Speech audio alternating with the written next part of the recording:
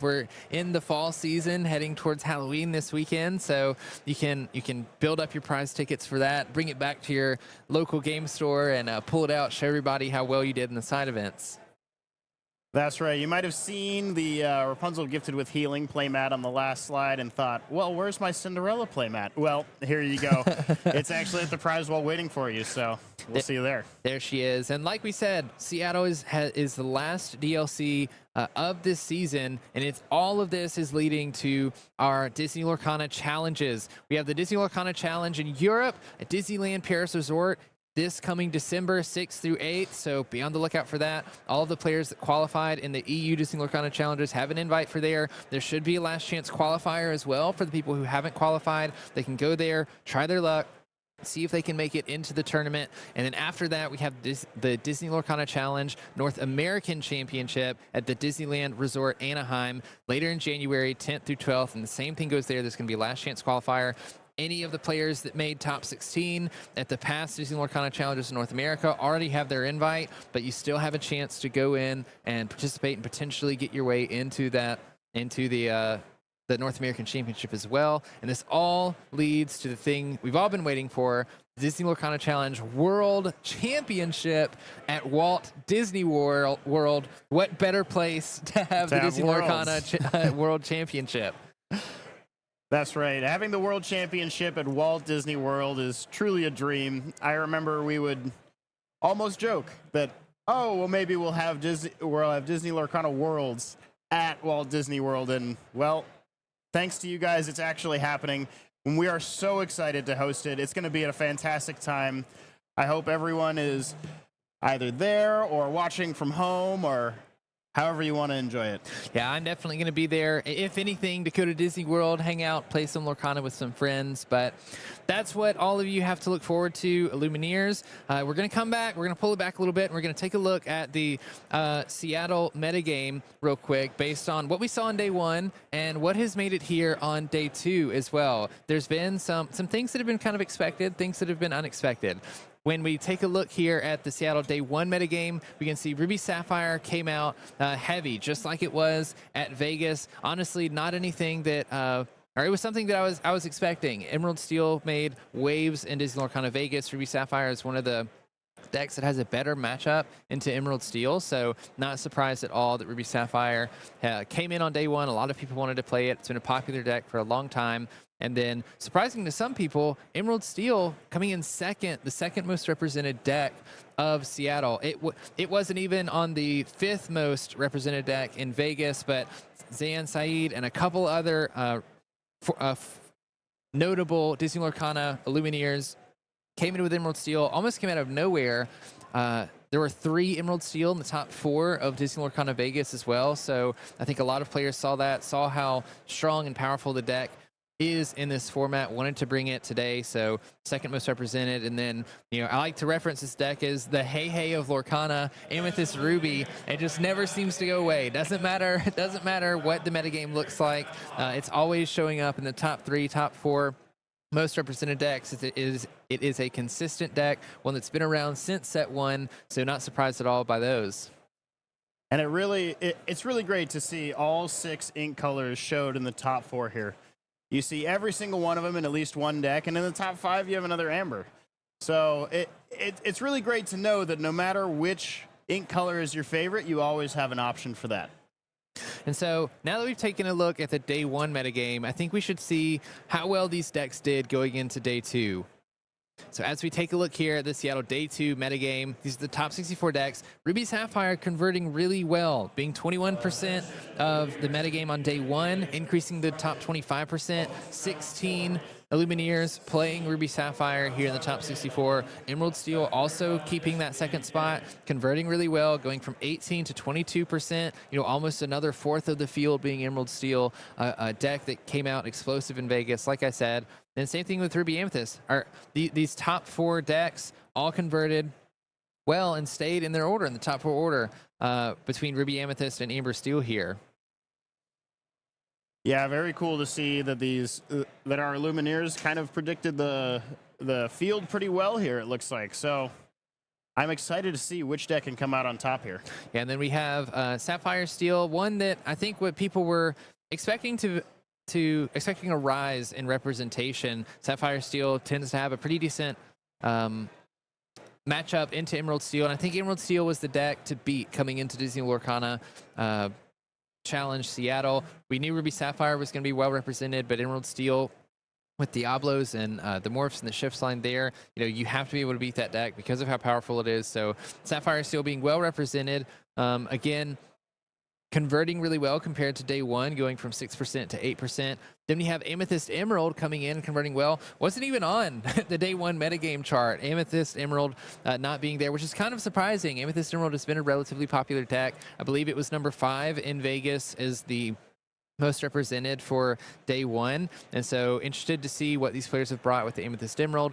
Then we have a single deck each of these next 3: Amber Emerald, Amber Amethyst, and Amethyst Steel. I'm happy to see that Amethyst and Amber are both getting some representation here. We saw a couple different variations of Amber Emerald in Vegas, some more aggressive, some being the more song package with Under the Sea and Kitas and Aerials. Amber Amethyst is typically hyper aggressive. Did not convert very well this time around. Was around 7% of the field for Disney Lorcana Challenge in Seattle, and only got one deck through. And then Amethyst Steel, a deck that we've kind of covered a lot this weekend, and one that's been pretty interesting and its ways to be a bit more aggressive and sort of relying on draw through cards like Dock, maybe Rabbit, different variations that these decks have. So eager to see what version of each of these 3 decks we see coming into day 2. Yeah, very, very interested to see here which one comes out on top. It is cool to see the Amethyst Emerald converting so well. It has a pretty solid matchup here into the Ruby decks, but it does kind of struggle when it sees these Steel decks up against it. Yeah, and there is a decent amount of Steel here in the top 5 decks of the top 64. So these players are going to have to fight through some of this. Almost half of the field being Ruby Sapphire and Emerald Steel. We will see which deck ends up on top. But with that being said, we do have the top 64 to get to. We've got some exciting matches coming for you guys today, specifically on this weekend. I know that the audience is very eager to see what players have made it, how they're doing so far. These are going to be some tight games. Some of the best Disney Lorcana players in the world playing here. I know we had a couple people from Europe flying over just to have another shot at a Disney Lorcana Challenge invite for one of the international championships. So I'm eager to get into these games and see what's going on. Yeah, let's get into it. All right, let's get into the top 64 match 1. All right, we've got a very familiar face here on the left, Zan Saeed. You will recognize him from Vegas as he took the first place in Vegas playing Emerald Steel. Zan also has a very great track record here at the Disney Lorcana Challenges. Took 4th place in Atlanta playing Amber Steel and 39th place in Toronto playing Ruby Amethyst. So could be playing a lot of things. I do see Emerald Steel here in his hand. And so it's a deck that he did well with in Vegas, one that he's sort of been pioneering. And, I've listened to Zan talk about how powerful the deck can be. I believe he thinks it's the strongest deck in the format. We also have Homero here on the right, having taken 33rd in Atlanta, so not having his invite yet to one of the Continentals, playing, he took 33rd playing Amethyst Steel and is playing Amethyst Steel today as well. That's right. We do see Homero on the right playing Amethyst Steel. And we do know here that Zan Saeed got 18th place after Swiss, and Homero's in 47th, which means that Zan will be choosing who goes first, and it looks like he has chosen himself for game number 1. And for a reminder to the audience, this is no longer 2-game format, so we will be doing a best of 3 games here. So potentially still 2 games, but our Lumineers will be playing until one of them has 2 wins in the match. We're going to see Zan starting out with just inking a card, doesn't have the turn 1 Diablo to play, and Homero is going to follow that up with a Mickey Mouse Food Fight Defender. A pretty decent 1-drop here, having that 2 willpower, then resist +1 makes it a little bit difficult for Zan to use some of the steel removal available to him through cards like the Storm Rage on, Strength of a Raging Fire, because he needs sort of that extra damage to banish the 1-drop character. I'm eager to see how Homero plays this. Amethyst Steel is typically a bit more aggressive, can lean a little bit more mid-range of a deck. So Zan Saeed playing another Steel deck as well. Those steel decks lend themselves to do pretty well against it, a more aggressive deck. But Zan going first here, that's already a good start. You're playing into a more aggressive deck. We're going to see Zan playing the stock Bold Knight. If you wanted to, he could have discarded his hand and drawn 2 cards when playing Doc, but with probably 5 or 6 cards in hand, I don't think that's something that you want to do. Probably not. I think that would signal to your opponent that your hand is very bad, and they would see it too. So it looks like we're going to go for a turn 2 Prince John here. Now, if you're Homero, you'll probably notice that the Doc on turn 2 is definitely not ideal for Zan here. And that is spotting kind of a weaker hand from Zan. So we have seen Homero start with his Mickey, who has effectively 3 willpower with his 2 willpower and resist 1, and Mr. Smee with his 3 willpower. So it seems that Homero is very familiar with this matchup, knowing that 3 willpower is a very key number to hit when you're playing against a opposing steel deck. And we see Homero playing a Lawrence there as well. The card shows 0-4 as the stats, but as long as Lawrence does not have any damage, that he actually gets an extra 4 strength, so effectively being a 4-4 with 2 lore. A very, very well statted and aggressive questing card for Homero there. Interesting stat line, but a good body here to challenge. Make good challenges and trades, or if we quest with Lawrence, anything that has to challenge into him is going to hit back pretty hard. But I do really love seeing the Muses being played here by Zan. I think this is going to be a very important card in this matchup, specifically with the Muses in play. When Zan sings a song, he can choose a character that has 2 strength or less and return that character to the player's hand. So this is a card you really want to see when you're up against a more aggressive deck, because usually those characters don't have a lot of strength. It's a way to keep characters off of the board against an aggressive player, essentially meaning that they have to replay their cards. They're not getting the opportunity to quest. It's a great way to slow those players down, and we see Zan do that here by singing Sudden Chill with Doc, forcing Homero to discard a card, and then using the Muse's ability to bounce that Mickey back to Homero's hand. Also getting a draw off of the Prince John, we've established as well, drawing a card when Homero has to discard a card. Now, both Prince John and the Muses have the ability Ward, which says they cannot be chosen except for a challenge. And it looks like Zan is going to leave them both ready here. Well, the Prince John ready. Of course, the Muses could not quest or challenge this turn. But he's going to leave this Prince John ready, which is going to make it very hard for Homero to use his steal actions and songs to deal damage to them. However, Homero is going to, looks like, just throw both his characters into the quest and get some lore. He's already at 8, so definitely a bit scary for Zan here. Yeah, Homero certainly has his foot on the gas. I feel like that's what you have to do in a matchup like this. We're going to see him play a metagame Fox. You have to bounce one of your characters back to your hand, or else the Fox is banished. But the Fox also has Rush, so Homero's able to challenge into the dock here, making that trade. One thing that I'd really like to see out of Zan, this just goes to show how great of a Lorcana player he is. He's had a Diablo in his hand for a while, a 3-cost Diablo. He just drew into another one, which is a card that a lot of Emerald Steel players like to see. It's one of their draw engines that they want to use.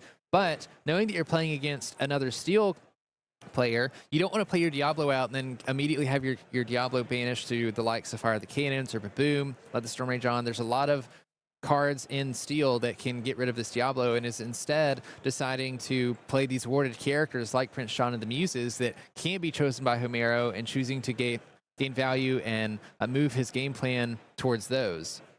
And we do see here that Zan has used Hypnotize, which is going to have Homero discard a card, Zan draw a card, and then Zan will draw another card off Prince John. Now we do see the card that Homero discarded is Smash, which might be signifying to Zan 2 things. He could be thinking, okay, so he had an extra copy of a steal action, or he's discarding his only steal action here because both my characters have Ward. Yeah, exactly. Homero knowing that, okay, with Prince Shawn and Muses having Ward, I can't use this Smash. It's not very useful in my hand outside of potentially being Ink. We are going to see Zan sing Strength of a Raging Fire with Prince Shawn to banish the Mickey, and then we're going to use the Muses bounce the Mickey back to hand. We're going to use Strength of Raging Fire on Lawrence, I believe, to banish that, and then using Baboom to finish off this Madam Mim Fox, dealing 2 damage to it and banishing it. Very solid playline here from Zan, leaving Homero with no characters in play. Homero still has a full hand, though, and can refill the board this turn, but it does leave his Prince John safe from challenges. And one of the things about using the muses to bounce characters back to your opponent's hand is it stops them from questing. They have to replay them. We see this Mickey Mouse and Smee being played that we know Homero already had. He's going to ink the library, it looks like, playing the dock, discarding his non-existent hand, and drawing 2 cards off of the dock's ability. But the muses can only bounce characters for as many songs as you have in your hand. And as we see Zan's hand right now only having 2 Diablos and an Ursula, Deceiver of All, you know, it can delay the game, but it can only delay the game so long. Once these aggressive decks get to a point where they're building up their inkwell and they can sort of play out their whole hand, utilize cards like Doc, your board starts to become really wide, and Zan either needs to find a lot of actions that he can play to, or songs that he can play to start bouncing even more characters, or else he has to start building some sort of board so that we can start dealing with the aggression that Homero's putting on through characters and lore. So Zan did play 2 Diablos last turn. They do start ready, though, as they were not shifted. So for this turn, he won't be able to get draws for every card his opponent draws. And let's see. We see in Homero's hand that he has Merlin Goat and a 1-drop character. I couldn't see which 1-drop character, but I do know it has 1 cost on it. I wonder if he'll choose to play both this turn, or if he'll use the Madame M. Fox that's in his hands. Madame M. Fox can be a great tool to pick up one of your characters and then potentially replay it, making it so that it's no longer exerted. You can play it readied, which means it is much more difficult to deal with. You can't challenge it since it would be readied. Would be a good play line here. Looks like Homero's considering playing the Madame M. Fox out of hand after questing for 4. Putting his foot on the gas all the way up to 12 lore already. We're going to see the Merlin Goat go into the Inkwell.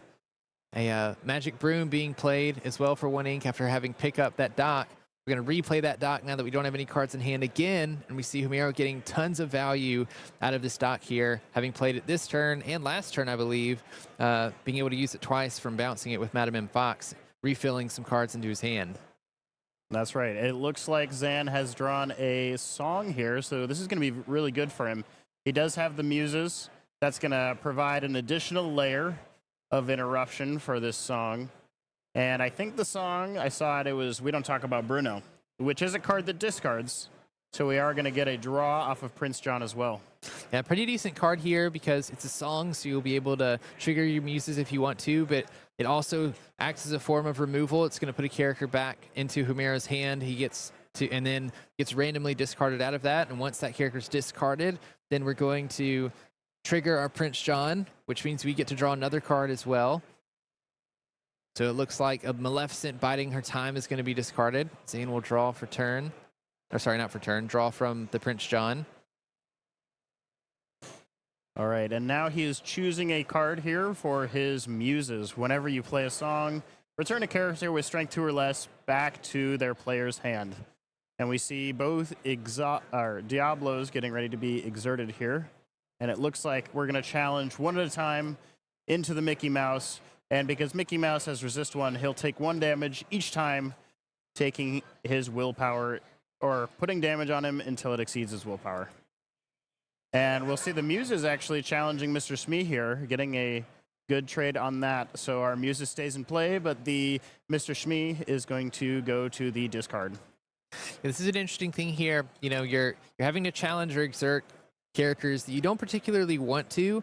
Your Muses play such an important role into this matchup, but you have to slow Homero down a little bit. And unless Homero has something like a Madame M. Fox, which I do see in the hand that he could use, Homero otherwise would have to potentially challenge with the dock. And I think in that point, Zan says, you know what, I don't want to lose my Muses, but if Homero's gonna spend a turn challenging rather than questing, I think I'm pretty okay with delaying the game in that way as well. Of course, we see at least 2 Madame M. Foxes in Homero's hand right now, so could potentially play one of those to pick up the dock and replay it later to gain some lore. We know that the Illuminary Keeper, the Broom, was put back in the hand as well.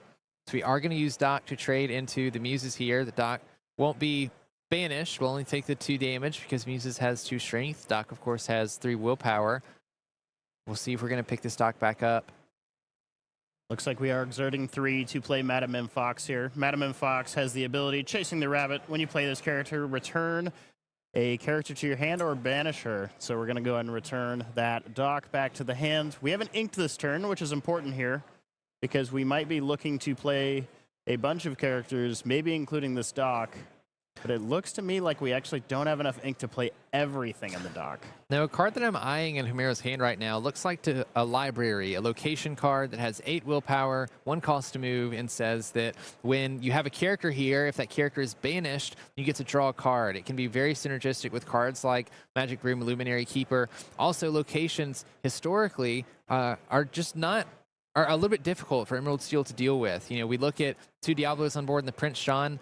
That's only 5 stats worth of strength for these characters right here. A lot of the characters that Emerald Steel plays outside of maybe a potential Tinkerbell, Giant Fairy, or Robin Hood, Champion of Sherwood, you know, they don't have a whole lot of strength. I see a Pete in hand for Zan. You know, that would be good to get down. But the point I'm trying to make here is that these locations can be difficult for Emerald Steel players to deal with. They don't have the stats on board to challenge and banish them. So it's a way for Homero to get incremental lore as the turns go on and Zan has to try to answer the library. It's also ways for Homero to draw cards if we can put characters there and quest with them as they get banished or banish themselves through cards like Magic Room.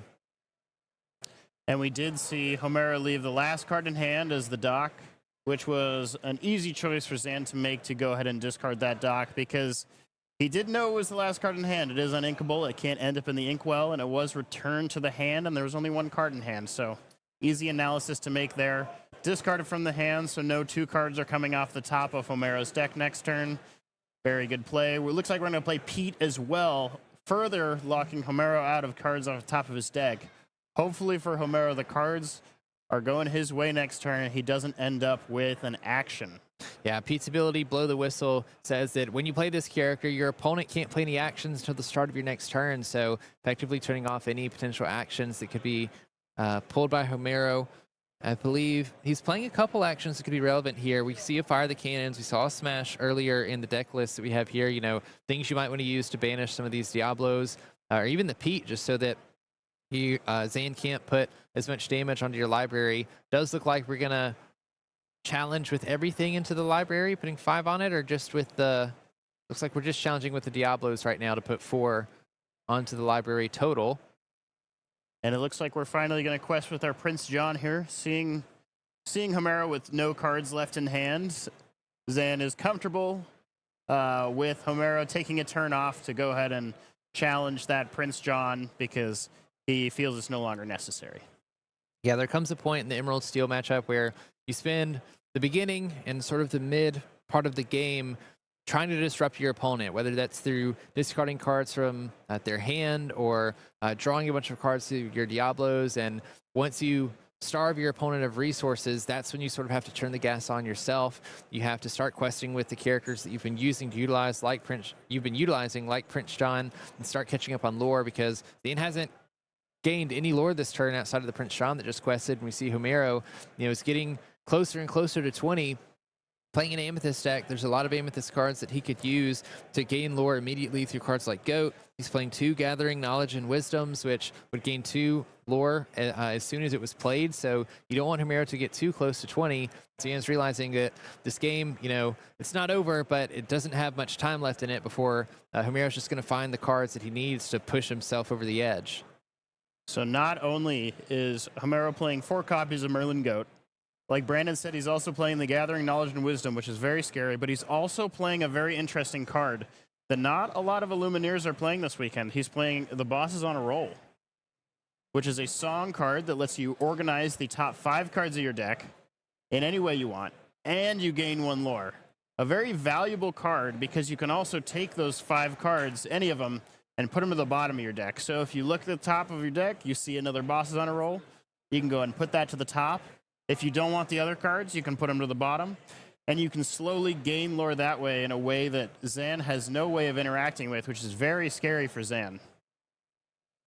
Looks like Homero here is doing really well at using his characters to gain that incremental lore, getting closer to 20, having quested with Madam M Fox, and bouncing that Fox with another so that we can put that into the ink and then play a Pascal. Pushing himself to 15 lore.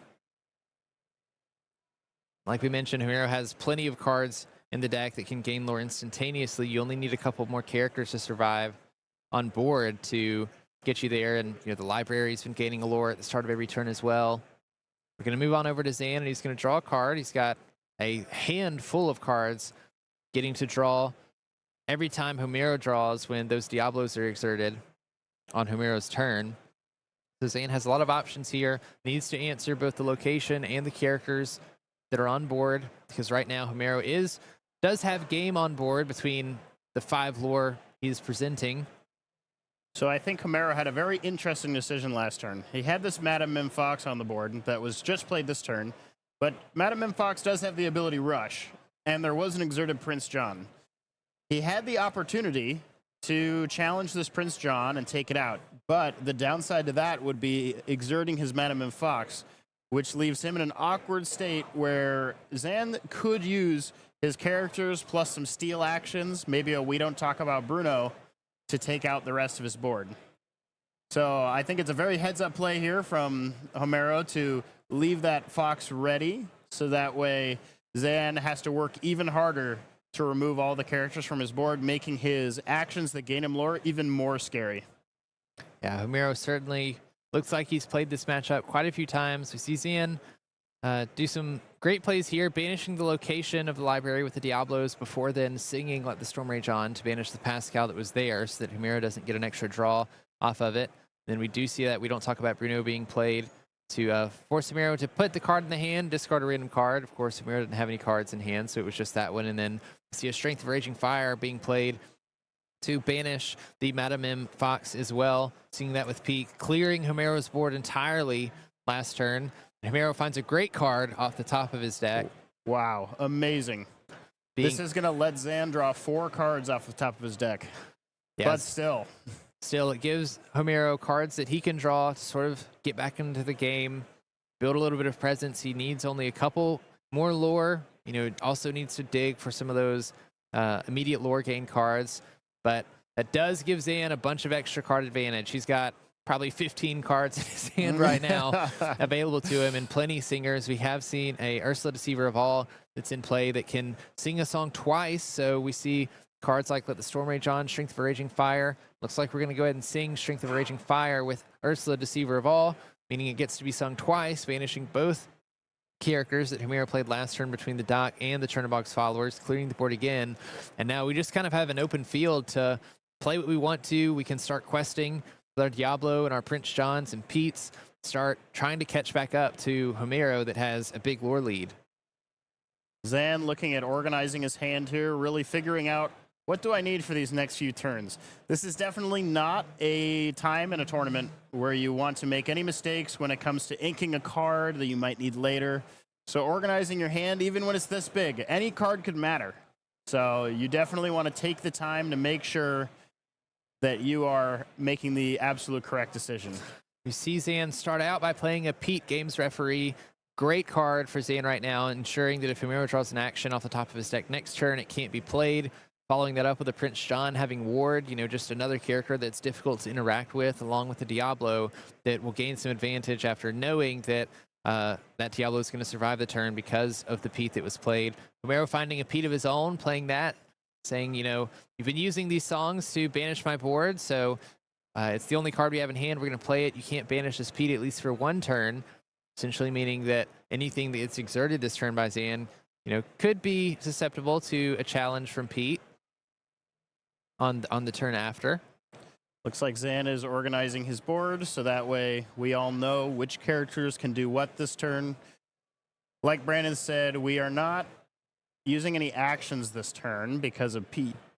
So this Pete is likely going to stay in play for the whole turn cycle, which means that that's a guaranteed 1 lore for Homero here.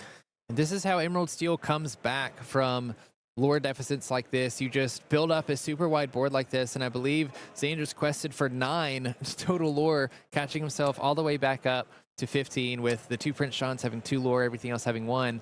And then Zan's going to play a Pete of his own, saying that Homero can't play any actions that he draws as well. We're going to follow that up with a couple more characters just to ensure that we can get there on the next turn.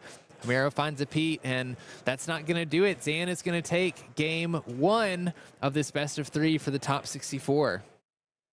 That was a great game between our two Illumineers here. Two steel decks playing against each other is definitely an interesting matchup. You have a lot of 2 damage actions.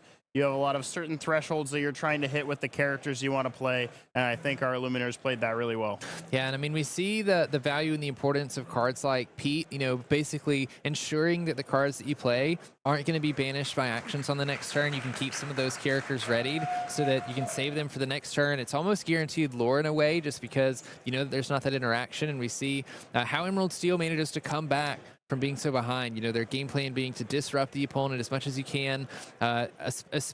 Especially aggressive decks can be difficult for these Emerald Steel decks because of the characters that have lower stat lines, making it a little bit more difficult to interact with them, especially if you don't draw as many early songs. But Zan did a great job there of slowing down Homero as much as he needed to and coming back from a deficit. So I'm eager to see if Homero can swing this back around in game 2 and make this a best of 3, or if Zan is going to take this all the way.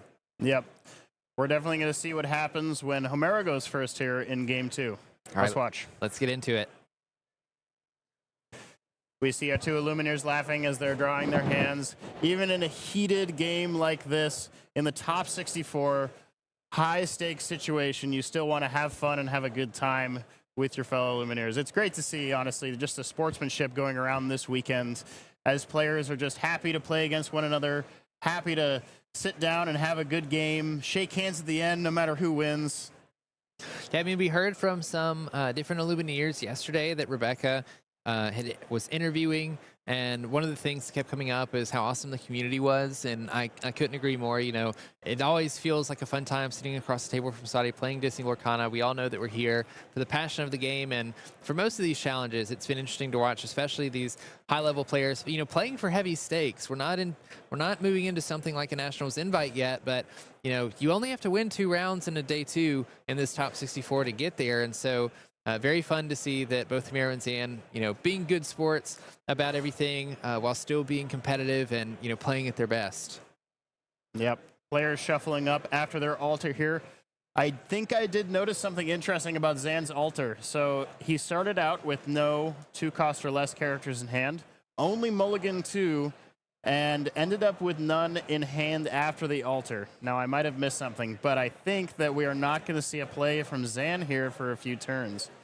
That's definitely not something you want to, that's not a position you want to be in if you're Zan. I do see a morph that Zan has in place that could be a potential 2-cost character that gets played, but you know, knowing that Homero is playing a more aggressive deck, you definitely want to have characters in play that you can use early on to slow them down a little bit, especially when Homero opens with a card like Maleficent Biding Her Time, that it's not a very well statted character, but it has 2 lore on it. And, you know, we saw how close Homero got to 20 on the last game, going second. Going first, you get a little bit of initiative in the sense that, you know, you get to quest with your characters first. You get to do a lot of your things first because you're playing your characters first. And Zan not being able to open a card like Diablo that he can use on the next turn to challenge the Maleficent means that Maleficent's going to get a free quest here for 2 lore, and probably is going to get to quest on the next turn as well. I do see that morph that you were talking about. So it looks like we are going to have a turn 2 play here. We do have a second morph that we just drew into as well. I do find it interesting. So Zan on turn 1 inked his 1-cost location, Hidden Cove. Not a great card to play on turn 1, so fair enough. Just interesting that we're not committing a card every turn. Yeah, I think Zan is looking to get some characters on board here, especially after Homero opens up with a very aggressive play line of turn 2, playing the Maleficent, biding their time, and then a Mickey Mouse, putting 3 characters on board. And then Homero's going to have a perfect response here with Fire the Cannons, banishing this morph by dealing 2 damage to it, meaning that Zan is going to go yet another turn where he can't challenge with any of his characters on board. And so Homero's going to ink Eternal Followers, play out a Doc Bold Knight after playing the Fire the Cannons, questing for 5 on turn 3, all the way up to 7 lore already. If you're Zan here, this is pretty scary to look at. I mean, this is representing another 6 lore going into next turn, which will get Homero all the way to 13. And as we talked about in the last match, when you're at 13 lore by turn 4 and the rest of your deck is full of cards like Gathering Knowledge and Wisdom, Merlin Goat. You know, it's definitely a scary position for Zan to be in. Yeah, and I think Zan still has the possibility to come back. The card that I think he really wants to look for in this position is Ursula, Deceiver of All. Playing that to the board means that if it survives until the next turn, you're able to double sing a song. So if we have a removable song like Strength of a Raging Fire or Let the Storm Rage On, and I believe we do have Strength of a Raging Fire at least in hand, we do, and you can combo that with a Muses on turn 4 that can bounce characters back to hand. You know, you can double sing a song, and for both of those triggers with the Muses, you can bounce 2 characters. So with all the characters we see on Homero's side of the field, Zan is really setting up for a very strong turn 4 coming into this, essentially being able to wipe Homero's entire board coming up. We are going to see Homero playing that Bosses on a Roll that we talked about earlier, looking at the top 5 cards of the deck, putting them in any order that they want, and then any of them that they don't want on the top of the deck they can put on the bottom, and also gaining a lore in the process. So Homero really pushing his way to 20, already at 14 lore, while Zan is still just trying to catch up, not really being able to establish anything. We do see Zan's hand here, and we see the Muses plus the Strength of a Raging Fire. And we did see this combo from Zan in Game 1. We saw it with a Prince John in Game 1, but it is going to be almost, well, definitely more powerful with Ursula, Deceiver of All, singing that song. So we're going to deal 2 damage to 2 characters and return a character to the hand that has 2 strength or less. And that's something Zan certainly needs here. We see a 3rd Maleficent Biding Her Time in play. We have a total of 8 lore for Homero right now, presenting a win on board next turn if Zan can't answer. Of course, we know that he does have the tools available to answer at least 4 of these characters on board, which is going to slow Homero down a lot. You can see why a card like the Muses could be so impactful on this game. If we have to put all of those cards back in Homero's hand, he's got to replay them on the next turn. That means that's a turn they're not questing. The Muses is still in play, and Zan has another song that can be sung. You know, you can do that again. Do you see the Muses come down? Looks like Ursula is getting ready to sing. She's prepping her voice. Doing some warm-ups. We do see Ursula singing Strength of a Raging Fire. It's going to deal damage equal to the number of characters on your side of the board, so 2 damage each. Gets to sing that song twice. Looks like we're going to target both Maleficent Biding Their Times. The Strength of the Raging Fire is going to go to the bottom of Zan's deck, and then the Muses is going to trigger twice because 2 songs were played, bouncing the Maleficent and the Mickey back to hand, leaving only the Doc in play currently with only 1 lore. Suddenly, it went from Homero looking in a very dominating position to half of his board gone with just 2 cards, Strength of a Raging Fire, Ursula, and I guess a 3rd card of the Muses, of course, was very important in that. So we're going to draw Madam Mim Snake here. Actually very good for Homero because we're going to get that Doc back to hand that Zan so nicely left on the board for him. And we're going to play the Maleficent and replay the Doc. When Doc is played, of course, we're going to draw 2 cards because we have no cards in hand, and discarding our hands is easy if we have no cards. That's it. You're exactly right about that. We're going to push on over to Zan. We do know that he has another Strength of Raging Fire in play. If we can get a 3rd character in play, which we do have the ability to do so with a card like Diablo. We also drew a Beast Tragic Hero, or we have that available to play if we... Well, no, we don't have an equal card, so it would have to be just the Prince Shawn or the Diablo played this turn. Then we can double sing Strength again, deal 3 damage to 2 characters, potentially the Doc and the Madam Mim Snake, and then use one of the Muses triggers to bounce the Maleficent Biding Her Time back to Homero's hand, slowing him down yet another turn where he doesn't get to quest for any lore. Zan definitely playing this very well here and really thinking out his play before doing it. You definitely, like we said before, you don't want to make a mistake at this stage in the game. You want to make sure every play is exactly how you see it in your head. So we are going to play the Diablo. We're going to sing Strength of a Raging Fire, just like you said, Brandon, on the Doc and the Madam Mim Snake. That Strength of a Raging Fire is going to go to the bottom of the deck, and the Maleficent is going to go to the hand from the Muses.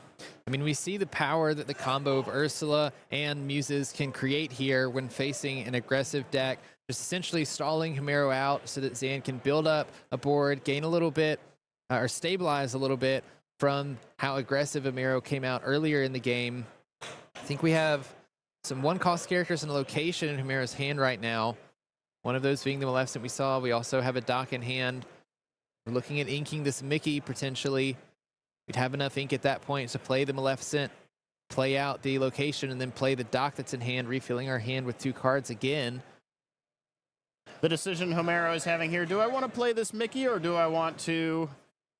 do I want to see those 2 cards and maybe play them? Or do I want to just play the library, have a solid statted location in play, plus just have my 2 characters? And it looks like that's what he's going for. That solid statted location going to be very valuable for him here. We are seeing the gathering knowledge and wisdom come into Homero's hand here. Very scary. This is getting very scary for Zan because that 8 willpower on the library is going to be really difficult to deal with. We only have 6 willpower worth of, or sorry, 6 strength worth of characters on board for Zan right now. I don't think we have a card in hand that can buff our characters. We're going to see Zan challenge for a 6 into the library, but that means that the library is going to gain 1 lore on the next turn, pushing Homero to 16. And then we know that he has the gathering knowledge. If we can't get rid of this Maleficent in the dock, then that would spell game for Homero here. Gonna see him quest for 3. And Homero sees that. He quests for 3 immediately, goes to 19, make sure that's noted, and he plays the gathering knowledge and wisdom, and that is the game. Our Illuminators pack up their cards, and we move to game 3. Homero takes game 2, pushing on into a game 3. You know, I'm sure that the players wouldn't like to play a best of 3. I'm sure one of them would just like to win both and move on. But I don't know about you, Sam. I get excited when we get to the 3rd game because everything's on the wire now. You know, whenever player wins this next game is going to move on to the top 32. Like I mentioned earlier, you know, Homero hasn't gotten his invite yet to a DLC. Zan has performed extremely well at past DLCs. So both of these players, you know, having something to play for. Interested to see what happens on this 3rd game. Definitely interesting to see what happens. We've seen both decks do their thing. We've seen Emerald Steel, you know, take control of that game 1, really eliminate all the characters, send them back to the hand, discard the hands, and then slowly win through lore. And then we've also seen Homero in game 2 take it all the way basically from 0 to 20 as fast as he could. And Zan did his best to stop him, but got so close, but Homero had the gathering knowledge and wisdom. Yeah, I mean, we can see the difference between when Homero gets to go first, be the aggressor, when Zan misses an early opening, you know, didn't find a 1-cost Diablo in either game, only had the morph to play on turn 2, it immediately got fired the cannons. Homero was able to push himself to 20 so that he could play those instant lore gaining cards in his deck and make it there. Zan's going to get to go first on this next game, so I'm eager to see if Zan can find what he needs on this one and finish it out, or if Homero's going to take it and move on to top 32. Yeah, let's see what they got for us. All right, here we see game 3 here, and we know both of our Lumineers have 1 game win, and Zan did choose to go first in game 1, so I think he's probably going to choose to go first in game 3 as well. It's definitely advantageous for Zan to go first here. Looking to see if Zan has already altered or not. There's not a 1-cost character. I think he is looking to alter here, putting 3 cards down. Looks like he might be keeping a Strength of Raging Fire, Let the Storm Rage On, and a Morph. Looks like we're going to put back that Let the Storm Rage On, keeping only a Morph and a Strength of a Raging Fire. Very likely just looking for a 1-cost Diablo, looking for a shift line for that Morph. Maybe an Ursula Deceiver of All that we can use to sing these songs. We saw the power of that card in the last game. For Muses, we know how impactful that card can be as well. We haven't had the ideal opening for Emerald Steel in the past 2 games either, of having a 1-cost Diablo, you know, shifting into the other one. Although we do know that Homero was playing cards like Fire the Cannons that can answer a Diablo. Zan would need something like a Hidden Cove that he could move to give Diablo +1 strength and +1 willpower if he wanted to go that route. We have seen 2 games already, and now a 3rd one of these players altering their hands, and you can really tell with players of this caliber what cards they're looking for in their opening hands. We saw Zan keep only 1 card there. He kept just the Strength of a Raging Fire. And we saw Homero keep Fire the Cannons and Mr. Smee. So both players choosing to keep a Steel action that does an amount of damage. For Fire the Cannons, it's just 2 damage straight up, but for Strength of a Raging Fire, of course, it's incremental based on the number of cards. And then Homero obviously taking his 3 willpower, Mr. Smee, a great card into any steel deck, which makes a lot of sense. And we see with Zan's cards that he found from his altar, he does not have a 1-cost character, namely that 1-cost Diablo, but does have some 2-cost characters that can be played. There's a Morph and an Ursula Deceiver of All.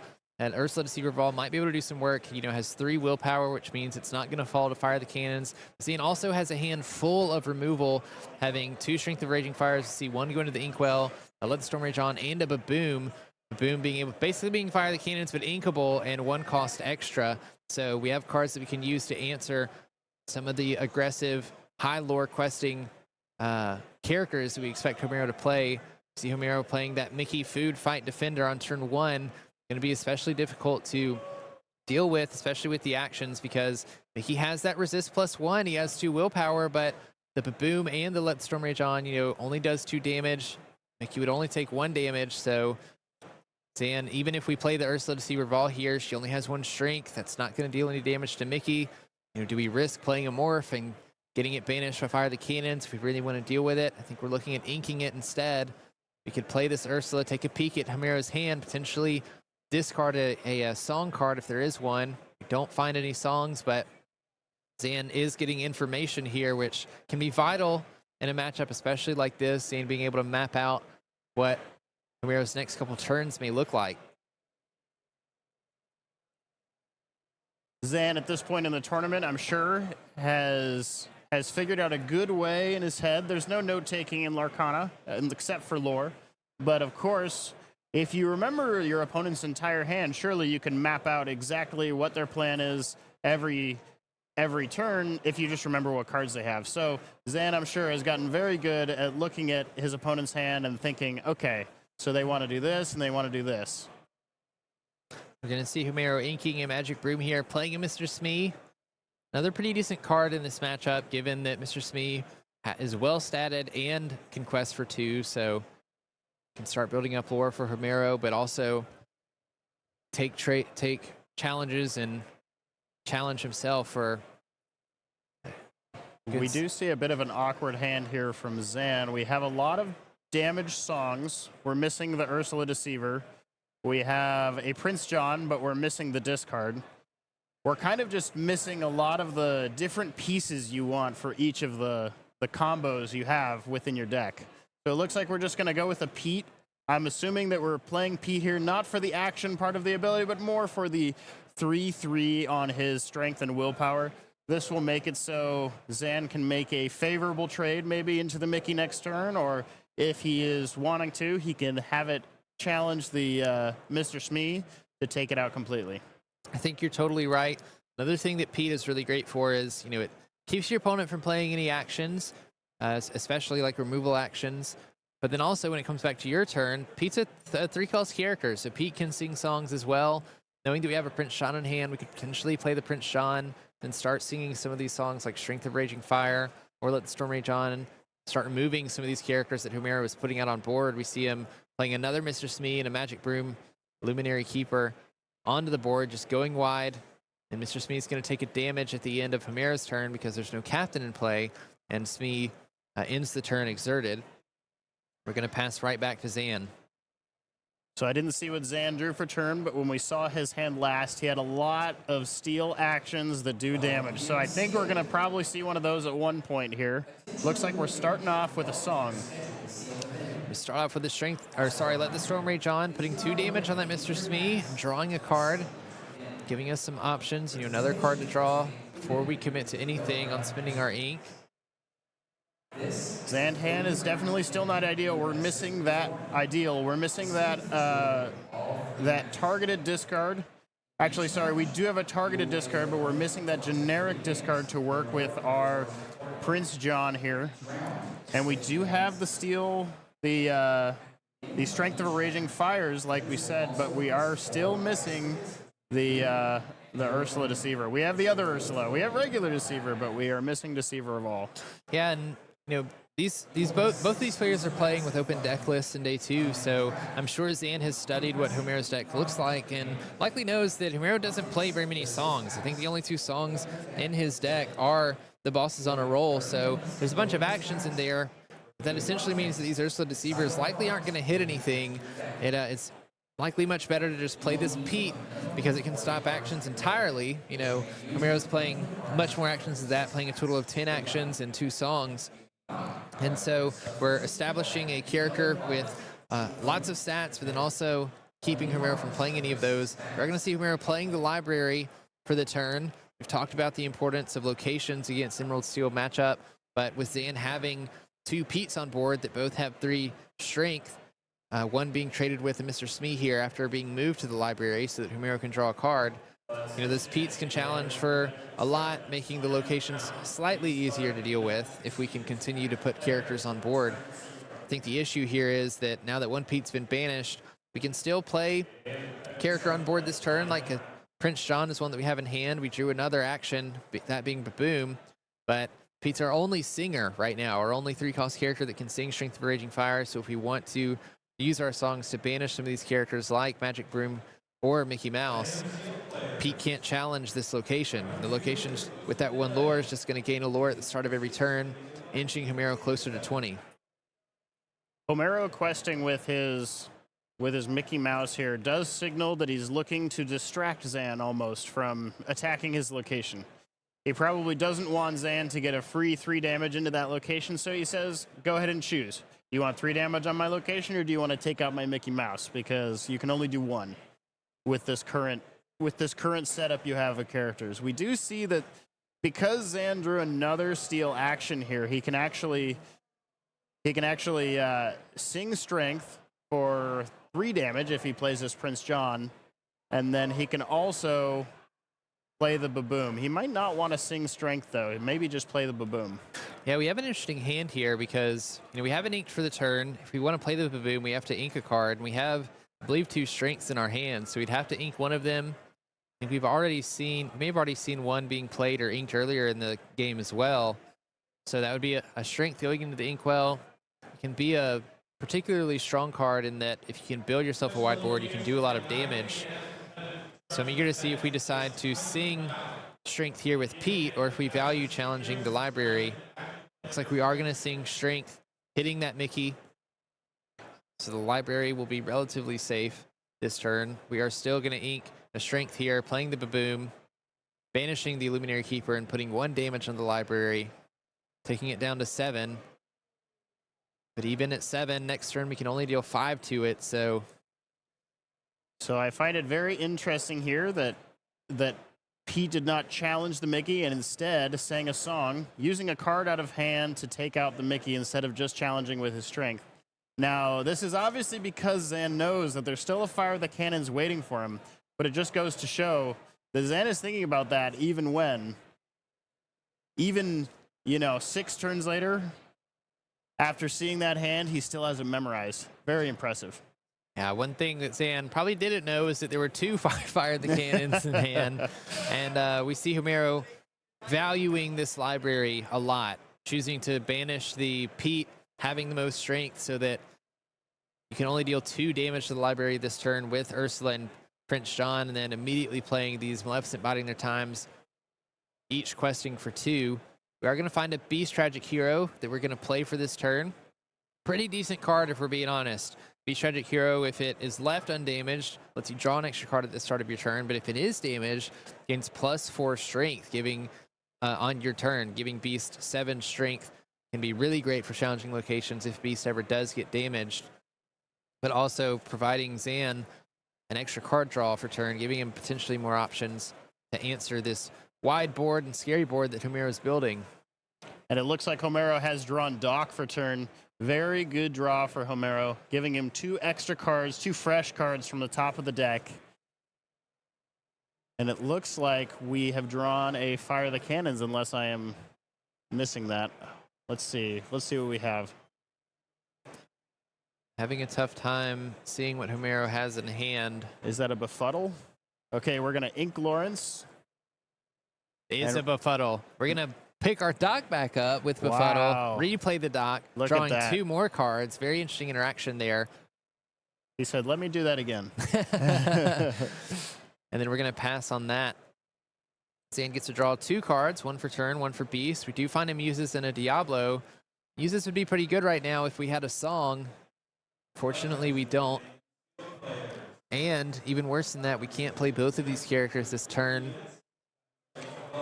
Currently, Zan has just enough strength. If he challenged all his characters into that library, he would take it out.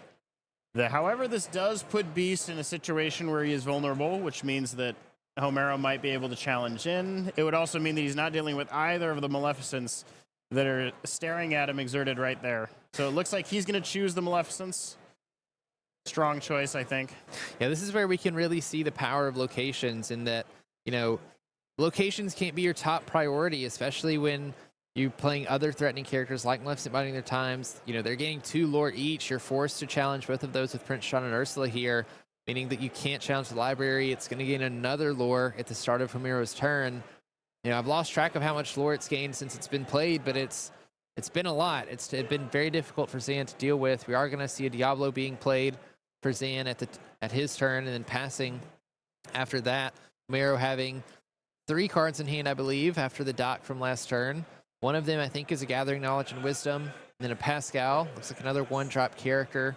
Probably a Broom. Magic Broom here works really well with the library. If we can move the Broom to the library, when we play a character, we can banish the Broom and draw a card. And once it's banished at the library, we get to draw an extra card for that. Looks like that's what Homero's going to do. I think right now he's just trying to dig further into his deck, find some more of those gain lore cards. We do find a Bosses on a roll. And if Homero can just get close enough to 20 where we can play some of these, and we gain the extra lore from Bosses on a roll, we can gain 2 lore from Gathering Knowledge and Wisdom, 2 cards that Zan can't interact with outside of potentially discarding them. But right now, Zan doesn't have any options in his hand for discard, just is holding on to a Muses. So Homero does have an interesting option here. He can quest with this dock, or he can challenge it into the Beast Tragic Hero. Of course, challenging here means he loses out on 1 lore, and, you know, every lore counts when you're at this stage in the game, so. I think Homero's considering here if we want to ink the Broom so that we can play Bosses on a roll, essentially stack the top 5 of our cards in our deck, or if we're going to ink this and then play out the Gathering Knowledge and Wisdom and the Broom. Looks like we're choosing to ink the Bosses on a roll, playing Gathering Knowledge and Wisdom, gaining 2 lore immediately, and then playing our Magic Broom. Questing with Doc, gaining 3 lore for the turn. Should push us up to 15, I believe. And now we're getting dangerously close for Homero here on 20. We have 4 lore on board, including the location, which Zan, after multiple turns of challenging, is finally able to challenge it with one of its characters and banish it. Zan, unfortunately, seeing a lot of those steal actions that he wants right now in the early turns of the game. So he's ended up with not as many in his deck as he would have liked, and he's unfortunately not drawing into them here. They'd be very good here to take out that Broom and Pascal. We did notice that he drew an Anna Diplomatic Queen, very powerful card. I don't think it's going to be very helpful here. And I think he had a Muses in hand, right? So yeah, I had a Muses in hand on a usually very flexible card, being able to give characters extra strength, or force your opponent to discard a card, or banish a chosen damage character if you paid the extra ink requirement. But I don't think many of those are going to be too helpful right now. Looks like we are eyeing up a challenge maybe with these 2 characters to take out the dock, and then a challenge with the Beast to take out the location. If you're Zan here, you definitely just want to keep Homero off of any lore that he has. So any of the lore on board that you can take out, you probably just want to take out. And the Beast, of course, taking out the library makes the most sense, as it keeps him undamaged and will make it so you will still have a extra draw coming in every turn. Zan trying to figure out which characters he wants to use to challenge for what. You know, we do have an Anna and a Hidden Cove in hand that we could use to boost some of these characters' stats if we wanted to. But we also may be looking to play the Muses this turn, hoping that we draw a song on the next turn to prevent some of these readied characters from staying in play. It looks like we are going to challenge the dock with Ursula Deceiver and Diablo to banish it, and use the Beast to challenge the library, finally banishing that after multiple turns. The library getting us multiple draws and multiple lore. Just a very great card in this game. And finally getting on the board, questing with Prince John, gaining 2 lore. We are going to establish that Muses. That way, if we can find a song next turn, any extra characters that Homero is able to play that has 2 strength or less, we can put back into his hand, preventing him from gaining lore. Then we're going to pass it on over to Homero. And Xana's going to draw a card when Homero draws a card because of Diablo being exerted. Diablo's ability. We do have the Pascal and the Magic Broom in play for Homero. To start the turn, we're of course going to quest with Magic Broom. And looks like we drew a character. We did. That's great. The Magic Broom is going to be able to banish itself to draw an extra card. Oh my gosh. And Zen is going to be so sad to see this. It's Doc. Yeah, we do find Doc. Zan making sure that he gets his draw off of the Magic Broom from Diablo. He's going to also get 2 cards off of Doc, but Doc is one of the better cards we could have found from Homero here. Right after drawing with that Magic Broom, letting us discard no cards in hand and draw 2 cards. We're finding a Madam M Snake as well, another great card. And if we haven't inked yet, we can ink this Mickey, play a Snake, play a Doc again, as we've seen Homero do a few times already just this match. You have to wonder how many times Homero has played Doc this weekend. Very powerful card. Very strong card, especially paired up with this Amethyst Ink, where you can use the Madam Mim cards to bounce him back to hand and replay him. You're low. When you have low cards in hand as well. I think Homero trying to decide what we want to bounce here with the Madam Mim Snake. If we want to bounce the Doc, we could bounce the Pascal, replay it so that it's readied and can't be challenged by Diablo. Pascal does have evasive when there's other characters in play. Diablo being the only evasive character on Zan's side of the board. Just like we've said, this is not a situation, if you're Homero, where we want to make mistakes. So we want to think through every play, make sure that we have everything that we want in play or coming into play. So we're going to play this Madam M Snake. We're debating here on what we want to choose to return to our hands. It looks like we're pointing at a few characters. I think players are just making sure that Homero had enough ink for what he was playing. We are going to bounce the Pascal. We're going to play this Mickey instead of the Pascal, inking the Pascal for turn, then passing over to Zan. Zan has a lot to do to get rid of these characters because Homero only needs 3 lore on the next turn, and there's currently 5 lore in play for Homero, so we need to take care of 3 of these characters at least. We do draw an action, or a song, excuse me, through We Don't Talk About Bruno, which means we will be able to use the Muses. We could even sing it with Beast if we need to. We Don't Talk About Bruno. We'll bounce a character back to Homero's hand, force him to discard it. We'll get a draw for Prince Shawn. We can also bounce a character back with the Muses, taking care of 2 characters, but outside of that, I don't think we have a removal action in hand. You know, we'd still need to get rid of 1 character on board. I'm not sure we have a way to do so currently with the cards Zan has. Could find it, though, off of a discard if we can draw with Prince John. All right, so we do see the Beast Tragic Hero going ahead and singing We Don't Talk About Bruno. We're going to return Madam M Snake to the hands. We don't talk about Bruno, then discarding a random card from hand, but of course, that random card is just going to be the Madam M Snake. Now we're going to get a Prince John trigger whenever our card is discarded. We draw a card, followed by a Muses trigger whenever we sing a song. We return a character, and now we're at an open game state here where Zan can play cards yet again. And I think the sequencing by Zan here is extremely important because the We Don't Talk About Bruno resolves first before the Muses get bounces. I believe we drew another We Don't Talk About Bruno for Zan here, and so now before Zan resolves the Muses, we know that we could potentially be playing another We Don't Talk About Bruno, deciding to put Doc back in hand. We can discard that Doc with Sudden Chill. We're going to draw a card from Prince John, and then we can put 1 more card back into Homero's hand, force him to discard it, bouncing it with the Muses as well. If we can play this, if we want to play this, We Don't Talk About Bruno this turn. Of course, we need to get at least one of these characters off of the board so that Homero doesn't win next turn. Even if, okay, we are going to bounce The Maleficent back to hand after playing the Sudden Chill, it being a song, resolving the muses. I think Zan wondering if we want to play this. We don't talk about Bruno. We could play the Hypnotize, forcing Homero to discard that card, drawing 2 cards, one from the discard and one for Hypnotize. Such a close game from both players here. Yeah, because you have to think, you know that Homero's playing some of those gain lore instantly cards.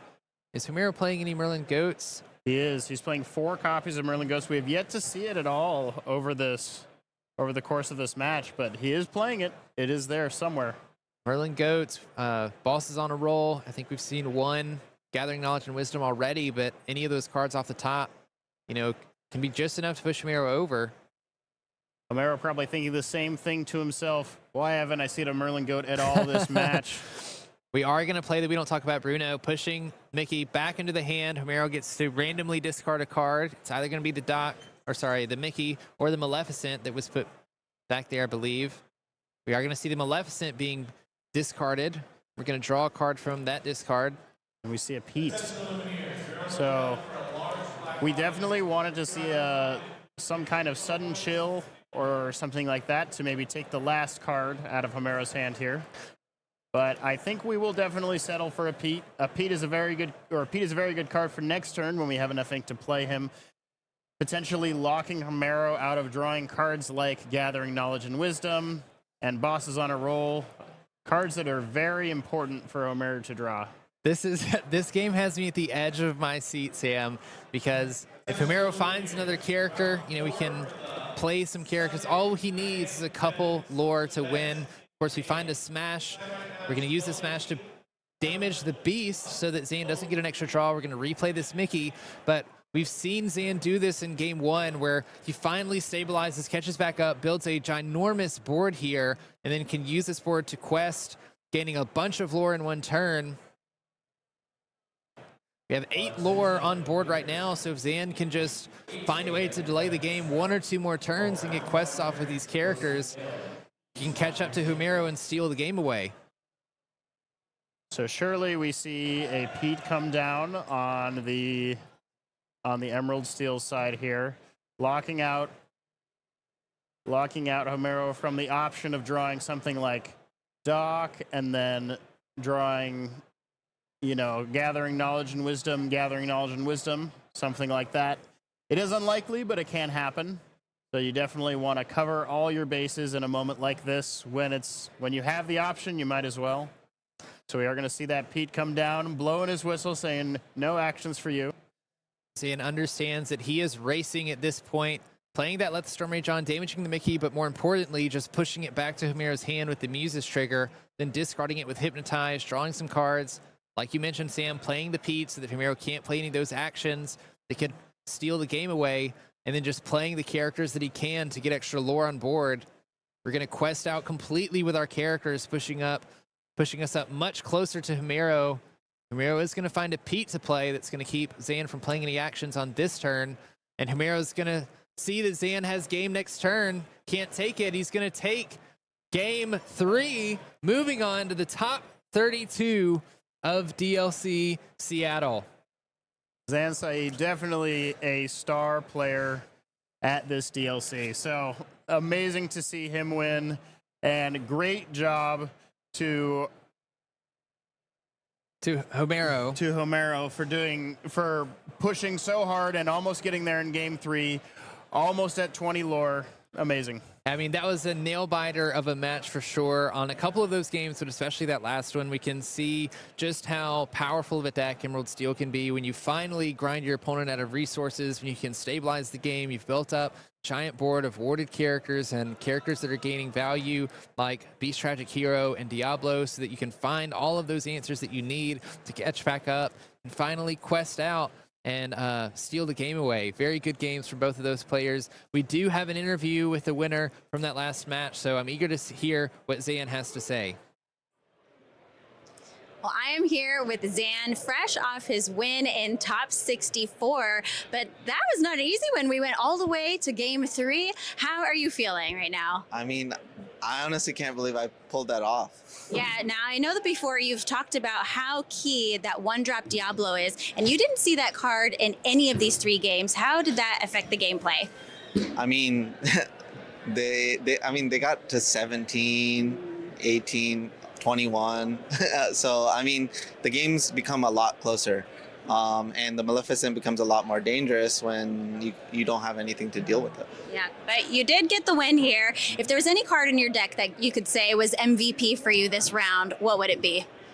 The Muses. Yeah, they did work. Yeah, they just keep showing up, especially on camera. They did, yes. Well, congratulations. How you feel going into your next round? I have no idea what I'm playing against. Okay, well, go take a look, and good luck to you the rest of today. Awesome. Thank you so much. Of course, and back to you. Welcome back, Illumineers. We are still in the top 64 of DLC Seattle. A very exciting match that we just showcased there between Zan and Homero. Just shows you the caliber of players we have. Best in the world playing against each other. Some elite gameplay for sure. We have a very interesting match coming up as well, and a deck that I think that the audience is going to enjoy. I know there's an Amber Steel in one of these players, but it's a little bit of a different variation, so I'm kind of excited to get into this one. Yeah, it's really exciting to see this Amber Steel deck. We know it is playing Mufasa, the Betrayed Leader, and that card, of course, is a fan favorite. Being able to flip over the top card of your deck whenever he's banished leaves the game up to anything.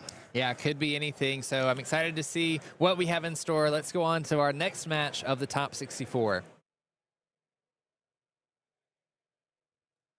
All right, on the left here we have Aubrey Perry, who placed 4th in Swiss, which means he will very likely choose to go first. He gets the option to choose if he wants to go first or second. He is playing Amethyst Emerald, and then we have Alvin Hernandez here, having placed 61st, playing that Amber Steel Mufasa deck that we mentioned.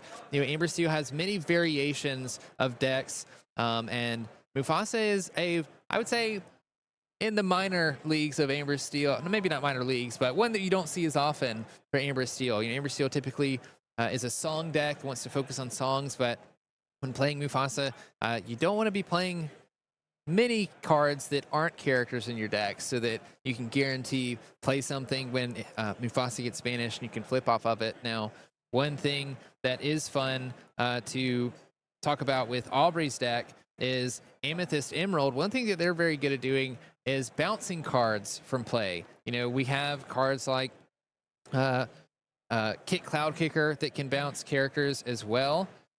I'm going to take a look at the deck list row here and see what other bounce things we have. I know that Aubrey is playing an Emerald Chromicon, which is a way that you can bounce characters to hand again. And the reason I bring this up is because that can sort of negate the power that Mufasa can bring, because Mufasa has to be banished in order for that trigger to happen. So if you find a way to get rid of Mufasa outside of just banishing it, that can sort of be the way to go.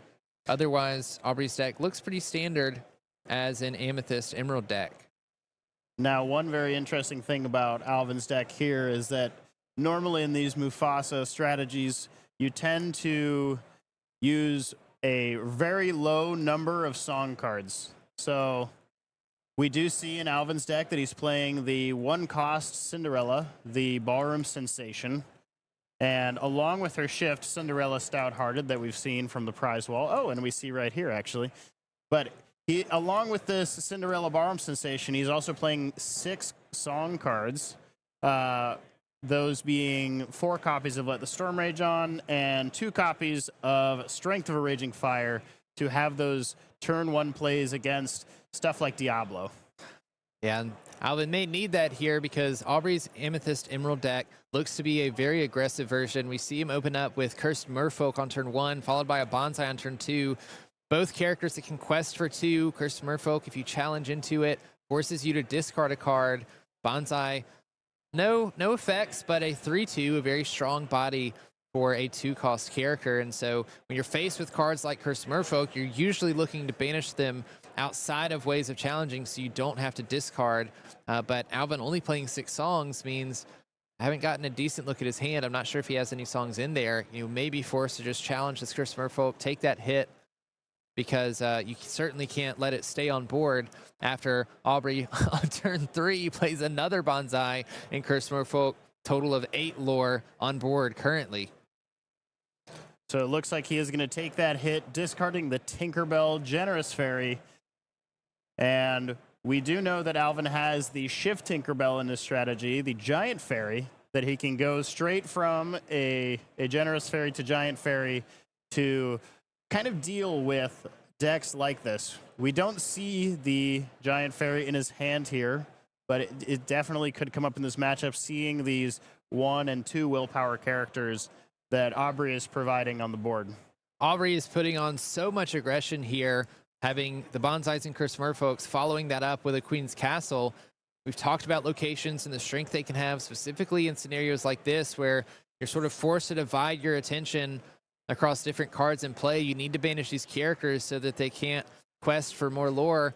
But with all of that willpower on the Queen's Castle, it might take a turn or two to finally get it banished. It has 2 lore on it, which means at the start of Aubrey's turn, it's an extra 2 lore that Aubrey gets. Not even to mention the Queen's Castle ability. If Aubrey can move any characters to the Queen's Castle and gets back to the start of his turn, he gets to draw extra cards off of that. Alvin's hand right now looking to play Rapunzel, drawing a card after healing Smee for 1. Rapunzel great for finding extra card draw, but doesn't have great strength to be challenging things. We are going to see Pete trading into one of those Bonsais. We can see the value of Bonsai having that 3 strength. Banishing the Pete in the challenge.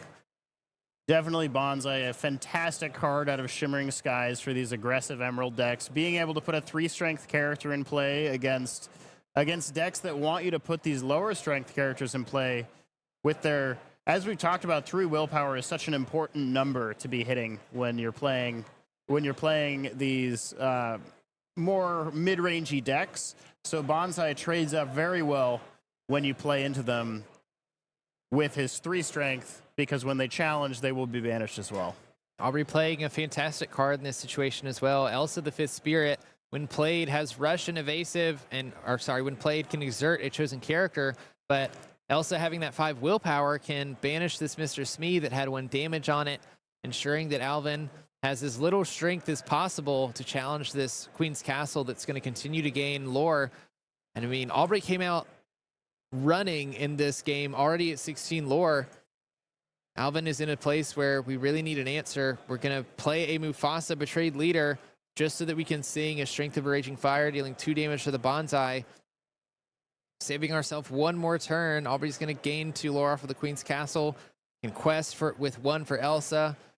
Elsa is evasive as well, so we don't have any characters that could challenge her on the next turn. And none in hand. We just have a Tinkerbell Giant Fairy, but it might be too late at that point to utilize her effectively. Tinkerbell Giant Fairy, definitely a card that is amazing against these aggressive decks, but when your opponent is staring at you with a Queen's Castle like this, it is definitely not the time for Tinkerbell to be in your hands. Yeah, and just like that, Aubrey takes game 1. I feel like the game just started. Yeah. Congratulations to Aubrey. Really got off to the races there fast. Really knew what he was doing. He played out his high lore characters first, realizing that his opponent's deck might be a little bit slower, might want to take him to the late game, and he said, I'm not going to let you get there, and I'm going to get to 20. Yeah, I mean, we can see the power of cards like Bonsai, being able to trade with characters that you're forced to use to challenge into those aggressive Amethyst Emerald decks because they come out so quickly. And then especially the Cursed Merfolks getting that value of forcing Alvin to discard cards from the hand because Alvin's playing a Mufasa deck, doesn't have access to a lot of those steel songs. We're playing 6 of them, but couldn't find any of them to banish the Cursed Merfolk through that way. Was able to just steamroll that game and take game 1 very quickly. Yeah, the lack of the Cinderella Ballroom sensation on turn 1 with those steel songs, I think, really made the difference for him. But let's see what happens here in game 2. All right, going in on game 2, Alvin having lost the last game means that he gets to decide who goes first, and I have to assume that he will choose to go first here. Definitely be advantageous for him too. One of the things that Alvin's deck is looking to do is establish some characters early himself, have some pretty aggressive characters like Daisy Duck and Piglet, but as you mentioned, Sam, Cinderella along with a song, sort of knowing what Aubrey's playing here certainly would be good as well. So we do see an interesting card in Alvin's mulligan that he's going to choose not to keep here, but is a very interesting card in the metagame. Chien Po. Chien Po is a bodyguard character, which means as long as he's exerted, your other characters can't be challenged until he is defeated or until he becomes readied. And with his 4 strength and 7 willpower, he hits a lot of really important numbers in the metagame, especially against Ruby strategies. Ruby strategies often rely on their strength-based removal, like Madame Medusa, and that caps out at 3. So his 4 strength hits that perfectly. Their other way of removing characters, especially exerted characters, is Maui. Maui has 6 strength and Chien Po has 7 willpower. So on multiple fronts, Chien Po is a great counter to the Ruby Sapphire strategies. When you really want to lock in a board of high lore characters, you can just throw a Chien Po in front of them, and the Ruby character can get caught without much to do. Yeah, just to deal with a Chien Po and that 7 willpower, Aubrey would need something like a Merlin Crab and a Madame M Fox, which is available, but you have to have both to deal with it. One of the things I like about Chien Po is all of that strength, which means that anything that's challenging into it is likely going to be banished. We are going to open with a Cinderella Ballroom Sensation. I don't believe we have any songs in hand, though, but it does put Aubrey in a position where he has to consider, okay, do I play out a character and hope that Alvin doesn't have any songs to punish me for it, or do I not do so in fear? But it looks like we're going to play this Curse Merfolk. Alvin drawing for turns, still not finding a song. Doesn't even have a 2-drop character to play. So this might just be ink a card, quest with Cinderella, and pass. Now, Aubrey might be thinking here, he saw Mufasa come down in game 1, and now he's seeing Cinderella come down in game 2. Now, he probably knows the deck list, and especially if he's looked at the deck list closely, he'll know that 6 songs is not incredibly likely to be seen in the top 7 cards of your deck, even the top 14. So he might be saying, okay, it's unlikely that you have it, and this Curse Merfolk is uninkable anyway, so I might as well take the chance, bring him out, and see what happens. We are going to see Alvin challenge that Curse Merfolk with Cinderella, discarding a Piglet, following up with a Lawrence. Pretty good card here for Alvin, being a 4/4 when it's not damaged with 2 lore. Of course, when it is damaged, it will lose that strength, but having that 4 willpower and 4 strength means that a lot of things that Aubrey can play here is likely going to be banished, and Lawrence would survive that challenge. Makes for a great character to follow up with, follow Rapunzel up with. Healing that damage off of Lawrence, drawing a bunch of extra cards, bringing that strength back to him. We do see 2 Rapunzel in hand. Of course, Aubrey doesn't have any characters exerted to challenge. We saw Aubrey play a Merlin Crab. When it enters and leaves play, you can give a character challenger +3. He can choose himself, so Merlin Crab probably got challenger +3 there, but of course can't challenge on the turn that it's played. It's a very interesting scenario for Alvin. You almost, even though you have 2 4-cost characters in hand, you almost don't want to play them, because playing them would essentially lose out on the value that Rapunzel provides from her ability. However, we do see him playing a Rapunzel here. That 1/5 with 2 lore stat line is still valuable, even when you don't get any draws of her ability. Yeah, the 2 lore is certainly valuable here, especially when you know you're playing against a deck that can go very wide, quest very aggressively. Also could bait Aubrey into thinking that, maybe we don't have another Rapunzel, we don't have another great 4-drop to play, so we're just going to play this one out even without the value. And by exerting this Lawrence, I think we're tempting Aubrey to challenge it with the Merlin just to, well, no, I guess it would be banished at that point. Requesting with Lawrence, knowing that if we do challenge with anything, it will be banished with something like a Madame M Fox just to banish it. So looking at Aubrey's hand here, we have a few options for a 4-cost turn. We have Goat and we have Rabbit. I assume if I'm Aubrey, I'm probably going with a Rabbit here just to get even more options for the next turns, the coming turns. And we do draw into a Queen's Castle, which is a great option for turn 5. It is a 4-cost with a 4-cost location with a 1 move cost, meaning that 5 ink is perfect for playing the card and then moving a character there. I have an interesting decision here from Alvin as well. We drew Daisy Duck for turn, which is an uninkable card, and we're holding on to a Rapunzel and a Mufasa. So none of our characters are damaged right now, just like it was last turn, so we can't get value out of this Rapunzel if we want to play it. But if we wanted to play Mufasa this turn, we would have to ink the Rapunzel, and I think Alvin's trying to hold on to this Rapunzel here to get value out of it in some way. Decides that we're going to go ahead and play the Daisy. Daisy, a new card from Shimmering Skies that came out swinging with a 1 strength and 4 willpower as a 1-drop and 2 lore. Makes it for a great aggressive card, being able to quest early on in the game, and very difficult to banish early on in the game as well. But when Daisy quests, the opponent gets to look at the top card of their deck. If it's a character, they can draw it. Very interesting to me that Alvin quested with the Cinderella here. I think if I was Aubrey in this situation, I saw the ready Cinderella and was assuming that there might be a shift Cinderella coming from the hand at some point. So I think having the option to challenge the Cinderella now with my rabbit would be great. Just to take it off the board, make it so that option is no longer available if it comes down, or if it comes down to it. Yeah, because moving into a turn where we could ink, ship Cinderella for 5, that would be a very strong play for Alvin. Aubrey's going to ink the Queen's Castle. Starting with 3, we're going to play that Emerald Chromicon. We only have one of those in the deck. It's a card that says during your opponent's turns, when one of your characters is banished, you can return a chosen character to their player's hand. Emerald Chromicon creates a lot of very interesting game states for players. It's a card that people often forget about when they're banishing cards on the board. Oftentimes many characters will not have an on banish trigger that interrupts your own board. So giving all of your characters that ability it can be very awkward for your opponent, because now you can, let's say this Sir Hiss gets banished by a Storm Rage on. Well, you could go, okay, well, I want to return that to your hand and make sure that that's not an option for you anymore.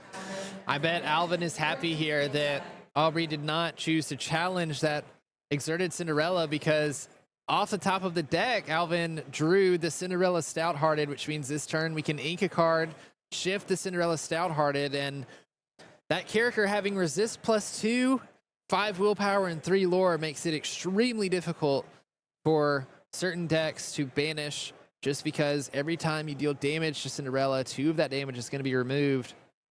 Aubrey doesn't have many ways outside of a Merlin Crab to increase damage for his characters either. Of course, there's one on board. There might be one in hand.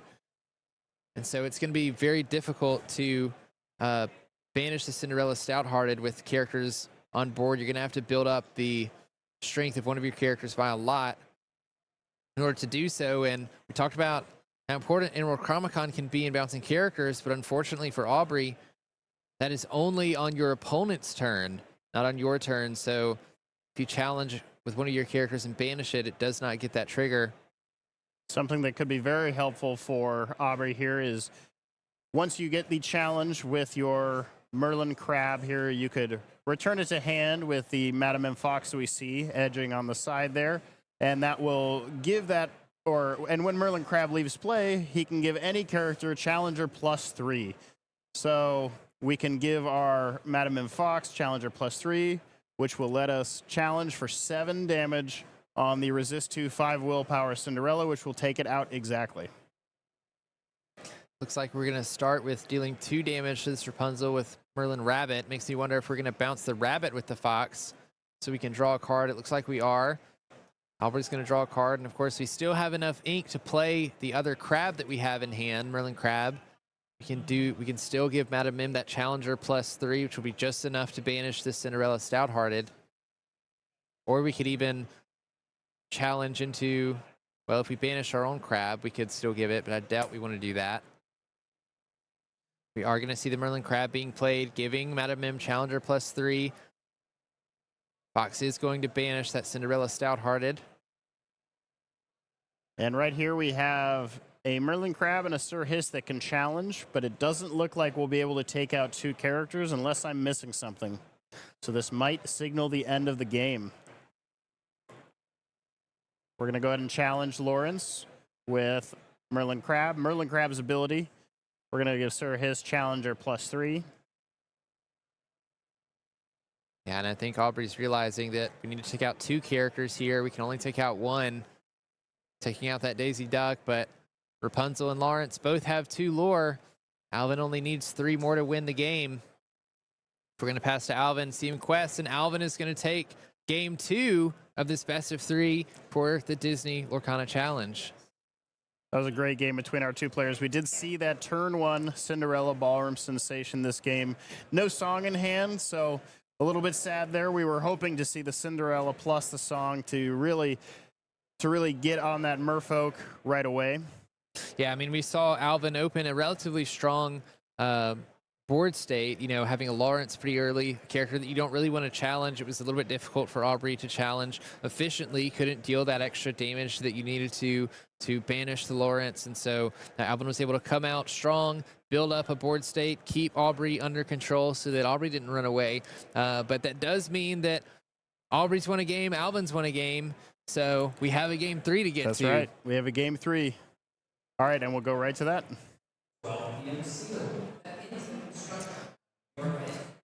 All right, Aubrey gets the opportunity to choose who goes first in this round. Looks like Aubrey is going to start by inking a Cloud Kicker, playing a Clarabelle. An interesting new card from Shimmering Skies as well, one that you can play for normal, but you could also pay extra 2 ink and banish a chosen item, a shift target as well for Clarabelle Light on her hooves, which is a particularly strong card we've seen from Shimmering Skies. We see it in Aubrey's hand there at the front. Allows you to draw cards up to your opponent's cards in hand at the end of your turn if you have less cards. And we are going to see a second Clarabelle coming down here from Aubrey's side. Alvin opening a Daisy Duck is pretty good for him, especially a second one, because this puts Alvin in the aggressor seat, even though Alvin's going second here. 2 Daisy Ducks, being able to quest for 2, and Aubrey only having Clarabelles to challenge with means that these Daisy Ducks are very likely to survive challenges from those characters.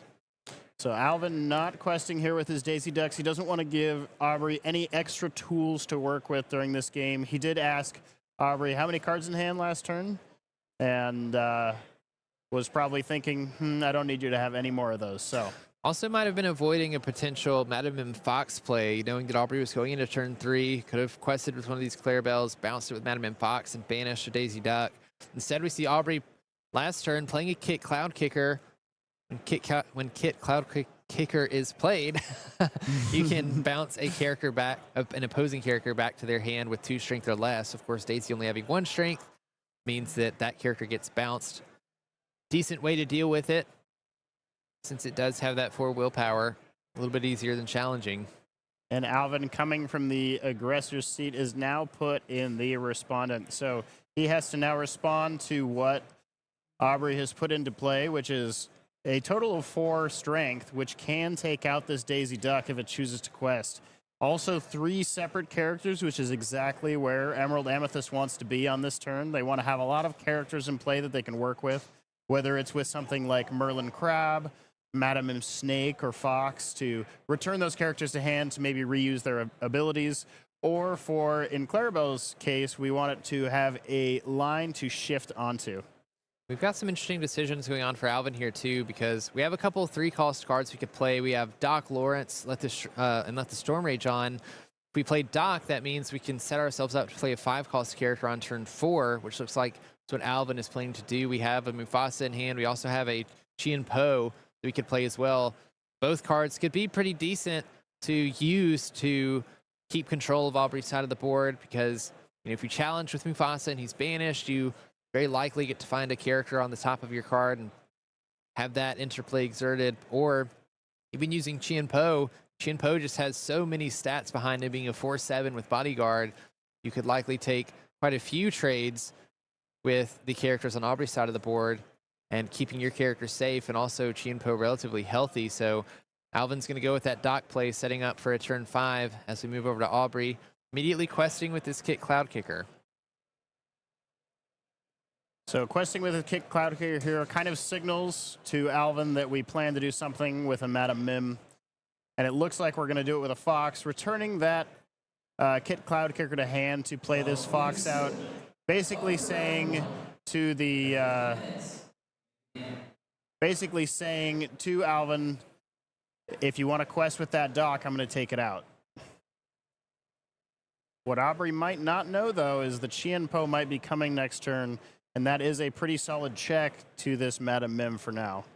Yeah, Chien-Po would potentially keep Doc around for another turn, which means we could use Doc's ability when he quests. You get to pay one less for the next character you play. It'd give us an opportunity to be very efficient with our ink on the next turn, too, if we see a Chien-Po in play. We also see a Beast Tragic Hero in hand that I think was drawn for turn. We could see that being played. Looks like we're going to sing with the Doc.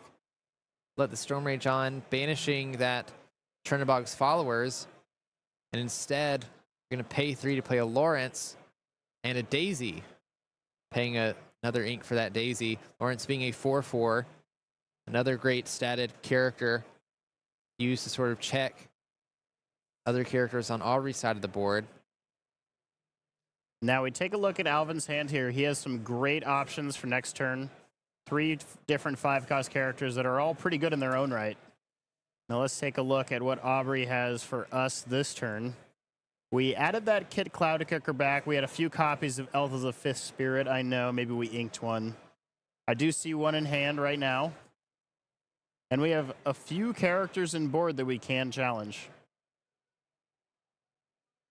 Now we could make a good trade into the Dock with this Madam Mim Fox, or the Daisy Duck with the Madam Mim Fox. Banishing either of those, and the Fox would not be banished in return. If we wanted to play the Stealth of Fifth Spirit, we could exert the other Daisy or Lawrence. We could also play the Kit Cloud Kicker, bouncing the Dock back to hand if we wanted to, keeping Alvin from being able to use its ability, or a Daisy. We are going to see a Kit being played, bouncing a Daisy back to hand for the second time this game. Kit just does not want those Daisies questing. It looks like we are eyeing up the Dock here for the challenge on the Madam Mim Fox. Let's see. Yep, that seems right. Okay, we're going to take 2 damage from that Dock. And our 3 willpower, we are going to stay on the board. A positive trade for us. So it's looking like a pass here from Aubrey, unless he wants to ink one of these 2 cards in his hand. That's what Aubrey does. Here's pass. Aubrey doing a really great job this game of making sure that Alvin doesn't take over the board with his characters. Aubrey making efficient trades, forcing characters back to Alvin's hand so that Aubrey can continue to build a wide board while also keeping control of the game. You know, Alvin hasn't been able to quest very much, neither has Aubrey. As we get further into this game, you know, where you could potentially find some shift Clarabelles later down the line. Alvin eyeing up a few. The second Queen's Castle hit off of Daisy this game. That's hilarious. So, okay, so we're eyeing up a few 5-cost characters here in Alvin's hand. We have 2 copies of Chien-Po, a copy of Beast, and a copy of Mufasa. It makes me wonder how much we value the Chien-Po's bodyguard ability. Do we need to this game? I guess we'll find out what Alvin thinks here in a sec. And it looks like, yes, we are going to value that a lot. We're going to play the first one here, getting rid of our Beast Tragic Hero into the Inkwell. That is going to protect our Lawrence and our Daisy Duck as long as the Chien-Po is in play. As we go back to Aubrey, we're going to sing Friends on the other side with Kit Cloud Kicker, drawing 2 cards, finding a Merlin Goat and a Queen's Castle, giving us some options to ink up to 5 potentially. Or we could play this Elsa because definitely you're going to need some help banishing this Chien-Po. We see how powerful that stat line can be. The 7 willpower. The Madam Mim Fox isn't going to do it on its own. You need 3 extra strength behind that. See Queen's Castle being played by Aubrey. Moving a Clarabelle there.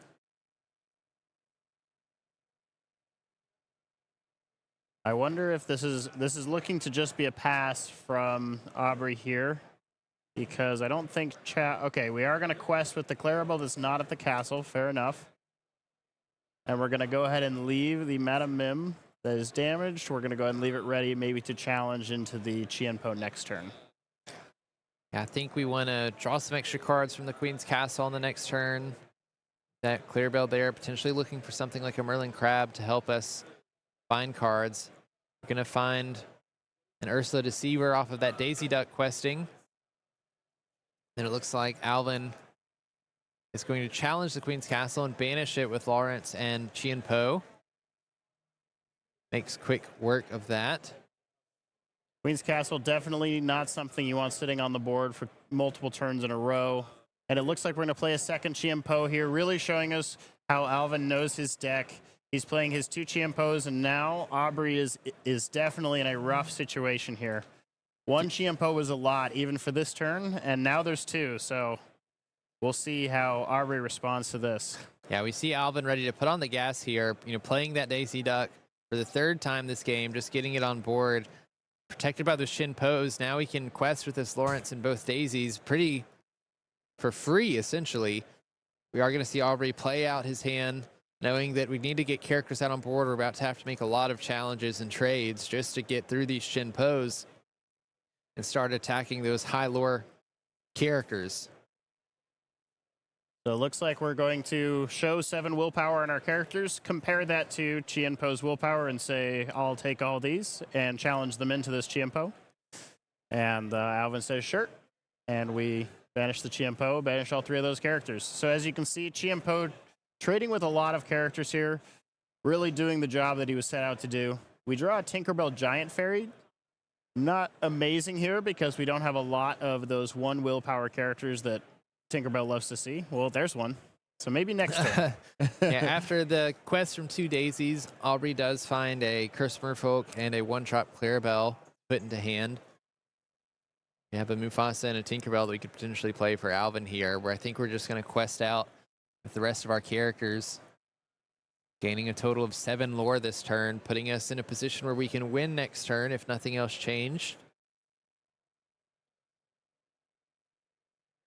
Even if we manage to get rid of the Qianpo, we still have to answer the rest of the characters. We are going to play the Mufasa here. You can see where Mufasa can be really good in this scenario because you got to get through the Qianpo. Then you need to take out one of the 2 questers on board.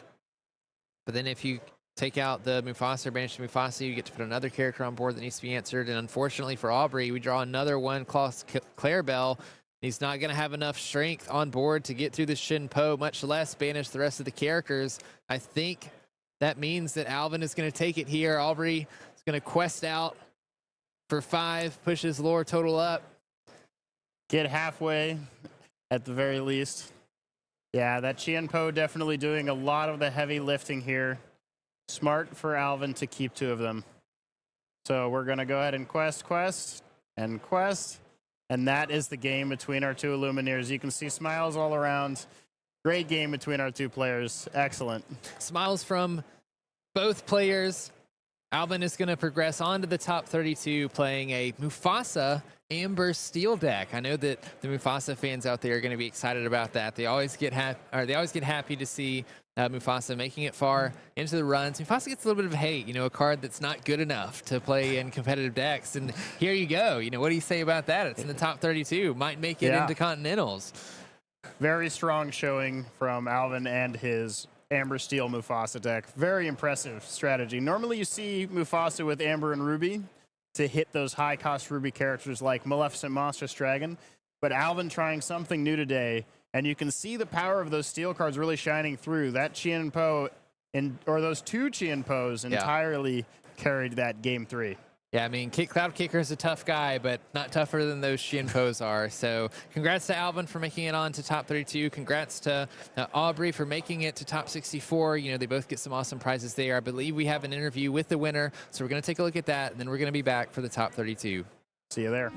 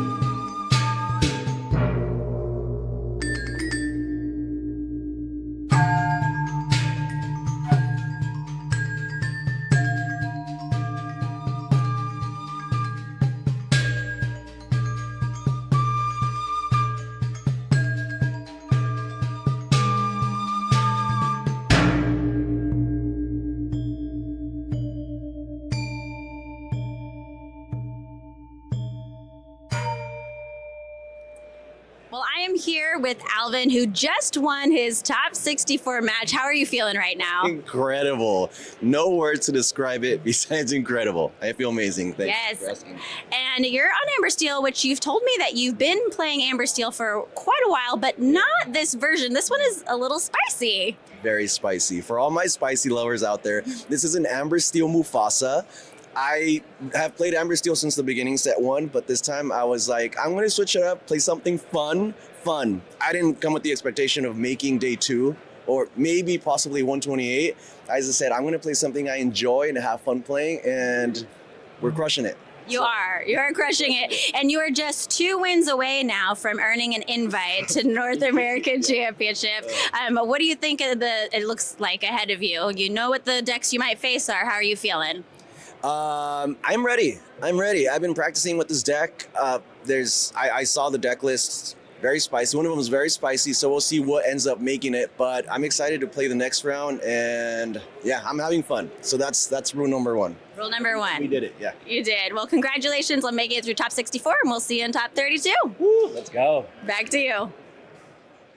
Welcome back to the booth here in Seattle. Brent and Patrick joined by Etienne Bonin, a Ravensburger game developer for Disney Lorcana. Etienne, we are into our top 32. We are into Day 2. What does it mean for these players to be at this round, specifically before top 16, where they can potentially lock up that invite? Yeah, I mean, there's definitely a lot of pressure. There's a lot of emotions making the top 32 and getting so far already. They've already gotten their Let It Go, and I believe they've already gotten their Cinderellas. But now, as you mentioned, they're looking for that top 16, get their invite, and get to Continentals. So let's see. Yeah, we like to focus on the top 16 and top 8 a lot. Top 8 where you get those golden Mickeys. But making it a top 64 in a 2,000-player tournament like this is just an incredible feat in and of itself. So congratulations to all of our players that have made it this far and on to Day 2. We're going to head down to our feature match. It's going to be, or actually before we get down to our feature match, we're going to look at our top 32 brackets. So let's go ahead and cut to that. All right, so here we have our Rapunzel bracket. Etienne, we have a Emerald Steel mirror to start it off, and then, sort of a slew of our top decks throughout the rest of this bracket. Are there any matchups that stick out to you in particular? I definitely want to see the Amber Steel versus Amethyst Ruby there. We just came off of seeing a unique take on Amber Steel, and I'd be curious to see if that one's the more stereotypical Steel Song build or maybe something new. And we have Zan there on Emerald Steel against Ruby Amethyst, the player that popularized the Emerald Steel of this current metagame. So it will be interested to see how his match plays out. Let's go ahead and look at our Maleficent bracket. And here, this is 2 mirrors to start it off. So Ruby Amethyst. Alberto Garcia, probably one of the most accomplished players in the game at this point, has top-8'd multiple Disney Lorcana challenges and has made Day 2 at, I think, more than 3 at this point. This might be his 4th, which is pretty incredible. Anything stick out to you here in particular? I mean, we do have that Emerald, the Amber Steel versus the Emerald Steel here, that Steel mirror, as we go down to the lower part of our bracket here. Yeah, that one's definitely one I'd be focused on. Seeing whether the Diablos can survive in the slew of Let the Storm Rage Ons and Strength of a Raging Fires that Amber Steel so commonly uses. All right, and next up we have our Elsa bracket.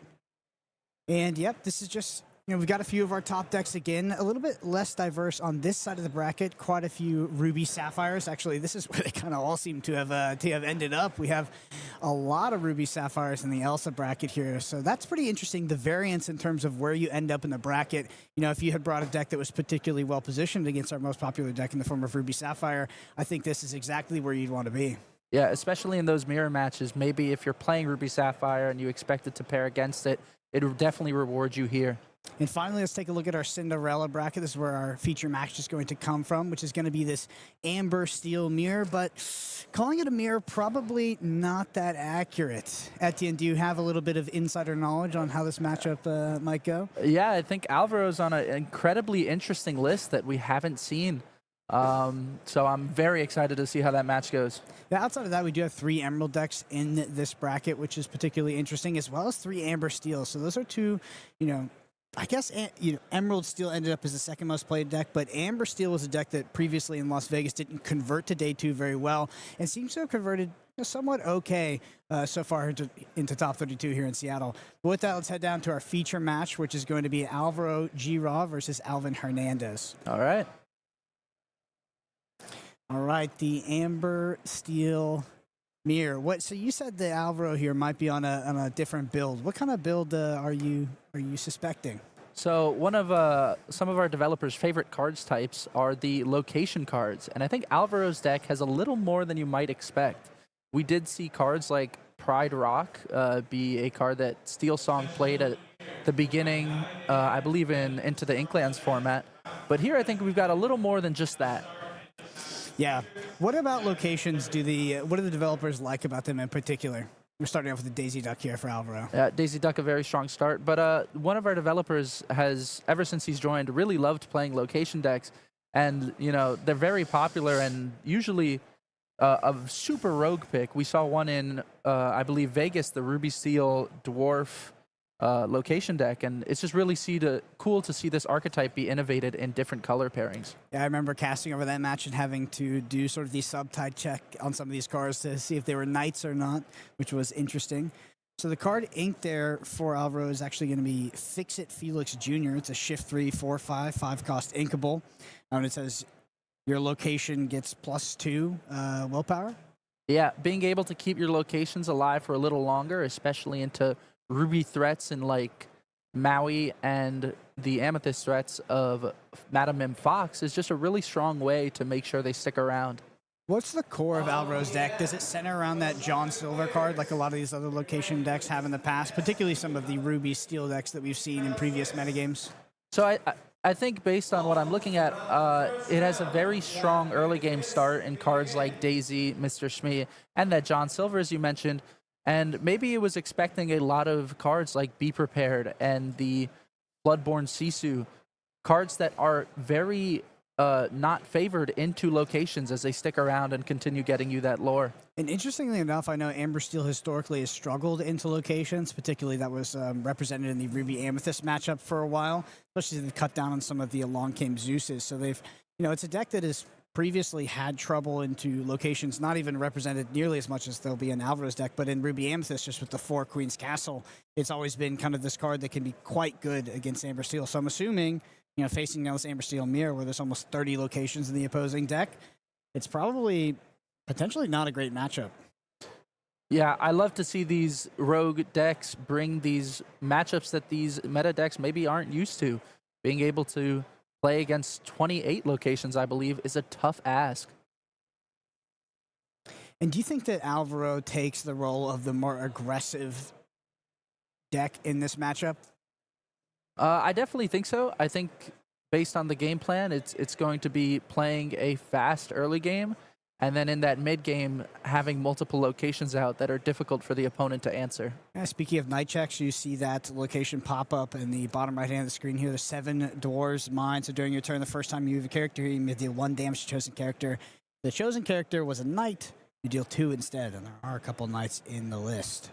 Yeah, one of my favorite knights in this set is Doc, a very, very strong aggro card, being able to come down for 2 ink and discard your entire hand to draw 2 cards. Now, not very strong on turn 2, being able to play it later, refill your empty hand, and just continue playing out small characters is a very strong way to use him.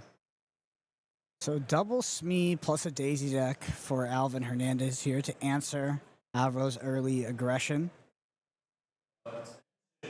Yeah, it's interesting to see both these boards, while playing vastly different deck lists, have very similar characters. The Daisy and Mr. Smee are very strong and common in the Amber Steel deck lists. Yeah, interesting to use the Mr. Smee to run into that location. I wonder, as Alvin, what your game plan is as the opposing Amber Steel player. Like, if you're going to prioritize actually clearing those locations, will you take sort of tempo negative plays in the form of, your Mr. Smee, which is not usually a character that you would engage with, a character that you would quest with. Instead, you're actually going to run into the location with that. Because do you think, what's the game plan here for Alvin in regards to the location specifically? I don't know. I think it's a very tough ask. These locations are going to continue to flood the board and represent lore every turn that Alvin might have difficulty clearing, but if you leave them alone for too long, they'll just eventually reach Alvaro to that 20 lore.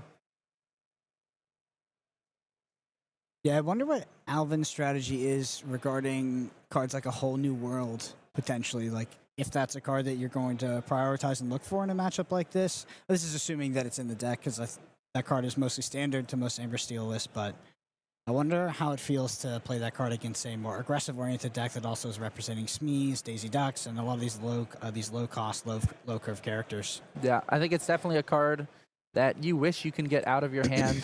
Being able to do it in, say, a Sapphire Steel deck is great because you don't have to have it stuck with its uninkable status. But in an Amber Steel deck, I think it's kind of a difficult ask.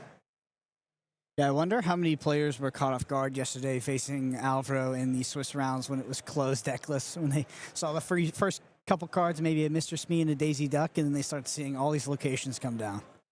Yeah, we see the Dwarf's Mine there, being able to deal 1 to the Mr. Smee, and a Fire the Cannons finishing the job, banishing the Mr. Smee from the board, and leaving Alvin with 1 Smee less.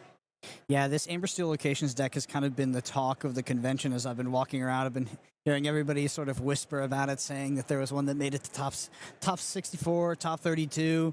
And I know a lot of people are kind of have their fingers crossed for this one to make it all the way to top 8. Yeah, I think I might be one of those people.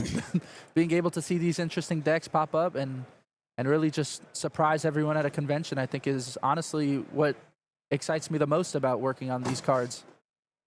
Yeah, the location decks are really interesting because I think there was a lot of players when locations are first revealed, thought about how powerful they could be into the current metagames that existed back then. Metagames where there weren't characters that could challenge locations very well, and the metagames are often warped around cards like Be Prepared, which the locations are quite good against. I found it was always hard to find the balance between, a deck that prioritized having a lot of locations and also having enough characters to still apply pressure and stop your opponent from, outpacing you on board and then just clearing them with the characters that they had established. Yeah, it's definitely a difficult balance, but it can definitely pay off into a format where people are unprepared for it or where you're expecting a lot of those board wipes from Ruby decks. I wonder what your worst matchup is Alvaro. Probably maybe something like Ruby Amethyst. Ruby Amethyst, especially in the context of some of the additions to the deck, or the re-additions in the form of like Merlin Crab, is usually a deck that can be quite strong against locations, especially with that Monomim Fox. Yep, I could also see a potential issue into Ruby Sapphire, having both the Maui that challenges locations very hard and the Hideaway or Cusco that people are teching is probably going to cause some of these locations some difficulty. All right, so do you see a whiff on the Daisy Duck trigger here for Alvin? Does flip a Let the Storm Rage on, and we see a Bayou deployed off the back of it.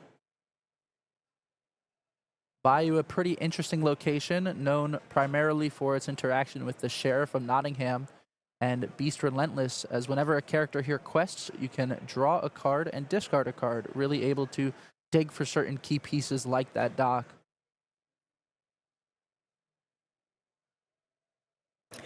So while the board state does seem to favor Alvin here and is now finding those songs to actually remove some of these characters, it is interesting because Alvaro in particular is at a 13 lore. So it's actually pretty close to reaching something like 20. I wonder if the aggression can kind of get slowed down here by Alvin. He's able to take control of the board and sort of flip the script.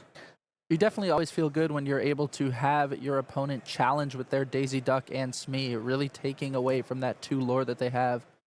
And we see an interesting 2-cost character here, the Fix-It Felix Jr. When you play it, if you have a location in play, you get to draw a card. So really just upping that consistency, getting more cards in your hand, getting more locations in your hand.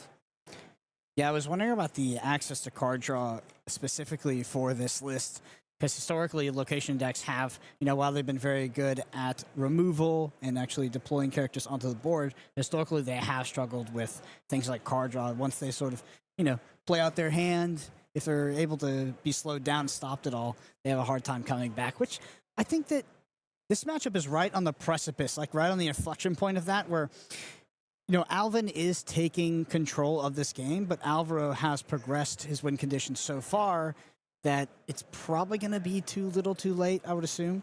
Yeah, it's also interesting to see Alvin's hand and all the cards that don't really do too much in this board of locations. Cards like Pete and cards like Chen Po, you know, a bodyguard and a card that stop actions doesn't really do too much when the Underworld and the Bayou are sitting there. Yeah, I'll tell you that Lawrence card is a absolute all-star in this matchup in particular.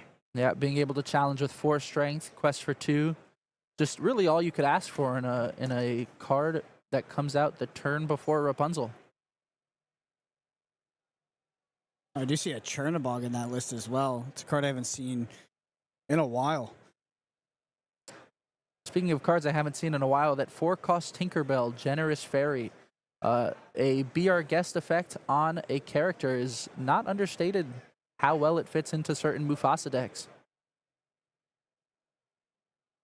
I think Alvaro is getting a lot of the credit for being on the spicy tech, but Alvin's list looks pretty atypical as well. Yeah, it's always goes to show that even though, you know, it's a pairing to expect of Amber Steel, it's not always a build you expect. There's plenty of different ways to build each ink combination, and being able to see 2 different ones in this feature match is just really great. Yeah, honestly, Amber Steel is one of those lists where, you know, if you had to look at the metagame or look at a deck list and someone asked you to name the 55 of the 60 cards in an Amber Steel list, it would be very, very challenging. There's a lot of differences and a lot of spread in terms of the lists that show up representing Amber Steel. Deciding what to do with these Lawrence and Rapunzels here. Challenging into the Underworld. And again, that the power of these locations here, almost denying Alvin 6 lore worth of questing. Yeah, I think Alvin recognizes that Alvaro probably doesn't have access to a lot of ways to refuel his hand and get back into this game. If he's able to take the more controlling route, get rid of the locations, sort of win on card advantage, which is probably a pretty reasonable game plan. Having access to the Rapunzels, the Tinkerbell, which basically draws a card. You know, having Alvaro draw cards for you via the Daisy Duck on the other side. We haven't mentioned it, but having that Daisy Duck being able to quest and hit so many locations might actually be a downside for Alvaro in this matchup. Oh, I think it's definitely a downside.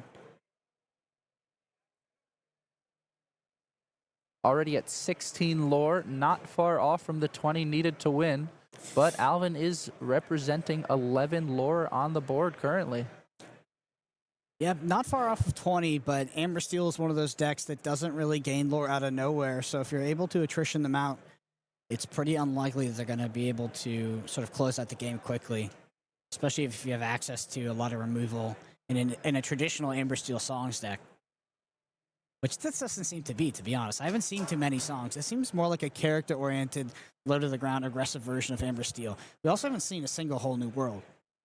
Yeah, So I would even hesitate to call Alvin's deck here a Steel Song. I think I would agree. I think it's a Mufasa Amber Steel build.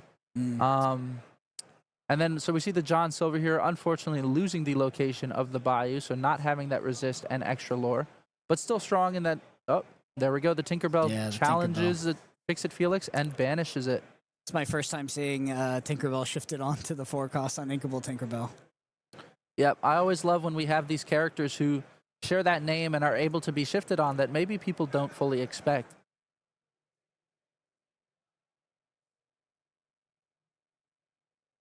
And there's a Piglet. So Alvin representing just a ton of lore on the crackback. So we have 2, 4, 7, 9, 11, 13, and 15 lore. So is representing game here. Yeah, Alvaro has to find a way to either win the game or clear some of these characters, and we go to next game. Very interesting. So 2 unusual builds of Amber Steel meet in the top 32 bracket. The likelihood of that scene is pretty interesting, to say the least. Yeah, it's definitely interesting when 2 more rogue versions of decks are paired into each other.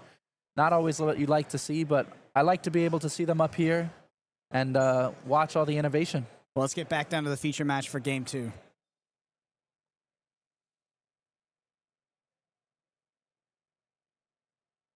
All right, so I don't remember who went first that first game. I think Alvin might have. All right, so it looks like we're past the the hand sculpting phase here. Playing that Captain Hook, a very strong character on one for Steel to play in these more character-focused decks.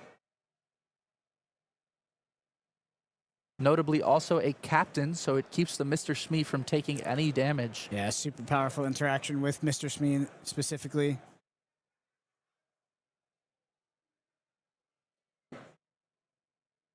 We see a Nottingham in Alvaro's hand here, a 6-will location that gets 1 lore. But we're going to play out a Pride Rock.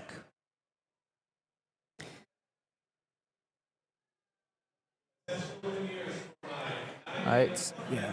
Even This Pride Lands is actually a location that had made it into previous versions of Amber Steel, mostly Steel Songs at one point. So interesting to see it come back up and make its way back into the metagame. it's interesting to see what I think is a more Mufasa character-heavy Amber Steel list in Alvin's hands, but also running those songs for the Cindy. I wonder if there's ever times where that Mufasa reveals a Let the Storm Rage On, unfortunately. Yeah, I'm sure that, Alvin has done the hypergeometric math and kind of found the sweet spot between how many songs and how many characters can be run to make it, reasonable enough. We see Fix-It Felix Jr. come down, drawing a card because we have that Pride Rock in play. And it looks like debating which one-cost character we're playing. We're going to play out the Daisy Duck Donald State, very strong early quester. Yeah, so the Pride Lands previously made its way into the Amber Steel deck, I think mostly for the mirror. A lot of Amber Steel decks were running either Flutes or Pride Lands, and Pride Lands was seen as a way for teching more for the mirror. And I think opposing Steel decks, where the Flutes were mostly there for Ruby Amethyst and Ruby Sapphire. Yeah, it's interesting to know that we see more Pride Rock this weekend than we have any Sleepy's Flute. It's almost like it won that battle between the two.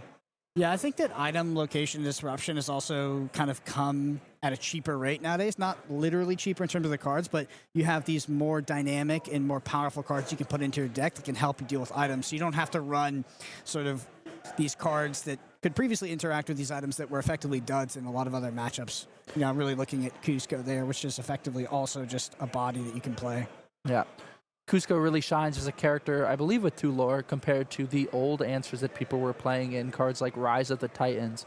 Not always a good card when you're drawing off the top of your deck.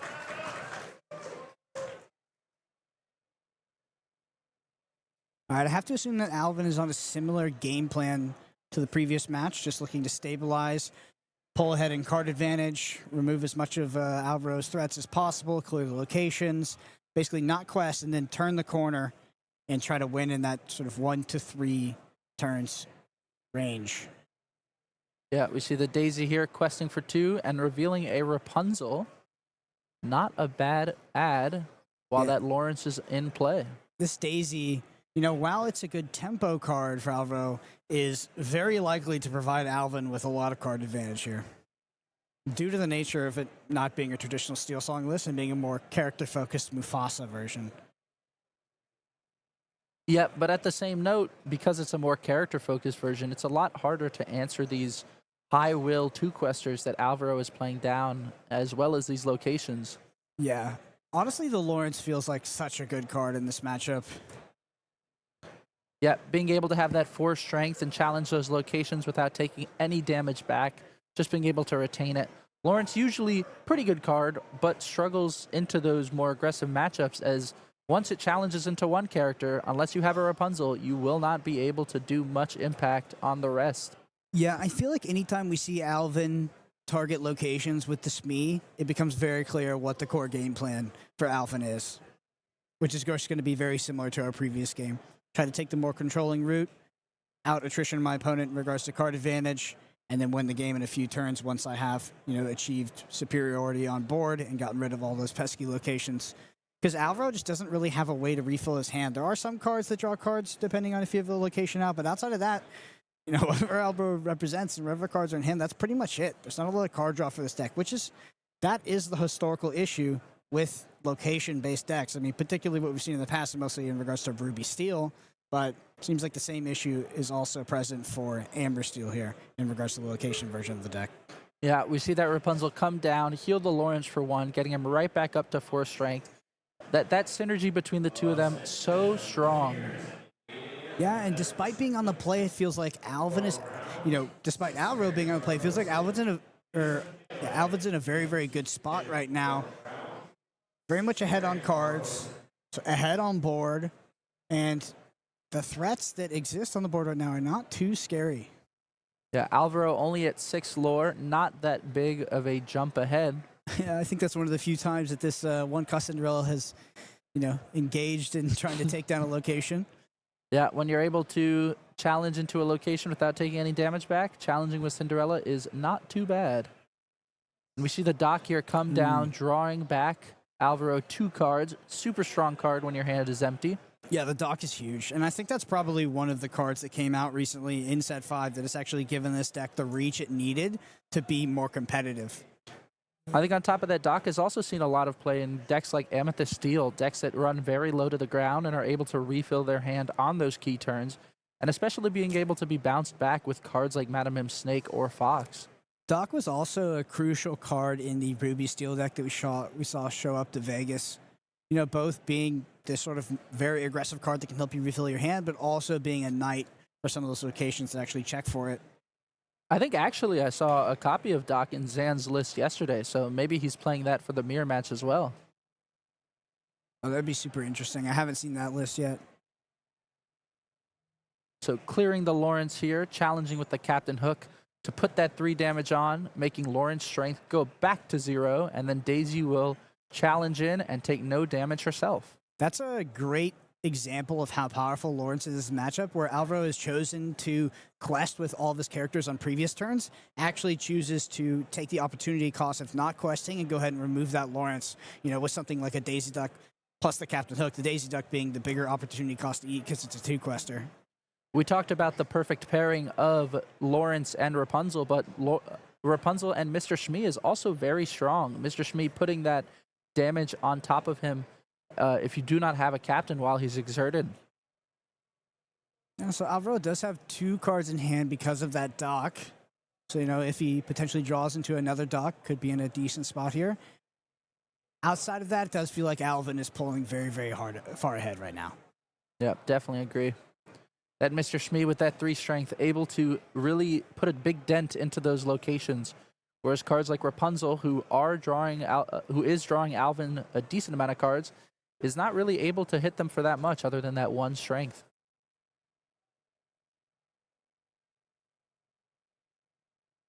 Alvin's got to be feeling pretty comfortable with 4 characters on the board.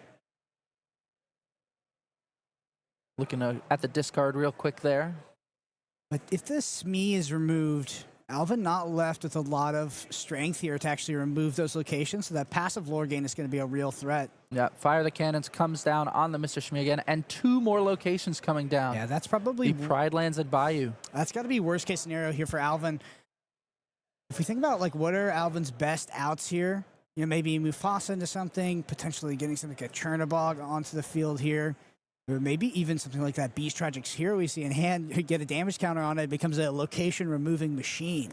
And you really think of board states like this being really difficult for a lot of decks in the format to answer. Even cards that are teched like Hideaway or Cusco, only able to place 1 location into the Inkwell. So I believe Alvaro's best draw on the next turn is probably going to be another dock. Yeah, maybe a dock into a John Silver and an Inkable. That would be a very strong showing. All right, so here's going to be a Chen Po, so 4/7. Yep, lots of strength to challenge into those locations. The bodyguard text probably not that relevant in this matchup. Nope, probably not. But we did see the Lawrence get prioritized by Alvaro in terms of removal. Yeah. So it could protect something like a Lawrence in the future. We see both Rapunzel and the Cinderella clearing the Bayou, and you've got to feel good if you're Alvaro having 5 lore worth of character, again, challenging into that 1-cost location. So in Alvin's hand, I see 2 4-cost Tinkerbells, a Mufasa, a Piglet, and 1 more card. So we see Doc move to Pride Rock here, I believe giving him an extra will, and another location come down the Bayou. giving So- 2 extra will. Yeah, 2 extra will, actually. And I do not believe Doc is a prince or a king character. It's a secondary text on Pride Lands. He is a knight, though, which is relevant with the dwarf mine that we haven't seen in this game here. Chenpo was really a pretty decent pickup here for Alvin. At 4 strength, super relevant and likely going to be on the field for the rest of the game with 7 willpower. All right, so another 5, and there's our Beast Tragic Hero. I wonder, so if you're in the form of Alvin, you're like the hyper-controlling side of this matchup. Maybe you're kind of turning the corner because you played a Piglet, but would you ever play something like a like a Fire the Cannons if it was in your list on your own Beast just to make it this, this location removing machine attacking for 7? I mean, honestly, that's a pretty good idea. Alvaro on very limited cards, challenging the different Pride Lands. I think both of those cards are named Pride Lands with different secondary titles.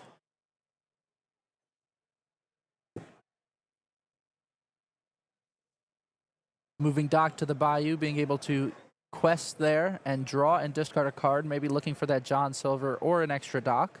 Yeah, it looks like Alvaro's going to be able to close it out on the back of all these locations. Alvin just does not have the strength to take them down. Oh, that's got to be it. That John Silver coming down with resist +3 and 3 extra lore. Yeah, you mentioned best draws here for Alvaro, and while they didn't come in the sequence that you talked about, it was pretty close. It's like we're going to be seeing a game 3 out of our players here. Yeah, really interesting to see this location deck being able to just have these almost big bodies in these locations with 8, 6, maybe 7 lore will sometimes, just getting you that lore every turn. Yeah, I know the lore disparity is 18-2 here, but I actually feel like this match was very, very close. Alvin was a few sort of removal songs or a few high-strength characters away from actually clearing out Alvaro's board and then turning the corner in 1 to 2 turns due to that Piglet and all these 2 quests that exist on the field right now. Yep, currently representing 11 lore on Alvin's board. It really just makes you think if one more turn was had, maybe this could have gone differently. So we see the Tinkerbell coming down, maybe looking for a certain character to remove this John Silver here. Yeah. Not sure what would do it. I think it's going to be 1 turn too late here for Alvin.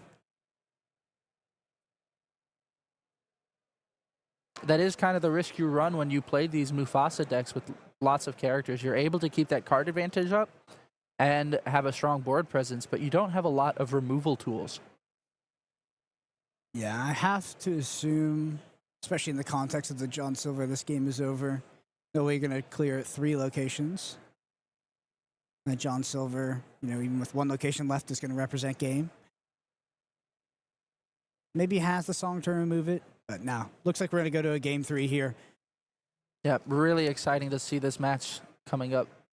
Yeah, I really like Alvin's game plan. He's sticking to it. He knows how he's going to try to win the game, and we never really see him divert from that, which shows that, he has a lot of conviction in regards to how his list of Amber Steel is supposed to play into this matchup specifically. Yeah, it's always a testament of strong players when they're able to pair into this deck that maybe they didn't expect and really just figure out that game plan in the first 2-3 turns. Mm-hmm. Absolutely. Well, let's head back down to our feature match for round 3. This is going to be Alvin on the play, which against any more aggressive-oriented deck is a huge advantage.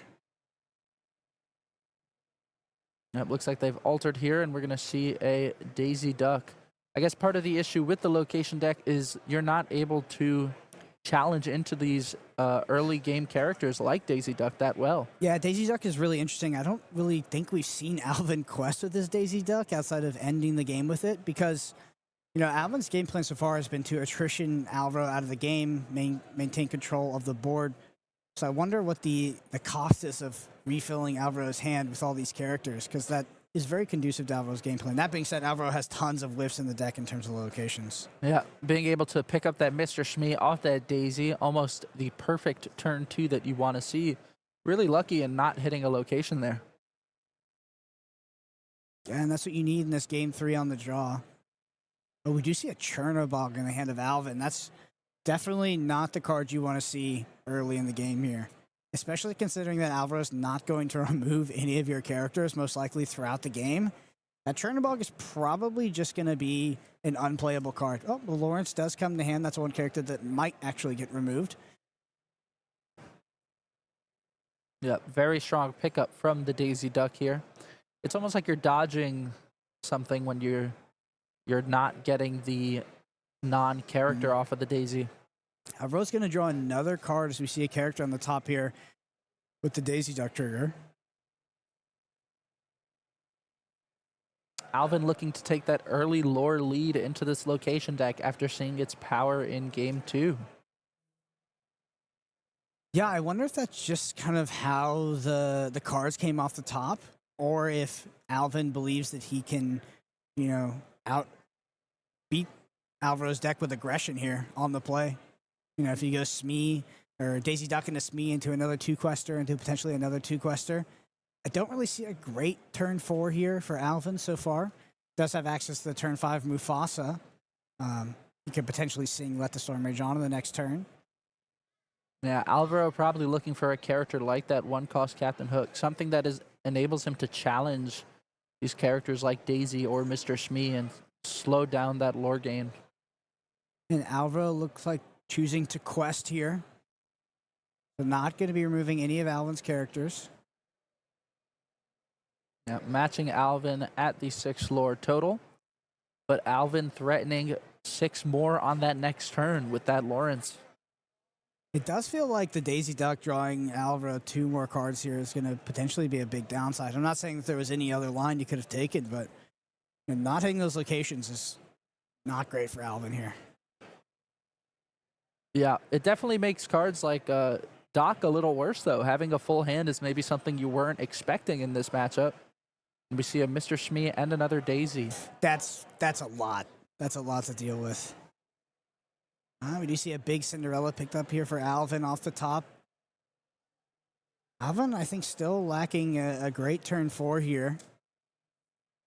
Unfortunately, has probably drawn the one of Chernobog in the opening hand. Yeah, not a card you want to see early. Much better in the later game. And we see the first Daisy whiff on that Nottingham. Playing out the Doc here, being able to play those larger characters in hand for a little cheaper.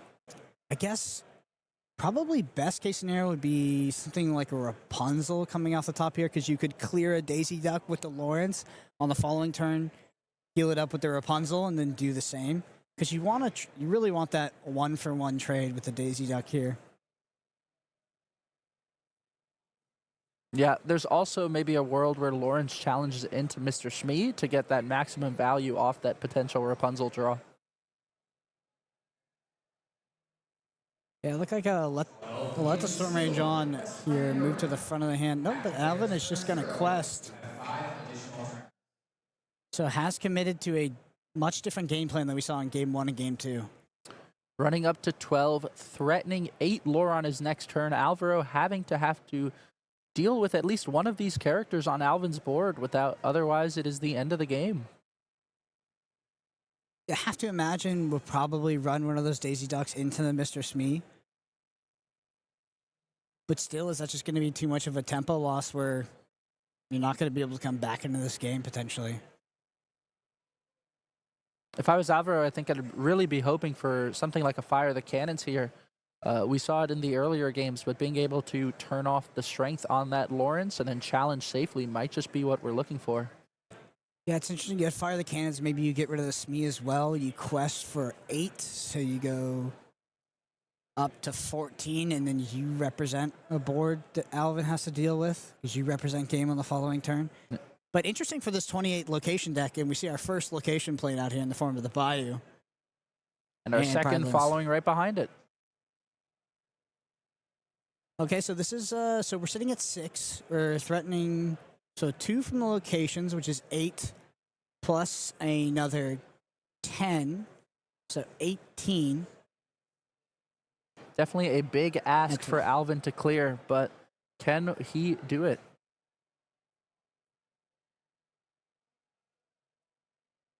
There's going to be just a threatening 12 here for Alvaro.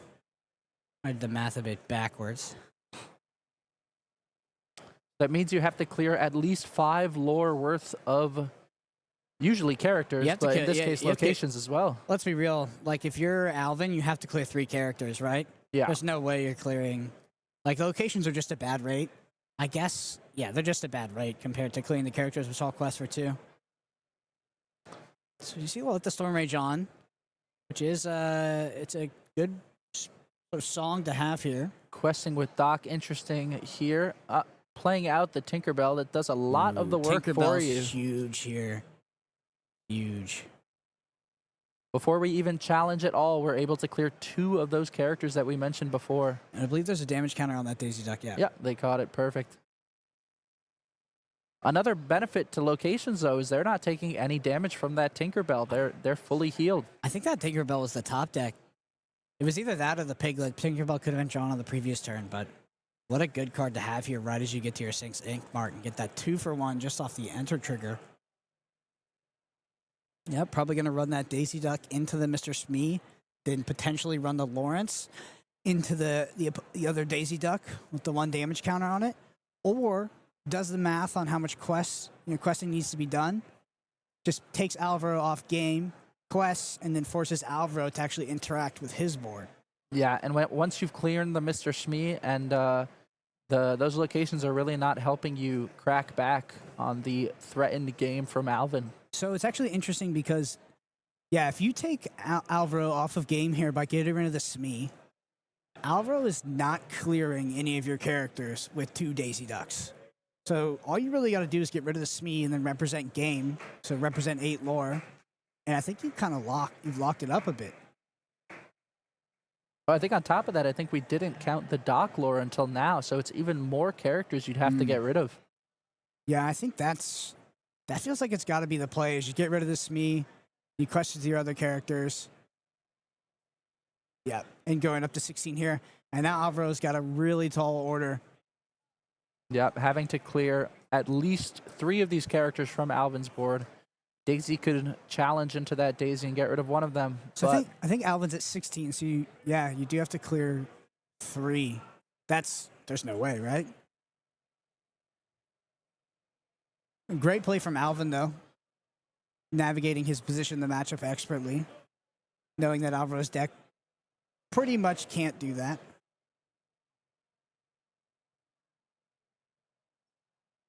I think maybe there's a world where you hope Doc draws you into a good handful of Fire the Cannons. Yeah, I mean, so we've seen 1 Fire the Cannons on this list so far. Yeah, so there are 4 in the list. So yeah, that's probably it. So you ink, you play the Doc, you have 3 left over. Even if you draw 2 Fire the Cannons, you still lose, right? Or no, you quest in. Yeah, I think that's it. Writing on the wall.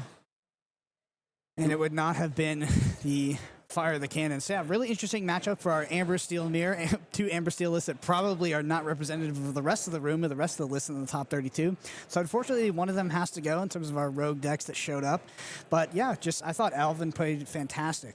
Yeah, Alvin able to get into that top 16 here, guaranteeing that invite to Continentals. Yeah, we saw him have a really dynamic game plan. Game 1 and Game 2 was on the much more controlling route and then shifted into a more aggressive route in Game 1. Anyway, let's head to a quick interview with our winner, and then we'll come back for our next match. Well, Lumineers, I am here back with Alvin, who just won his top 32 match. That means you are top 16, sir. You've earned an invite to the championships. How are you feeling about that? We're going to Disney. Let's go. We're going to drive there because we live in LA. So it's going to be a really short drive. And I'm so stoked. I didn't realize I made top 16 until I got here and you told me. I was like, oh my God, that's so true. I made it. You made it. And you made it playing against a really interesting deck, that locations deck with 28 locations. Was that a deck that you expected to see? And what were your thoughts during that match?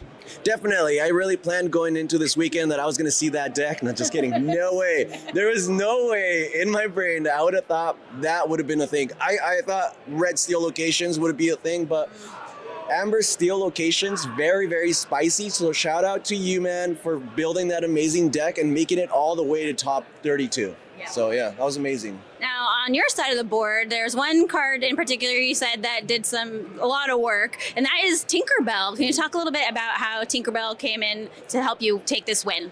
So Tinkerbell is a 4-drop. When you play her, she looks at the top 4 characters of your deck and you add a character.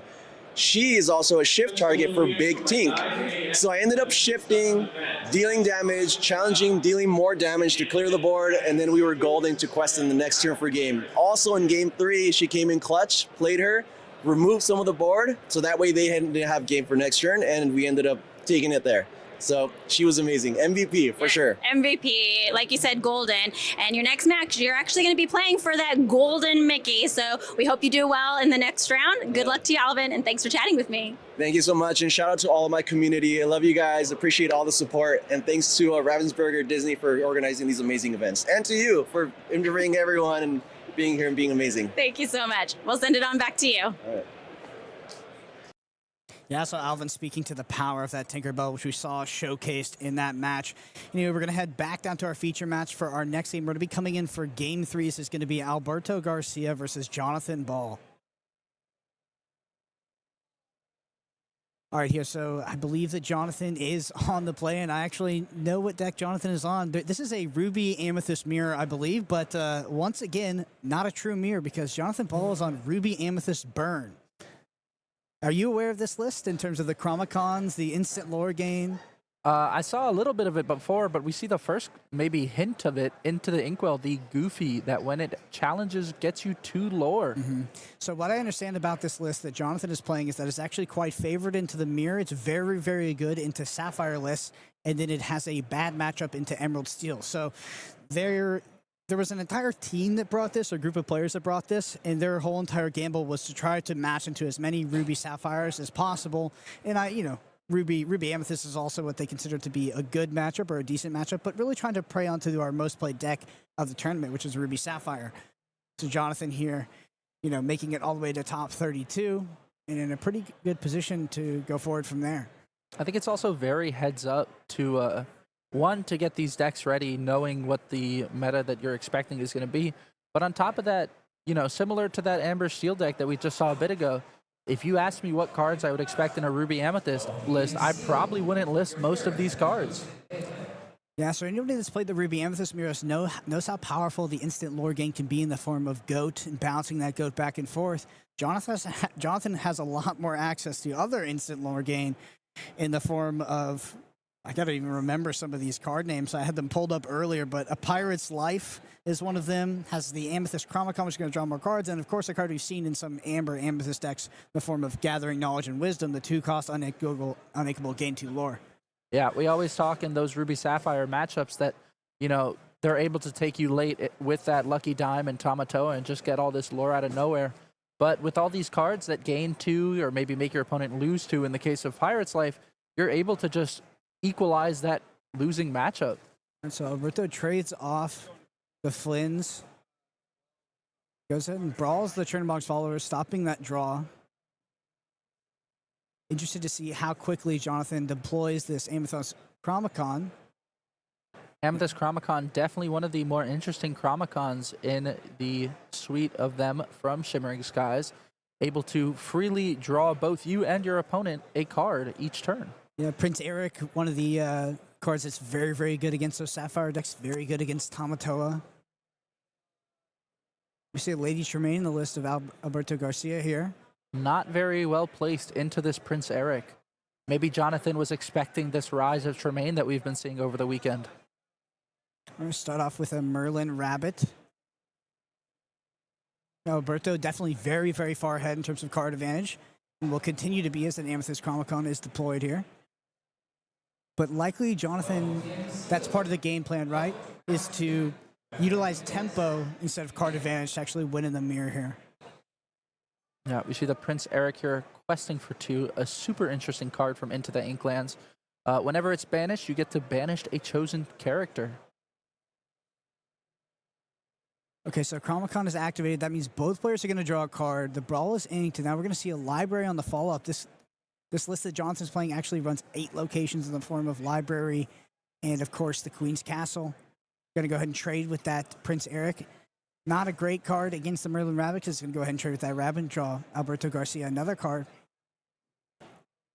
Yeah, those. That's great play to sort of double spell in a sense there and play 2 characters out on a single turn. Like that's exactly what Alberto needs to do, is that he's going to be winning in card advantage almost no matter what, because the Chronicon and just the nature of Jonathan's deck, Alberto's access to way more card draw, so has to find a way to come back into this match and not get behind on tempo and have Jonathan sort of aggro him out. Yeah, we've seen it the whole weekend, but you need to put those characters on the board. Not drawing cards too much will eventually not win you the game. Yeah, so Be Prepared is the draw for Jonathan, probably one of the worst draws that he could have had at this specific moment. Yep, Flynn Rider going to be gaining that large lore burst from having 2 strength. Going into that turn 6 of Alberto. All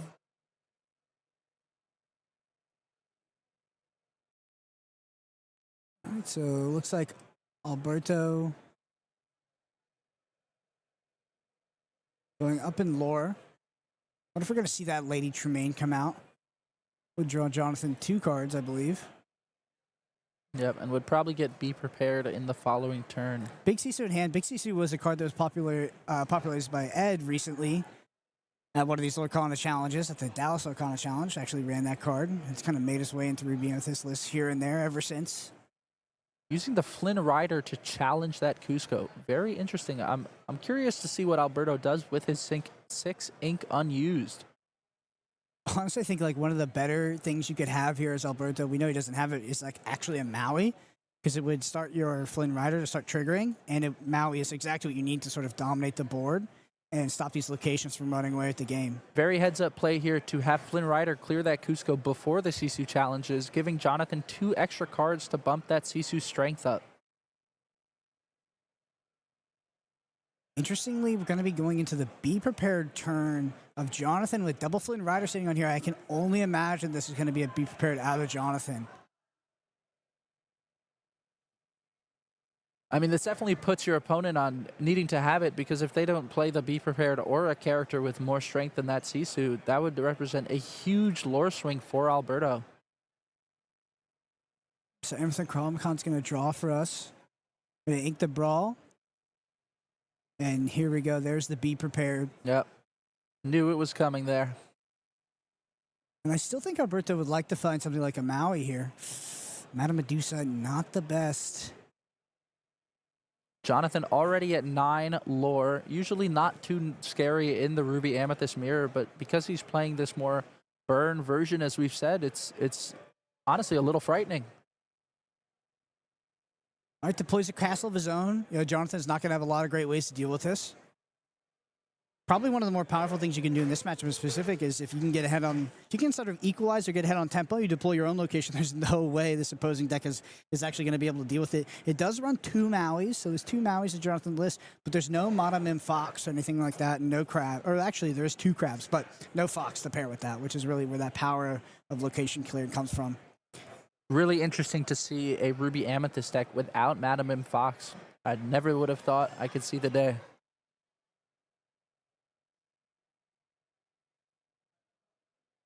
That Amethyst Chromicon already helping Jonathan to refill his hand. And when you're playing this sort of fast Ruby Amethyst version that, you know, doesn't play that late control game and is able to get this lore out of nowhere, it's really not too much of a downside to have your opponent draw a card. Absolutely. Interested to see how Jonathan sequences this turn.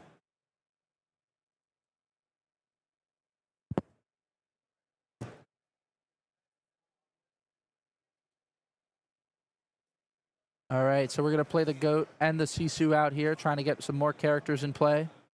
Getting that 1 lore from Goat, the classic burn effect.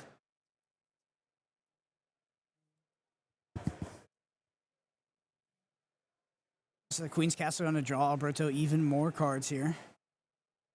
So a full grip.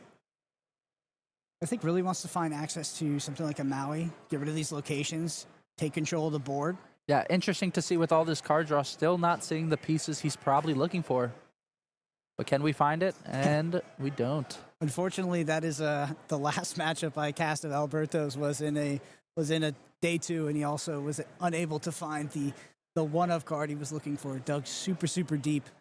Hopefully not running that back here. We do see Finder's Keeper though, that tech card we talked about all weekend that has been included for the Emerald Steel matchup. Looking a bit weak here. Yeah, we see double Queen's Castle again. Without that Maui, very tough to answer. But maybe Jonathan doesn't even want to. Maybe Jonathan is interested in just questing and getting that lore up, trying to find that final, maybe Gathering Knowledge or Goofy to finish the game. Yeah, or that Pirate's Life, the Sing Together card, a card that was like, I've almost never seen it in a list. Actually, I've never seen it in a Lorcana list until now. Pirate's Life is Sing Together 5, I believe. Each opponent loses 2 lore and you gain 2 lore.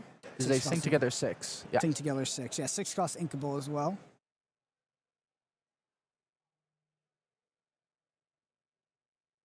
Maybe singable with the Medusa.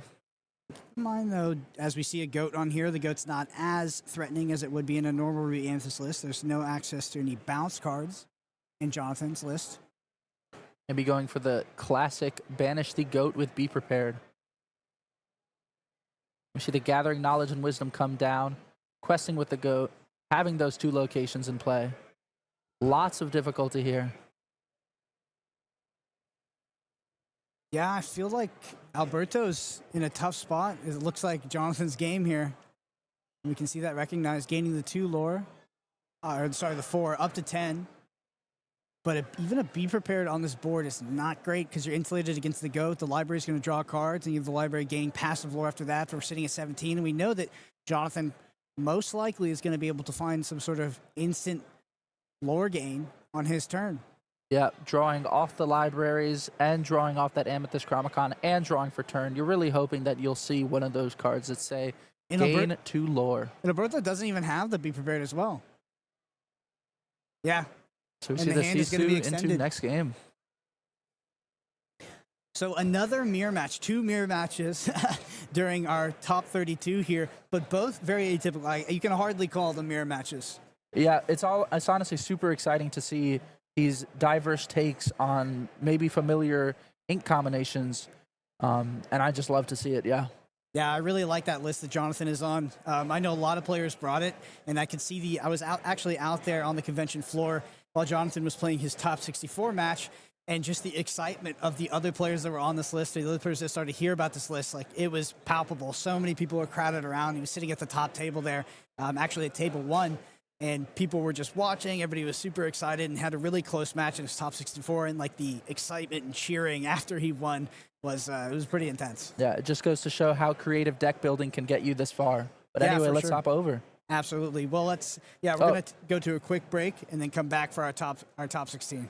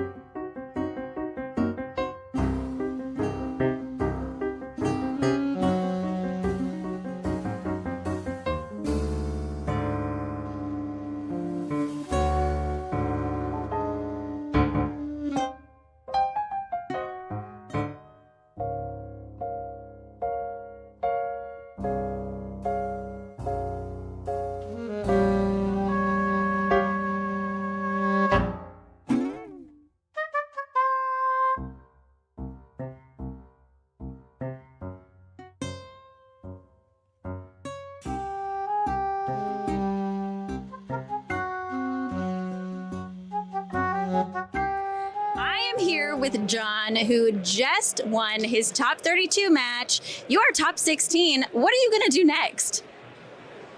Get my golden Mickey, win that one. All right, yes, and we will hopefully see you at Disneyland for the championships. Now, you are playing Ruby Amethyst, but it's not the typical build that we see. There's some fun cards in here. Talk about what made you decide to include some of these different cards with the current meta. Yeah, so a lot of people are trying to tech really hard for green steel right now. And they're doing like finders keepers stuff, all these other shenanigans trying to draw cards. But the problem with that is if green steel hits the Cove Diablo, you're just losing his standard red purple no matter what anyway. So we put in a couple tech slots, some Peter Pans for that matchup, but we decided to really hammer the mirror and all of the blue decks. So we just completely, like, as you saw on stream, I won the mirror 2-1, and that's generally what happens in the mirror. It's 2-1 or 2-0. And then blue decks, we played a ton of blue over the days, and it was 2-0 except for my game against Moyne. He's the first blue player to ever take a game off us at all, even in testing. We were 26-0 into blue-red, so we just felt like normal red-purple can lose to red-blue, and this deck just removes all that variance. There's like no shot they're winning. Yeah, well, it's such a fun build. I love the super goofy. You had knowledge and wisdom in there, which you don't usually see. So a lot of really fun tech cards, and it paid off. You're here. You got your invite. How are you feeling going into the top 16 round? So I believe I'm playing a blue player, so I'm feeling pretty confident about that. Yeah, that's pretty much it. I feel pretty cocky about that matchup. So Good. Well, we wish you all the best of luck, and hopefully we'll see you in top 8. Yep. All right. Back to you.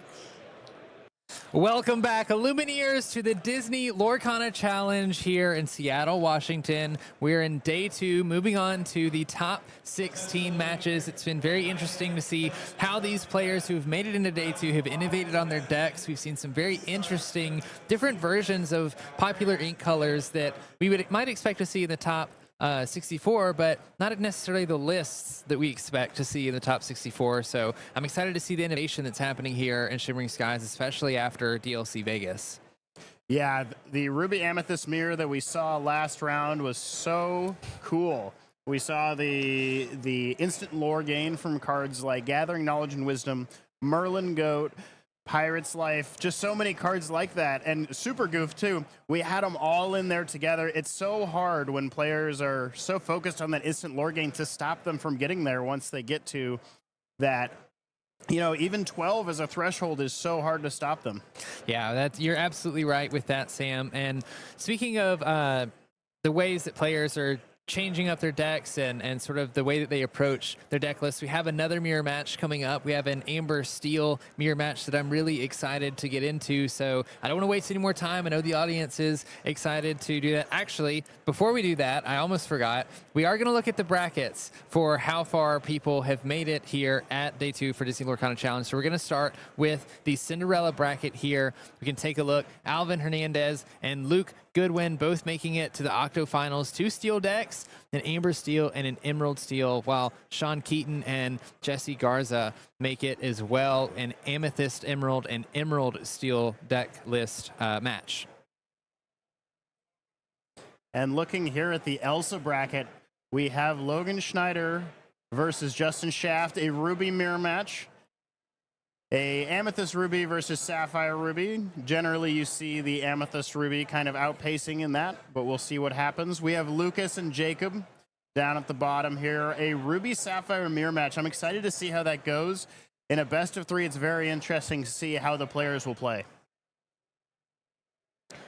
Moving on to the Rapunzel bracket, we have Caesar and Jose, an Emerald Steel and Ruby Amethyst match. One that is definitely known if you've been watching the Disney Lorcana for a while now, reminiscent of past metas. Then we have Alex and Michael here, an Amber Steel, Ruby Amethyst match with that as well. Then we can move finally to the Maleficent bracket with Jonathan and Joshua, Ruby Amethyst and Ruby Sapphire. And then we have the match coming up, Shawn and Adam, an Amber Steel mirror, which guarantees that Amber Steel is going to make it into the quarterfinals.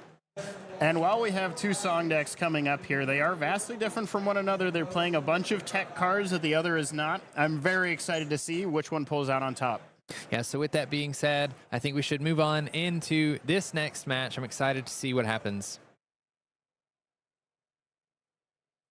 All right, we've got Adam and Shawn here. Adam having placed higher, and the 38th seed means he gets to choose who goes first in this match, and I can only assume that Adam will choose to take the play on this. We're going to watch them alter their hands here in the opening, drawing 7 cards. One of the things that I love about Disney Lorcana is the alter system, the way you can take 7 cards. Any of the cards you want to keep, you can keep.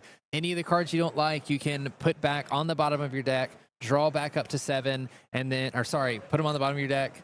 Yeah, drop to 7, and then shuffle your deck, getting ready for the match. So something we might see here from Shawn on the going in the on the play in the Amber Steel Song mirror match is you're looking for cards with high willpower. So it's okay to start with something like the Queen or Cinderella that we do see in his deck list, but something more optimal might be Daisy Duck. With that 1/4 strength and willpower stat line, she's able to take a lot of the damage from those steel actions and songs that that Adam might be playing. We also have the Ursula in Shawn's deck on turn 2. That's definitely something he's looking for here. Let's see. Yeah, one of the stronger openings, especially going first in an Amber Steel mirror match, is to open with the Cinderella Ballroom Sensation. It's a 1-cost character, Singer 3, basically sets you up so that you can sing some of the notable steel removal songs like Strength of a Raging Fire, Let the Storm Rage On, sort of undo what your opponent's trying to do by playing their 1-cost character. I noticed that Shawn is playing the Queen Shift line here. Amber Steel Song specifically is known for using shift characters to sing A Whole New World early. So you could sing Whole New World as early as turn 2 with Shawn's deck here. If you open the 1-cost Queen into the shift Queen for 2, which is cost 5, which means it could sing A Whole New World, sort of disrupting Adam's hand. So eager to see what these players go with here. We're going to start with Adam inking a Bare Necessities and passing, not having a 1-drop character to play. Definitely not ideal in the Amber Steel mirror match. You definitely want to be playing on curve for this, but it's definitely not the end of the world. We do have some very strong cards coming from Adam's side on turn 2. We could follow it up with an Ursula or even a Mr. Smee if we're looking for some more lore. Does look like Shawn is looking at this Cinderella or Queen to potentially play on turn 1. Looks like we are going to play the Queen. Might signal that we have a shift line in hand available to us. The Queen, just a 1-drop 2/2, but that 5-cost Queen can be very powerful with its ability. Adam is going to follow it up with a Mr. Smee, which is important here. Mr. Smee is a 3/3, and the shift Queen only has 3 willpower, so if we do see a Queen shift and even a song sung by the Queen, Mr. Smee could challenge into that Queen, into the Queen, and banish it. Also, Mr. Smee, just a good character, 2 lore, great stats, solid 2-drop. Sets you up for a nice Rapunzel later on, too, if you don't end up having a captain in play, which I don't think Adam is playing any captains in his build today. But having that 1 damage on the Mr. Smee when you get to your turn 4 can be very valuable. Sometimes none of your characters end up taking more than 1 damage, so even getting the 1 draw for Rapunzel is still worth it. You get the good value out of Rapunzel by getting a draw, and then you also get the 2 lore she provides when she quests next turn, or she can sing something like Along Came Zeus. We are going to see Shawn ink this Gaston Baritone Bully, an interesting 3-cost card that we've seen get a bit more popular in the Amber Steel decks. Usually they rely on cards like Ariel Spectacular Singer as their 3-cost Singer 5 card, because you can look at the top 4 cards of the deck from that, choose one, put it in your hand. But Gaston has very similar stats, except he has an extra strength compared to Ariel, but also has Singer 5, sort of makes it so that when you do sing with Gaston, you're able to take a hit. If it's challenged by something to banish it, it's going to take that 3 strength back, but also avoid some of the ruby removal like Brawl. If they're concerned about that, just extra cards in your deck that you can use for that Singer 5 ability to hit those expensive songs like A Whole New World and Grab Your Sword. But as we move on over to Adam, we're going to see his strength being inked so that we can play a Let the Storm Rage On, which will banish that Cinderella Ballroom Sensation, ensuring that Shawn can't sing a 3-cost song for free on the next turn. And it looks like Adam is going to hold off on questing with Mr. Smee. He does not want the Queen here to make the trade into the Mr. Smee. Even for the 2 lore he'd get, he thinks it's not worth it here, which I completely respect. And we have Shawn thinking about what he's going to ink here. We are going to 3 inks, so we could see something like an Aerial Spectacular Singer coming down on his side. That would be a really great card for Shawn to have right here. I think in something like an Amber Steel Mirror match, the goal is to outvalue your opponent as much as you can, and Amber Steel's songs specifically gain so much value from being able to sing their songs for free. So I think whoever can establish a board with singers first and keep them on the board is going to be in a good spot. We do see Pete entering the Inkwell. That could be a key card in this matchup as well. Pete basically, well, not basically, does shut off all actions for your opponent until the start of your next turn. So it could be a very key card in this matchup, making it so that you can play some threats and then assure that they stay around until the next turn. But Shawn is going to play this Gaston, get it on board, setting ourselves up to sing songs as expensive as 5 ink.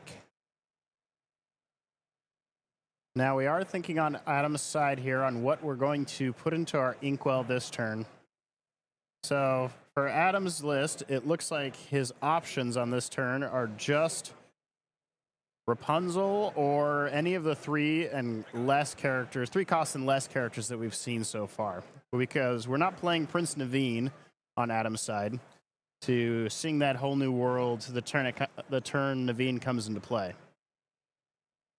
Yeah, Prince Naveen has been a notable card from Shimmering Skies, allowing you to play a song as soon as it's played. So some players like to play him, some people don't. He's an uninkable card, so there's not very many slots for uninkable cards in these Amber Steel lists. They get pretty tight. 1 uninkable 4-cost card here, and then Along Came Zeus is going to be used by Adam to banish Gaston. We talked about how important establishing singers are just a minute ago. Adam understanding that, knowing that we don't want to let Shawn get value out of having Gaston in play. I do see a whole new world in Shawn's hand. May have been looking to play that soon.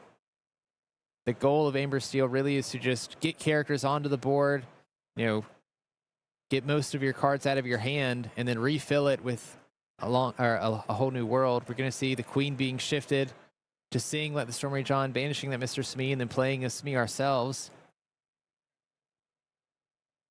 We're going to go ahead on Adam's side. We're going to dig for a few cards with Aerial Spectacular Singer, a fantastic card in the Amber Steel song deck.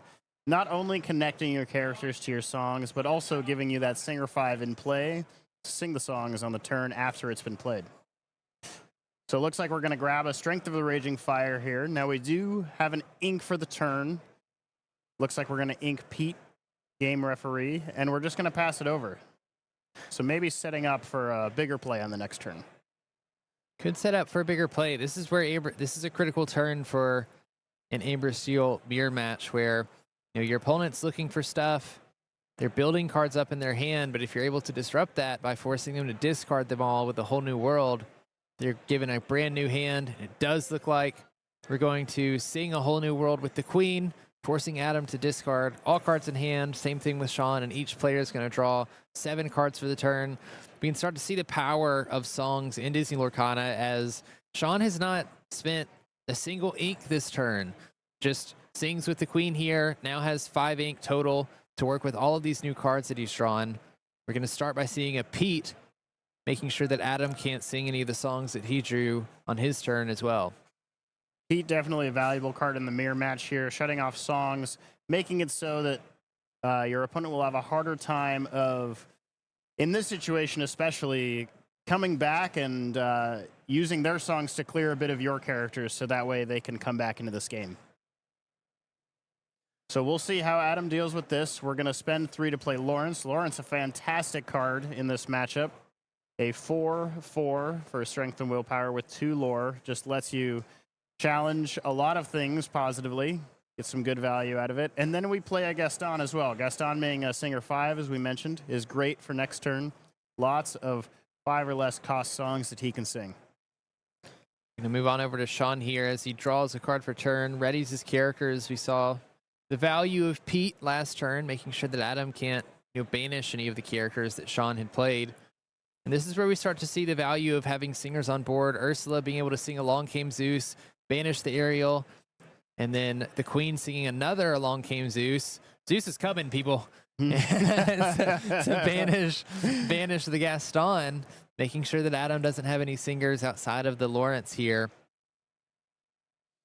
And again, we haven't even played anything, spent any of our ink this turn, so we still have the ability to play cards out of our hand. We're going to establish a Prince Naveen, and we're going to play a Whole New World, only leaving the blue in hand. We're going to force Adam to discard that entire hand of cards, and each player is going to draw 7. Now, we do see the power of Naveen with this play. Being able to establish a singer and immediately play a song without having to sing it, especially a 5-cost song like Whole New World, is so powerful that it feels so good to play this card in your Amber Steel song strategy. Looks like we're going to exert 2 ink. We're going to play the Ursula, so that's all 6 of our ink for the turn. We still could have some songs, but we are just going to quest, it looks like. Yeah, and Shawn has established a very wide board here. There is a song, Grab Your Swords, that we sometimes see in Amber Steel matches, but Adam is not currently playing any Grab Your Swords. Be a great card to deal with this wide board, so Adam's going to need to get characters onto the board and keep them there, make sure that they stick around so that we can start working on Shawn's board. Otherwise, Shawn is building up a scary amount of characters here, scary amount of lore. Many 2-lore questers on his side of the board. It was not going to take very many turns for Shawn to quest up to 20 at this given rate. Yeah, both players here playing a very similar song count in their deck. We have both of the players playing Bare Necessities, Let the Storm Rage On, Strength from a Raging Fire, and Along Came Zeus, and a Whole New World in their deck, but with varying ratios on each. It's interesting that the Amber Steel players have kind of all decided that these are the 5 songs they want to focus on. Yeah, there's quite a few songs that you typically see in an Amber Steel list, and you almost always see them at a 4 count. Very strong ones. We've gone to Adam's turn. We haven't played any cards yet or inked anything yet. I can't get a great look at Adam's hand. It looks like we have a couple removal songs, maybe some characters. We are going to challenge this Pete with Lawrence, putting 3 damage on Lawrence. That makes me think of Rapunzel, gifted with healing, which is going to be played. Heal 3 damage off of the Lawrence, ensuring that all the damage comes off of Lawrence, which means now he's back up to a 4 strength character, and Adam gets to draw 3 cards because we removed 3 damage from Rapunzel's Gleam and Glow ability. Rapunzel and Lawrence are a classic combo here for Amber Steel Song. That 4 willpower is just so perfect for her Gleam and Glow ability, because you always want to challenge into something with 3 strength, and 4 willpower gives you that exact amount. Looks like we're going to play Bare Necessities, paying for the 2 ink, looking at Shawn's hand, hoping to find a non-character item to discard, but unfortunately for Adam, Shawn's hand is full of characters. I say unfortunately, it may not be the worst thing to know that there's no songs to be sung to banish your characters on this next turn unless we draw one here, because I think Adam right now really needs to build some power on his side of the board. We're going to see Rapunzel being played by Shawn, taking 2 damage off of Mr. Smee. Another combo that we love to see in Amber Steel. Smee taking that damage just makes it easy for Rapunzel to get value. Shawn really building up a board here. Quite a lot of characters, a good amount of singers. It's looking good for him. So it looks like we found a song off of this aerial. We're going to get Let the Storm Rage On.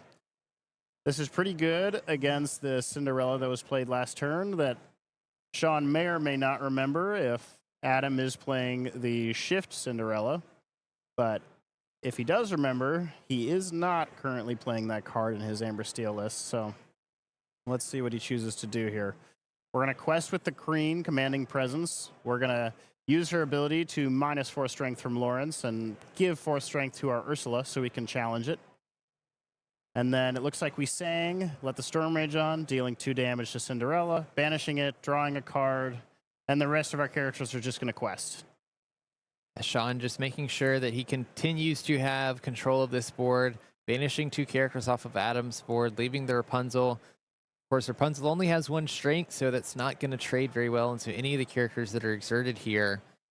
Like you said, with the amount of lore on Shawn's side of the board, Adam's going to need to take care of quite a bit in order to keep him from winning.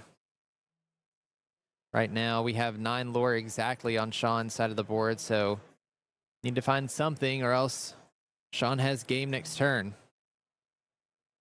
It looks like we're playing quite a few characters here, maybe setting up for a Strength of the Raging Fire. And we are eyeing up 3 ink, and yep, we're going to use Strength on the Prince Naveen over here. That is going to deal 3 damage to him. For every character he has in play, that Naveen will take 1 damage, and that is 3 total. Yeah, so it looks like they're just making sure that Adam had enough ink to play the Strength of a Raging Fire here. And he does, to banish that Prince Naveen. Now Shawn is a little bit short on lore to get to 20 for the next turn, extending the game just a little bit. Shawn's going to try to play out a couple characters, develop that Ursula and Mr. Smee to prepare to maybe challenge with Mr. Smee and sing songs with Ursula. Adam really showing us here that it's not over till it's over. He's putting characters out every single turn, really matching what Shawn has to do. It looks like Shawn had quite a bit last turn, and now look, it's almost even on characters and boards, so we'll have to see how this goes.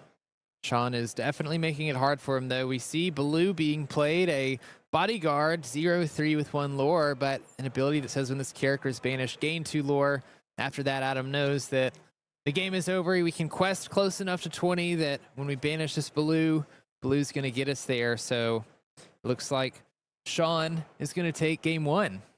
That Baloo being super clutch there, bringing him from with all his characters questing up to a high amount, and then that Baloo really closing the game by saying, when I'm banished, I'm just going to gain 2 lore. So you either have to deal with it or you don't, and if you do, I win. So yeah, basically putting Adam in a position where he has to win on the next turn, and Adam wasn't even halfway to winning at that point, so just conceding and going to game 2. We see the value of establishing singers in this mirror match. You know, Shawn was able to be the first one to get his singers to stick, sing the whole new world, create value out of that, and then after that, it was just sort of a making sure that Adam wasn't establishing singers of his own, building up your board, questing so you could get to 20.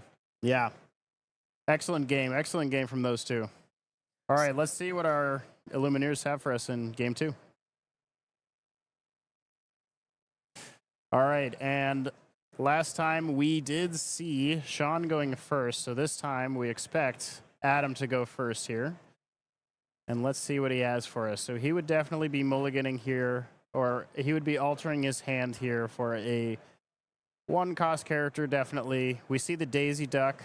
That's definitely something he's going to be eyeing up here.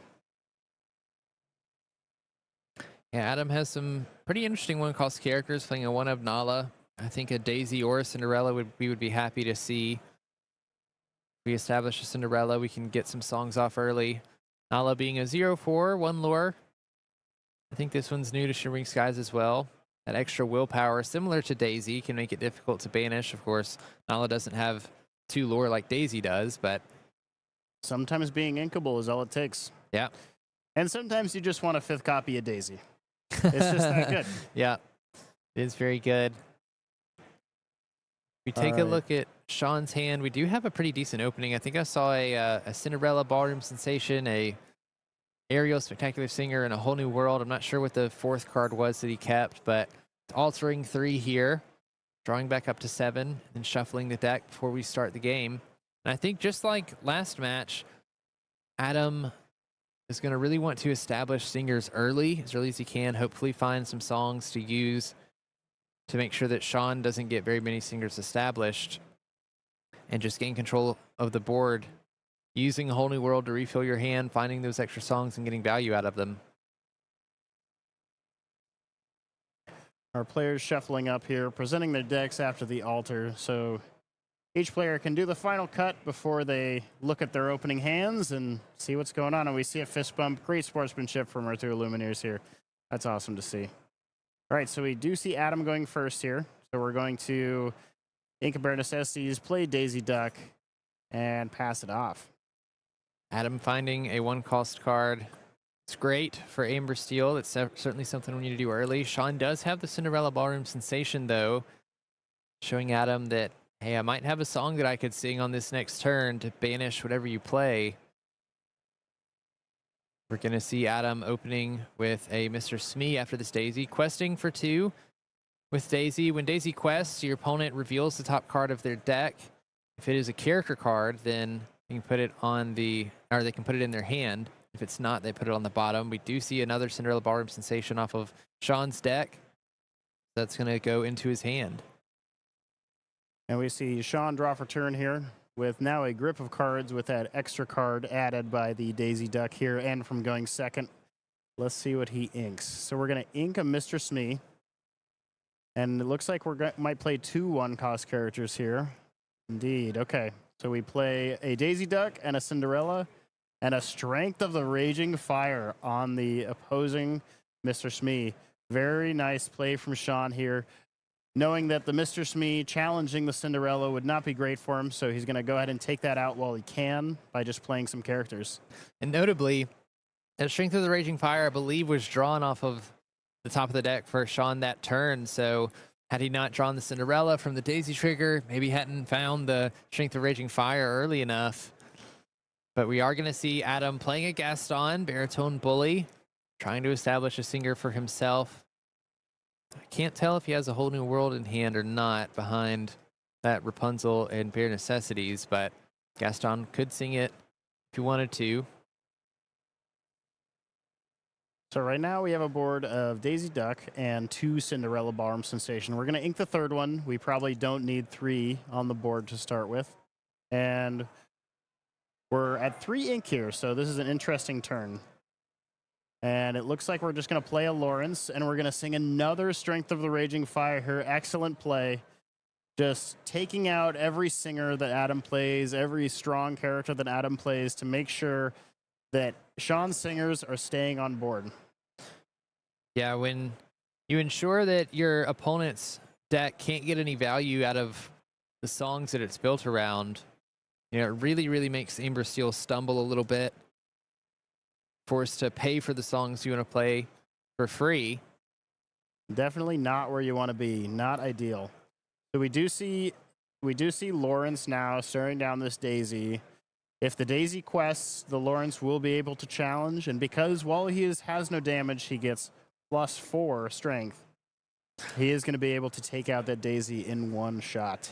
We are going to see a Pete being played by Adam. I really like this play here because it's going to delay Shawn from playing any actions until the start of his next turn. It's basically going to give Adam a turn or 2 to catch up, hopefully, to all the singers that Shawn has established. Lawrence has great stats just as a character, but he's also a 3-cost character, so can sing those important 3-cost songs that we find in Amber Steel so frequently. We're going to pass it over to Shawn as he draws for turn, picking up another card from that Daisy questing. Now we do see a lot of 1-cost characters in Shawn's hand here. He is going to ink one of them, so he's going to keep one. And it looks like he's going to play Baloo. Baloo being very strong here because it's going to allow him to quest for a bit. And keep his 1-cost characters protected from that Pete Games referee. We're probably going to see Lawrence challenge. Yep, look at that. So he's going to take 1 damage here. Now that he has damage, though, he does have 0 strength. So if Adam finds a way to get this Baloo out of the way for his Pete, he is going to be able to challenge into that Lawrence for free on this next turn. As Shawn quests with Daisy, we see Rapunzel revealed by Adam, which means that card goes into Adam's hand. We pass it over to Adam, and he draws in Along Came Zeus. Good to have removal. We also have it Let the Storm Rage on. Pete could sing the Storm if we wanted to. We could develop a character afterwards through Rapunzel. Or we could even sing Let the Storm Rage on, draw a card, play Along Came Zeus if we wanted to. Shawn just constantly putting Adam in this position where he needs to answer the wide board that he's building. These players do have open deck lists at this point, so I'm sure that Shawn is aware that Adam isn't playing a card like Grab Your Swords, knows that he's safe to play all these 1-cost characters out on board, go wide, make it extra hard for Adam to deal with them all. And this blue is a card that only Shawn is playing in his deck here, as opposed to both players. But it looks like Adam has chosen something more along the lines of Chien Po for his bodyguard. So he's more valuing the large bodyguard that doesn't get banished to removal versus the small bodyguard that gets you farther along in lore when your opponent inevitably removes it because they are inherently easy to remove. So we do see the Pete challenging here after the Bare Necessities takes a card out of his hands. Stormray John to take care of the Queen, and that is a pass turn from Adam. Now we do see in Shawn's hand a Rapunzel. I wonder if that will come down this turn. Yeah, we could heal this Lawrence for 1, drawing a card with Rapunzel, and then when Lawrence doesn't have any damage on him, he'll gain that 4 strength back that he doesn't have now because he is damaged. Looks like we're going to quest with the Daisy first. See if Adam draws anything. He won't. He finds an Along Came Zeus. It's going to go to the bottom of his deck. Very good play from Shawn here, using that Daisy to get information on what his opponent is going to have access to next turn before he finalizes his play and commits cards to the board. Looks like we are going to play this Rapunzel, drawing a card after healing the Lawrence, and then now we can use Lawrence to banish the Pete in a challenge, taking 3 damage back. So Lawrence now has 0 strength again. But we have cleared Adam's board, and we're basically free to quest with our 2 Cinderellas gaining 2 lore.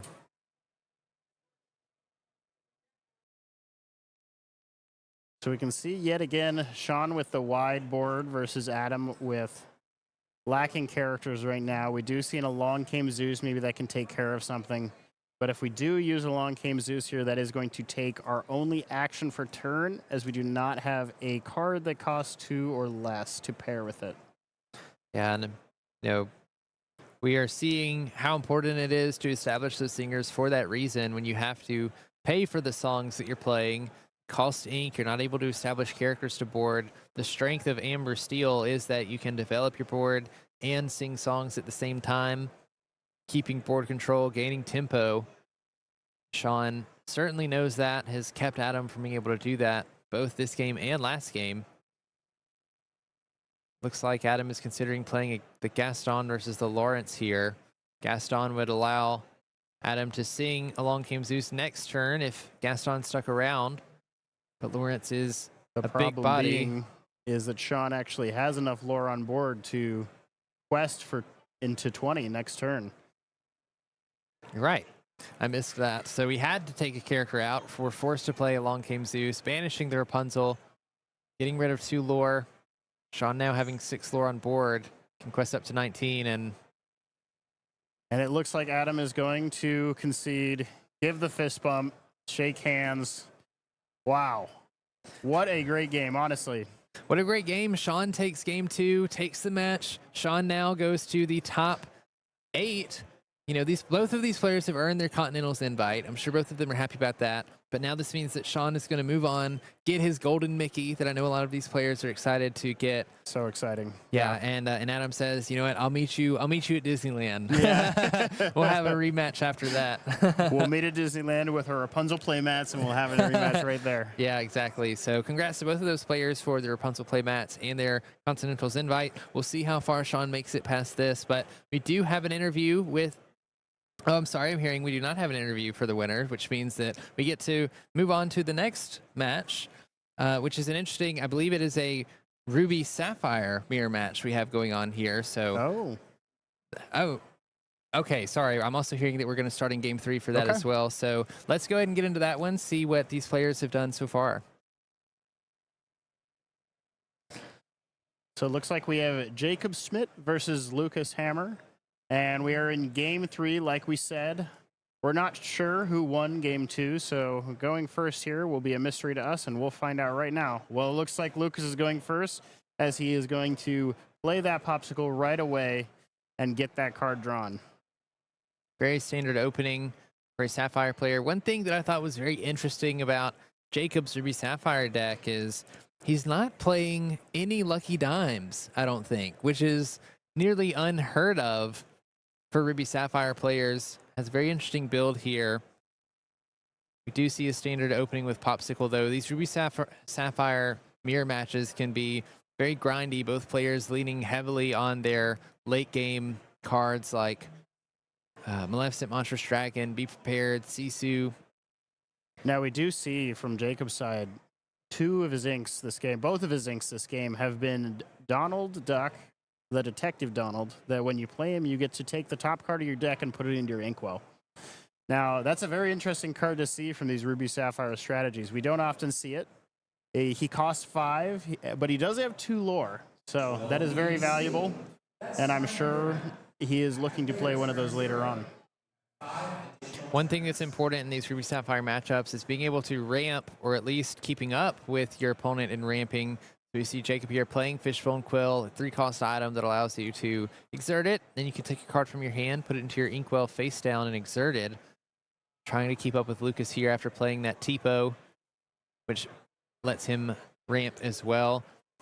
Lucas finding a very optimal opening here in Ruby Sapphire, finding the Hiram Flaversham after ramping with Tipo that allows him to banish a item to draw 2 cards. So we see that Popsicle banish and drawing 2 cards for Lucas. Now, Jacob responding to this with a lot of ramp of his own. He has a Fishbone Quill in play. He's going to have an ink for turn here. And we do see in his hand 2 copies of the Sisu Emboldened Sibling, or Emboldened Warrior, which we are actually going to put one into the inkwell here, but we still have one for later. And it looks like we're going to play Brawl on the Hiram Flaversham, taking it out of play so it doesn't get its draw next turn. And we're going to Visions of the Future here, looking at the top 5 cards of our deck, and we're going to take any single one of them and add it to our hand. This will be good for next turn because we'll have a lot of options going into Lucas's turn, or to respond to Lucas's turn, of what to do. Yeah, answering the Hiram Flavershams might be the most important part of this Ruby Sapphire mirror match, to be honest with you. Hiram being the primary draw engine of both decks, a very strong one at that. Being able to draw 2 cards essentially every turn. You know, you draw a card off of the Popsicle, you can draw 2 cards off of Hiram. That's 3 cards just in one turn. Once we get to the later portions of the game, when Tamatoas start being played, you can bring those Popsicles back from the discard to replay them, and you create this draw engine. So having the Brawl there, being able to stop this early Hiram, definitely good for Jacob here, but Lucas is going to have a Grammatala to play, looking at the top 2 cards of his deck, choosing one to put in the hand and then the other at the bottom. Tamatoa, just we're talking about, and a Maleficent Dragon, takes the Tamatoa and then passes the turn to Jacob. Lucas definitely playing very confidently here, really knowing exactly what he's going to play even before he starts his turn, so he can just start by playing his cards and getting right into it. So we're going to see Jacob start off his turn by playing a Chicha. Chicha is a card that when you put the second card into your inkwell each turn, you're going to get to draw an extra card. So very good with cards like Fishbone Quill, which we see on the board, and cards like Greystone Dragon, which we actually see in Jacob's hand here. And it looks like we might be eyeing up to get one of those into play right now. I love Greystone Dragon, especially in this mirror match, because you can take your characters out of your discard, put them into your inkwell, face down and exerted, and we know what Ruby's like. Ruby's all about banishing cards, especially in this mirror match. There's a lot of, I play my card to banish yours, pass. I play a card to banish yours, pass. You can utilize Greystone Dragon to get value out of those characters that are already in your discard, helping you ramp past your opponent. So we'll see what Jacob can make out of this. We do see Lucas very quickly playing a Madame Medusa, banishing that Chicha so that Jacob doesn't get extra draws off of the extra ink. Now, Lucas has noticed at this point that Jacob is very keen to get a lot of ramp here. Looks like we're going to banish a Popsicle here for no healing, but just for its own ability. It can heal up to 2 damage, so it's healing 0 here. When you see an opponent banish a Popsicle without actually healing anything, that tells me only one thing, and that's that Tamatoa is probably coming. When Tamatoa is played, you can pull any item from your discard back to your hand. So we see Jacob pulling that Popsicle back to hand, and Tamatoa is one of the win conditions for Ruby Sapphire, gaining an extra lore for every item that's in play. And when it quests, it can bring an item back from the discard as well. So we see both Jacob and Lucas playing their Tamatoas right now. Jacob's Tamatoa has slightly more lore than Lucas's with 3 items on board, a popsicle in hand. Lucas taking these early turns when Jacob was busy ramping a lot of cards to quest a lot with his smaller characters like Tipo and Grandma Tala, and even this Meta Medusa that he played on turn 6 was a great addition here to just getting up to 7 lore before Jacob even quests once. Now, this is going to make a big difference in the race, obviously, when it gets down to it. When it gets down to Tamatoas racing one another, as we see so often in these Ruby Sapphire matchups. And we can see the power of this Tamatoa engine being able to pull back the popsicles and draw them. Jacob at the start of his turn playing the popsicle, drawing a popsicle, playing another popsicle, drawing that. I think had to banish one of the popsicles and get it back with Tamatoa. But being able to draw so many times where we find the Scar Vicious Cheater. I love this legendary card from Rise of the Floodborn. It has Rush and an awesome ability, Daddy Isn't Here to Save You, that says during your turn, whenever this character banishes another character in a challenge, you can ready this character. You can't quest for the rest of the turn, so makes for a great situation like this for Jacob, where you can play Scar and then challenge and banish multiple characters that your opponent has exerted, essentially wiping their board here. We're utilizing the popsicles to heal Scar so that he can continue to challenge characters before being banished, and now previously, Lucas had a board full of characters and only has a Tamatoa. Scar, an excellent option next to Be Prepared in terms of wiping out characters. One great thing about Scar is it allows you to keep the characters on your side of the board when he ends up challenging the opposing characters. We do see my favorite draw engine in this game in Tamatoa, Hiram, and Popsicle. You can bring back popsicles from the discard with Tamatoa, play them, then pop them with Hiram Flaversham to draw 2 cards. We're going to follow that up with a Vision of the Future, looking at the top 5 cards of your deck, picking one and putting it into your hand. Lucas having a handful of removal cards. I think there were 2 Be Prepareds in there, a Scar, Sisu, and a Maui. Or sorry, there's no Scar in there. It's a Maui. We are going to brawl the Hiram, banishing that. Don't want to let Lucas get value off of those popsicles. Now, it looks like Jacob might be considering questing here with his Tamatoa. He might also consider challenging both his characters in, though I doubt he's going to do that because he might expect a Be Prepared coming from Lucas's side. He might also not think that Lucas would be prepared because Lucas is ahead right now on the lore, winning this Tamatoa race as it goes for right now. So maybe Lucas is content with both players just questing with Tamatoa every turn. And it does look like we're going to challenge both our characters in that Tamatoa, somewhat forcing the Be Prepared out of Lucas's hand. We do see one in his hand, actually 2. We see the value of Great Stone Dragon there as well, being able to use the Scar that was just banished to put into our Inkwell. As we go back to Lucas, we're going to see him play Maui. It enters play with Rush and Reckless, so it can challenge that Tamatoa, banishing it with the damage that was put on it from Lucas's Tamatoa. But for every character that enters Jacob's discard is one more character that can go into the Inkwell with Great Stone Dragon. We're going to play to our second Tamatoa here, our second big crab. And we are going to grab that popsicle. Going to play the popsicle, draw a card. We finally found our first Hiram for Jacob. This is great news. The next turn, we're going to be able to draw 2 cards. We're going to be able to get started on getting more cards into our hands.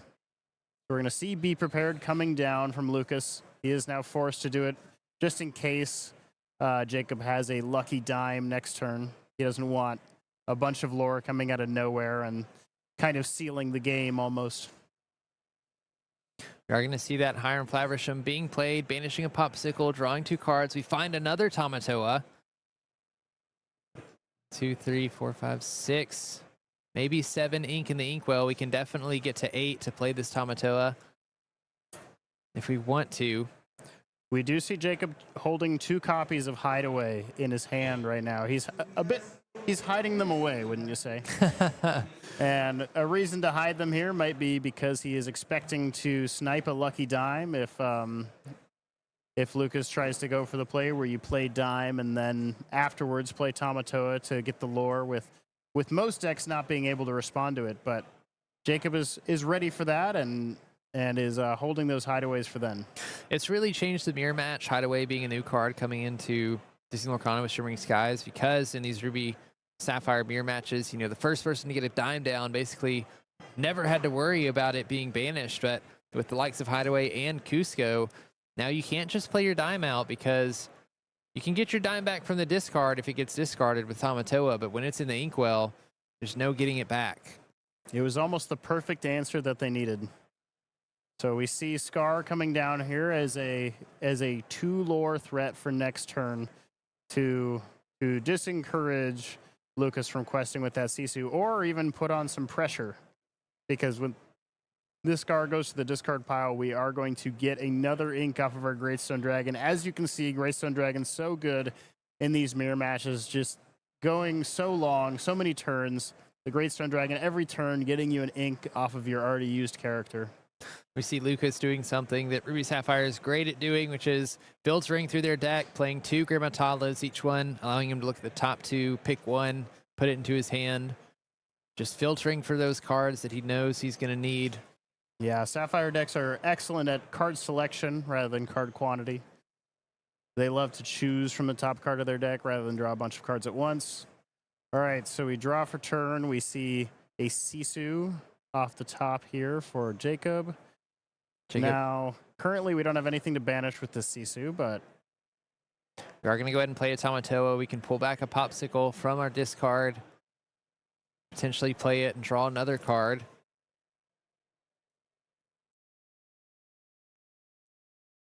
now a card that neither player has seen yet, and I'm a bit surprised, is nobody's seen Lucky Dime.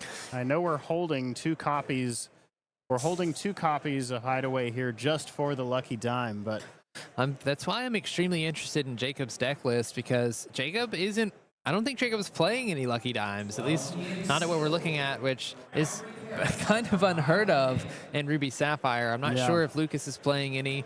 Unfortunately, we weren't able to grab his deck list, but that is certainly a card that I think Lucas is looking for here, especially since Lucas is already at 13 lore. Lucky Dime is a great way to finish out a game by being able to use it and gaining lore that a character has immediately. We're going to use Scar to banish this Sisu. Don't want Lucas questing for 3 on the next turn since he's already so close to 20. And we're going to pass it back to Lucas on that. Both players organizing and counting up their ink. Great job by both of these players, by the way, keeping their ink organized for the most part. It can be a little bit difficult when you start getting to these high numbers of ink in your inkwell. I always find it interesting how Sapphire players choose to organize their inkwell. I'm more of a 3-3-3 kind of guy, but I see Jacob has his ink on the left, where he has it organized by 5s. We have Lucas with just a giant row where he sections it out each time he plays a card, which is very interesting. Makes it very easy to organize it when it's just one row. That's for sure. Do see Lucas playing a Tamatoa for turn, grabbing a Popsicle out of the discard to play it and draw another card. Looking for more pieces in his deck, potentially a Lucky Dime to close out this game. Tamatoa right now having 5 lore with the 4 items in play. If this Tamatoa survives until the next turn, then that is game for Lucas. This Tamatoa is going to quest for 7 with the 6 items on Jacob's side of the board, pushing him all the way up to 11. We're going to pull back a Popsicle from Tamatoa's ability as well to draw another card. And that card drawn is going to be a Maleficent Dragon. Very nice here. Going to take care of the Tamatoa, taking away the option for Lucas to win with a Lucky Dime next turn. Still not an ideal spot for Jacob to be in. With Lucas at 15 lore, you are always 1 dime away, it feels like, from winning the game. So definitely not out of here yet, but we'll see. And we do see a vision here. Looking at 5, maybe grabbing this Tamatoa we see at the corner. Yeah, I could grab the Tamatoa, maybe expecting yours not to last very long, knowing that that Lucas has a Ruby removal available to him. So it looks like he ended up grabbing a Chicha instead of the Tamatoa. Maybe he has another Tamatoa waiting his hand. Oh, okay. And we're going to go ahead and play that Tamatoa. And we're going to use this Great Stone Dragon to bring that Scar back to the Inkwell. Very nice. That'll be good for next turn. If we can ink again, we can get a draw off of this Chicha. And I think we saw a Queen of Hearts from Jacob's side into his hand. Queen of Hearts being a 2-cost rush character with 2 strength. Allows you to have a chance against the decks that go first and open something like a Daisy Duck. Makes for great ink in a matchup like this. Yes, it does. Not very useful. Lucas is going to play a Be Prepared, wiping both characters' boards, ensuring that Jacob's Tamatoa doesn't get too far out of hand. You know, we're looking at 7 items in play right now for Jacob. That would be Tamatoa questing for 8. So we are going to go ahead and play Chicha here. 2 ink for a Chicha. We're going to get a second one on the board. We definitely have some characters in the discard from last turn for these Great Stone Dragons. Going to instantly trigger our Chicha here to get that extra draw. See the value of Great Stone Dragon. Just every single character that goes into the discard is immediately transferred to the Inkwell. I've lost track of how much ink Jacob has at this point. Could be close to 20. Just imagine if you're Lucas looking at your discard pile full of characters thinking, if only I had a Great Stone Dragon. These could all be ink. We are going to find a Hiram, a great card for Jacob, being able to banish a item of your own, draw 2 cards. We're going to banish a Popsicle. Looking for more threats to play, if I had to imagine. Trying to find a way to come back from this lore deficit. Bring back this game, especially when you're a deck that doesn't play Lucky Dime. You're reliant on your characters surviving and being able to quest with them. No immediate way to gain lore. Lucas is going to follow with a Sisu, banishing the Chicha and the Hiram almost immediately. Only 1 ice block away here from Lucas's side for banishing that Sisu along with him.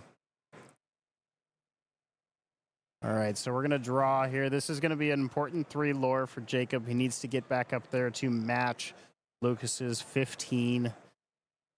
Not only match, but find an answer for the Sisu. Every character that Lucas plays with much lore is a threat. Lucas being at 15 lore only needs 5 more.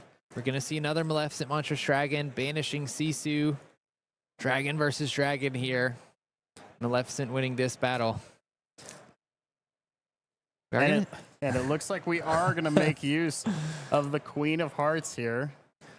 Queen of Hearts has a lore. That adds up over time. We are going to see a Cusco being played. Can choose to put an item into the Inkwell if we want to, or location, but there's no locations in play. I don't think Jacob is putting any items for Lucas into the Inkwell. We're going to quest with our Sisu. Going up to 7, getting a little bit closer. 20, using both of our Great Stone Dragons, throwing our characters from our discard into our Inkwell.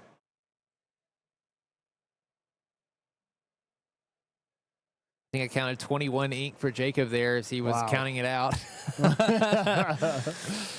Lucas is going to play Grammatala, looking at the top 2 cards in the deck, putting one into his hand, the other on the bottom. Grammatala, definitely a fantastic card to see here. Just giving you so many options as to what you can take. Yeah, just lets you filter, dig deeper and deeper into your deck, finding those 1 or 2 cards that you need. You're only playing 1 or 2 of. I just got a peek into Lucas's hand here. We do have a Tamatoa and a Lucky Dime just sitting and waiting. Wow. So I think what Lucas is planning on doing here is he has fully committed to Jacob is going to have the answer to whatever I play, but if I keep it all in hand and I play it all at the same time, what is he going to do about that? Not even to mention, Jacob's only playing 2 hideaways and 1 Cusco. I think we've already seen at least 1 hideaway this game. Cusco going down, and there we see the Tamatoa and the Dime coming through. Love the sportsmanship here from both players, giving a good handshake and some smiles. Lucas is going to take game 3, going on to the top 8 of this Disney Lorcana Challenge, earning himself a golden Mickey in the process. And you love to see it with these mirror matches, how it's technically a mirror match. We're playing a 2-item Ruby Sapphire strategies against each other. We're pitting them against each other, which one comes out on top. But you find out when you're playing that these different tech cards that people are playing, these different deck lists, the lack of Lucky Dime. It's something you wouldn't expect, but it's gotten him this far, and it's doing so well. It's something you wouldn't expect. We talked about the innovation of decks earlier in the stream, and it's something that I love because, you know, in day one, if you're sitting across the table from Jacob and you see Ruby Sapphire, you just have to assume that there's a Lucky Dime in the deck coming. You know, you're gonna be playing around that card, but it's not even in his deck. It obviously worked out for him coming into day 2, making it all the way to the top 16, earning an invite to Continentals. So congrats to both players for that. Congrats to Lucas for making it to top 8, earning the golden Mickey. We're gonna go to a break real quick, and then we're gonna be right back. So don't go anywhere. See you soon.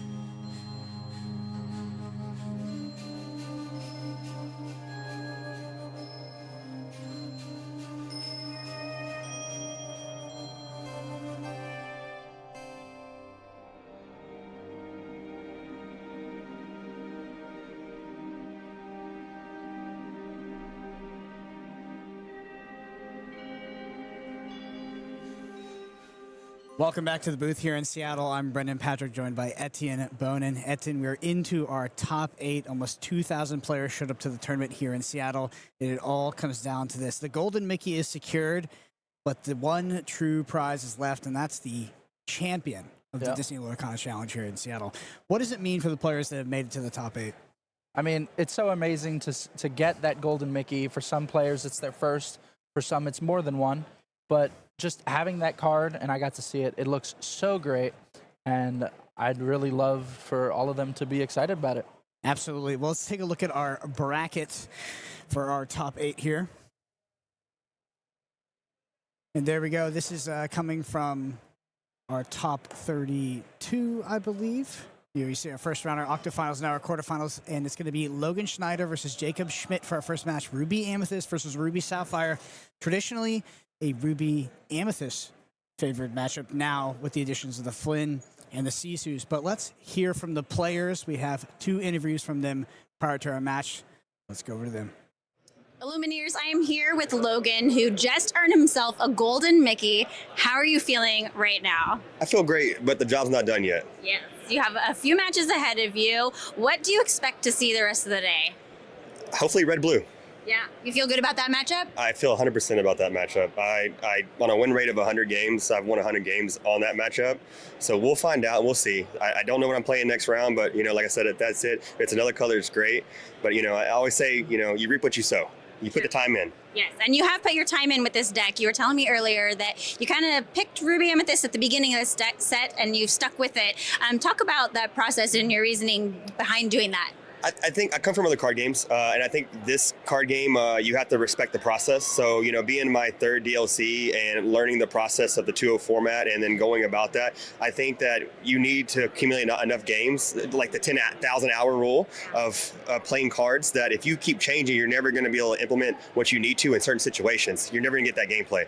And that's why I think it's very positive EV to you to stick to one deck and really work on it and grind out when it's always not good, so that when times like this happen, it's great. Yes. And you said that you've been to 3 other, this is your 3rd appearance at a DLC, but this is your first time on day 2. Yes. And how do you feel like Ruby Amethyst sits in the meta right now? Do you think it has what it takes to get to the top? I do. I 100% do. I think it's how you pilot it and playing. I think it is a deck of chess. If you're good at chess, then Ruby Amethyst is your choice for sure. I enjoy playing that one. It's a fun one.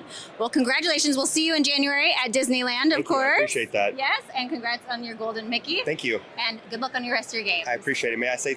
Oh, yeah. If you have anyone you want to say just to. want to shout out to my girlfriend Lakshmi, always supporting me and being here with me. I want to shout out to my teammates, Herman Herrera, Andy, Tony, and Hal. And I'm just thankful for this community. It's a great community. It really is. And you wouldn't be here without the support of the people around you, Absolutely. right? So, yeah, that's what everyone's been saying. Community is everything. It is. Congrats. Thank you, ma'am. Yes. Back to you. Hi, Lumineers. I am here with Jacob, who just won himself a Golden Mickey. How are you feeling about that? I don't know how I got here. It was a crazy journey.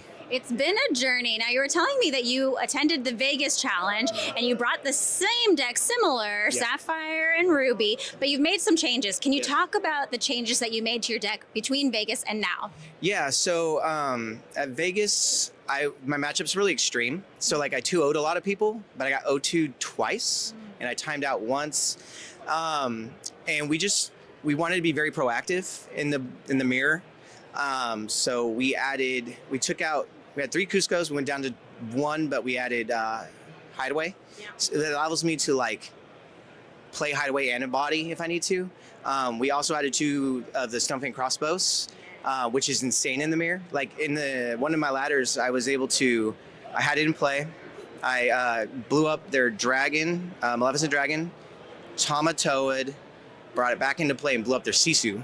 So a lot of value. It also allows me to baby Sisu Tamatoas. Sounds like the crossbow is a little bit of an MVP in this deck. Yeah, it's been fantastic. It really has. Now, you were also telling me that this was not the first time you faced this opponent this weekend. Can you talk a little bit about this, a little bit of a mini rematch here in the mirror? Yeah, so I started out really good, and I ran into my last opponent, who's super cool. Shout outs.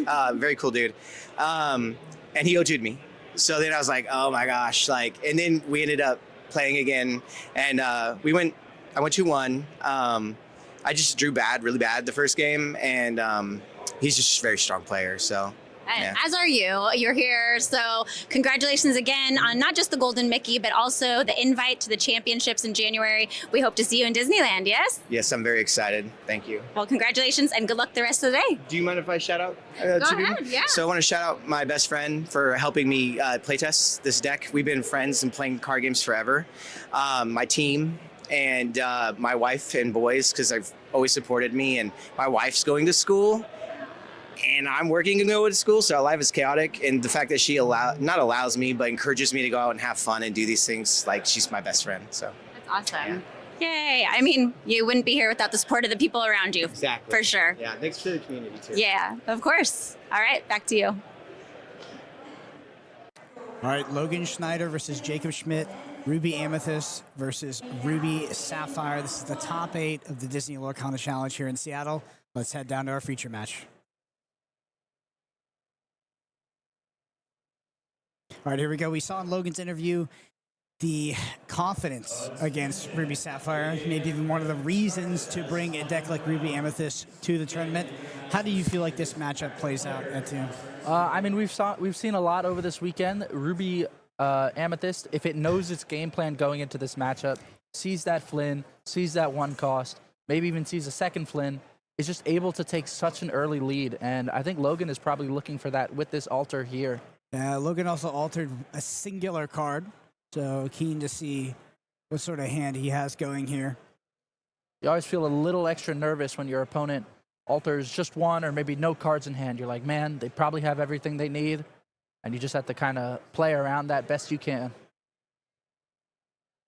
Yeah, I just have to hope that they're sort of making a mistake on that end when they do keep the 7 or keep something like a 6. 6 is more reasonable. 7 is a massive outlier.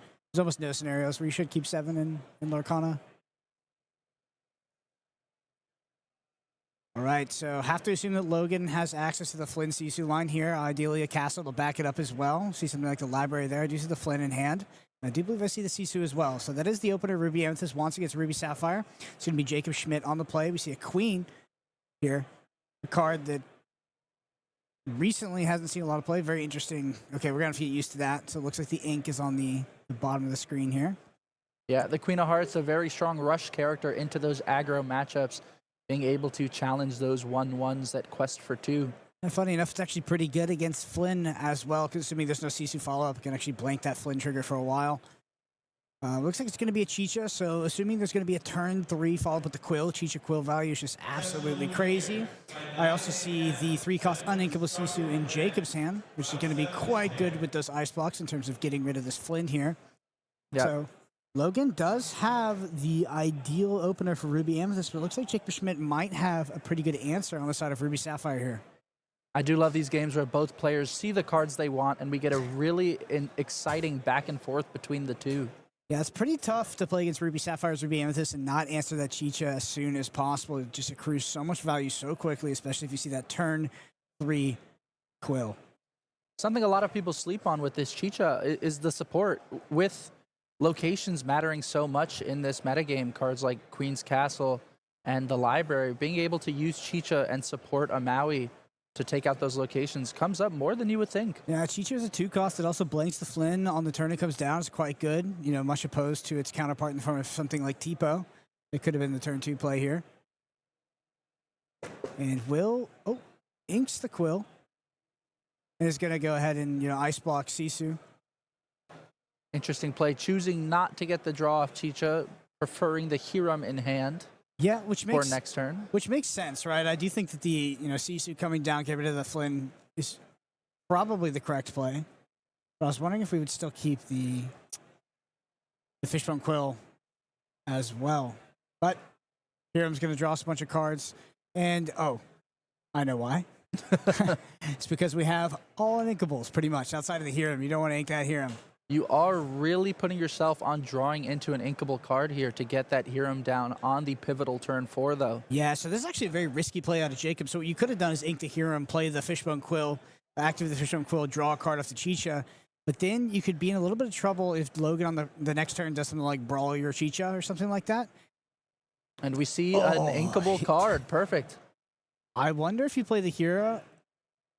Yeah, I think this is correct. Yeah, I think you play the Fishbone Quill, you ink off of that, you get the draw off of Chicha, and you just say, because it's actually not that big of a rush to get the value out of the hero. You're always going to have access to that. Yeah, especially now that you've answered that Flynn Rider, you're not as pressured by the Sisu Flynn package. You could kind of take your time a little here. Very strong opener here from Jacob. Logan definitely in a tough spot. Assuming we're going to see a turn 4 library here out of Logan. Probably, I assume, might sing. I mean, has an option to sing Friends on the other side with Sisu here. Could also quest. But if he was going to sing Friends on the other side, definitely should have done that prior to inking. Yeah, you might just draw something that you'd rather ink instead. You do want as much information as possible before you commit to that ink.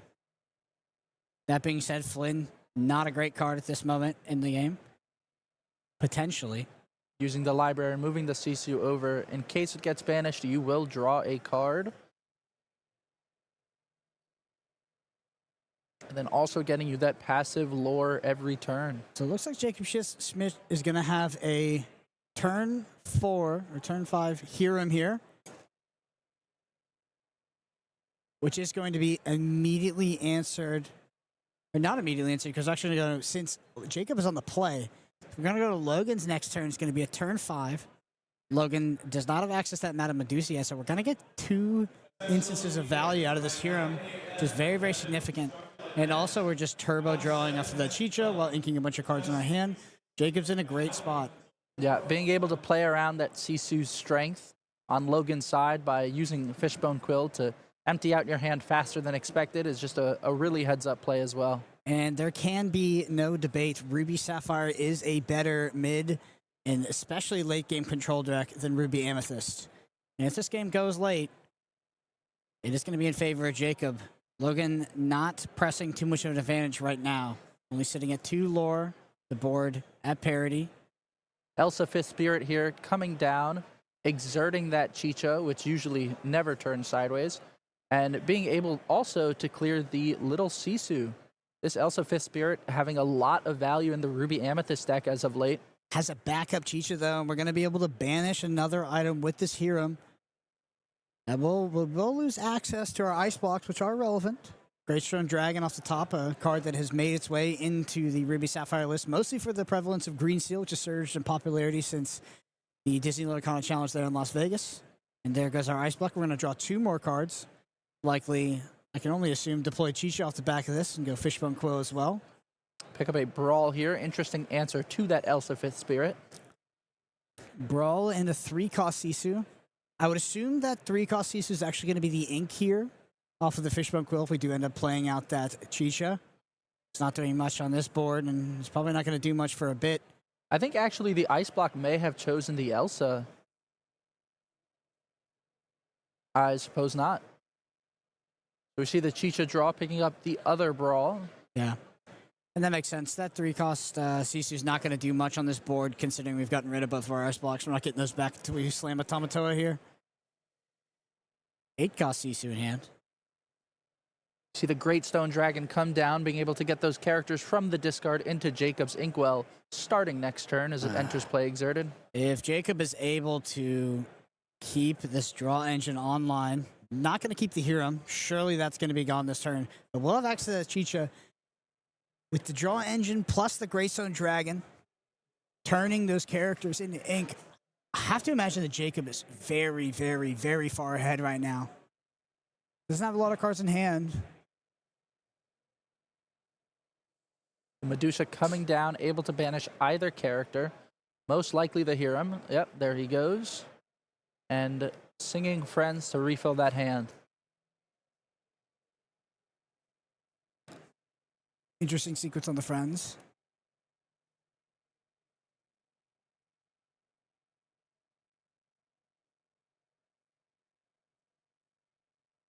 All right, passing here, the library getting its lore every turn, getting that little extra value. 7 ink available. We find a Visions of the Future as well. I think that's definitely one of the cards we possibly wanted to pick up. Probably looking for a Tamatoa with that Visions. Jacob just needs card draw. He's so far ahead on ink. Got 2 nice items. Sisu could get deployed this turn. The Great Stone Dragon able to trigger that Chicha to draw an additional card, get you more options. Great Stone Dragon, a tech card we've seen more in response to the Emerald Steel meta that's developed, but very strong in this matchup too. Oh, look at this card draw engine with a double Chicha Quill. Visions of the future. Gonna dig 5 here. We're gonna pick a card out of the top. There's the Tamatoa. We see it in the 5. We also see an interesting character, the Donald Duck. Detective Donald Duck. When he comes into play, he places the top card of your deck into your Inkwell. Wow, a double Chicha. That's pretty crazy. So Tamatoa was the pick. Ooh, and opting to hold on to that 8-cost Sisu rather than ink and draw the 2 cards. Logan's very incentivized not to be prep this board, so maybe those Chichas are safe. The Chichas have already used their ability to draw from the inking of Brawl and the Great Stone, but I think holding it to see based on what Logan plays out. Yeah, the Chicha Greatstone is not an interaction that I actually encountered before. So used to getting the value off of the Fishbone Quill. Yeah, and when you're able to get it basically for free with Great Stone Dragon, it's all the more cards to you. Yeah, it's so good, actually. Is that a Queen's Castle in hand for Logan? That's got to be one of the scarier things that could be deployed onto this board. Because the more Logan deploys characters on this board, the more sort of beneficial it is for Jacob to play something like the 8-cost Sisu or play something that could be prepared if it comes off the top. But the diversity of threats in the form of locations is going to make this a lot harder for Jacob. Yeah, we see that Queen's Castle come down. Definitely agree. Getting that 2 lore each turn. 2 lore and probably going to be threatening draws here pretty soon.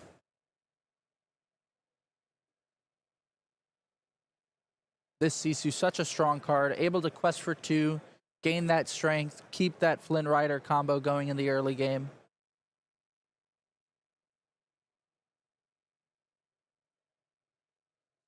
All right, I think Logan considering the ink for this turn. Also, we're going to be moving characters to that library, to that Queen's Castle. Like the idea of moving that Elsa over, as since it's evasive, it'll be very difficult for Jacob to respond to outside of playing that Floodborn Sisu in hand. It looks like it's going to be an ink on the Maui. Free ink available, 2 Madame Snakes, 1 Madame Medusa. We see the 2 ink exerted. We're going to be moving both those characters, I imagine. We could be playing a snake to pick up one of these cards. I'm not sure. You pick up the Medusa, which one. I think. Maybe the Elsa to remove one of those Chichas. I think you would have... Is it Elsa or is it Medusa? I guess Elsa's a cheaper rate. So we take the Elsa back into hand, able to answer that Chicha on the next turn, and unknowingly dodging that Floodborn Sisu in Jacob's hand. Yeah, that is another benefit to picking up the Elsa. All right, what can Jacob find? Access to 9 ink here. Visions of the Future is the draw. Tamatoa, a very strong card, but I think we have not seen a Popsicle yet. Adding back an Ice Block is good, but in my opinion, not as good as getting that simple draw.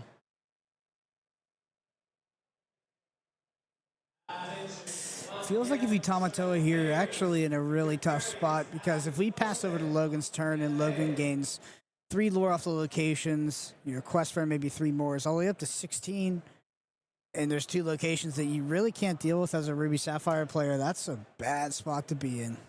Yeah, inking the Tamatoa instead, playing that Floodborn Sisu, banishing the 3-cost Sisu, and what could have been that Elsa had we not returned it to the hand. And probably pretty happy right now you picked up the Elsa instead of the Madame Medusa.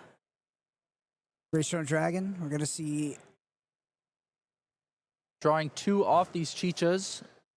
Could you have Great Stone before playing the Sisu there and gotten the double draw? Yeah, maybe, but I think playing the Sisu does make a lot of sense. Well, he drew Maleficent Dragon, so I wonder. That is fair. The dragon would be a lot more threatening on this board against locations. Being able to take out that Queen's Castle in one challenge.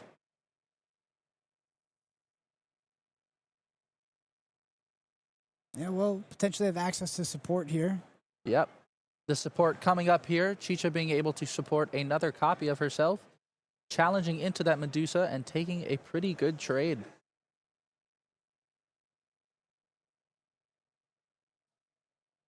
These locations here really showing their power into this matchup. Yeah, Ruby Sapphire's a deck that has always struggled in locations, but there were times when the pendulum swung a bit. Ruby Sapphire teched a lot of cards for locations. Hercules, you know, location-specific removal, and I guess a lot of these other characters that could challenge early and stop you from getting snowballed by locations. But I do think that this is a metagame where a lot of these Ruby Sapphire lists have teched away from Ruby Amethyst.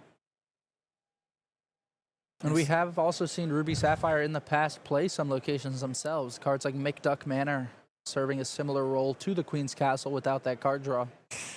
Yeah, that other Queen's Castle kind of feels like it's going to put him in a really tough spot. A really tough spot. You know, if we had Madam M challenging that Chicha, definitely agree that support could have came up to give the Sisu 7 strength. If it was available, it would feel a lot better to have a Maleficent on this board instead of a Sisu potentially. Yeah, definitely for sure. That 7 strength just so important.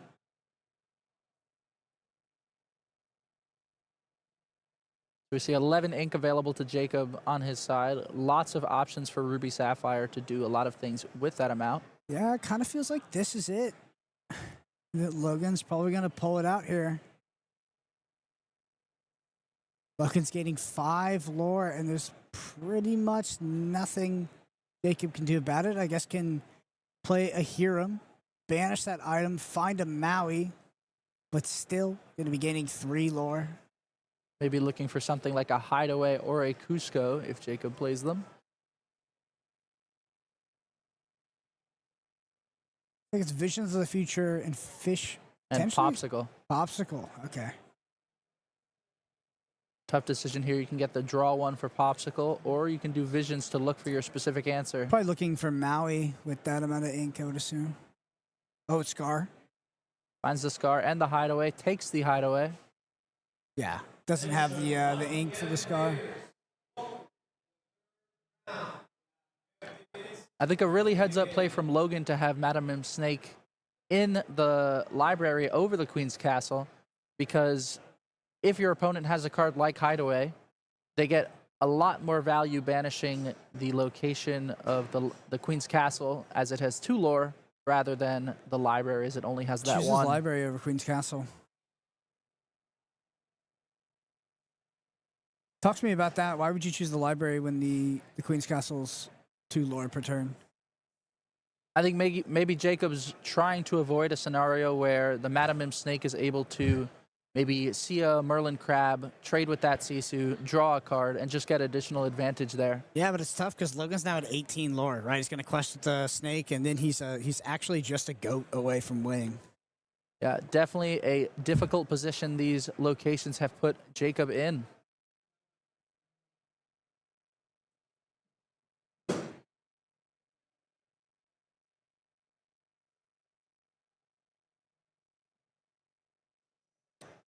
Logan thinking a bit here, maybe looking for that goat, as we mentioned. Yep. Brawling the Hiram, cutting off Jacob from any additional draws from that Hiram on the next turn. 2 Maleficent Dragons in hand for Jacob. Listening Dragon, usually very strong. Not very good into a goat, though. It's like 5 ink exerted. Is it going to be a Maui to trade with that Sisu? No, it's an Elsa. Elsa and Snake going into that Sisu.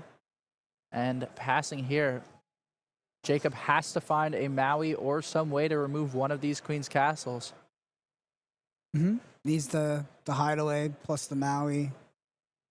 Draws into Hiram here, able to dig a little deeper for those cards. Yeah, but going to be tight on resources. Finds Tamatoa and Brawl. That's going to be And it. that's game, yep. Going to go into a game 2 here. Logan takes it as Ruby Amethyst against Ruby Sapphire. Well, we saw the power of that. Ruby Amethyst is going to be favored into that matchup. Does look like this Ruby Sapphire list has some options to deal with the location. So, maybe in a better spot than some other lists that may have made it to our top 32 or top 64. Anyway, let's head down back to the feature match for game 2. Yep, sounds good. Logan mentioned he was very confident in this matchup, and it does show in that game 1. All right, so on to the hand sculpting phase. Remember, Logan kept a full 6 on the previous turn. Jacob had a great answer for it, but ultimately got a value. There's the crossbow that Jacobson talked about in his interview. Yeah, able to really have a strong answer to those Sisus and Maleficent Dragons that are so common in the Ruby Sapphire deck. It makes you wonder, what would you be hitting with Fang Crossbow in this matchup?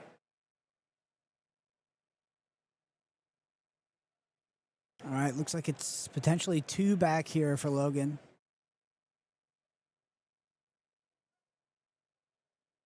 And I believe that was that Jacob on the play last game?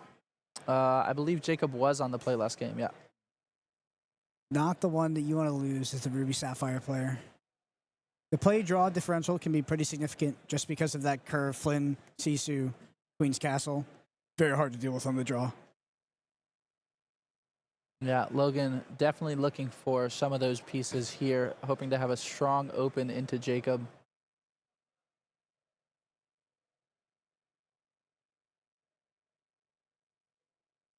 I suppose that Fang Crossbow does come down on the same turn as that Sisu Emboldened Warrior, able to banish it without paying any ink. Maybe a way to slow down that Sisu Flynn combo. Yeah, it seems more of like a kind of a corner case, or it's like a niche case. You wouldn't put it in your deck for that, but has the additional upside of hitting the higher cost characters later in the game. I guess there's an additional upside of being able to hit that small Sisu.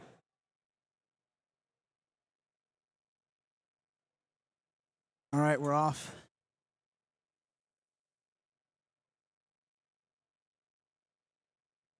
Alrighty. Will there be a turn 1 popsicle out of Jacob here? See the No, faded not. ice block again. Deciding to keep it in the hand. What's the idea behind keeping the ice block here? I think I saw a Fishbone Quill, so maybe holding it for that. Maybe seeing that it doesn't have too much value currently without any Sisus, Medusas, or Shift Sisus in sight. Inking that crossbow, probably not worth it in this matchup. Interesting. Yeah, I figured you'd want to be ink efficient on the turn 1, because you could potentially temper yourself out on a later turn, not having enough ink to play that, plus whatever additional removal you have. It does make the Hiram a little more of a tricky spot, as Yeah. you're either going to have to play the ice block. Yeah. Turn 4 Hiram is just not an option now, basically. I mean, you could play the ice block on turn 3, but it's not like Ruby Amethyst is going to interact with that item.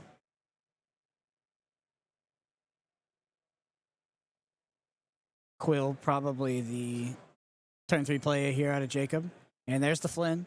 Do you have the answer? That Queen of Hearts able to contest just the Flynn Rider by himself, stopping that lore gain from at least a turn. It's really the scary part is the follow-up Sisu. That's where the answer will be demanded. Which of the brawl is in hand for Jacob? Yeah, lots of good cards in this hands. Debating between playing out the Fishbone Quill now or maybe the Brawl, saving Brawl for next turn. The issue being if you don't brawl this turn, then it's going to take your Hiram turn.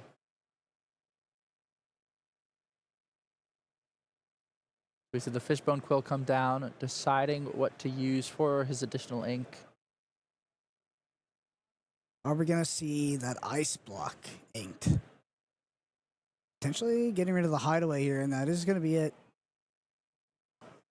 Getting rid of the hideaway, playing that ice block here.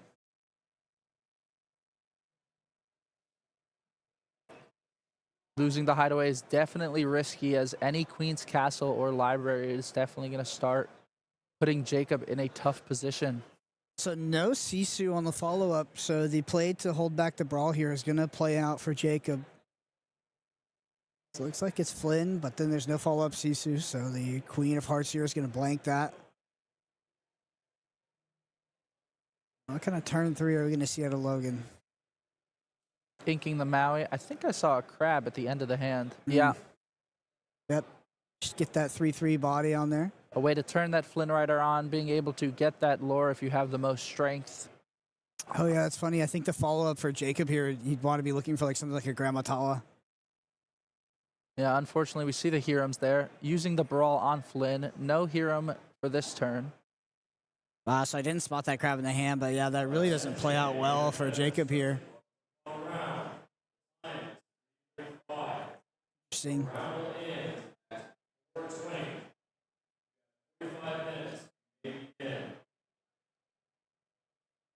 This looks like an extra card was drawn there. Kind of. Yeah, I think one just fell off with it, and they're deciding which card was the top card of the deck. Yeah. I think if the card hasn't been... Yeah, I don't know what the ruling is because, you know, theoretically they're exactly the same card at that point when the information's unknown. Yeah. We see both Goat and a Rabbit in Logan's hand as a potential turn 4 play. We'll see the Goat into the Inkwell. Yep, so there's the follow-up Rabbit. As well, we're going to draw that card. And then we're going to pick up the Friends on the other side off the Rabbit, I think, Yeah, and then singing it with Crab. Yeah, quite a good draw here. And we're going to see that Hiram start to go, but there is answered... You know, Logan has the answers to both Hirams here having access to the brawl. It's interesting if you brawl 2 Hirams back-to-back, you start to wonder, it's like, can you pivot to the more mid-range controlling game plan since you've disrupted so much of the draw engine of the Ruby Sapphire player? Yeah, Brawl really showing itself as a super strong option in this format. Is that Greystone Dragon not looking great right now? Yeah, no characters in the Inkwell, or sorry, in the discard for Greystone Dragon to put into the Inkwell. Tough spot. Inked another ice block as well there off the Fishbone Quill. Hiram's going to be answered most likely by a brawl in this turn. Jacob does have the follow-up Hiram. Yep.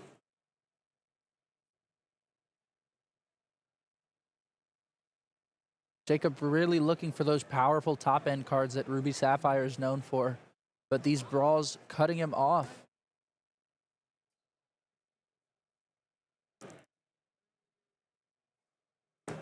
Questing with the Rabbit and the Crab, using the Snake to return the Rabbit and draw an additional card. Really just keeping that hand advantage over Jacob here. Yeah, for sure.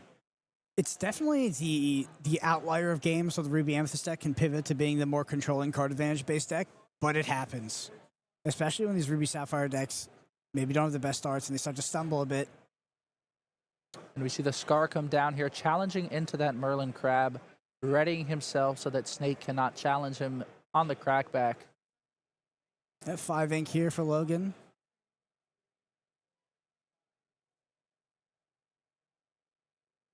You got to feel pretty good if you're Logan here. Very in control, and we pick up a Queen's Castle off the top. Well, Queen's Castle not going to be great into into a board with Scar on it. Yeah. It is a good card to have for later on, though, once that Scar leaves the field. Go ahead and draw with this Merlin. It's another brawl on the pickup here. For that maybe third Hiram that Jacob will pick up.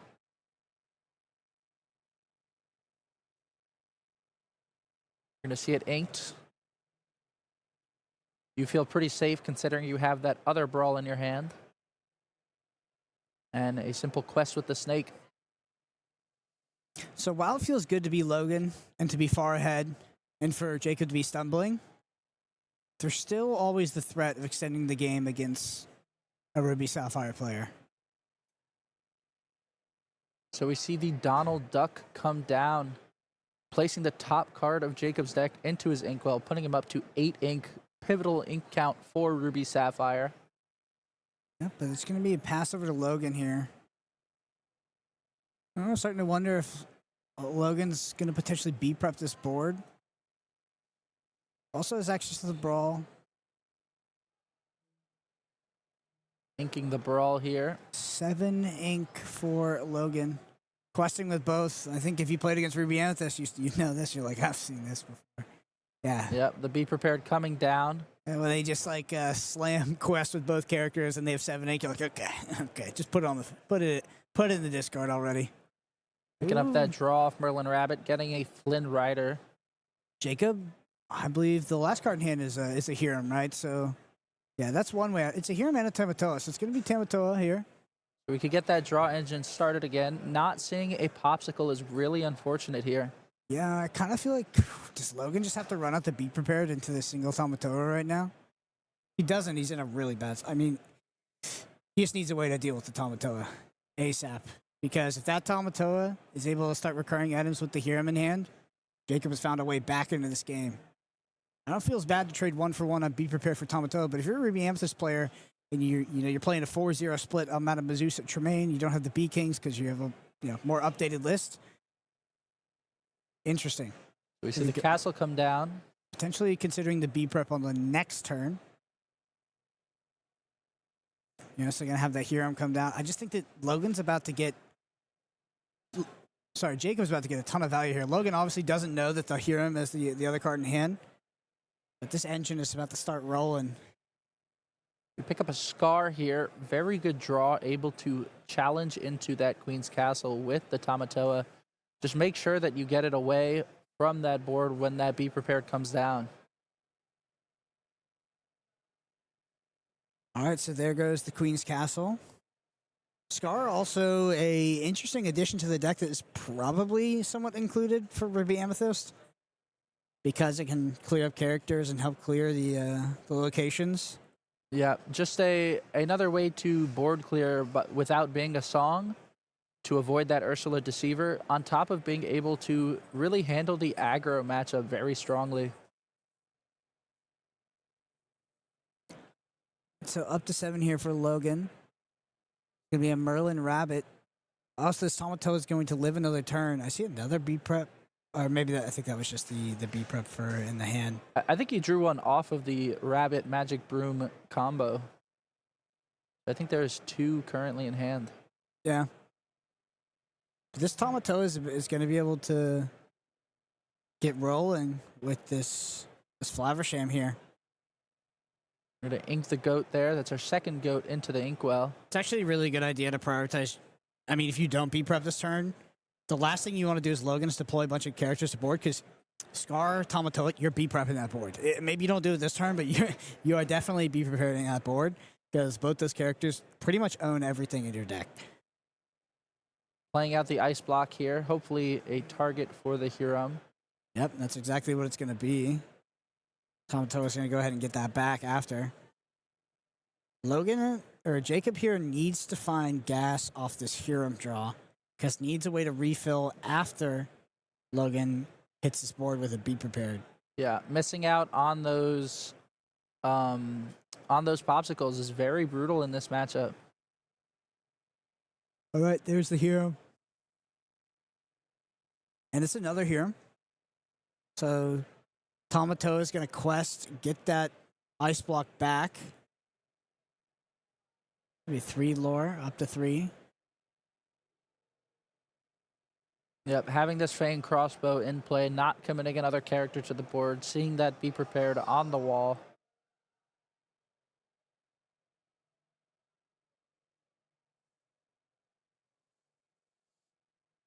Yeah, Logan found another friend in the side. Has 2 Be Prepared in hand. Could really attrition Jacob out here potentially if Jacob plays the next Hiram, kind of blanks on the draw. Then Logan's just going to have way too much card advantage. It can sort of turn that card advantage into tempo. But Chicha in hand as well. So Chicha plus Hiram. Decent draw engine available to Jacob here on the crackback.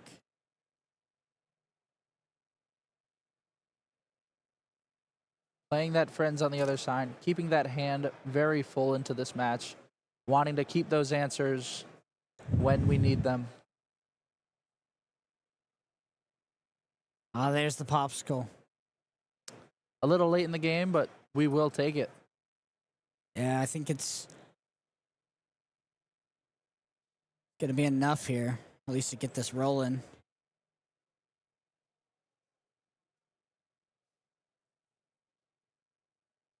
All right, draw 2. Pick up 2 Queen of Hearts there. Not exactly what you want to see this late in the game. And here's the Chicha. Gonna activate, get a trigger off of that. Queen of Hearts. Ooh. Draw a card. And there's the Donald Duck.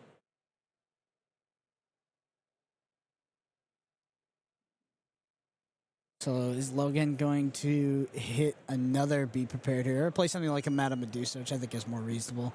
Madame Medusa plus maybe a location backup? Yep. That would be quite disruptive. I think we saw a library in the hand. Yep, so Madame Medusa, your hero. Play a Queen's Castle or a library. Oh, he's going to hit the Chicha, so he hits the draw engine. Yep. That Elsa putting in work again. I think at this point you've got to feel pretty strong if you're Logan. I think you've dealt with 3 of the usual 4 Hieroms so far. Yeah, I think that Ruby Amethyst is well queued up to be the control deck of this matchup right now. Ikasisu is the draw. Does get a little value with the ice block on Elsa, but you're really looking for that card advantage here. Ooh, actually able to use the Fang crossbow and the ice block on Medusa to banish it with the Sisu as well.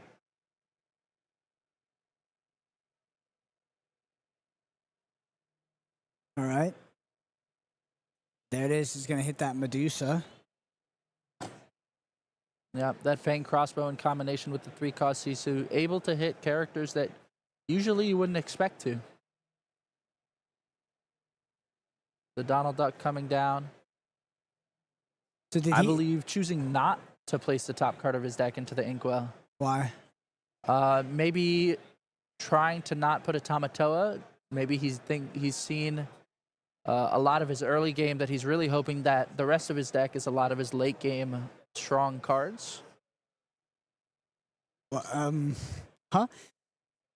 He hasn't put any. Well, he hasn't cast a Vision of the Future. That means every single card is equally likely and unlikely to be the same card in his deck at this point. It's completely random.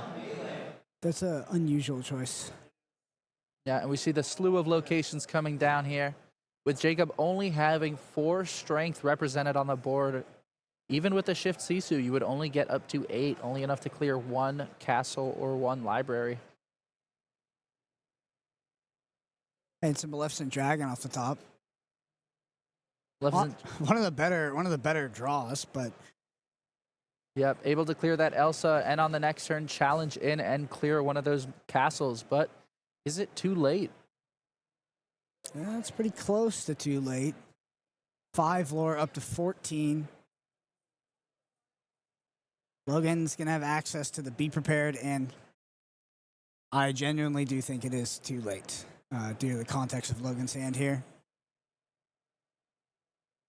Yeah, missing those, not being able to keep those Hieroms around for extra draws with all those brawls and Medusa has really dented Jacob's plan here. There's the Be Prepared. I think that is the beginning of the end here. You see the power of Ruby Amethyst locations into Ruby Sapphire. See the rabbit get an extra draw here. Maybe looking to keep some extra answers, moving it to the library in case it gets banished. I do believe Logan is at 14 here as well. Representing game here. And there's almost nothing that Logan, Jacob can do. That's it. Ruby Amethyst 2-0 in the first match of our top 8 into Ruby Sapphire. I mean, credit to Logan. Logan talked about, this is the matchup I want to see. This is why I brought the deck, and showcases exactly what he talked about in his interview. Yeah, you got to feel really strong if you're Logan. You sit down, you play against the match you're ready for, and you just get to see those locations and run away with it. All right, our next matchup is Luke Goodwin versus Shawn Keaton. Let's take a look at our bracket to see how they made their way to the top 8 here. And it is going to be Emerald Steel versus your favorite deck, Etienne, in the form of Amethyst Emerald. What do you think about this matchup? I think this matchup is definitely tough on Amethyst Emerald. Emerald Steel having a lot of those answers to the cards that you're playing. But I don't think this is your standard Amethyst Emerald list. I think it's got a little spice in it, so we'll have to Can't wait to see. But before we get see down what to the our, interviews. before we get down to our feature match table, let's hear from our players. We have an interview with them both. Lumineers, I have here with me a well-known player in the community, Luke, who just won his top 16 match. You have earned a golden Mickey. You have earned an invite to championships. How are you feeling? Excited, ecstatic. I'm so happy I can barely talk. Yes.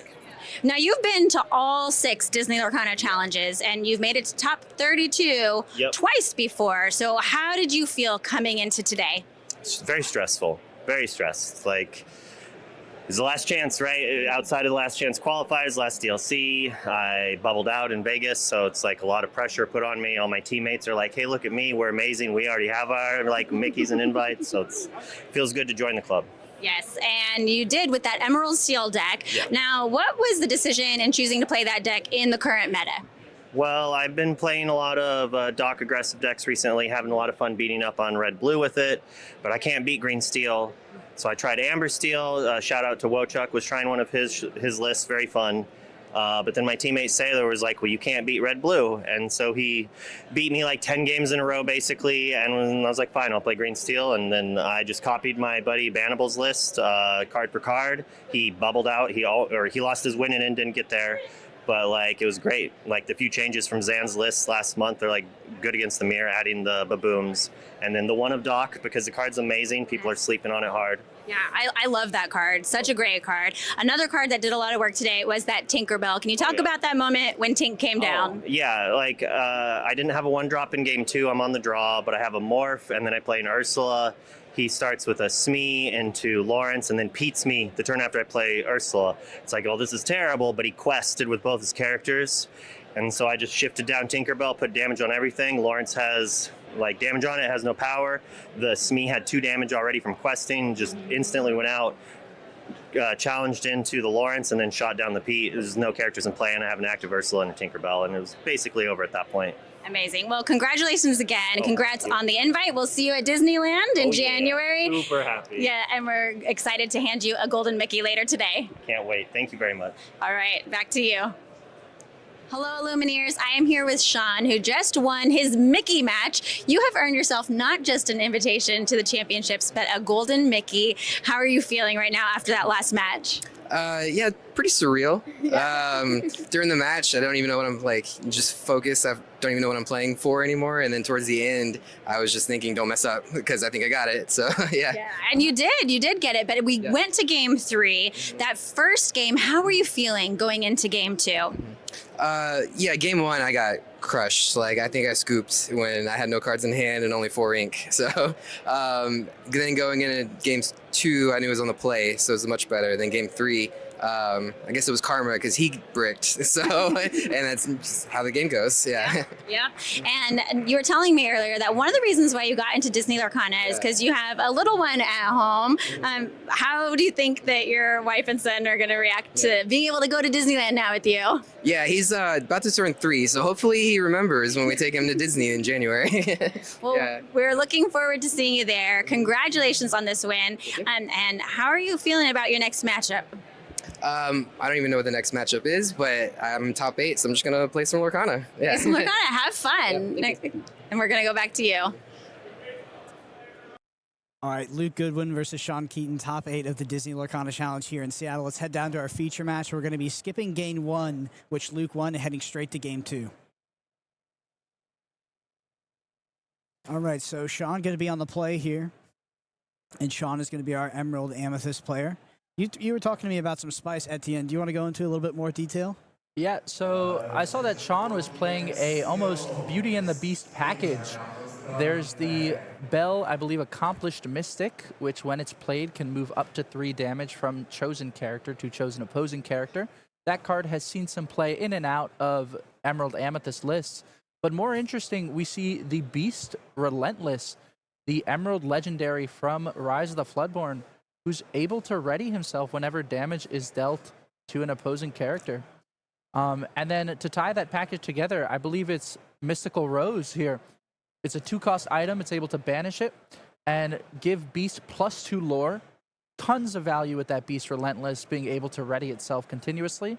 And if you have a character named Bell in play, you can move up to 3 damage counters as well.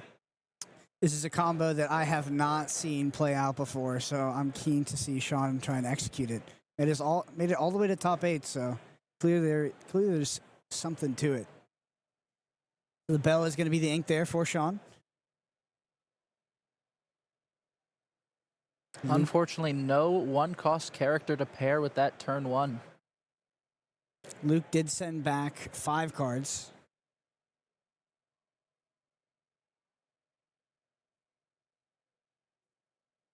So we see the Baboom go into Inkwell, the Diablo coming down to take a look at this hand here. We see a beautiful Enchanted Ursula from Ursula's Return. Lots of 2-cost characters. So Etienne, now I get the chance to ask you, what is this Emerald Steel player looking for on the opener? Well, I would be looking for a Diablo, which we have here, but also Diablo Shift and Action. And we see here we have Prince Shawn, the Ursula that sinks twice, and a Sudden Chill, a strong trio of cards.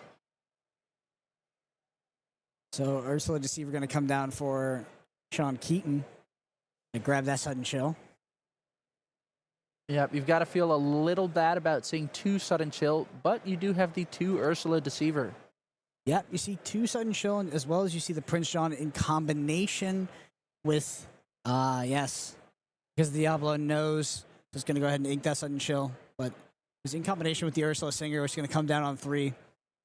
Interesting play here, not playing out a morph for that 2 ink. Maybe wanting to keep it as ink for the next turn for that Ursula. Mm-hmm. Yeah, it doesn't have too many inkables in hand, just has the Morph and the Ursula and the Hypnotize. Yeah, without having access to that Sudden Chill, it takes a lot longer to get value from your Prince Shawn. All right, so turn 3 here for Shawn. Does play out the... Okay, interesting. Plays out the Ursula. Trying to see the knowledge of what that extra draw was, maybe hoping it was an additional song that Luke couldn't get out of his hand. Yeah, so Luke, maybe Shawn didn't have a good turn 2 outside of the Ursula. Luke, openly played around that by inking the Sudden Chill. Going to be a Cove off the top for Luke here. If you're Luke, do you think you play out the Prince Shawn to set up for the Hypnotize next turn, or play out the Ursula in hopes of drawing into another song? We see the Prince Shawn come out. Yeah, it looks like it's going to be the Prince Shawn. Just want to start accruing that value as soon as possible. And as we mentioned before, we see the beautiful Beast Relentless on here, the enchanted version, able to really just get a lot of lore by readying itself every time a character is damaged. Typically, you see this card in a steel deck, able to take advantage of the steel direct damage, but in the Amethyst build, it seems we have cards like Pinocchio and Anna able to exert those characters that usually wouldn't. Yeah, very interesting. We've had some wild decks in our top 64 and top 32 of the Lorcana Challenge here in Seattle. Previously, we got to see that location deck, but now this Amethyst Emerald deck on a build that I've never seen before. It makes it all the way to top 8. Yep, you and I both. All right, so another Ursula Singer is the draw. Turn 4 here, gonna set up another Prince Shawn. So Shawn knows what Luke is setting up for, by the way. Has seen the Hypnotize. Now he's going for a Hypnotize. You discard 1, I draw 3 kind of setup. A very slow opening out of Luke, but can Shawn do anything to disrupt that, or is Luke just going to get that effective 3-for-1? So Shawn actually does have a card that does answer this board. The Anna, I believe I don't remember the version name, but when she comes into play, your opponent must exert one of their ready characters. So Luke has to exert one of his Prince Johns here. Yeah, and Luke has a similar response to I would playing against that. And these Ursulas are going to go into that Prince Shawn, removing it. And that play that Luke has been sort of slowly setting up for this whole time just gets dismantled. Usually Prince Shawn, a character that cannot be interacted with because of Ward. Yeah, this Anna is very strong into this Prince Shawn. He probably knew that he was going to be playing into it a lot. These Ward characters have been relevant the whole weekend. And there's that Hypnotize Not going to be a 3-for-1 here, just a 2-for-1. Discarding the rabbit, deciding to keep the Ursula legendary shift, knowing that your Ursulas will probably survive this Prince Shawn.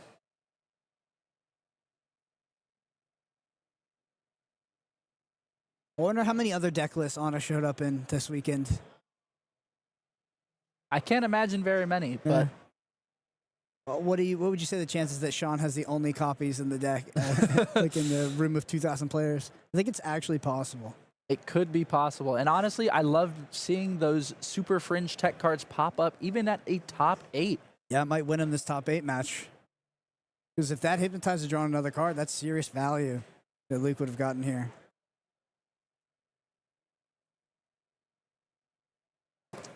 Luke now knowing about that Ana, potentially it came up in the first game, but playing these one-cost characters like Diablo to ensure that he always has a way to play around it.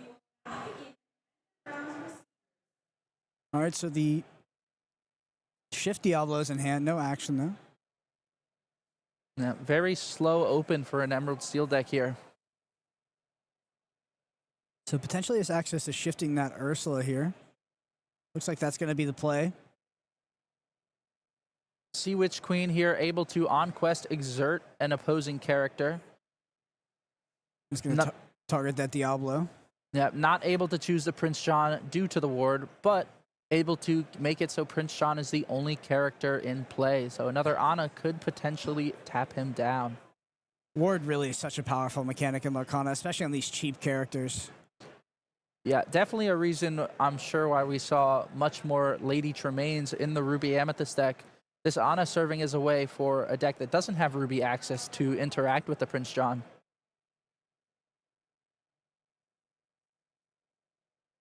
All right, so another Morph is the pickup for Luke. Not seeing another action for the Diablo with the other Morph in hand is also kind of tough here.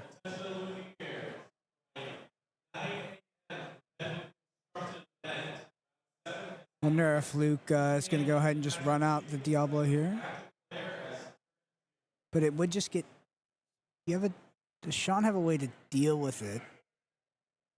They're going to be Cove. Interesting. Deal with the Ana. Moving the Prince John to Cove, able to challenge the Ana, still having an extra will. So the Sea Witch Queen would be the one who has to challenge it if Shawn wants to banish that Prince John. Interesting. Even as an Emerald Amethyst deck, Shawn has seen no card draw yet. Oh, it's just another Shift Ursula. Second Sea Witch Queen. What a top deck here for Shawn. This Ursula not only able to exert a character on quest, also being able to quest for 3 and make it so that other characters can't exert to sing songs. Yeah, what a good draw here out of Shawn. Yeah, this Emerald Steel deck known for not being able to have a lot of strength in challenging. So this 7 willpower really represents a lot here. Looks like Pete was the pickup for Luke. And there we go. We're going to get our lore updated, I think, here soon. There we go. Up to 11. Threatening 6 more, up to 17. It is interesting to see here. Usually when you have Ursula Sea Witch Queen, she's the one who wants to sing all the songs for herself, and she's able to. But by having 2 of them, neither is able to sing a song. Interesting. Haven't encountered that interaction. Luke taking some time to think how he combats these Ursulas. Oh, double trades into 1. Yeah, just have to kind of slow the clock. Pete's going to come down, get moved. You got to feel really good if you're Shawn, having that Diablo trade itself for you, not getting really any advantage at all. Yeah, just no way, I guess you could let Shawn go up to 17 here. Not sure if Shawn has access to the GOAT bounce package in this deck, but getting up to 17, that is a dangerous place to be at against GOAT and bounce cards. Questing for 3 and playing another interesting card, Peter Pan's Shadow Finder. Yeah, kind of funny in the context of the Diablo trading. Peter Pan's Shadow Finder not nearly as good into a Diablo. It's been moved to the Cove. Oh, saw a little fist bump here out of Luke as he finds the Tinkerbell and is able to trade this off. I mean, has to be the absolute best draw Luke could have had there. Perfect ink, perfect amount of strength on board to clear that Ursula. There's the goat. Shawn picking up a goat, having that evasive character that Tinkerbell cannot challenge into. It's a very interesting way to be at this lore total, but I think it might be there. Yep. And we see There's another goat. and that's going to be it. It goes over to Shawn. And we're going to be going to a game 3 here, Emerald Steel versus Amethyst Emerald. How do you feel about the play-draw differential of this matchup? I think it matters quite a bit. If Emerald Steel is able to draw those really strong lines that we've been seeing this weekend, it puts Emerald Amethyst in a really tough spot. This is a different build, however. Maybe it has a better odd. Well, I want to see that combo we were talking about. Let's head down to game 3, Luke Goodwood versus Shawn Keaton, top 8. All right, so we saw 2 Ursula Sea Witch Kings on the board there at one time. All right, so Luke notably didn't have a very powerful opener during that game, and also had the Prince John game plan, which he committed to, get disrupted as well. The Diablo, looking at the hand here, we do have those 1-cost characters that we were missing last game in the Rafiki and the Clarabelle. Yep, Sir Hiss as well. Potentially to deal with that Diablo. It looks like a strong hand for going second for Emerald Amethyst. It looks like we have the Shift Diablo in hand for Luke. I do not see the action yet. Okay, Rafiki is going to be the play. Inking friends to play around the possible Ursula Deceiver on turn 2. Yep. Definitely like that. Very smart. Ooh, he even did the rub on the table. Draws the action, plays the Cove, puts Diablo at the Cove. Still not enough to get out of Sir Hiss range. Yeah, Luke knew that he needed to draw the action there, so didn't have it in hand prior to that. Sudden Chill is the draw off the Diablo here. Inking the Clarabelle, playing out that Sir Hiss, threatening that Diablo, and putting 3 damage on that hidden Cove. Yeah, so while this Sir Hiss can deal with that Diablo, it's going to be a little late. Diablo's going to get a decent amount of value here. You got to feel pretty lucky that you're Shawn, not having Luke Goodwin see a Let the Storm Rage on to answer that Sir Hiss. Yeah, it would have been really tough to come back from that.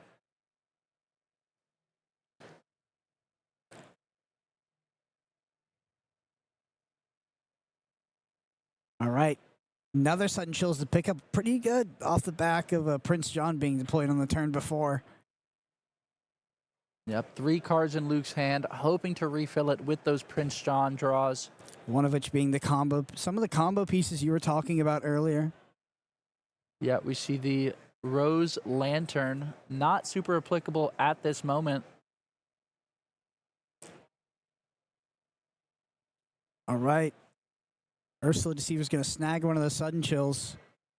Knowing the hand is so important here, that Tinkerbell doing a good bit of work last game, knowing that it's coming without a morph, makes it a lot more safe. Yeah, we're very far off of 6 ink here for Luke, depending on how many cards he's able to draw.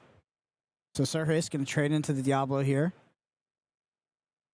Emerald Amethyst usually having a trouble with this matchup, but I think it looks pretty good so far. Yeah, well, the Sudden Chill is going to be deployed here. It looks like a Pete is the pickup off the top. Going to be hard casting that Sudden Chill. Going to draw a card. It's going to be a morph. Oh my goodness. The morph is strong, but knowing that it's coming on top of the Tinkerbell. Yeah. That Tinkerbell will just dominate this board, though, once it comes down. Oh, we're only at 3 ink. I was going to say the Elsa comes. We do have the Cloud Kicker to potentially bounce that morph back, and if he tries to play it out next turn, we have the Elsa to challenge it. I think that's absolutely going to be the play. Very well executed by Shawn here. Has the answer. Yeah, putting that damage on Cove to set up for Kit. I really like that. Hypnotize is kind of annoying, though. Yeah, a very strong draw. I think you have to keep that Elsa. Now you have to top deck an Inkable here. It's like we don't talk about Bruno and Pete in the hand for Luke. So Luke actually pretty close to just playing out that Elsa. We need sorry, to that see ink Tinkerbell. here. Yep. And we do see it. All right, so going to be getting rid of that morph. Just a Prince John on the field now. Questing with Ursula. Still have to feel like a Tinkerbell hitting this field is going to be a lot of pressure. This Elsa also pretty strong if a Diablo is played again. It's able to challenge it while exerted and banish it and remain on the field. All right, Diablo was the pickup.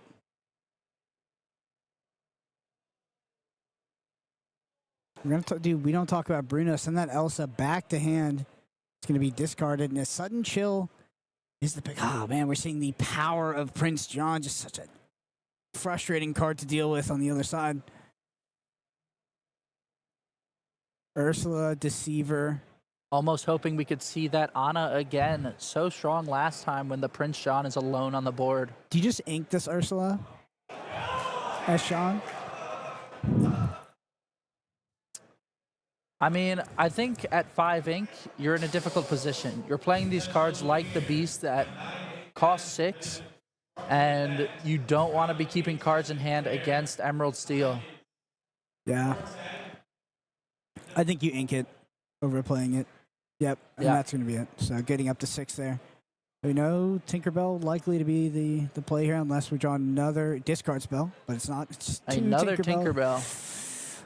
Yeah, how is Shawn going to deal with 2 Tinkerbells? Tinkerbell, one of the strongest cards against Emerald Amethyst, able to clear those Merfolks and similar cards without ever needing to challenge them. What's the top deck here for Shawn? A 2 cost.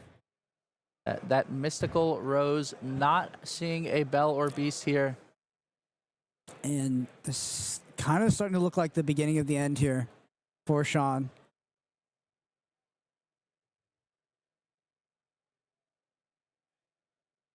Starting to quest with that Prince John now. I think you're really looking for something like a rabbit to just start drawing your advantage back into this game.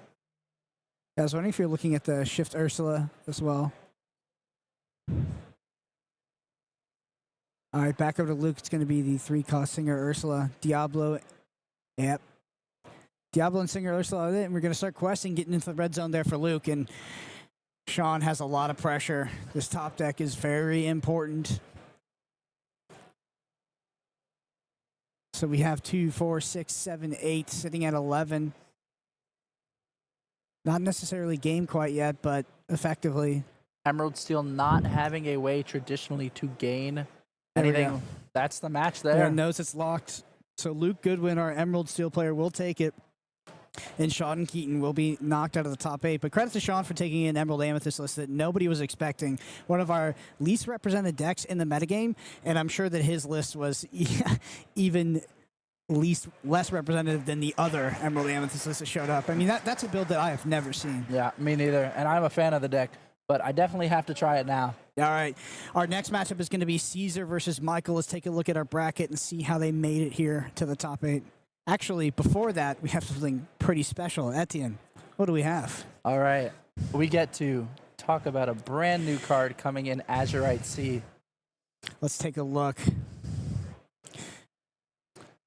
All right, so we have a 2-cost uninkable action called Twin Fire. We've got the 2 twins from the Peter Pan movie. So what it says deal 2 damage to chosen character. Then you may choose and discard a card to deal 2 damage to another chosen character. So on surface level, it works similar to a Baboom. You're able to play it and deal that 2.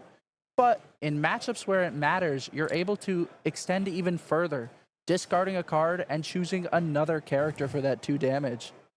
I think this is the best card we've seen all weekend. This is like you mentioned, it could be called a Baboon, but more like a Fire the Cannons, where you now have the modality of having a 1 card serve as 2 Fire the Cannons. You eat the opportunity cost of having to discard the other card. But if you've ever played against aggro and you've got these sort of silver bullet Fire the Cannons for the merfolks that might come down, or the Maleficent 1-drops, or the off chance that you run into hyper aggro, now you have 1 card that kind of does it all, right? It's an inefficient Fire the Cannons later in the game, but you don't actually have to sort of resolve the rest of the text. And I feel like if you're playing something like Sapphire Steel as well, you have the ink to sort of eat that cost in order to get the trade-off of it, being more broadly applicable in more scenarios. So I think this card is actually the best card we've seen all weekend. Yeah, I definitely agree. I think I also love its application when decks are able to play multiple bases for their shift. Like we saw a lot where there was maybe a Diablo and a Morph threatening that Diablo off the top. This card is able to answer both of them by only sacrificing one card in your hand. Yeah, I think this card is really, really good. And it's very innocuous being at common as well, because you could have put this at legendary and I would have said, that makes sense. I also really love it with the standout card we've seen all weekend, Doc, the 7 Dwarf. You're able to discard your hand a little faster and play Doc to replenish much quicker. All right, well, with that, let's take a look at our bracket. Caesar and Michael. Actually, we're down here. There we are. There. Now we're at the bracket. So we have Caesar versus Michael here. Emerald Steel versus Ruby Amethyst. I think this is a matchup that, honestly, pretty hard for Ruby Amethyst. Ruby Amethyst players that came to this tournament, they showed up ready to face Emerald Steel. We've seen that. We've seen that reflected in the deck building. So while it's maybe not a favored matchup, most of these Ruby Amethyst decks, especially the ones that made the top 8, are teched for this matchup specifically. Yeah, we've got to see if those tech cards come up. Absolutely. So before we head down to the match, we actually have an interview with both players. So let's go ahead and hear what they have to say. We are here with Caesar, who just won a Golden Mickey with a win in the top 16. Congratulations, Caesar. And how are you feeling? I'm feeling good, yeah. Still feels unreal, honestly, yeah. Are we planning to see you in January at Disneyland? I hope so. My wife is pregnant and babies due around that time, so we'll see. We will see. Well, I want to talk about your deck today. You're on Green Steel, and you said that you've been a Sapphire player, Sapphire Ruby, Sapphire Steel for a real long time, but you switched to Green Steel just a couple weeks ago. What was your decision in making that change? Honestly, took Blue Red in Vegas. I think my last 2 losses, once I started getting to the top tables, well, they weren't losses, but they were splits to Green Steel. And there was just one game against one of them that just felt unwinnable. Obviously, it still is, but I just feel like just thinking about it more, the deck being able to see, especially in the 2-game format, what you're playing against, and you can start planning around then, and then your opponent's not knowing, it's just like a big thing. And then obviously, it just has some blowout hands. So, I mean, the deck's good. So, I mean, obviously inspired from Zan in Vegas, just 2 cards different, but yeah. Yeah, and you've been to other challenge events, but you've maybe bubbled out. This is your first time making a day 2. Now you're here with the invite, the Golden Mickey, and you have some tough games ahead of you, though, to make it to championship. How are you feeling about these next matchups? Obviously relieved. I mean, most people say, the Golden Mickey's the goal, but yeah, I mean, I'm already here, so might as well, try to shoot for the top. So, but still relieved. Obviously, still going to be some nerve-wracking games, but yeah. Yeah. Now, I know you have a few people that you wanted to thank for supporting you in your journey. Yeah, so I just want to give a couple of shout-outs and thank my wife and kids for dealing with this nonsense hobby that I do and traveling without her while she's pregnant. Obviously, my family, my mom, my dad, or everybody. And then my local store and all the people that support me, all the people I play with, and everyone that believes in me. Yeah. That's awesome. Well, congratulations. Thanks for chatting with me, and good luck in the rest of your matches today. Thank you, guys. We're going to go back to the booth. Hello, Lumineers. I am here with Michael, who just earned himself a Golden Mickey. How are you feeling right now? Pretty good. Yeah, you should. Now, you just beat a match against a really interesting Amber Steel aggro build. How did you feel about that matchup? Yeah, I wasn't really sure what to expect going in. Both games were pretty close. Game 2 especially, I was on the back foot. I was on the draw. I was the higher seed, so kind of had the advantage in Game 1. But yeah, my opponent played really well. If they had drawn a blue down the stretch, I would have lost that game. We would have been going to a Game 3. So, relieved to get through it. Yes. Now, you were telling me before that you were at the challenge in Atlanta, and this is your second time. You didn't make day 2 then. This time you've made day 2 and earned your invite to the championships and now that Golden Mickey. How are you feeling about today, Jess, and your progress that you've made since that first tournament? Yeah, it's exciting. Didn't have a lot of expectations. I'm from Atlanta originally, so that's why I made the trip to go visit some family. I happen to live here now, so, might as well drive 20 minutes and play. So definitely exceeding my expectations. Yes. And have you always been a Ruby Amethyst player? No. No, okay. Well, then what made you decide for this tournament and in the current meta to go with Ruby Amethyst as your deck this weekend? Honestly, I didn't practice very much, but a buddy of mine from Atlanta, who y'all know very well, Kendall Burdett, stayed at my place for this weekend. He's like the Ruby Purple guy. So, you know, we played some games on Friday night, picked his brain a little bit, and, you know, here we are. Here we are. Well, congratulations. We hope to see you at Disneyland in January, and good luck for the rest of the day. Thank you very much. Yes, and we'll go back to you. Didn't practice very much and makes it to the top 8 of the Disney Lorcana Challenge. I gotta say, Kendall is not a bad person to have stay at your house if you're looking to prepare for one of these tournaments, especially if you're looking to play something like Ruby Amethyst. Yeah, some pretty good free training there, if I say so. Yeah, so it's going to be Emerald Steel versus Ruby Amethyst. We kind of talked about the dynamic of the matchup a little bit. How do you feel about this matchup in the context of those tech cards we've seen show up into these Ruby Amethyst lists? So I'm really excited to see, one, if Finders Keepers is in this deck list, and two, if it pops up, because a lot of the time we've been seeing Finders Keepers this weekend has been in matchups that haven't been Emerald Steel. Yeah. And I think that card is very clearly curated for that matchup, but I'm curious to see its impact in this one. Yeah, absolutely. It's been a card that every time we've seen it show up, we're like, okay, I mean, it's there for Emerald Steel, but now it's playing against Ruby Sapphire, and it looks pretty bad. So, I mean, if you're putting in a card that has that sort of impact in your other matchups, what I would consider to be, when we've seen it, at least somewhat of a negative impact, it looks like it's not been the most impactful card, it's got to be really good against Emerald Steel. This is also something that I was told about prior to this tournament. It's like, oh, here's the secret sauce of Ruby Amethyst. Yet every Ruby Amethyst we've seen has been on it. In regards to Emerald Steel, so Zan obviously popularized this deck, winning the Lorcana Challenge in Vegas, and our player Caesar here mentioned he was about 2 cards off. How do you feel about that list right now? People are expecting it. People are teched for it. Do you think it still has that same like oomph that it had in Vegas? Definitely. I think a lot of the time when there is that very strong deck from a last event, there comes the 2 types of players. The first that copy it card for card and expect to play the same. But then I also have the other group of players who take that list and go, okay, people are going to be expecting this time. What are we changing it? What do we fix? Where do we maybe shift it? We've heard cards like Doc being able to refill in the mirror. We've heard cards like Cricky being able to get that extra strength to those characters. I think there's a lot of different ways that you could change that list up for this metagame.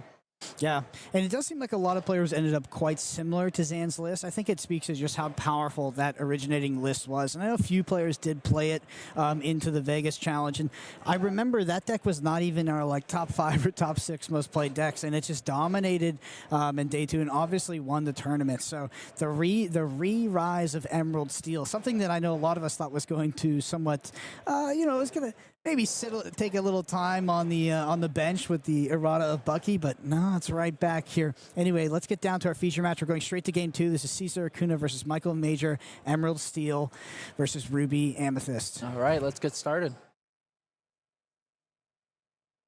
All right, so it looks like Michael is up a game. Definitely where you want to be. So probably Caesar going to be on the play here. Emerald Steel versus Ruby Amethyst. I do think it is significant in terms of wanting to be on the play as Ruby Amethyst. It's just one more turn faster you get to brawl, one more turn faster that you get to Madame Medusa to hit that beast. Very, very important. Yeah, those interactions matter a lot here. We see these opening hands, the players deciding where they want to go with them. All right, so as the Emerald Steel player, Etienne, what are you looking for? I think it's tough. I think out of the major Emerald cards we're looking for, I think I want to see that 1-cost Diablo. I want to know what I'm working with. And then I almost think I'd want to go for a Prince Shawn angle. Really make sure that they don't have the answer, and I can repeatedly get value off of discarding their cards. Yeah, Ruby Amethyst really doesn't have an answer to Prince Shawn. That's one of the tough parts is, you can Madame Medusa, honestly, later in the game. It doesn't really have a way to answer well the Prince John into something like a Ursula Singer when you've also hedged it with something like a Diablo and a Shift Diablo, because it only has so many brawls that it can dish out. And now you have an Ursula threatening to double sing a song, and you have a Diablo accruing value on your turn, drawing cards every time you draw a card. So I feel like that kind of like triple threat is really tough for Ruby Amethyst to deal with. It gets a little bit easier as you progress to the mid game, and you have other tools outside of Brawl being like one of the most inefficient sort of removal pieces that we have in Lorcana, but just as a must-use because Diablo's so powerful. As you get to the mid-game, you have access to Madame Medusa and board clears like Be Prepared. So the game gets a lot better for Ruby Amethyst if you can kind of get past that turn 5, Ink 6 area. Yeah, you only have 4 brawls for their 8 strong targets, but later in the game, you're really just trying to get there and maybe outpace them with those locations. Notably, no turn 1 play here for Caesar. We're going to see Inca Chernabogs and play a Chernabogs here from Michael. Back over to Caesar. Turn 2, we do see that Ursula Deceiver in hand. One's going to be inked, and I would assume we're going to see another Ursula off the back of it. Is there a song in hand for Michael? No, there is not. There is a Be Prepared. Oh, there is a Be Prepared. That's what's hiding behind there. You're absolutely correct. Looks like it's potentially going to be an ink on the Beast Tragic Hero. Ursula is going to come down and snag that Be Prepared. Yeah, I think keeping the second Ursula definitely makes sense in hands where you see 3, maybe even 4 songs sometimes, and you know you really kick yourself if you ink the other one. Yeah, I mean, Ruby Amethyst has the agency to ink something like Friends on the Other Side if it draws it after the hand sculpting phase, but if you do pick up a Be Prepared, you pretty much know that card's cooked to get hit by an Ursula Deceiver. Yeah, definitely. We see the Chernabogs followers here drawing another card, deciding what to do with more of your options. Yeah, it looks like a 2-drop Cusco in the list here. So Inca Chernabogs, play the Cusco. A card that has come back to Ruby Amethyst after leaving it for a bit of time recently. Quite good in the mirror. I think it's actually probably pretty decent versus Emerald Steel as well. Yeah, being able to draw a card off of any removal they might want to play. All right, and there's that Prince John on turn 3 here for Caesar. Yep, definitely agree here. You avoid anything like Brawl that you would have incurred on a Diablo or a Double Sing Ursula. Yeah, I'm wondering what the turn 4 is for Caesar, because if it is something like an Ursula Singer, it's going to be promptly answered by a Brawl here. And we are curving into Sisu. Looks like Let the Storm Range on, Hypnotize in hand for Caesar. And there's that Hypnotize. Oh, is another Hypnotize off the top. Deciding on the discard here. Going for that Maui. Ooh, interesting. That means that's got to mean he's going to play actually a Queen's Castle on this next turn for turn 4. Yep, holding on to that Brawl, I think, is also pretty sensible. Emerald Steel has a lot of threats that you want to make sure you have that answer to when it comes up. Yeah, getting caught with a Diablo hitting the field prior to something like an ink, your ink 6 turn, you have access to Madame Medusa. Really, really rough. Caesar thinking about that ink for the turn. Looks like it's going to be a Beast Tragic Hero. Pass back over to Michael Majors. Michael, are we going to see a Queen's Castle here? Does draw the song as well. Going to go ahead and sing it. What a great top deck. Looks like it's a rabbit on the pickup. And a fox. Yep, so it's going to be Queen's Castle. Going to go for the ink. It's actually going to be playing out a rabbit. Draw that card, and there it is. There's the card for the matchup when we've been talking about the entire weekend. This is the deck card. I can't wait to see it against Emerald Steel. Yeah, really just getting that handful, trying not to let your hand be discarded. Yeah, Finders Keepers as we head into ink 5 turn for Michael. This is why the card's in the deck. Discarding the fox off that Hypnotize. Caesar drawing 2 cards, one from the Hypnotize, one from the Prince Shawn. Playing out the Morph, getting up a shift ready for next turn.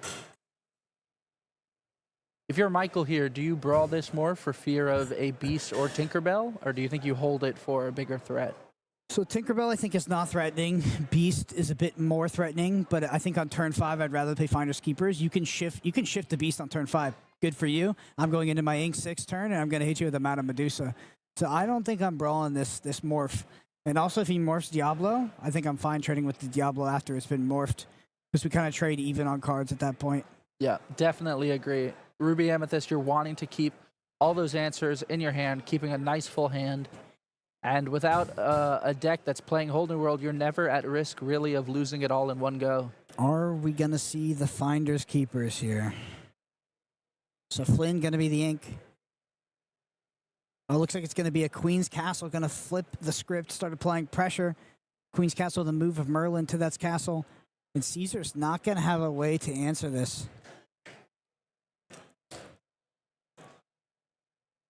What's the thought on not questing with the Sisu here, you think? I'm wondering if it's something in regards to like a shift line. Maybe that Tinkerbell. Yeah, maybe not wanting to lose the rabbit in the Queen's Castle too fast. Tinkerbell on a shift here would trade pretty well to the board. Finders Keeper is still in hand. With a brawl. How is Caesar going to deal with this location? Emerald Steel, notably, has always been pretty weak to locations like this, if you can create enough room and create enough tempo to get them. It's going to be an Ana. Ana here choosing the discard, holding that Finders Keepers. Ooh, that sudden chill is the Oh, my best goodness. possible draw for Caesar because it's going to get rid of this Finders Keepers off the Sing and draw him more cards. Oof. I think Michael is going to get punished for this play potentially because he's going to have to discard his last card, which is a Finders Keepers. Now you're off of 6 ink. If you top deck the Mana Medusa, you can't do anything with it, which can be devastating. That being said, you are drawing 2 cards off the Queen's Castle, so you could find Inkable plus Mana Medusa. That is a bit of a silver lining here. Even if they clear this rabbit, you are still drawing up to 2 cards, 1 for turn and 1 for rabbit. I think it's a very heads-up play to move that rabbit there. You have to think that Michael did want to resolve that Finders Keepers and was expecting, maximum 1 discard here out of Caesar. It is a tough gamble, holding on to that draw 3, waiting for the best possible moment to use it against a discard deck.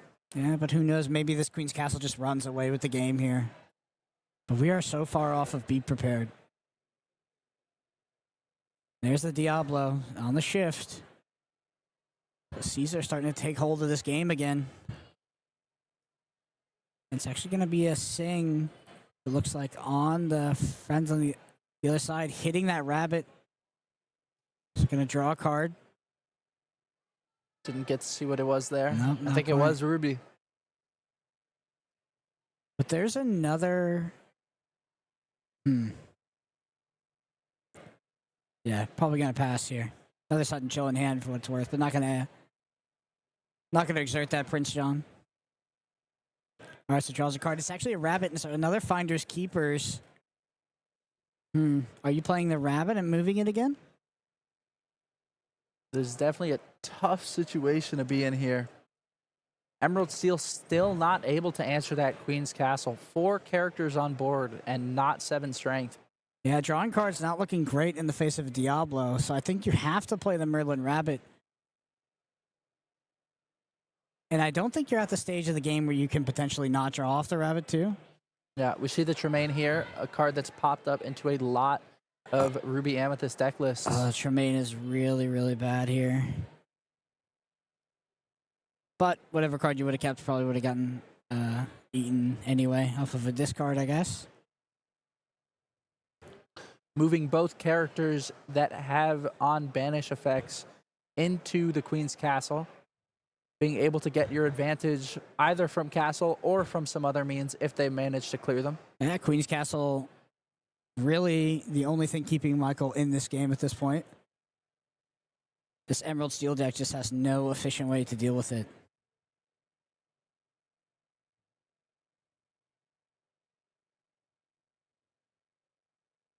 Caesar deciding here what to do with his hand. Lots of cards drawn off of the Prince Shawn and the Diablo shift here.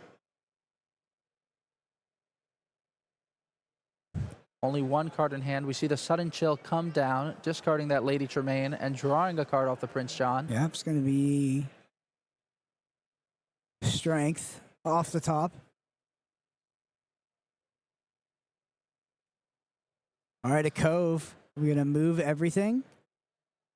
So we're going to attack for 3, 6. And it would be 7 if we want to exert.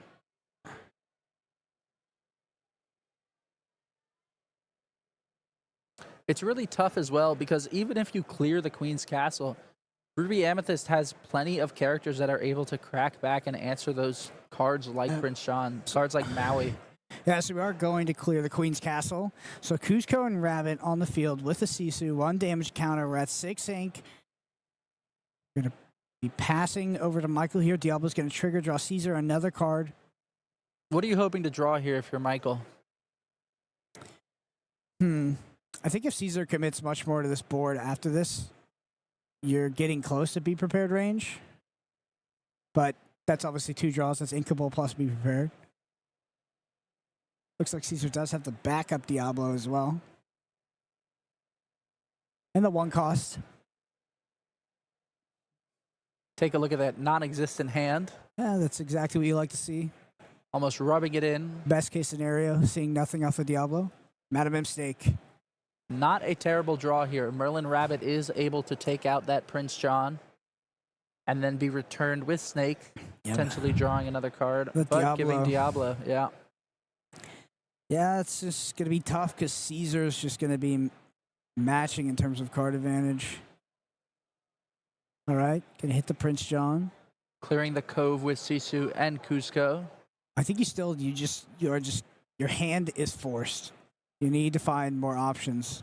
Yeah, definitely agree. Rabbit picks up a card. Playing the rabbit. Draw another card. You've got to take the opponent to the late game. And that's not great. I mean, the Elsa.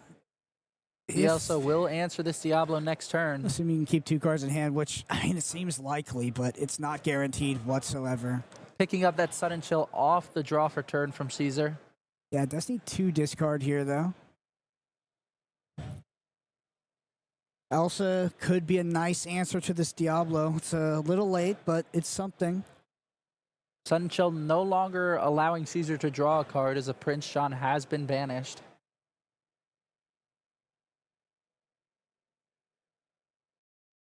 All right, Caesar just contemplating this turn.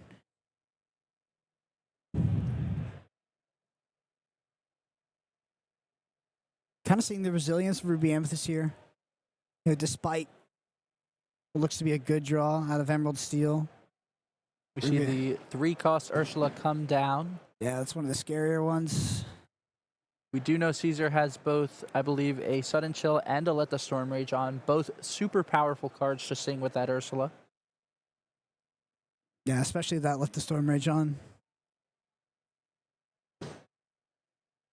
All right, looks like another shift Diablo here. Going to discard that we don't talk about. Bruno.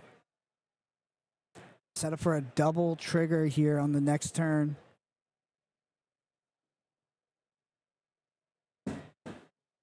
I just feel like there's times like this when I play against Emerald Steel, I'm just like, why am I playing Ruby Amethyst? This deck draws more cards than me. It's almost unfortunate that Ruby Amethyst draws so many cards. Yeah, leaving 2 Diablos on the field. At least one will be answered by the Elsa, and the Elsa has a follow-up answer on the next turn.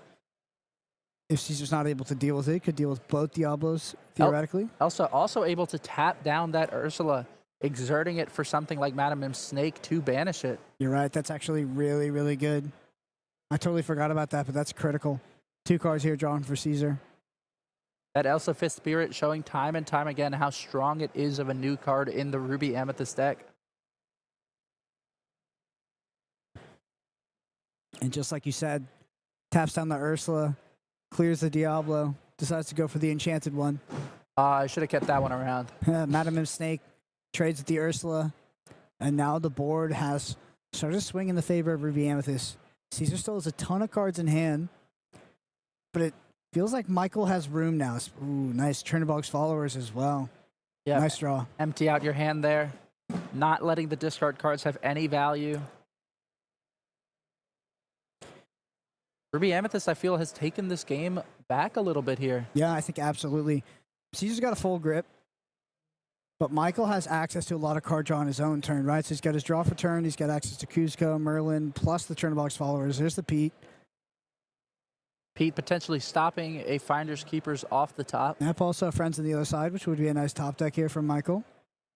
We will have the possibility to see 2 cards, thanks to the Chernobog's followers.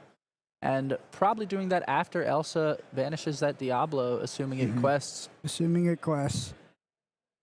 Do you quest with the Diablo, or do you wait for some sort? I think that does Caesar have access to removal yet? So let the Storm Rage on the Chernobog's followers. Really wishing you had a card that was able to deal 3 here. Yeah, next turn to the Raging Fire.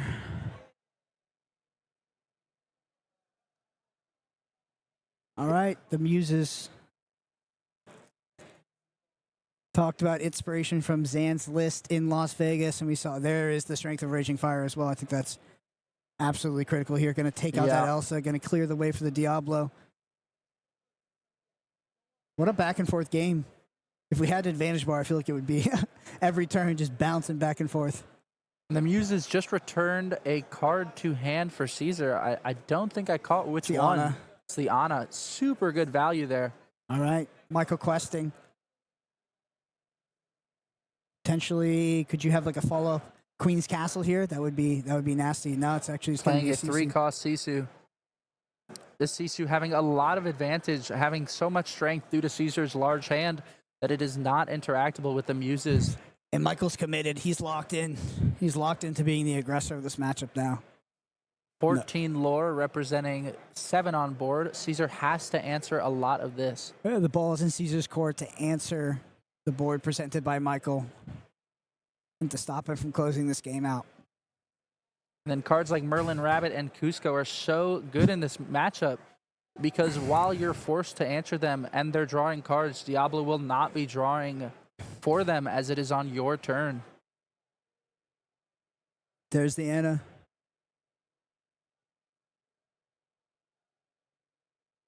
Ana popularized from Zan's list, but really has just so much versatility in this deck, able to discard or banish larger characters.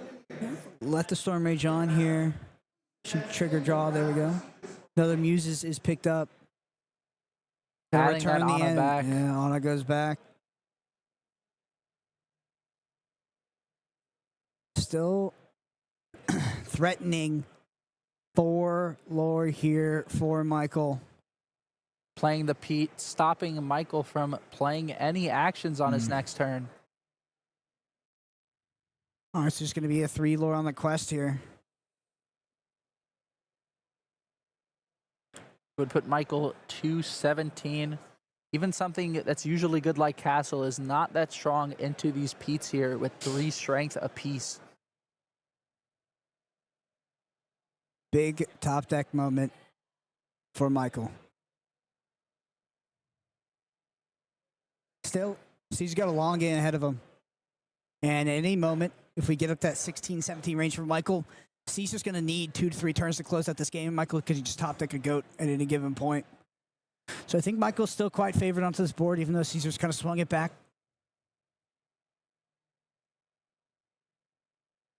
All right, back over to Michael. We drew off the rabbit, now we draw for turn. Looks like a Brawl plus an Amethyst card. An Amethyst card, yeah. Maybe a Followers?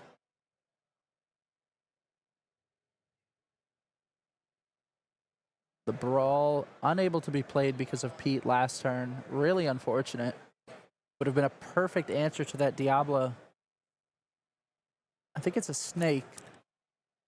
I mean, if it's a Snake, you would just quest, bounce the Sisu back, play the Sisu again, right? Yeah, really difficult for Emerald Steel to respond to that. Ooh, are they both songs? Or maybe another Both Finders actions? Keepers. All right. Caesar has to clear these characters, but has there's a, now we're going to see for itself. It is the Finders Keepers. Wow, our tech card getting blanked by Pete. Can you imagine? Can you imagine being in Michael's place? You're this close to winning. You're at 17 or 16 here, and then you draw action off the Pete. Yep, the referee comes down, stops you from playing those actions. Oh, man. I think you have to discard the Brawl here. Yep, hoping to keep that Finders Keepers, hoping to draw into something like Goat to get you over to that 20 threshold. Is Caesar going to find the additional discard here? Doesn't have it in hand now. I see a Beast Tragic Hero. I see a Muses. Yeah, I don't think he has the extra discard. So notably, Caesar will be able to answer characters on board here. Cusco will draw a card. 2 cards in hand means that Caesar is at 3 strength, able to trade with the Petes. You gotta hope that Finders Keeper is gonna find something like a Goat. Yep, so double trades. And while Caesar's ahead in card advantage, ahead on board, Michael is so close to 20 lore. And it's going to take Caesar quite a few turns to win this game. It's just the way Emerald Steel works. And when with a deck like Ruby Amethyst that has access to that kind of like instant speed lore gain, it's a tall order.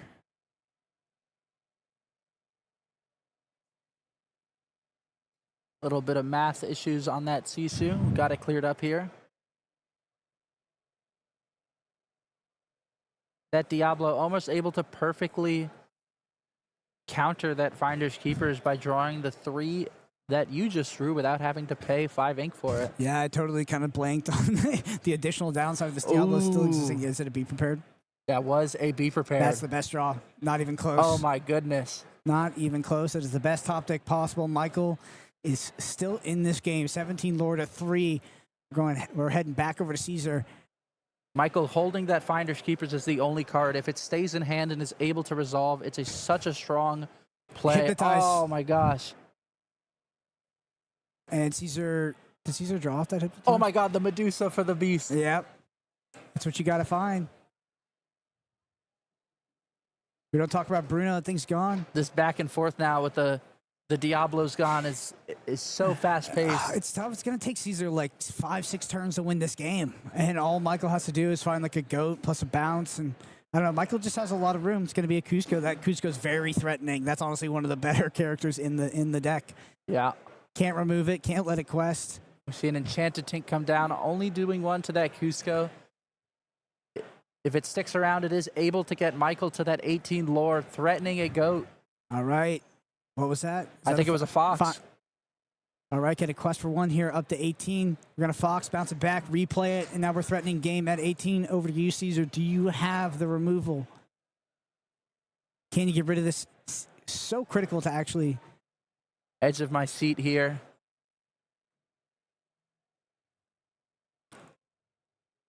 Can Caesar find a way back into this game?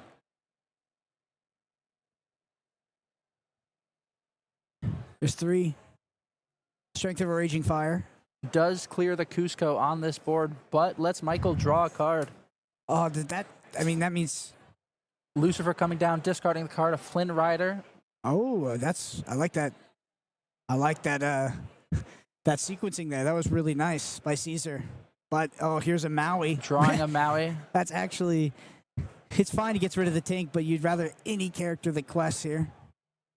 It's still pretty decent as Diablo and Lucifer will have to challenge into that Fox to prevent game next turn. And it kind of feels like Caesar's just holding on here, and Michael is live to top deck anything. What's it going to be?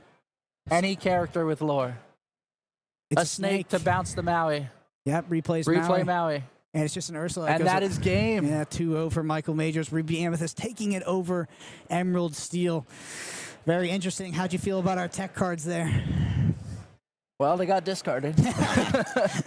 But it seemed, outside of the Pete stopping it and having it discarded, it seemed as if at any point that Finders Keepers came off the draw there, it would have been curtains even faster. Yeah, that was my favorite match, like you said, edge of our seat the whole time. Well, our Ruby Amethyst takes it in the form of Michael Majors over Caesar Acuna, and we're going to progress to our semifinals here at the Seattle Disney Lorcana Challenge. Don't go anywhere. We'll be right back. See you there.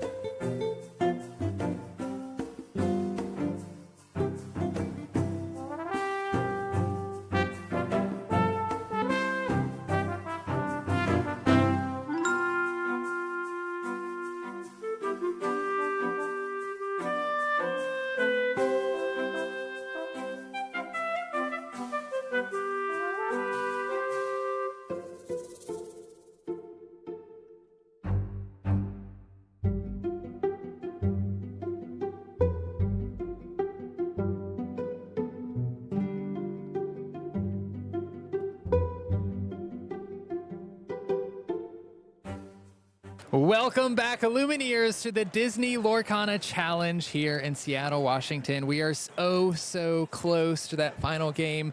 Moving on to the top 4 here. We've had a very exciting day with some of these matchups. There's a lot of people outside of the venue watching on the big screen. You know, the people playing out the games. It's pretty exciting and pretty entertaining. Sam, how are you feeling today with everything wrapping up? You know, things almost coming to a close. Today has been absolutely amazing. This weekend has been absolutely amazing. Seeing people so happy to play Lorcana has been such a gift. I am so thankful for anyone who showed up to the Disney Lorcana Challenge in Seattle, Washington, and thankful for you guys at home. Thank you so much for watching, and it's been amazing. And for this last time casting with Brandon, we're going to be casting the top 4. Yeah, we're going to be casting the top 4, and these players have had to come a long way to get here. I think we can take a second to look at the brackets and see how far these players have come. So we're going to start with the brackets here. Let's take a look. We're going to start with the Cinderella bracket here. Luke Goodwin and Shawn Keaton making it to the quarterfinals, both Emerald decks, an Emerald Steel and an Amethyst Emerald deck, making it here to the quarters. And in the Elsa bracket here, we have Logan Schneider and Jacob Schmidt with a Ruby Amethyst versus Ruby Sapphire matchup. After that, we're moving on to the Rapunzel bracket, and we have Caesar and Michael with the Emerald Steel and Ruby Amethyst matchup. Very interesting one there. Finally, moving on to the Maleficent bracket, we've got Jonathan Ball and Sean Young on Ruby Amethyst and Amber Steel. Now moving on to the semi-finals here, we can take a look at what we have to expect in these next couple of matches. Luke versus Logan and Emerald Steel versus Ruby Amethyst. This will be the first match that we get to see. And then we'll have Michael and Sean with another Ruby Amethyst and an Amber Steel matchup. So 2 Ruby Amethyst potentials could make it into the finals. We have Emerald Steel. We know that Zan had one Vegas with Emerald Steel. There were 4 Emerald Steel in the semifinals for Vegas, so might see another one in the finals. Or Sean could come in with this Amber Steel deck. You know, some people were down on the deck with Ruby Sapphire being so popular and people expecting Emerald Steel to be popular as well. But Sean has shown people that, you know, don't hate on the deck. We can do well with it. That's right. And there's no more Ruby Sapphire left in the top 4, so he must be feeling pretty good. Yeah, must be feeling pretty good. That's a not great matchup for Amber Steel, so definitely doesn't have to worry about any of those. But I'm very excited to get into these matches soon. Before we get into these matches, we do have something interesting, though. We all know that Rebecca's done a great job this weekend interviewing some people. We have a very special guest that she has interviewing, one of the artists that is here, Kendall. So I'm eager to see what she has to show us there with this interview. Well, hello, Illumineers. I have a very special guest with me here today. I have Kendall Hill. How are you doing today? I'm doing great, man. It feels so good to be back at another DLC. Yeah, this is your second time now. How has this experience been compared to Las Vegas the last time you were here? It's a lot colder. Seattle's way colder, but it's just as much fun. Yeah, lots of fun. And I know you're meeting a lot of fans. And I know that we are getting geared up for the next Disney Lorcana set, Azurite Sea. We're about 3 weeks away. And our team has a preview card that you actually had the pleasure of drawing. Yeah, it's kind of a big deal. My cards are kind of a big deal. And one might say it's legendary even. Would you say that? Yeah, you might say it's kind of special. Really? Kind of, yeah. Yeah. A little bit. Okay, so I do happen to know that this is a Floodborn card, and I wanted to ask you about that because I know a lot of people have questions about what makes a character Floodborn. And so I wanted to know, what is it like taking a character that we know and making them Floodborn, and what does that mean, and what do you bring to that Floodborn character as an artist? Yeah, so Floodborn is something, totally unique to Lorcana, but it's also almost like a golden ticket to like using your imagination on the Disney characters. Like, what else could this character be if you just threw magic at it and it went whichever way, So getting to design something as Floodborn is like just getting to open up Pandora's box and like see what pops out in your imagination. Yeah. Was there anything in particular about this character that you were really excited to bring that Floodborn essence to? Oh man, just it's such a fun, unique, and iconic character, and I can't believe that I got to work on it. Something that I always watched like as a kid, and being able to take my own spin on it and like throw some magic in there and throw like a couple like design additives here and there. It's just a blast. Oh man, it sounds like you have a lot of pride in this card. Yeah, a whole lot. Yeah. All right, well, based on what you're telling me, I just can't wait to see this card. All right, guys. So they had some interesting stuff they were saying there about a new card reveal for Azurite. Yeah, I think they were dropping some hints on what we might get to reveal. So, Sam, what do you think about this new card? Well, I think he might rock. He might rock. Yeah. So anyway, a little bit of Pride Rock, maybe. I'm actually hearing from the booth, that the players are ready to play this match. So if you guys want to see the card reveal, you're going to have to wait until this match is over. I'm excited to get into this next match. Let's see what's happening. All right, we've got Luke Goodwin and Logan Schneider here in the top 4. One thing that I want to say is I know Luke has been trying super hard to get to this spot. He's placed 18th in Atlanta, just shy of getting a invitation to nationals, and placed 31st in Toronto. He's been to a couple DLCs, so him making it this far, getting his invite, and also earning a Golden Mickey, I know he's excited for that. He'll be playing Emerald Steel while Logan is playing Amethyst Ruby. And we'll see what both of these players have opening up. Logan being the 33rd seed means that he is going to get to go first. We're going to start with inking a Sisu and passing over to Luke without a 1-drop. And not having a 1-drop is not ideal, but it's not the worst in this matchup. Keeping cards in your hand for later on when Luke might have a card that discards them is never too bad. So we are a little bit sad to see the 1-drop Diablo, because that might mean a Shift Diablo in our future here. Yeah, I do see that Shift Diablo in hand with an action. So next turn, Luke could shift it if he wants to. Luke's just taking the time to memorize Logan's hand, being able to know what your opponent's next couple moves is can be very important. Knowing how to plan around some of those cards. We saw that Logan has the Brawl in hand for the Diablo. I don't think we have a Hidden Cove in hand for Luke to get around that, but Luke can be prepared for it. We're going to pass on over to Luke. Logan inking another card and not playing anything. Yeah. As Luke, we did get a peek at the hand last turn, and we did see that the only 2-cost character was that Madam Mim, so we did kind of expect this if we're Luke, but we are still happy to see it. Happy to have less pressure on the board. Now, do we think Luke is going to shift this Diablo here, knowing that there's a Brawl in hand? I think the answer is probably no here. Yeah, there's something definitely to be said about going ahead and shifting the card and forcing the card out of your opponent's hand, forcing them to use it. One thing that I'm noticing with Logan here is, it might seem like not playing any cards the first couple turns of the game is a bad thing, but in this matchup specifically where Emerald Steel, one of their avenues of disrupting you is discarding your hand, ensuring that you can't get your ink all the way up so that you can play the more expensive cards in your deck.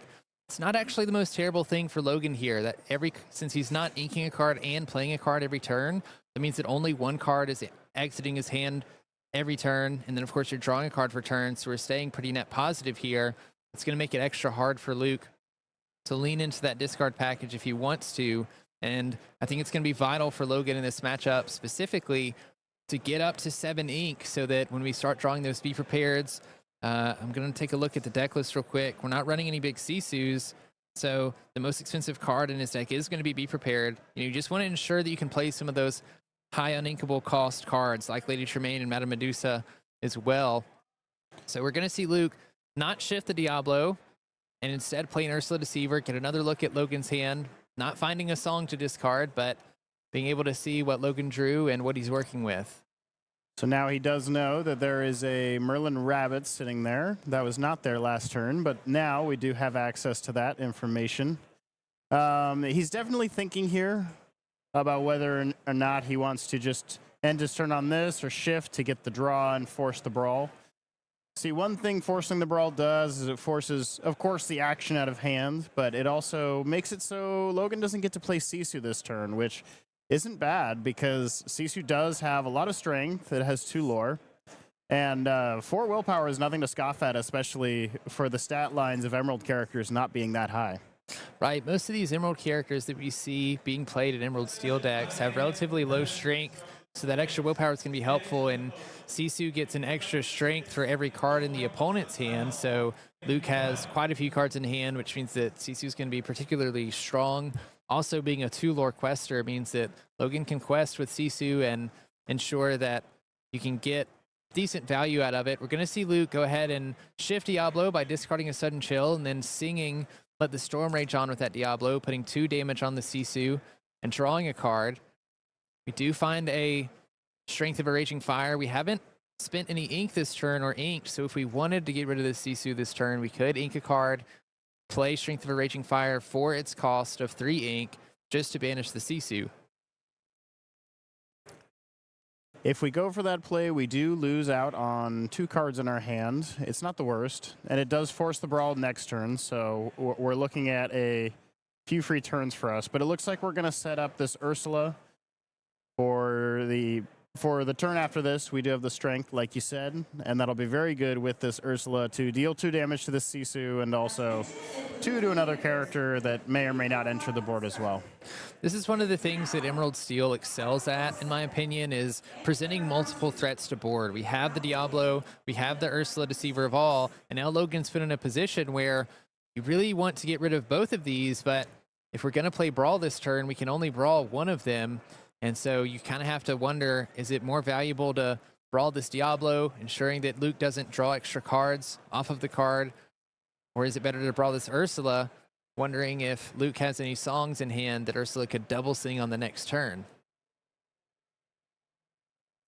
Yeah, it's definitely interesting looking at the game state from Logan's side, because his hand is basically fully known at this point.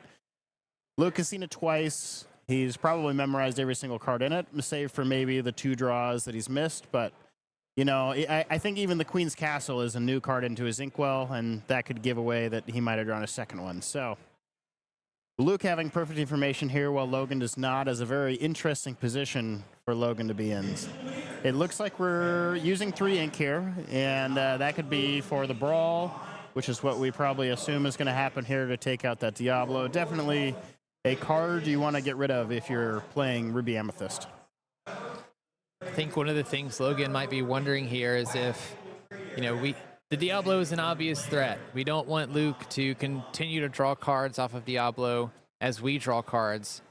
But also, if this Ursula is seeing something like a Sudden Chill, you know, we could force us to discard 2 cards at once. And we've talked about how important in this matchup for Ruby Amethyst it is to keep cards in your hand so you can ink up to 7. So it looks like we are going to use this Brawl on the Ursula Deceiver of All, banishing that, leaving the Diablo in play, and then we're going to go ahead and quest with the Sisu, gaining 2 lore, and we'll probably pass the turn on that. So Logan prioritizing the Ursula over the Diablo here, probably because he has that Elsa in hand for next turn to go ahead and rush in, take out the Diablo. And at that point, maybe this Elsa can even trade for a second Diablo, so that makes sense. So we're going to see a Hypnotize off the top of the deck for Luke here. See Luke playing this Hypnotize, forcing Logan to discard a card from hand, and Luke gets to draw a card as well. We're going to see a Be Prepared discarded here. Probably doesn't want to get hit too hard by another Ursula Deceiver, so choosing to discard a song card is an easy discard because it lets you have less songs in hand, which means you're just inherently not going to lose a card to that card. It's also uninkable. You know, it's not a card you can get rid of. We're a couple turns off of 7 ink, so you don't want that card sitting in your hand. Totally makes sense for Logan to discard there, and we are going to use a Strength of a Raging Fire to banish this Sisu, singing that with Diablo, getting Diablo exerted so that we can draw cards on Logan's turn when he draws cards.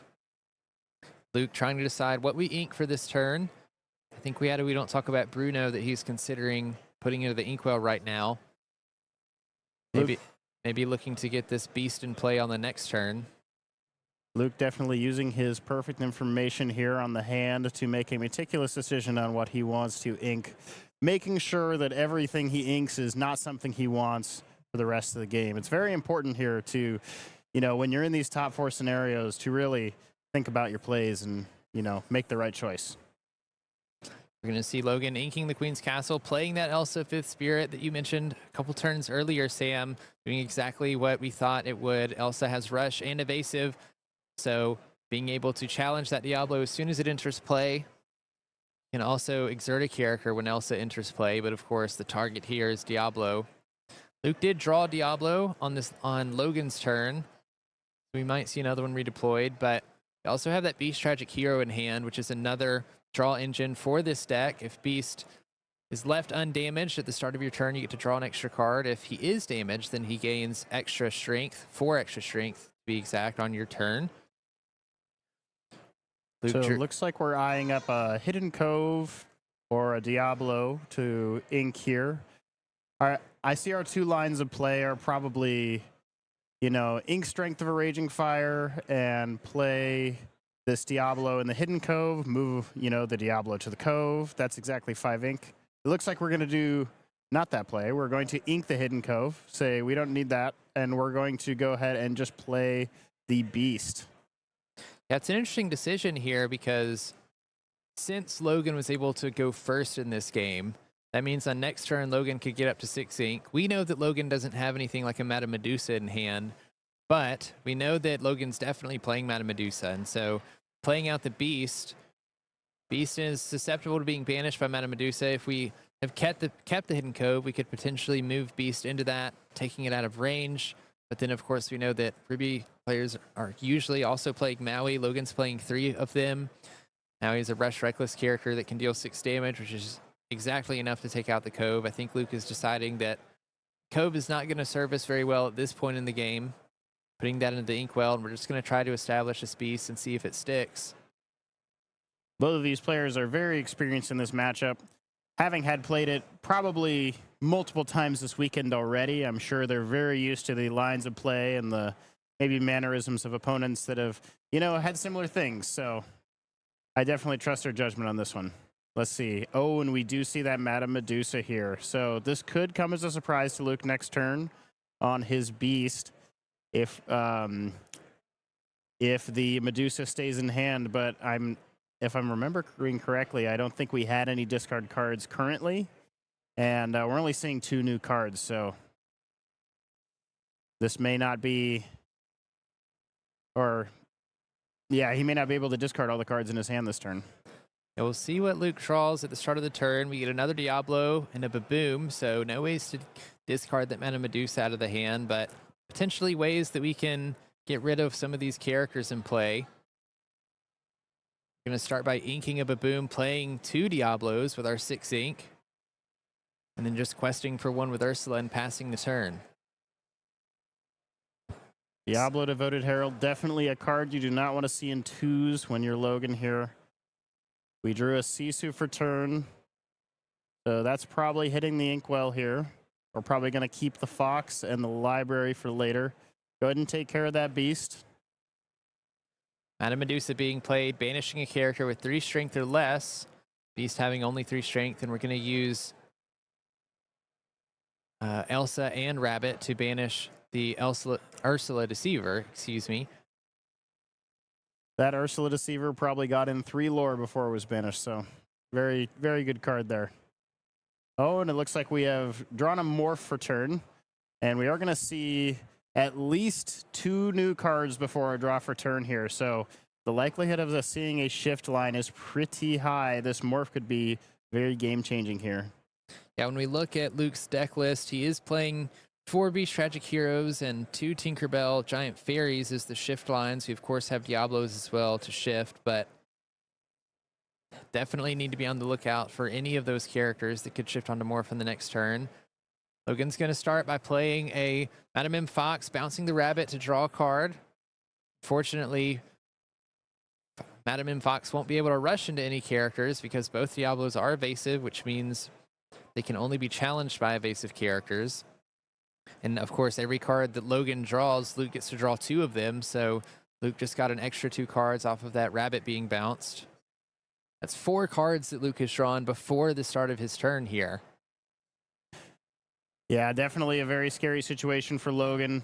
Staring down 2 Diablo Devoted Heralds when you're playing Ruby Amethyst is definitely not the spot you want to be in. A lot of your advantage when you play this deck comes from drawing additional cards, and Diablo is not not a card you want to see when you have a lot of cards that say draw. So it looks like our players are talking about if we can move something to the library here, or maybe Logan is thinking which character we want to move to the library. Which of these characters is more studious?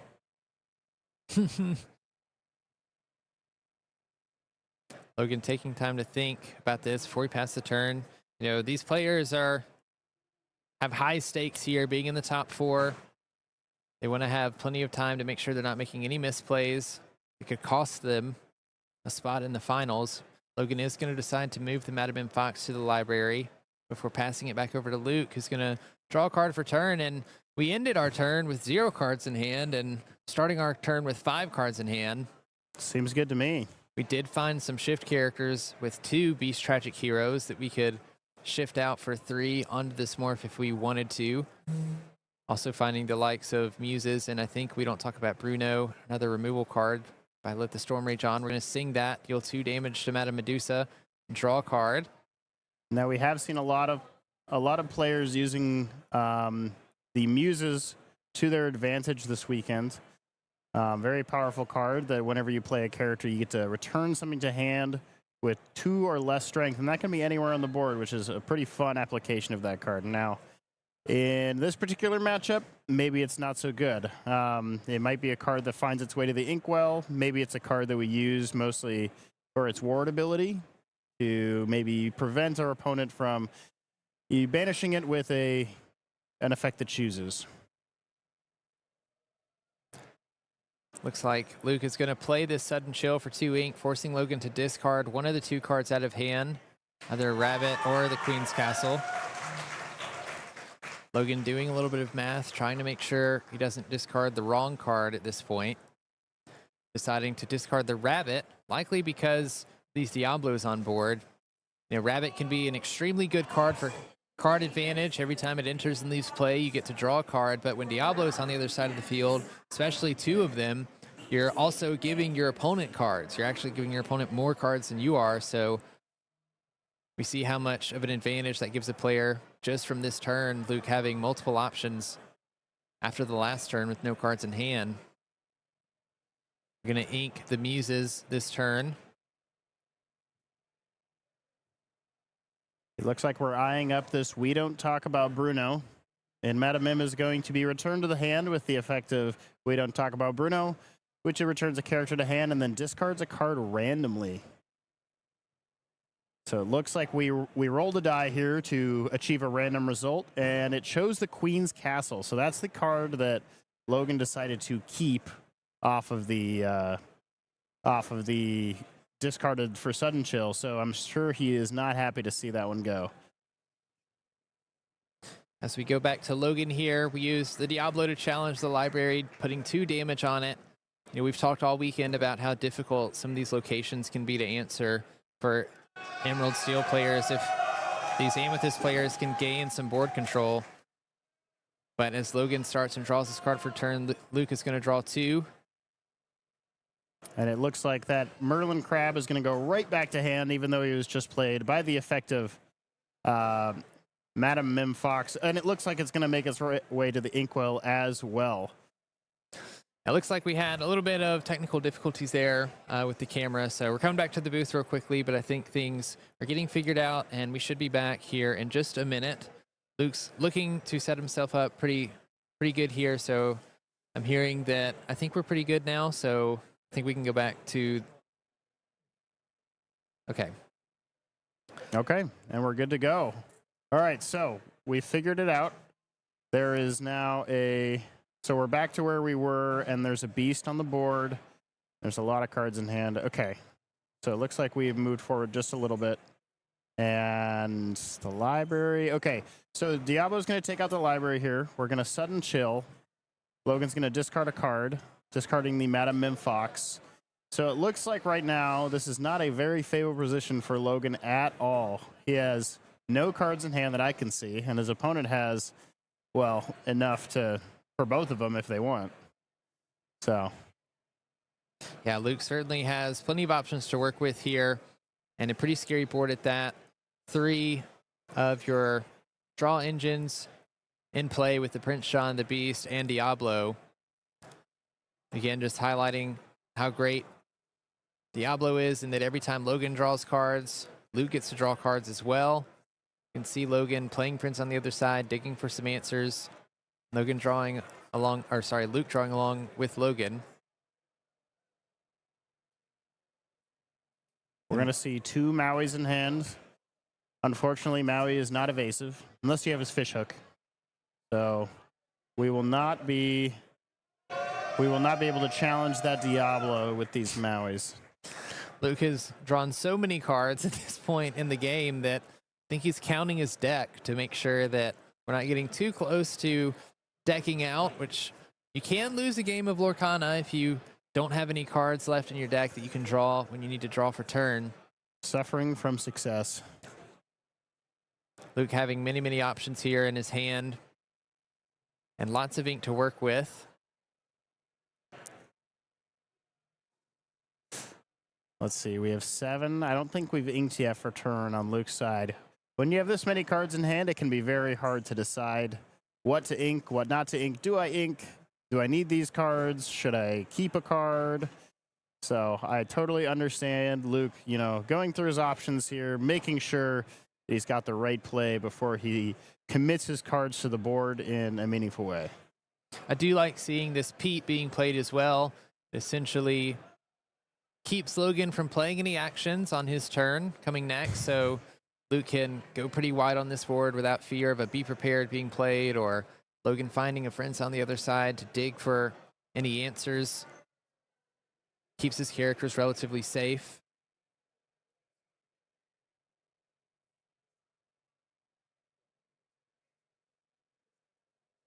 And if we're Logan here, we're definitely looking for a Be Prepared, or if he plays it, we're also looking for a Sisu. But looking at the deck list right now, it looks like he is not playing any copies of the Sisu, the 8-cost shift that banishes all characters with 2 strength or less. That'd be pretty good here to neutralize the board state, but it looks like we do not have access to that.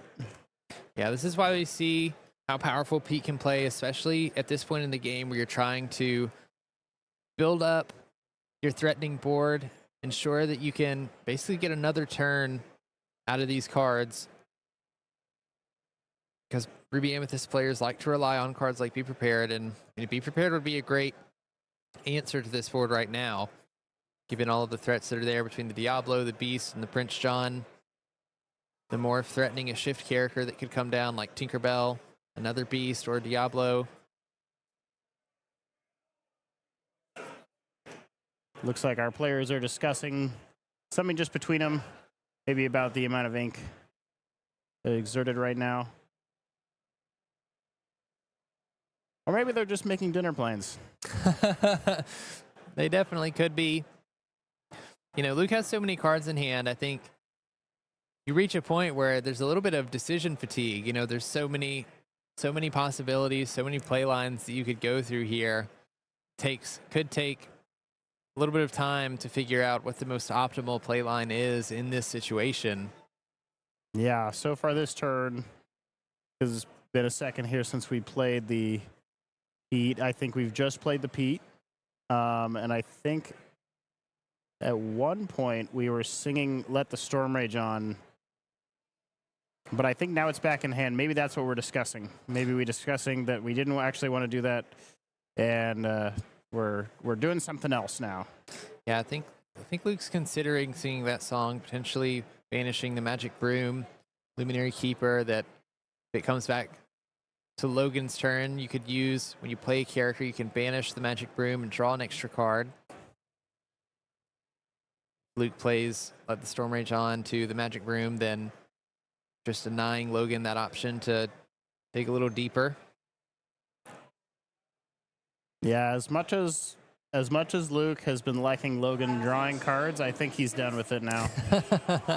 I think he's ready to move on. You think Luke has enough cards? You think he's happy?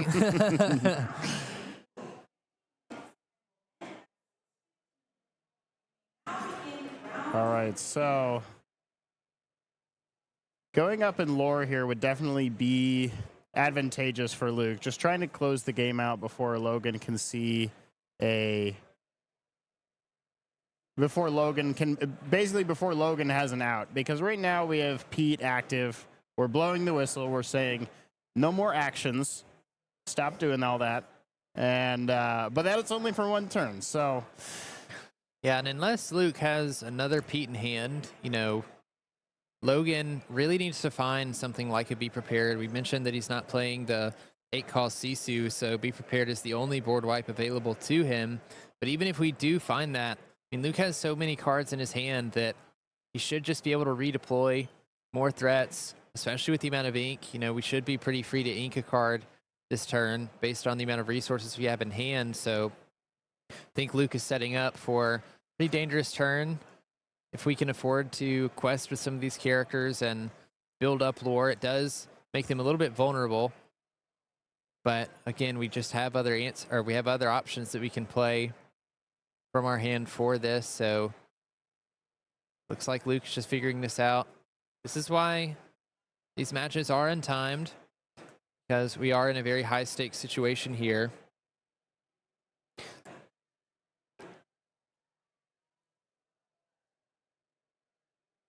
So I think right now I see off to the right here, I see 2 cards left in Logan's hand and I do see that in Luke's hand here that we do have a Sudden Chill at the front, and I know I saw an Anna Diplomatic Queen at the back of the hand. So if we had wanted to, we could definitely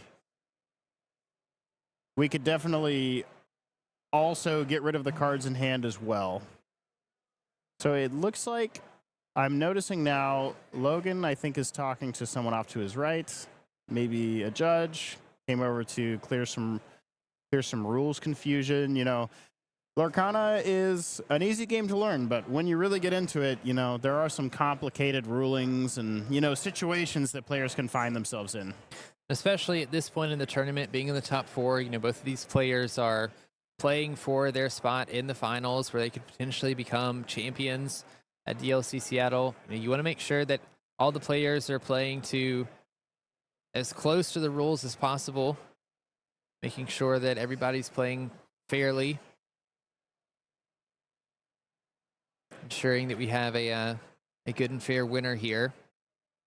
So it looks like Logan is fanning out his discard. Both players nodding at one another. Yep, it looks like we are waiting here for some kind of answer from a judge. All right, so for Logan, how do we get back into this game? Because right now we're pretty much on the back foot. Yeah, if we're Logan here, like we mentioned earlier, Be Prepared is one of the, really I feel like is the only way to even potentially get back into this game at this point. So Luke, having played the Pete games referee here, makes it so that Logan can't play any actions on his next turn, including Be Prepared, which means Logan's going to essentially get a free turn here to play a couple characters, quest or sing with these characters if he wants to, without worrying about it Be Prepared being played. Where Luke could deploy a couple characters onto the board with the remaining ink and use those to quest on the next turn. The unfortunate thing for Logan is that even if we do find a Be Prepared on the turn after that, or find one that's in hand, then when we play it, it is going to banish all characters. It will wipe the board, but Luke has to be holding, 10 or 15 cards in hand at this point, so he's going to have plenty of other characters that he can play after that. A lot of them likely the same. I know there's some beasts, maybe some Diablos in there, and Logan's going to have to find another Be Prepared or another way to answer those with like Madame Medusa, Lady Tremaine, things like that. But it does look like Luke is going to go ahead and sing Let the Storm Rage On with Diablo, banishing the Magic Broom, drawing a card. And we're exerting 3 ink here, maybe playing, looks like we're going to play Hypnotize, force Logan to discard one of the cards of the 2 out of his hand. Luke's going to draw 2 cards, one of them from the Hypnotize and the other from Prince John because of the discarded card. And Prince John's ability that lets him draw a card. I think Luke is eyeing up a sudden chill as well, forcing Logan to discard that final card in hand. We're going to sing that with Morph, then draw a card off of Prince John.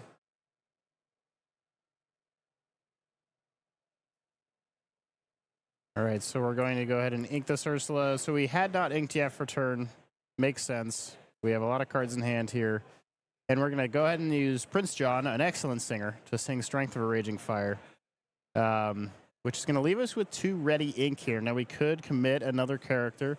Seems pretty good here as we are, as we do have this Pete protecting us from something like Be Prepared, as we talked about. And I think I did see another Pete Games referee in Luke's hand, maybe for the follow-up here. Yeah, and that could be detrimental in this game. I think we have 8 lore on board currently for Luke, knowing that Logan couldn't, even if he had drawn to Be Prepared, couldn't play it this last turn, means that we've insulated our characters to quest on this next turn, or we know that they will still be around to quest on this next turn. That would push us up to 16 lore, I believe. And then if we had another Pete that we could play after that, then, and we see Logan playing it now, then that means that if Logan finds to Be Prepared next turn, there's nothing they can do either. So this could be checkmate for Logan here. We're going to play Diablo to look at our opponent's hand. Not much to look at for that. Luke's going to pass, play a rabbit, draw a card, see what we find, but I think this is it for Logan. We see the smile. I think knowing what's happening, passing it back over to Luke, and Luke has plenty of characters to quest with to take game 1 in this best of 3 for the top 4. We see a classic matchup, Emerald Steel versus Ruby Amethyst. Good game from both players there. I think the Emerald Steel really took over. I mean, it was a long game, a long section in the middle there that where nothing happened, but they really took over when they they emptied the hand and they were removing the characters every turn. So yeah, I mean, we saw Emerald Steel do what Emerald Steel does best, and it's not a particularly easy deck to pilot. Luke did a great job at. If we think about early in the game, we played the turn 1 Diablo, looking at Logan's hand, knowing that we saw the brawl, and then instead of shifting that Diablo on turn 2 with the Ursula, we decided to wait a turn, shift the Diablo on turn 3 while playing the Ursula Deceiver of All, putting Logan in a really difficult spot, and from there just sort of snowballing off of the advantages that we could gain from the likes of Diablo and Beast, Ursula, Prince Shawn as well. So great showcase there for Luke with Emerald Steel, but that's only game 1. There's at least 1 more game to go, potentially 2. So let's have a look and see if Logan can come back and take a second game. Let's take a look. All right, so we are going to see Logan going first in this game 2. Now, Logan definitely, he missed his turn 1 character last game. And while that probably wasn't the end of the world, and he missed his turn 2 as well. While that probably wasn't the end of the world, like we said, it is nice to have him. So we're probably looking for a Chernobog's Followers here, maybe a Magic Broom. He plays a total of 7 between the 2 of them. So likelihood is he will probably see one, especially since he didn't see one last game. Yeah, those are some pretty good numbers, and also they are characters that replace themselves, which I think is extremely important in this matchup. You want to be sure that you have enough cards in hand going into turns 5, 6, and 7 so that you can get to 7 ink, so that you can actually play those Be Prepareds from hand since they're uninkable. I didn't catch what Luke finished with his altar, but I believe he kept a Morph, a Cove. I think we had the Shift Diablo in hand as well. Seeing a fun character in there, Doc. I think Luke is only playing 1 of those. We've seen Doc plenty this weekend. A little bit of a flex card, I think, in the Emerald Steel deck, but one that can allow Luke to draw some extra cards if he finds himself low on cards in his hand. Luke, of course, not having the 1-drop Diablo, is just going to ink and pass the turn back to Logan. I do see the Flynn Rider in Logan's hand, which could be particularly good. If we can get the Flynn Rider out, keep it around, and keep a character with more strength than your opponent's on board, that Flynn Rider can gain 3 lore at the start of your turn. I think Logan does have the Flynn Rider and then the 3-cost Sisu in hand as well, so could follow that up on the next turn. We do see that Sisu in the back of Logan's hand. So we do see a Morph as well in Luke's hand, which will, at least for one turn, hold off this Flynn Rider if Logan chooses to play it. Now, I wonder if Logan will choose to banish his Magic Broom this turn. I think that's what we're thinking here. We have the Madamim Snake at the front of the hand too. And we could play the Madamim Snake, bounce the Broom, not being able to banish it because it has to be bounced. But it's not the worst thing to put a card back in our hand for the reasons I mentioned earlier. You know, you have to constantly be concerned about Emerald Seal's discard and how aggressive that can be.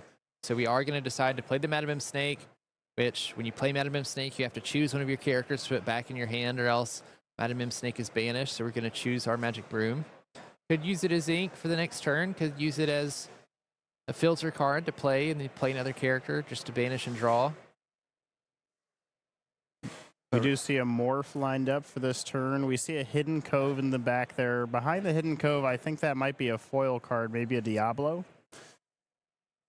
So that is not a 2-cost card. So looks like we're going to be going with this Morph here.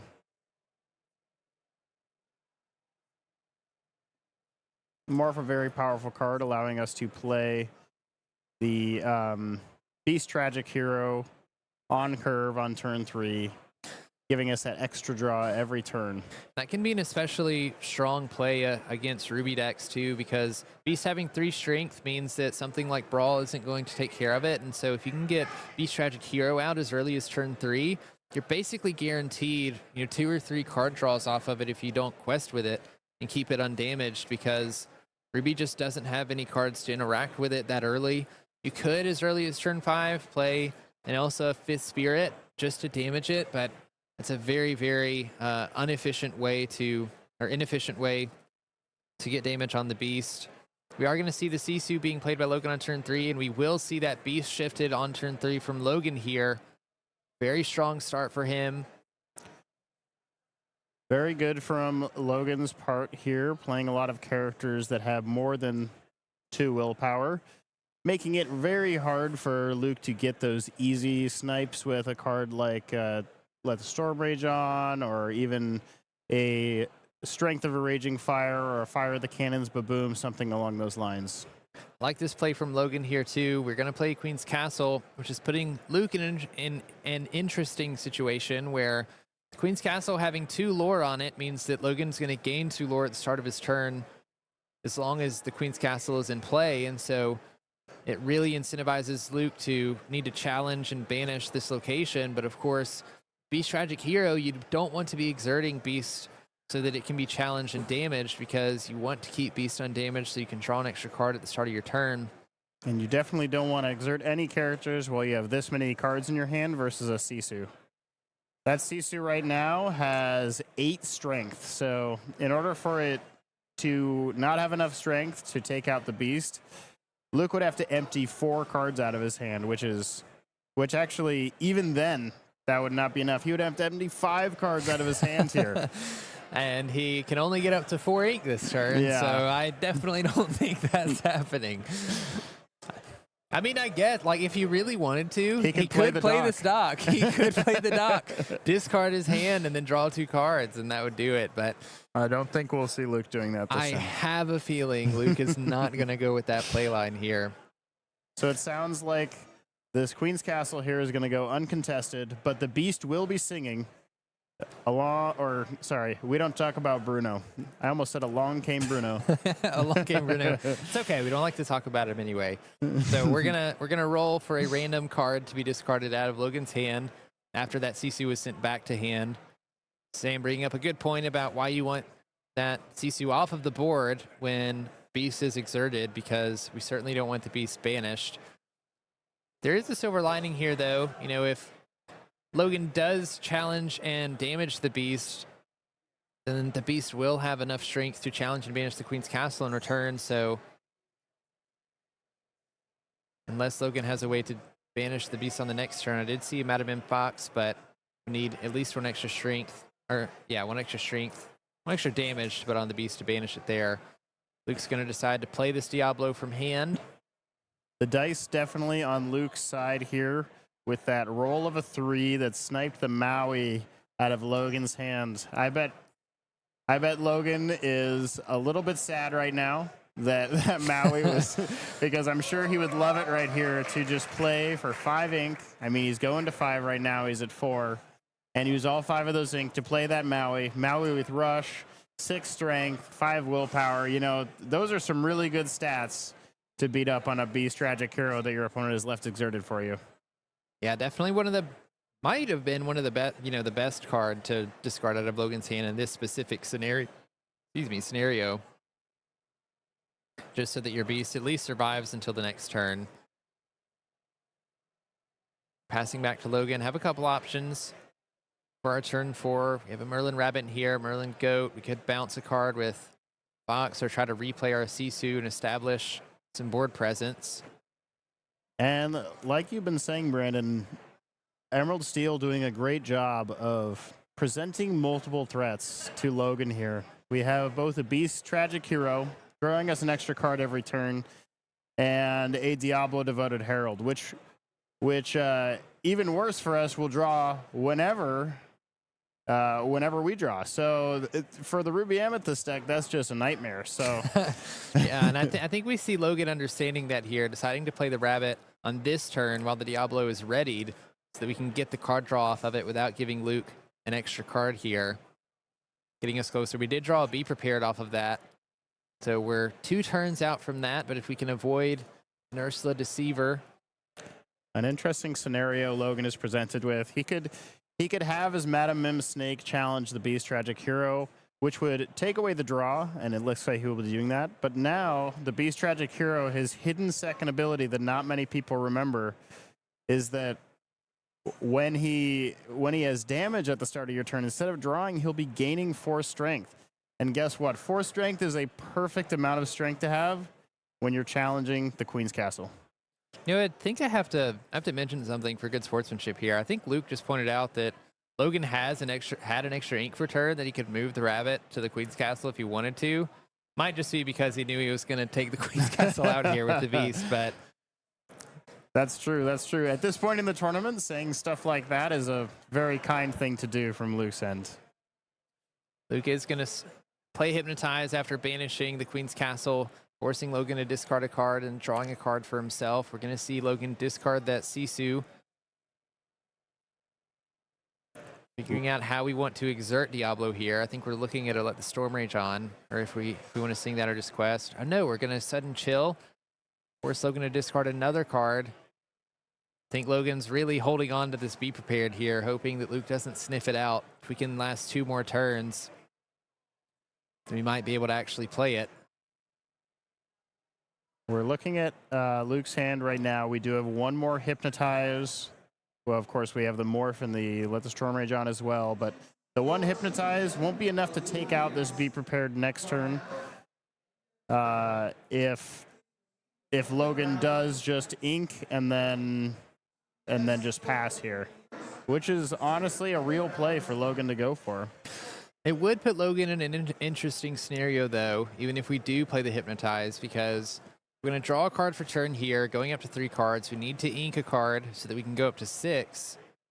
And then we have to hold on to this Madame Medusa as another inkable card. If Luke decides to play a Hypnotize, we're forced to discard a card. If we discard our inkable Madame M. Fox, then that means we're required to draw an inkable card on the next turn, just so that we can ink up to 7. But we are going to play this Madame M. Fox, bouncing the Rabbit, drawing a card, ensuring that we can put some extra cards in our hand so that we have that inkable card for Be Prepared.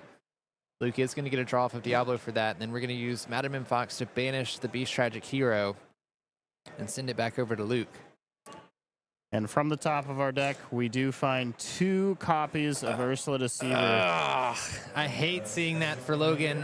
Luke finding the Ursula Deceiver, knowing exactly what to expect as Logan is going into 7 ink, playing the Ursula Deceiver just to check if we have a Be Prepared. And of course, Logan does. So Logan's going to discard that, and then we're going to force another discard through Hypnotize. You can tell that Luke has played against Ruby plenty enough times to know to sniff out those be prepareds. We do see in Luke's hand that he has a Tinkerbell Giant Fairy. Probably not going to come up in this matchup, but that is a good finisher for this deck. And looks like the Elsa is going to save us from this Diablo that has been terrorizing us. Yeah, at least now without a Diablo in play, Logan can draw cards without fear of giving Luke extra cards as well. And Elsa does have the benefit of being evasive, so doesn't have to worry about Luke challenging anything into it. Looks like we're eyeing up 3 ink here. Maybe not. But that could signal that we want to use this Let the Storm Rage on. It seems weird, though, because it doesn't quite take this Elsa out. It does bring it to 1 damage remaining. Maybe that's to finish it off with Tinkerbell next turn, but who knows what Luke has planned here. Yeah, there's a couple of things we could do here. Unfortunately, we can't Let the Storm Rage on. If we could deal 2 damage, ink a card, play Tinkerbell, but might be setting up for a Tinkerbell play soon, putting 2 damage on the Elsa. We could also, we don't talk about Bruno the Elsa, back to the hand, forcing a discard. We're going to ink an Ursula, play the Tinkerbell, dealing 1 damage to Elsa. Questing with both Ursula and Doc here. Start pushing our Lord just a little bit. I like this play from Luke. It puts a lot of pressure on Logan to answer the Tinkerbell here. I mean, it's a 2 lore. For every turn that it stays on the board, it puts a lot of offensive pressure on any exerted character. Obviously not Elsa because she's evasive, but any exerted character that isn't evasive has a lot of pressure put on it when Tinkerbell's on the board. So it looks like Logan is drawn for turn and is thinking a bit about what he wants to do with his newly drawn card. I don't know if he has readied his Elsa and is already quested. I don't think he has. We're going to ready that. Quest with that. Okay. And now we're going to think about what we want to do here. I didn't catch what card he drew either. So I'm eager to know what Logan may be considering here. It's like a Maui. We are going to play the Maui. Rush and challenge that Ursula Deceiver, putting 1 damage on Maui. Maui's definitely not a card you hate to see here if you're Logan. It puts just like Tinkerbell, it puts a pressure on any exerted character that Luke decides to now exert.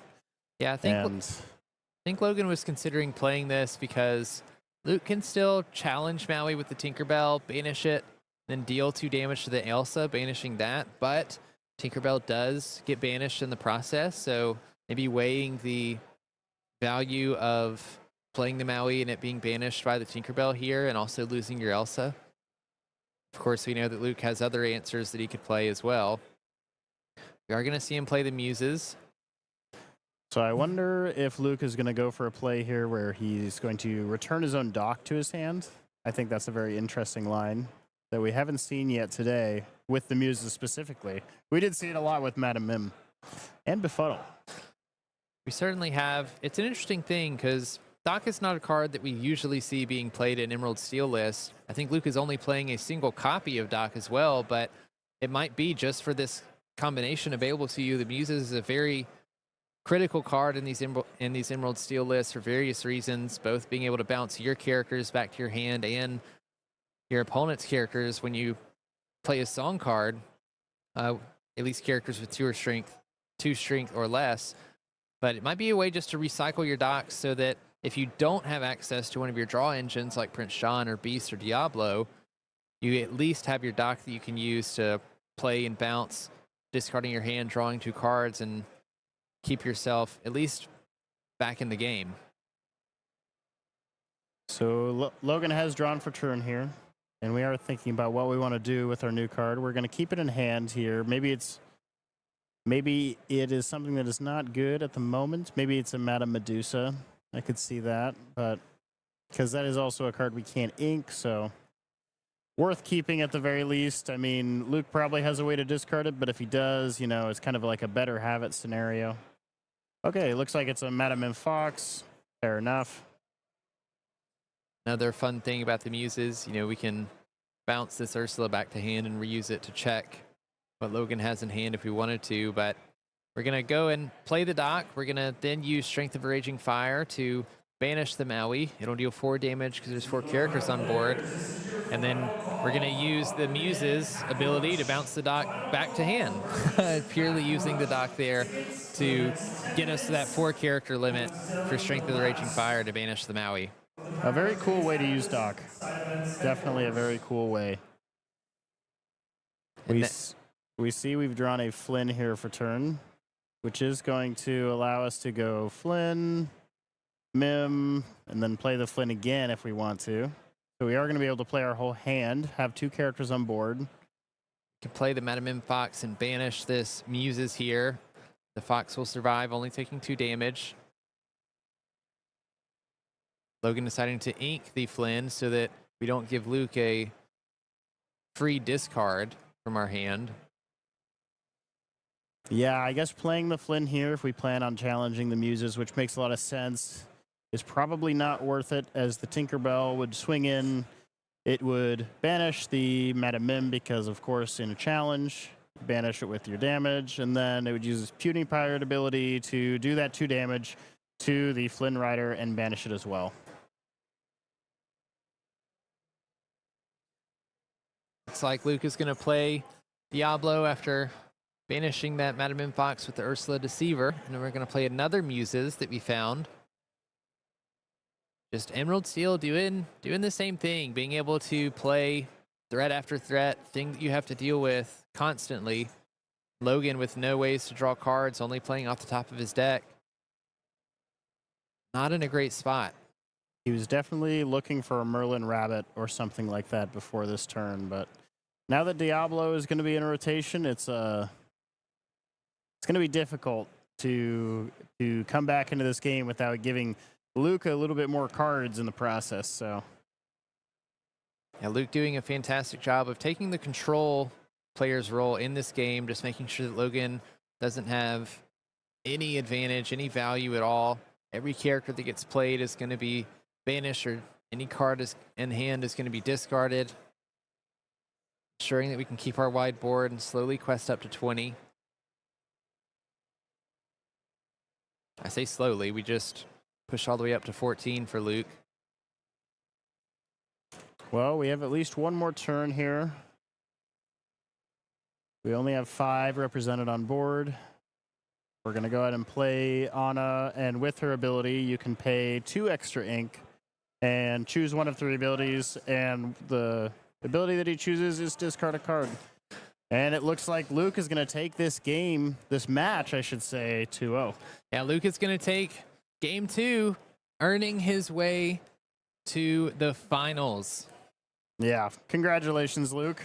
We will see you soon. Yeah, congratulations to both players for making it this far in the tournament. You know, making it to the semifinals definitely is not an easy feat. Both players showing us how to play their decks really well. I think, honestly, Luke just found the cards they needed to find and did what Emerald Steel does best, playing threat after threat, using your control tools through your steel and discard packages to ensure that Ruby Amethyst player just can never catch up, utilizing those Peats early in game 1 to insulate yourself against something like a Be Prepared or any comeback cards that Ruby Amethyst has. So definitely some elite play here by Luke and Logan. Yeah, great games from the both of them. So with that being said, we are going to move into the next semifinal match. I believe that we're going to be coming in on game 2. So we're going to push into that, and then we'll take a look at it then.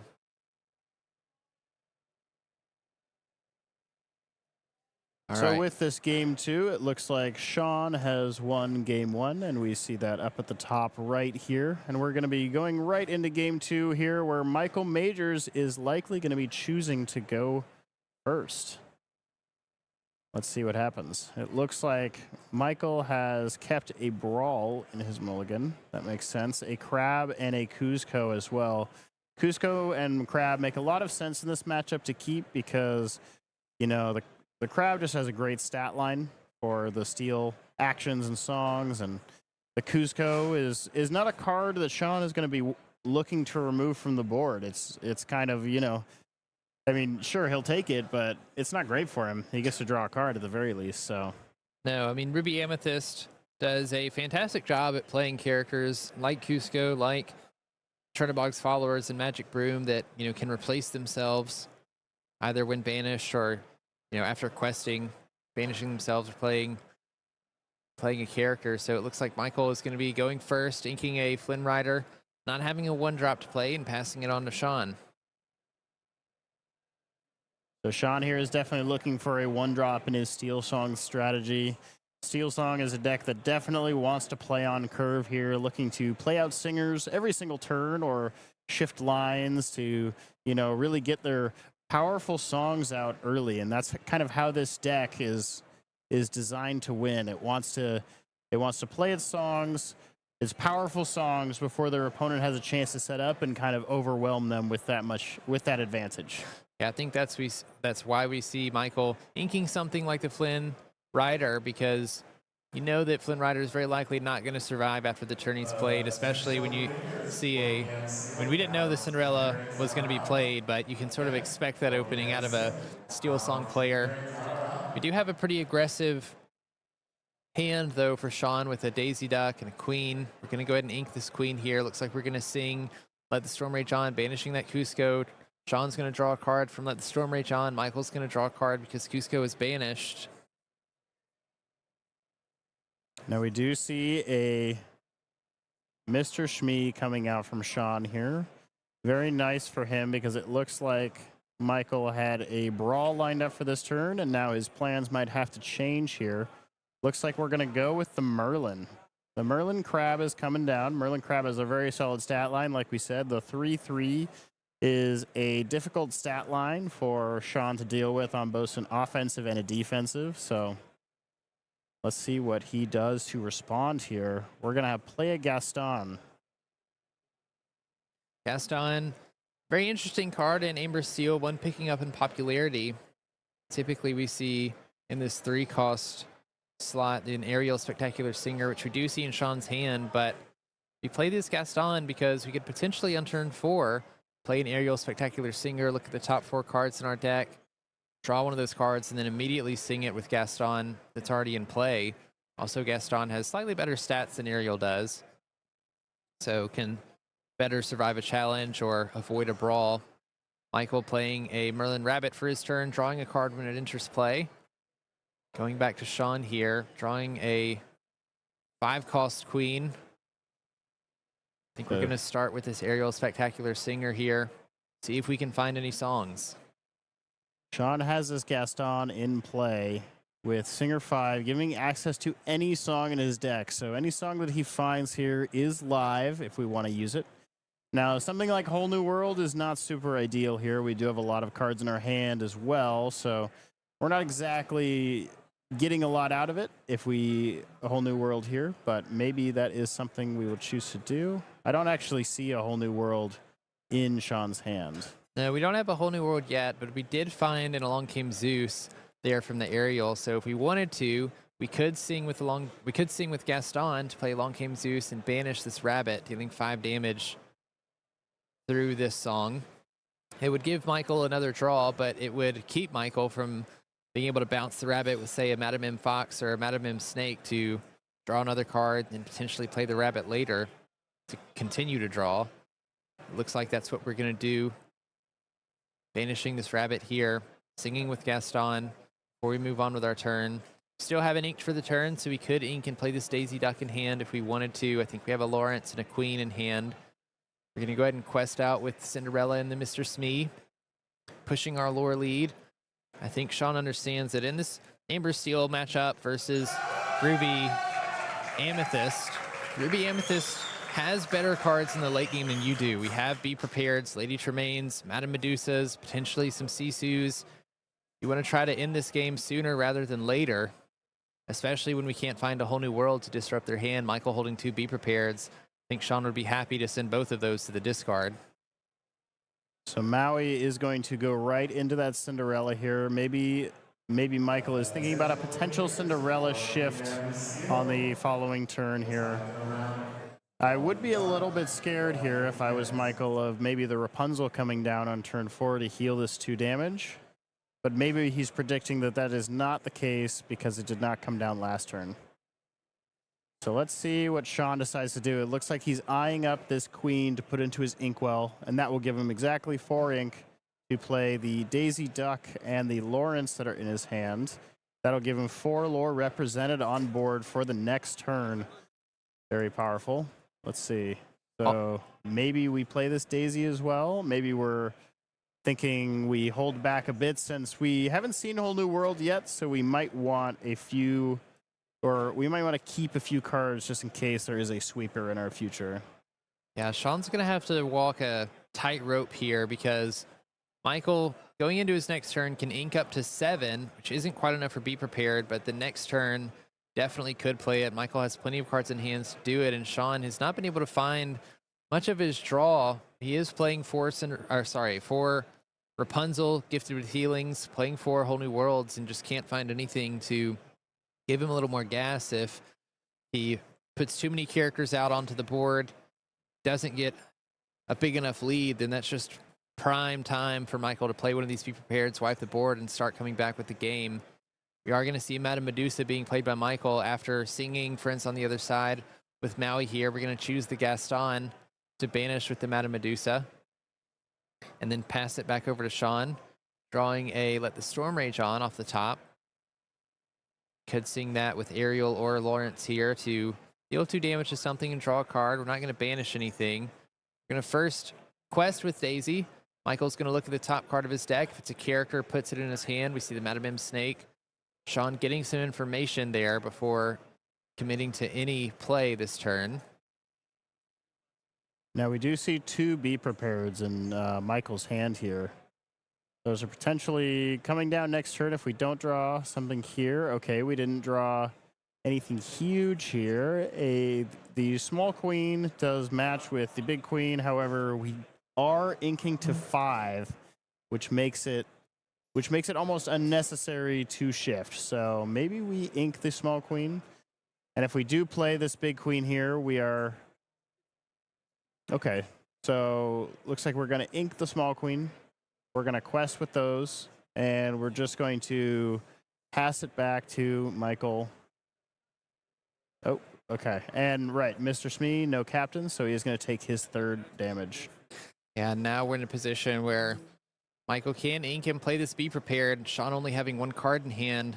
Be very tempted to do so if we don't just outright have a way to banish the characters without playing Be Prepared right now. We are going to start by challenging this Daisy with the Maui. I did see a Lady Tremaine that was in hand, so we're going to challenge with the Madame Medusa. Might see the Lady Tremaine being played here. Yep. Michael's going to play Lady Tremaine, forcing Shawn to banish one of his characters. And Lawrence is the only character to choose here, so that goes into the discard. And now the tables have turned a little bit. Michael, having the full board previously, now has nothing on board. Or sorry, Shawn having the full board has nothing on board. Now Michael has a full board. We're going to see this queen being played that's been in the hand for a minute. Finding that Rapunzel a turn or two too late for Shawn here.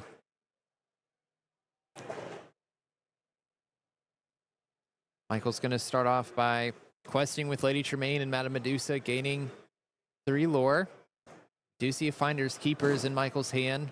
Could be a good turn to play this. Just get more cards into your hand while Shawn's not presenting anything too crazy. We can also see Michael go for a Queen's Castle here, just to put a lot of pressure on Shawn, knowing that the best way for him to get back into this game is to draw a Whole New World. Looks like Michael's going to decide to play Madame M Snake, bouncing the Lady Tremaine back to hand, and then replaying the Lady Tremaine, forcing Shawn to banish a character on his side of the board. And of course, the Queen's the only character available.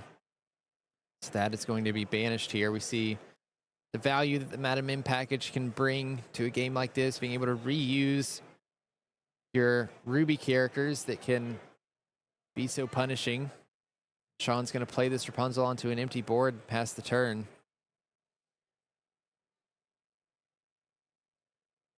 We go back over to Michael. We have a couple options in hand. We have that Queen's Castle sitting at the back.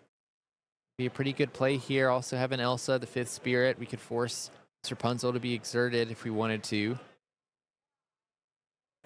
Could even potentially ink the Madam M Fox, and I think play the Elsa and the Queen's Castle this turn if we wanted to. Michael definitely considering all of his options here, just looking them over twice, 3 times, making sure that he is committing the absolute best card in his hand to the board in such a crucial scenario like top 4. We're so close to the finals here for both players. I'm sure they can just taste it. It is so close. And Shawn having won game 1, you definitely don't want to make any mistakes in game 2 as Michael here. Ruby Amethyst, I think, is typically looked at as a deck that's easy or consistent. You know, I've heard people reference it as a deck that you bring to a tournament to day 2 and not to win. But I think we're seeing Michael here just prove that that's not exactly the case. There's a lot of skill that comes in knowing how to use your resources in a Ruby Amethyst game, deciding to play this Elsa the 5th Spirit to exert the Rapunzel, challenging it with the Maui to banish it, then playing your Queen's Castle for turn. And it does look like that. I think Shawn is conceding here. So I think Michael's going to take this game 2. And Michael taking game 2. And that is moving on to game 3 here. Remember, Shawn did win game 1. It wasn't on camera, so understand if we forgot, but no, we didn't forget. We are going to a game 3. I'm very excited for a game 3 here in the semifinals. We know that an Emerald Steel deck is waiting in the finals here with Luke, so could still be a Ruby Amethyst, could be an Amber Steel deck that makes it to the finals. I'm very eager to see what happens, and honestly, I can't wait. I think we should get right into this game 3. Yeah, let's see what we got.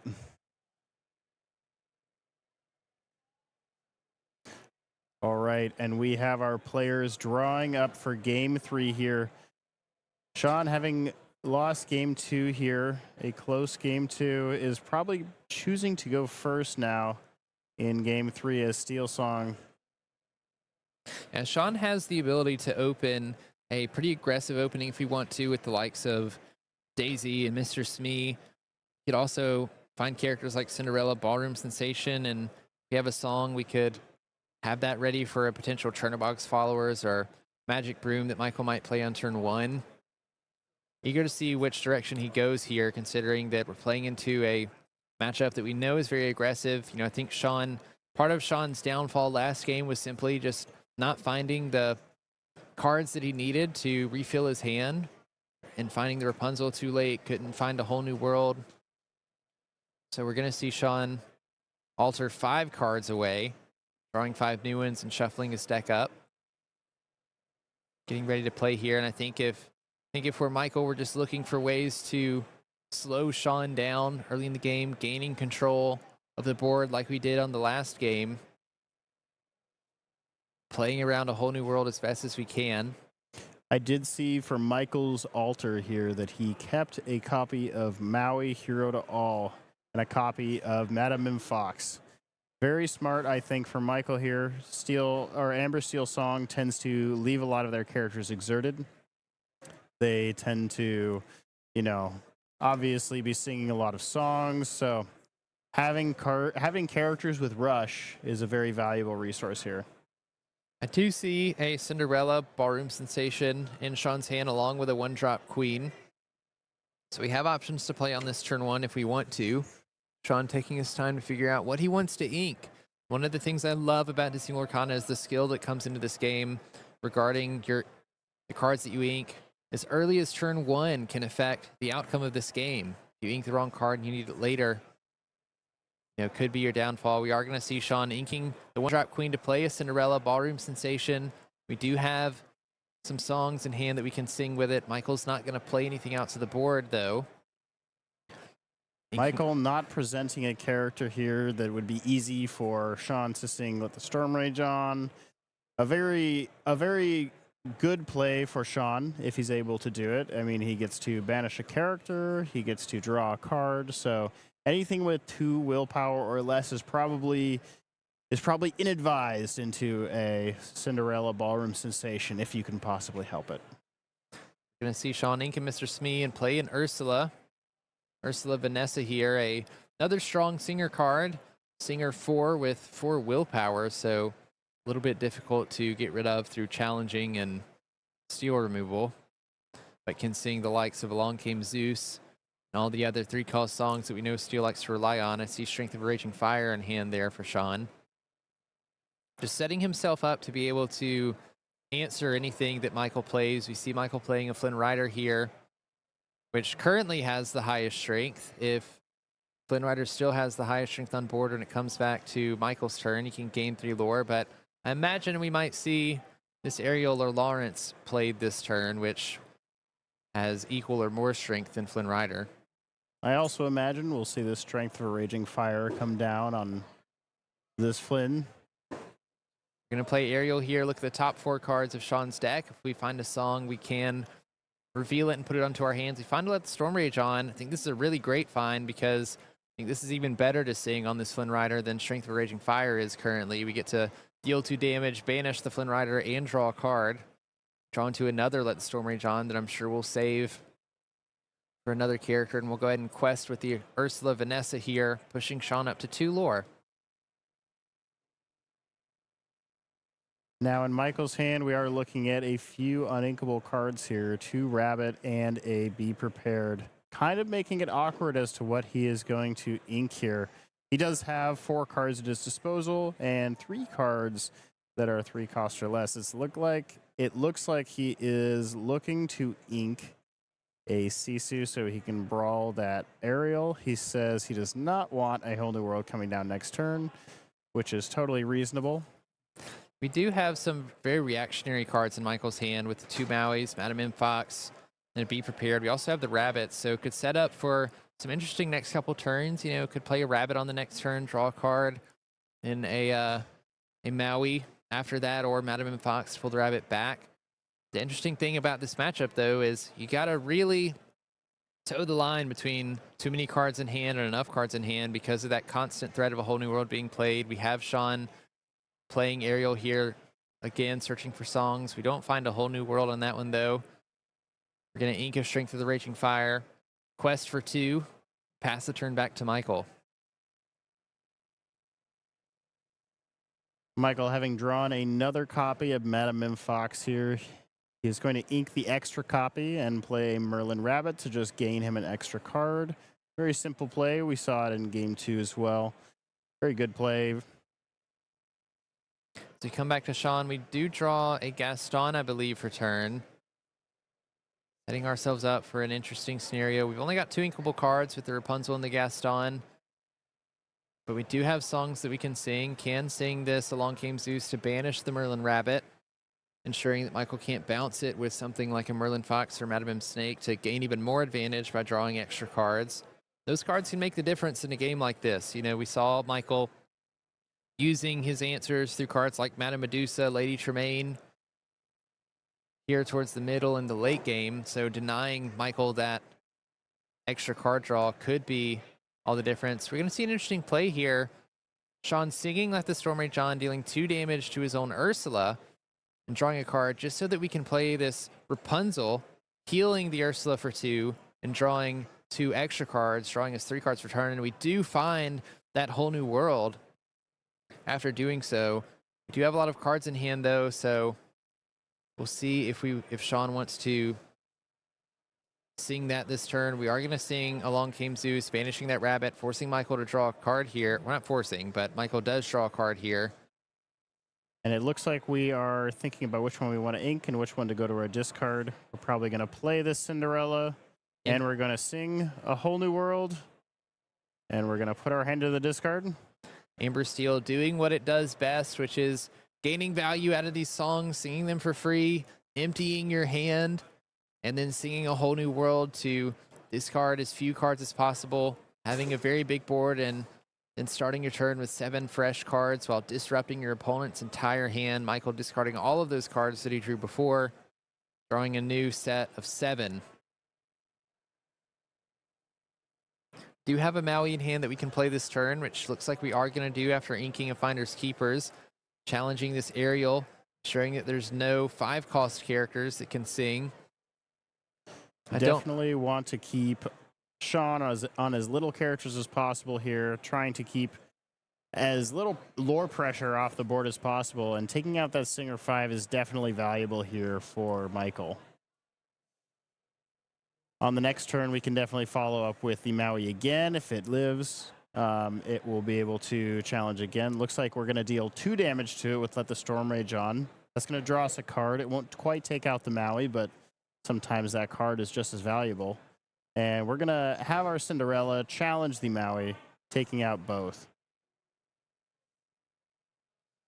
I'm going to come back to Shawn here with a set of 7 new cards from that Whole New World last turn. Starting out with playing a Queen.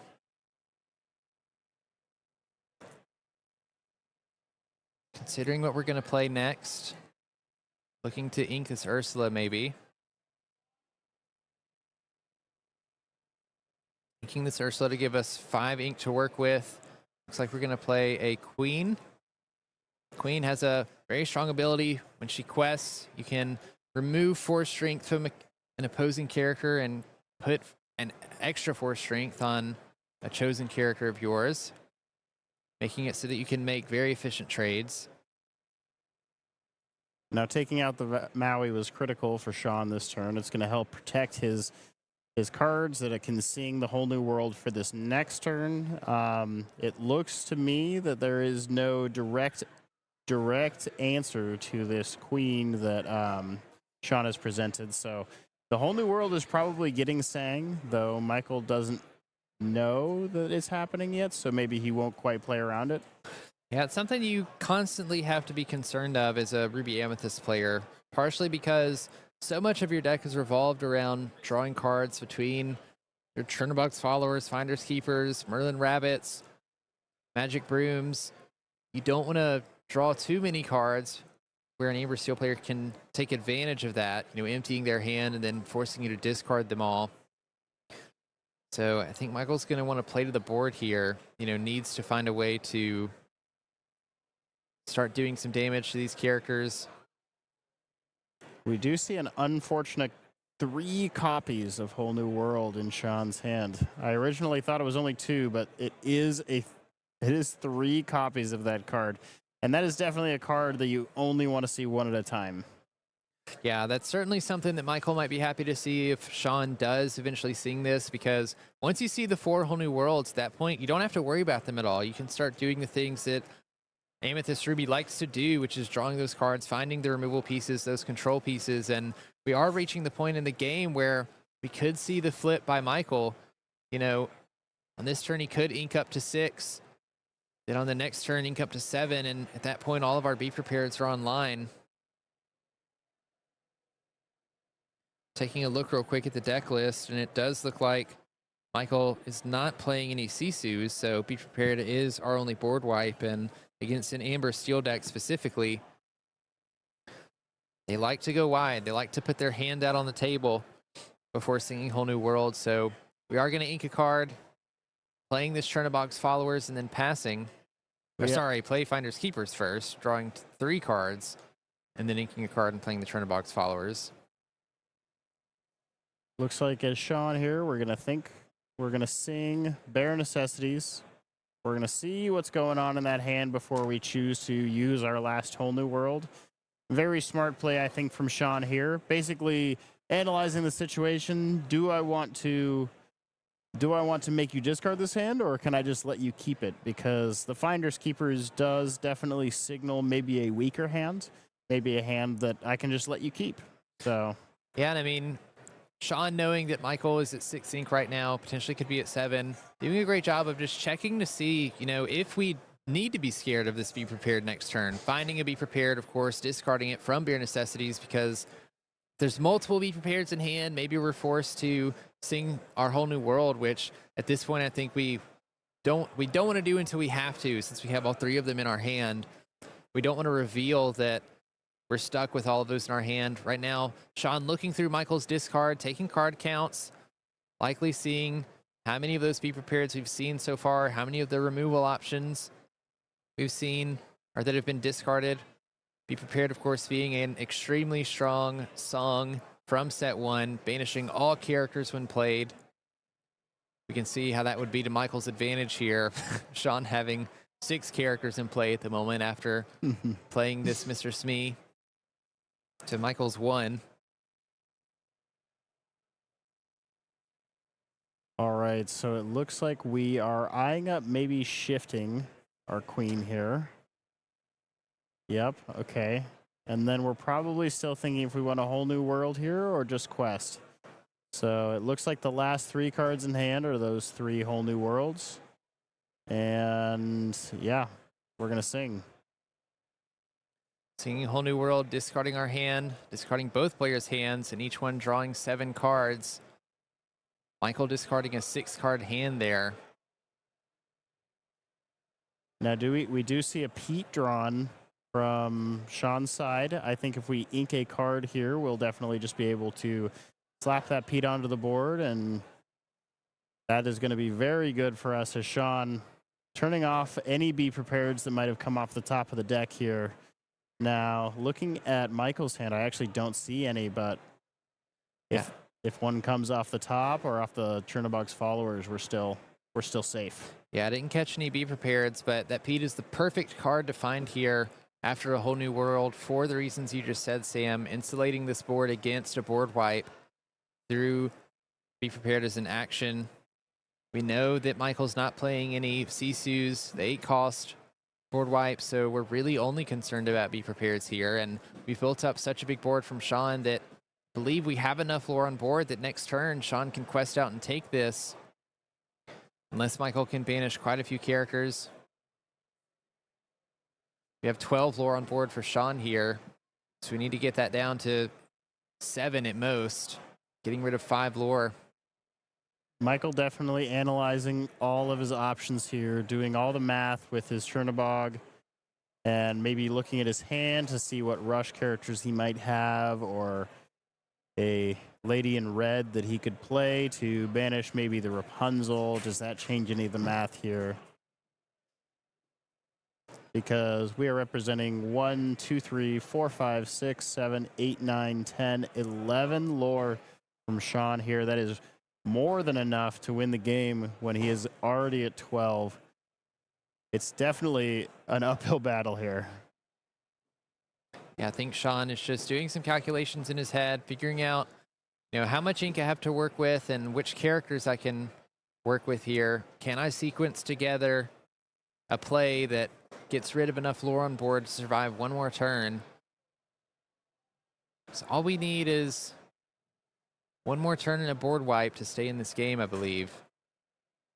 We have a Madam Fox in hand that we could use to play, bounce the Chernobog's followers, rush into something to deal 4 damage.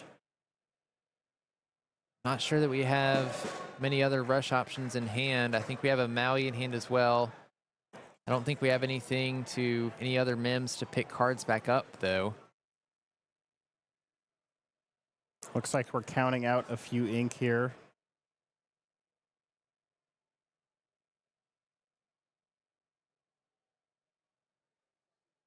All of our removal options, like Lady Tremaine and Madame Medusa, cost 6 ink.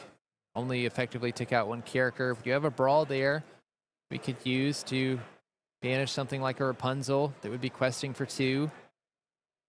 But of course, we're relatively low on ink. There's only so many cards we can play with 7 after we ink for turn.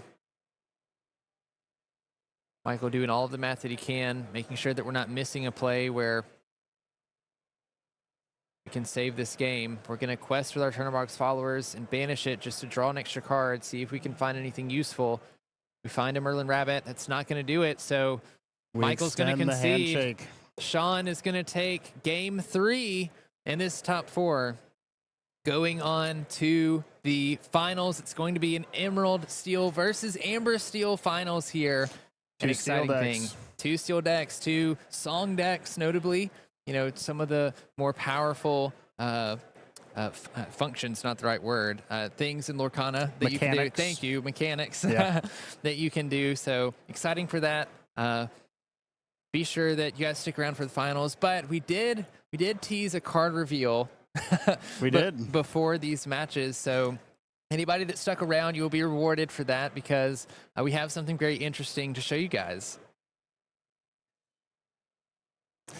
And this is Simba, the Pride Protector. So Simba is a 5-cost character, uninkable, 4 strength, 4 willpower, and 2 lore. This is a Floodborn. He's a hero and a prince. We hear our fans in the back clapping for us. He has Shift 3, which means you can pay 3 ink to play him on top of any character named Simba. And he has an ability to understand the balance. At the end of your turn, if this character is exerted, you may ready all of your other characters.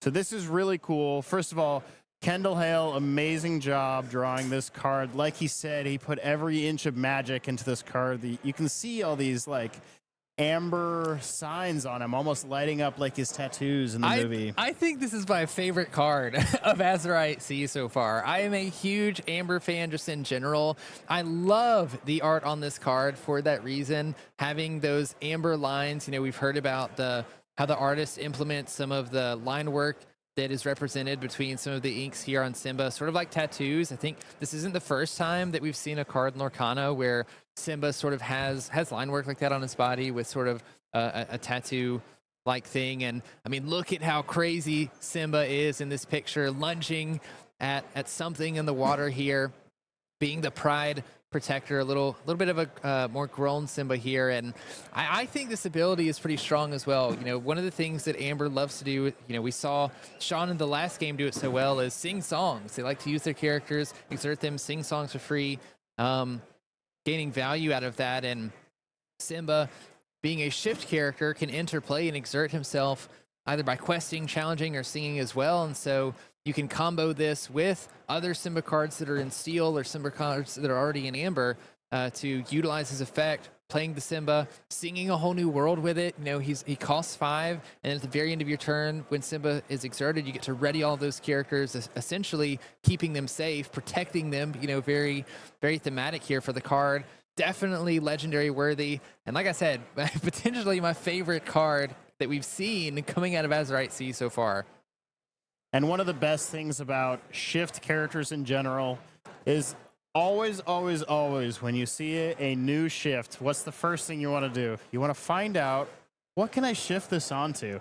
And sometimes there isn't a great answer, but for Simba, oh my goodness, does he have some good cards. He has so many cards, so many cheap cards. There's a really fun Pride Land stack that I've been playing with that plays the 1-cost Simba in steel that we got all the way back in set 1. I also think of the Bodyguard Simba that's in amber that costs 2. You can shift this on as well. And I know that the fans out there have been questioning, when is Simba going to get a Floodborn card? We have so many Simba cards. None of them are Floodborn, only Storyborn or Dreamborn. So I know that the fans at home are going to be happy to get their hands on this one. It's a beautiful card. It's a great effect. I'm sure everyone is going to love playing with this card. Absolutely. Well, with that, we have made it through the top 4, and we do have the finals coming up. Sam, it's been a great time working with you here. I'm excited to move on to the finals. I hope that the audience has enjoyed hearing from some of the game developers. I know I've enjoyed talking with you while here and casting alongside you. So any last words before we head off to the finals? It's been a great time here on camera. It's been a great time casting with Brandon. And I just want to say thank you to everyone who watched this weekend and to everyone who's going to watch the finals. I know you all are. So we'll see you there.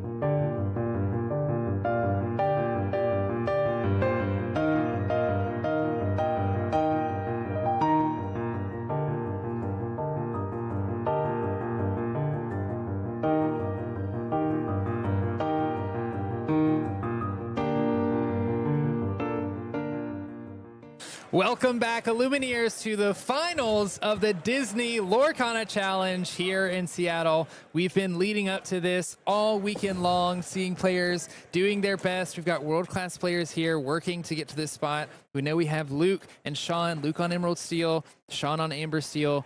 We've had an exciting time leading up to this moment. Brendan, awesome to be in the booth with you again. We've been passing each other up all day. Yeah. So excited to be casting alongside you. How has your Seattle event been this weekend? It's been great. Had some great matches on stream. I mean, both the players that we're going to see in this finals had to battle through an almost 2,000 player pool here in Seattle to make it ultimately to the finals of this Disney Lorcana Challenge in Seattle. And it all comes down to this. We have Amber Steel versus Emerald Steel. And it feels like an ode back to Las Vegas with this Emerald Steel list. Very similar to Zan's list, but now back up against Amber Steel instead of the Emerald Steel mirror, which is what we saw in Vegas. Yeah, there's a couple cool texts that Luke has in there, but I want to go back and look at the bracket of the top four to kind of go back and see how we got here. We just got done with Michael and Shawn's match. Luke had to play against Ruby Amethyst here against Logan. It was a very tight match. Luke playing very beautifully, knowing how to toe that line, avoiding the be prepares, trying to discard Logan so that he can't get up to them, but then utilizing those Diablos, the Tragic Beast. We saw how he beautifully was able to present threats over and over, making it very difficult for Logan to choose which one needed to be banished at the time. Luke, of course, taking that away. And then last game we just saw with Shawn and Michael, Amber Steel and Ruby Amethyst. We saw the power that can come with Amber Steel, especially when you're able to build a wide board, utilize your Peats exactly when you need to on turn 6. To insulate yourself against a Be Prepared, also using a Whole New World to discard some of those more dangerous Ruby cards out of Michael's hand. So Shawn earning himself a spot here in the finals against Luke. So now here we are, Emerald Steel versus Amber Steel. Yeah, both players had to dispatch of a Ruby Amethyst before getting to this finals, and now we have an all-steel finals here in Seattle. I have to wonder, will Emerald Steel take it in? Can it go back-to-back at these North American Disney Lorcana challenges? It definitely can. You know, we've seen Emerald Steel win more than one of these challenges before. Yeah. I know it won in Chicago, it won in Vegas here with Zan. Just seems to be a deck that continues to come back. And, you know, when I start to think about the deck and all that it can do and the game plan of Amber Steel, it makes me wonder if it has a little bit of an edge being able to play things like Ursula Deceivers and Peats to avoid Amber Steel from playing those songs. So I'm eager to see what this match looks like. Let's get down to our feature match and check it out. All right, finals of the Disney Lorcana Challenge in Seattle. Luke Goodwin versus Shawn. Shawn on Amber Steel. Luke once again on that Emerald Steel. We're going to watch these players go through their altering hands. I believe Luke will get to choose who goes first, being the higher seeded player. So be very surprised to see anything other than him going first. We immediately see a 1-drop Diablo in that hand. Don't see a Shift Diablo after it, but do see an Ursula Deceiver, a Prince John as well with some discard cards available. We'll see what Luke decides to put back. Yeah, I'm interested to see the strategy of the Amber Steel player here, like how much they prioritize having that early shift line to be able to sing a Whole New World. How important that is against something like Emerald Steel, and how important it is to have answers against that early curve. So Emerald Steel, particularly in the mirror, talked about some of those opening Diablo lines, you know, something like an Ursula Deceiver coming down on turn 2, turn 3, you got Ursula Singer, and you kind of set up this lock. I wonder how effective that is against a more song-heavy deck in the form of Steel songs like Shawn is on. Yeah, I mean, you really have to walk the tightrope here as Luke, being the Emerald Steel player, leaning on some of those songs because Shawn is playing a Queen Shift line, so we could see something as early as a turn 2 Whole New World being played. And also, if you lean too far on some of those discard abilities from Emerald Steel, and Shawn does manage to play something like a Whole New World and refill the hand, it just sort of undoes everything that you've worked so hard to do. At the same time, though, you know, we can't just rely on cards like Diablo, being only a 2 strength, 2 willpower character, very vulnerable to a lot of the steel removal available in these Amber Steel decks as well. Yeah, I'm just taking a look at Shawn's list and does have the Queen Shift package. Also has 2 Baloos, no Piglets in the deck, which I think is actually going to probably be beneficial in this matchup. Has 2 Gastons as well, and then 4 Along Came Zeus, a card that, you know, definitely makes its way into Steel Song, but a card I've seen people kind of flux on how many copies they have in their list. Could be good against some of the top-end threats that might be deployed here by Luke.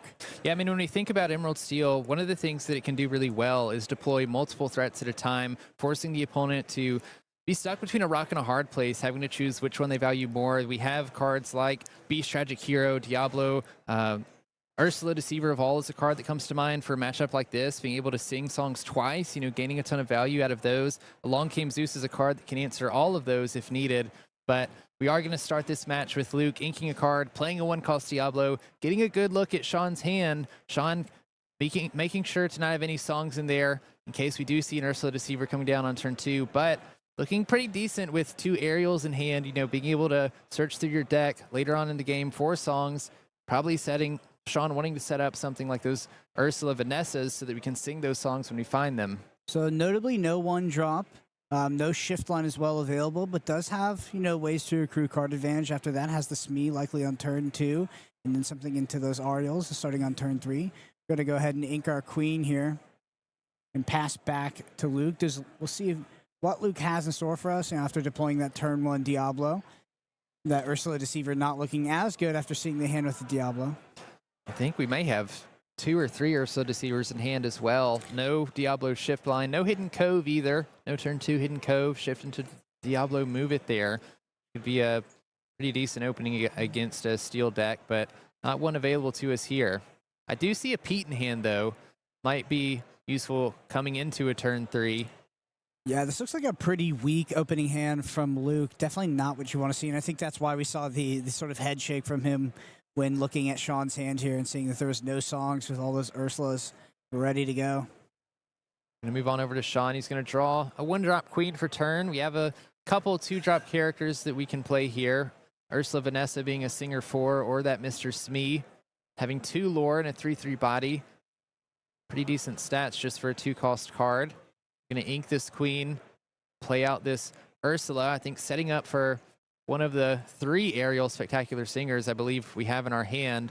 Hopefully finding a card off of her and setting ourselves up to sing it with Ursula. So Strength of a Raging Fire is the draw for Luke. Now 2 Strength of a Raging Fires accompanied by all of those Ursula Deceivers. So we're going to take another look at the hand here, but no song for the Ursula.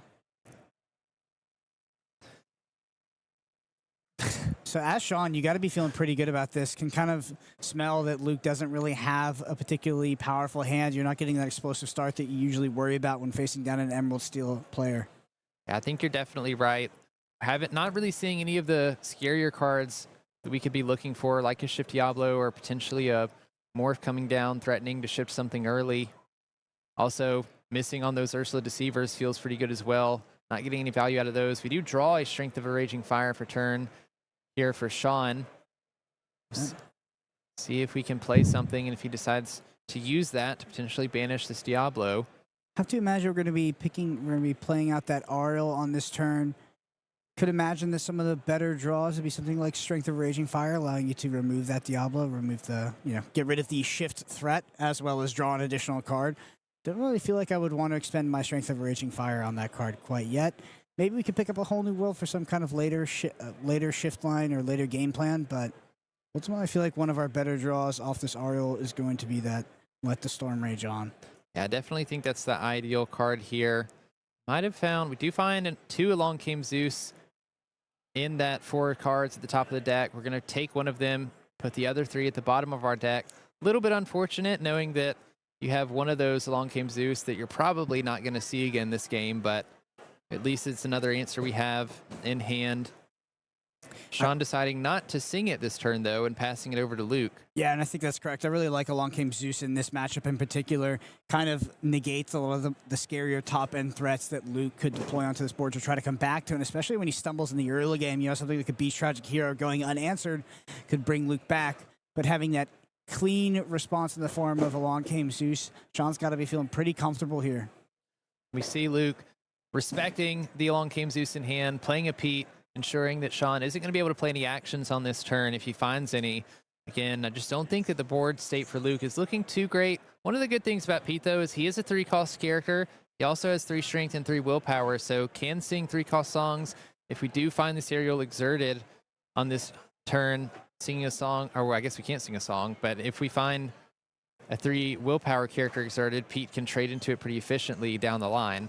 Yeah, I don't even feel like Luke would really want to play a Pete in this situation if that wasn't the only play available to him in the hand. I think it just speaks to how clunky this opening hand has been for Luke here.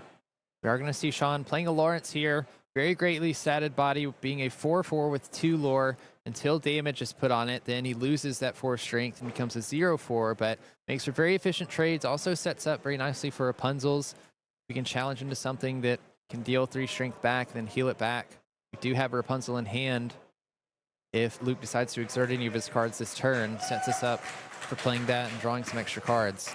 Yeah, extrapolating from some of Shawn's early plays makes me think he's taking a more controlling role in this matchup. Did opt to ink the Smee, also played the Ursula Singer on 2. So feels like he's trying to kind of try to stop Luke from having one of those explosive starts where he sort of locks him out of the game and develops those, those very pesky threats early on, and tries to extend it to that mid to late game where he can pull ahead in card advantage from things like Ariel or even big plays like a Whole New World. Also drawing a lot of that removal, which makes these like Shift Diablo lines a lot less scary as we progress to the mid to late game. I think it's definitely the direction you want to take against an Emerald Steel match here. Just because if you let them get away with some of those shift lines too quickly, if you let them gain control of the board, it can be very easy for you to just sort of lose everything in your hand, lose everything on the board as well, and then it doesn't take very long for them to build up a wide board, quest out and in the game pretty early. We've definitely seen that multiple times this weekend. We are going to see Luke play an Ursula Deceiver. This is the 3rd time's a charm. It's not the 3rd Ursula, but it's the 3rd look at Shawn's hand, and he finally does find a target here. Luke's going to choose the Strength of a Raging Fire to discard instead of the Along Came Zeus. So that's 1 song out of Shawn's hand.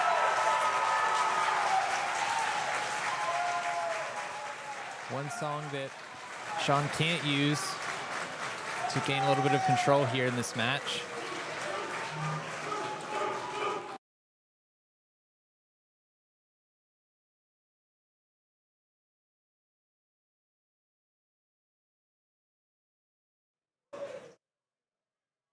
All right. So Luke deciding what to do here. Plays another Ursula. Obviously knows that he's going to be able to find this Along Came Zeus in the hand of Shawn.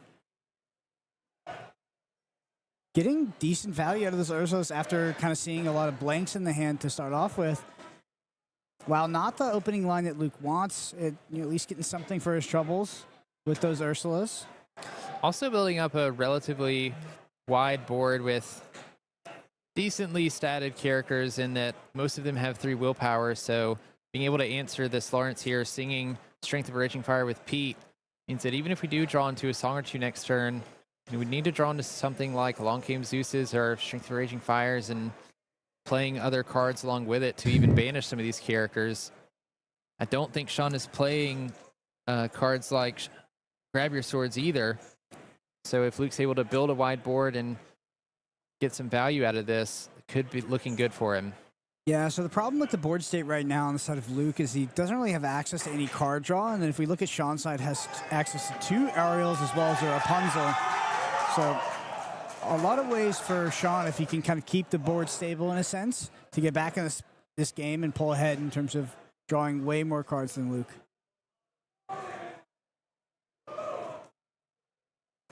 We're going to see Shawn taking some time, thinking about his next plays. C3 ink being exerted here. Might see an Ariel come down.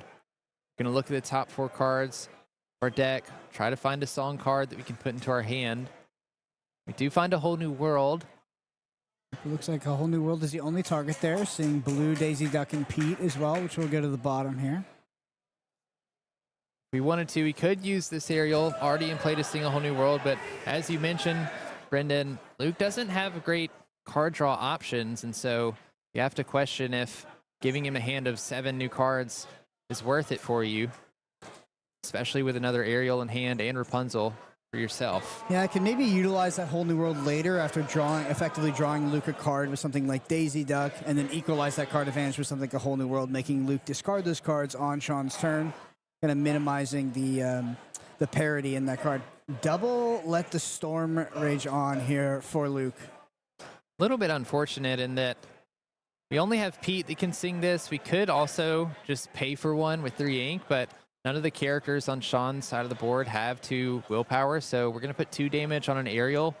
After singing with Pete, drawing a card from the Let the Storm Rage On, we're going to immediately exert 3 ink, play the other one on the aerial, banishing it to draw another card for turn. We see 2 Prince Shawns being drawn there.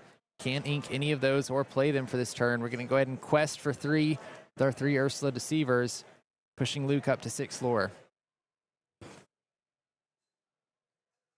At this point, I think might be a decent time to go ahead and wheel now that we could ink a card this turn, potentially play a card, but one thing that I like about these Amber Steel decks is with 2 singers on board, one of them you'd have to sing A Whole New World with, particularly the aerial.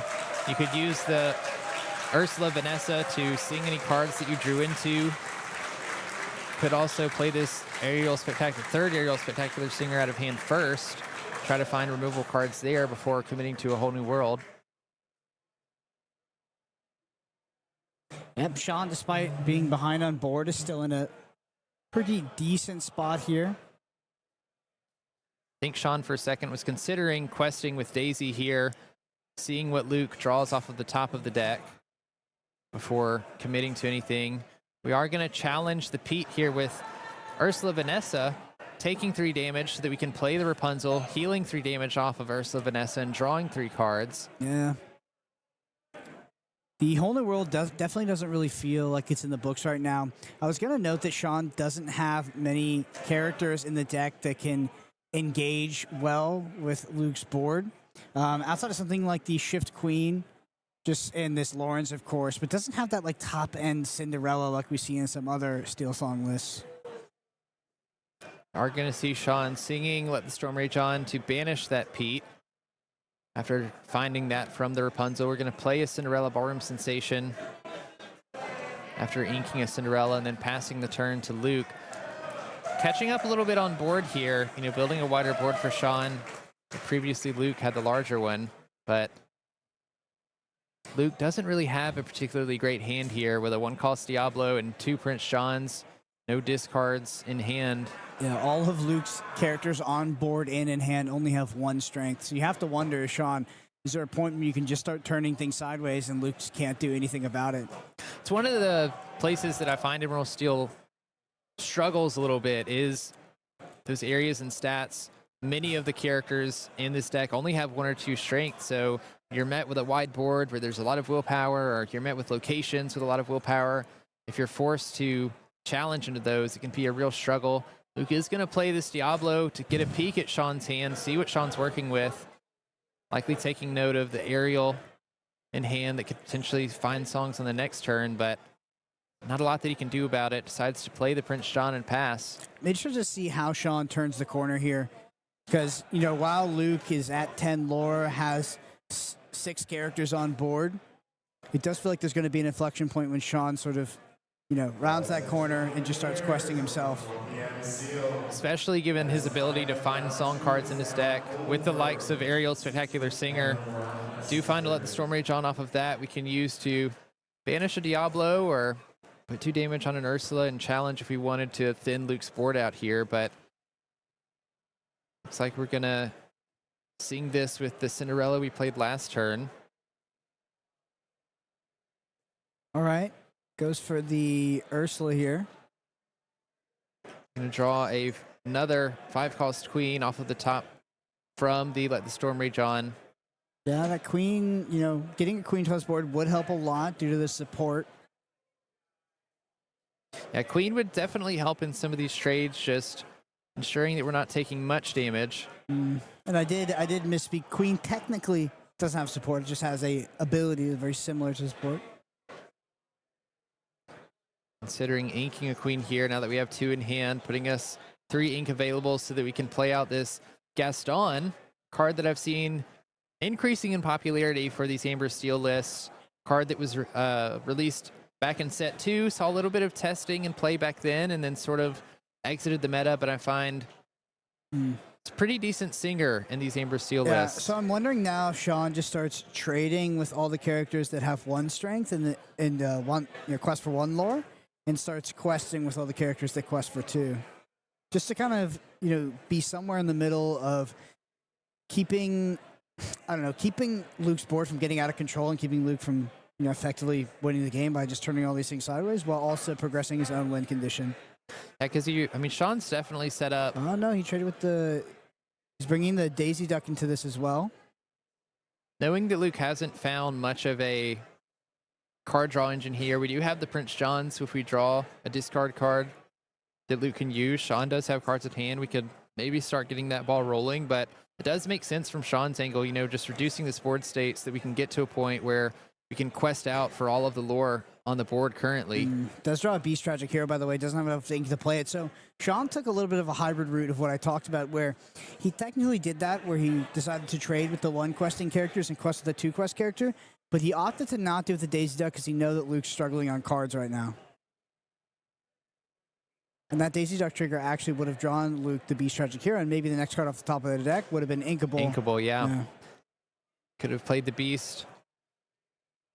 Looks like we're going to do a little bit of trading here with the Gaston, getting rid of the final Ursula Deceiver. We do have an Along Came Zeus in hand, though, from Shawn, so if we do see this Beast being played next turn, Shawn will have the answer for it.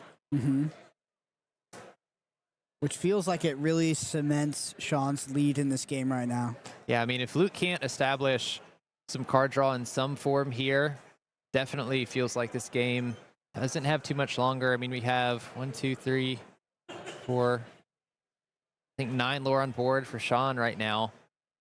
Only needs 2 or 3 turns of being able to quest with those to finish this game 1.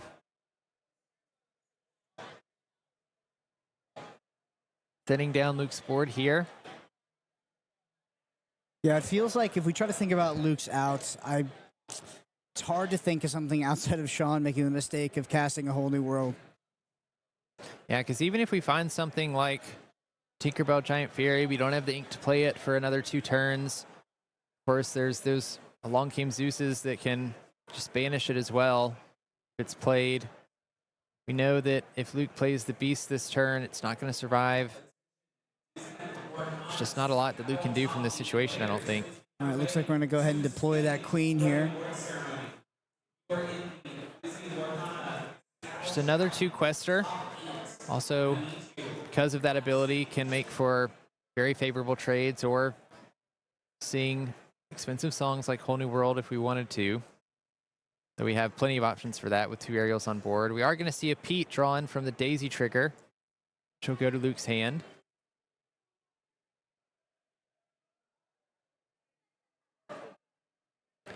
All right, so over to Luke here. Looks like he's counting up the lore, kind of knows that the writing is on the wall. And we're going to be soon going into a game 2 here. Yeah, we have 11 lore on Shawn's side of the board, so can't win on the next turn, but Luke's not playing any wide board removal like Grab Your Swords, so would need a lot of characters to challenge or a lot of removal songs to sing, and being low with cards in hand and low in ink, very likely not going to happen. And Shawn representing a 2-turn clock, questing for 11 on the next turn. Going to see the the Pete being inked, play out the Beast Tragic Hero. Yep, and we already know how this one's going to go with that Along Came Zeus in hand for Shawn. Yeah, it's all you can really do as Luke, though. Just pray or hope that he doesn't have anything to do anything with your Beast. Maybe draw an extra couple cards and crawl your way back into this game. But important to note, this is the game with Luke on the play, so this bodes very well for Shawn in the series. It's a big game to win. There's that Along Came Zeus, and we're going to see a concession of Luke, which I think is absolutely appropriate. It's a 2-turn clock. There's nowhere out of it. Yeah, Luke knows that with the Beast gone, there's no way he's going to be able to draw the cards needed. There's 11 lore on board. I lost count of how many characters were on Shawn's side of the board at that point. But, we can kind of see what happens in an Emerald Steel game where you can't really establish those powerful cards that it's known for, like the Diablos, and Shawn was just able to run away with that one. Yeah, very subpar and clunky draw out of Luke, which, I know Luke was on the play. That's one of the matches that you definitely want to win in this series. But you have to assume as Luke, as you go into game 2 and potentially game 3, that your opening hands are probably going to be better than the game 1 there. Yeah, you hope so at least. So I'm interested to see if we can find those. We'll see if Shawn can maybe take this away on a game 2. So let's get into it. All right, game 2 here. Luke's potential championship title on the line. Shawn could take it all in this game 2. One quick thing to note about Luke as well is I know that Luke has been to quite a few Disney Lorcana challenges. He's been searching for that invite for a long time. Made it to 18th place in Atlanta. Made it to, I think, 32nd place in Toronto, or maybe it was Vegas. Getting so close to that invite. Found the invite here. I'm sure he's happy to have made it this far, grab his golden Mickey, but would just be the cherry on top to take it home. Yeah, I think that's the goal of a lot of the players attending this final Lorcana Challenge here in Seattle, is to try to qualify, with that top 16 to the Continentals. Everybody wants to keep playing. They all want to get their ticket to the sort of the next thing on the road for Lorcana competitive. All right, we're going to see good sportsmanship, the fist bump as we go into the starting turns. Of course, Luke is going to be on the play here, having lost the last round. And I feel like if I'm Luke, I just want to find some of those strong openings that we were missing last game. Something like a shifting Diablo into Cove, or finding cards maybe like Ursula Deceiver that we can use to keep Shawn's board under control, take Shawn out of that controlling, or being able to be in that controlling position, getting value out of those songs with the singers available to him. Yeah, Diablo's definitely a lot weaker versus opposing steel decks, especially steel songs, which has access to a lot of removal. So I think the explosive power can come from that turn 1 Diablo, turn 2 shift Diablo, obviously discard the action, play Ursula Deceiver, take the removal piece out of my opponent's hand, and then accrue that advantage over the next 2 to 3 turns. And from there, try to develop another sort of lock via something like a Prince John or maybe an Ursula Singer. So we do have the turn 1 Diablo here, so we're going to take a look at Shawn's hand. Do see an action through multiple actions here. Yeah, 4. Long came Zeus, set the Storm Rage on, Strength, and a Whole New World. Also have the Aerial in hand as well to potentially sing that Whole New World later, but more songs than Luke's going to be able to discard through an Ursula Deceiver over the next couple turns. Yeah, probably, if he was going to do that line that I was talking about, would take the Let the Storm Rage on if he had the Shift Diablo line. Doesn't look like he does. Looks like he has 2 Ursula Singers in hand. Also have the Cinderella Ballroom Sensation that Shawn can play on the next turn, setting up for singing one of those songs if Luke doesn't have any removal that you could play after potentially shifting a Diablo. Luke just taking some time to study Shawn's hand so that we can map out the next couple turns. There's no note-taking in Lorcana, so has to keep all of it to memory. We're going to pass it over to Shawn. See if he decides to go with a Cinderella on turn 1 or that Daisy Duck. Ariel is the draw for Shawn here. Gonna ink a Strength here, playing the Cinderella. So I think the Cinderella is the must play because even though you don't know that Luke doesn't have it, it insulates against that Shift Diablo, ideally. It's not as good if he is able to play the Ursula Deceiver and snag the Let the Storm Rage on, but you could turn to potentially play something like a Daisy Duck and then sing the Strength of a Raging Fire with the Cinderella. Neither of that would get around the Cove, though, which is going to be our turn 2 play out of Luke, and no Shift Diablo off the back of it. I do love the Hidden Cove here, especially in these steel mirror matches, or steel matches, where if you move a character to the Hidden Cove, they get +1 strength and +1 willpower. It can really insulate against some of those songs, like Let the Storm Rage On. Let the Storm Rage On only dealing 2 damage. It's not going to banish the Diablo at this point anymore. Lorcana can be a game of math, a game of numbers, and just shifting stats around a little bit can mess up those numbers entirely. Yeah, our players have spoken to the power of the Cove in the Emerald Steel Mirror match in particular, but I'm assuming it applies to a lot of the steel matchups. Because you're right, it does blank a lot of that removal. Like there's a few breakpoints in Lorcana, with 3 being the breakpoint for a lot of removal songs and 4 being the breakpoint for a lot of strength characters. A lot of characters will have 3 strength instead of 4, and a lot of removal, at least cheap removal at that, is going to do 2 damage and not 3. Looking at Luke's hand here, he doesn't have anything great to play for turn 3. We do have a Let the Storm Rage on. We could pay for. We also have an Ana, but I feel like we want to save this Ana to utilize her to her full effect, being able to pay an extra 2 ink for a couple different options. Could play this Let the Storm Rage on onto the Cinderella, making sure that Shawn can't sing songs for free.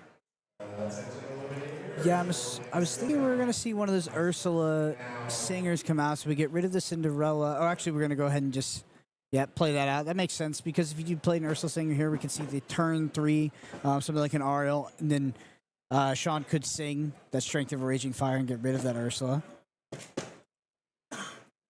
Pass back to Shawn here, drawing a Ursula, I think. We're going to put it into the inkwell. Looking like we might be playing an Ariel here. Searching for some songs from the top of the deck. None we'll be able to sing with, but we're just looking for removal options here so that whatever Luke plays, we can answer. If we ever find a Shift Diablo or getting to the point where Luke can start playing some characters that might cause us trouble, like a singer Ursula.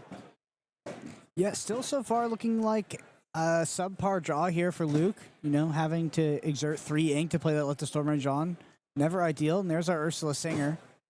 Gonna move the Ursula to the Hidden Cove, insulate against some of that removal. Yep. Pushing her 3 willpower to 4. But Along Came Zeus will be able to answer that Ursula, which I have to assume we're going to see this turn. I feel like you have to. I feel like most games where Ursula is able to double sing a song, you know, you greatly decrease your chances of winning if you let that happen to you. So we are going to see the Along Came Zeus being played, banishing the Ursula to see Reval here. Yep, just threatens way too much value.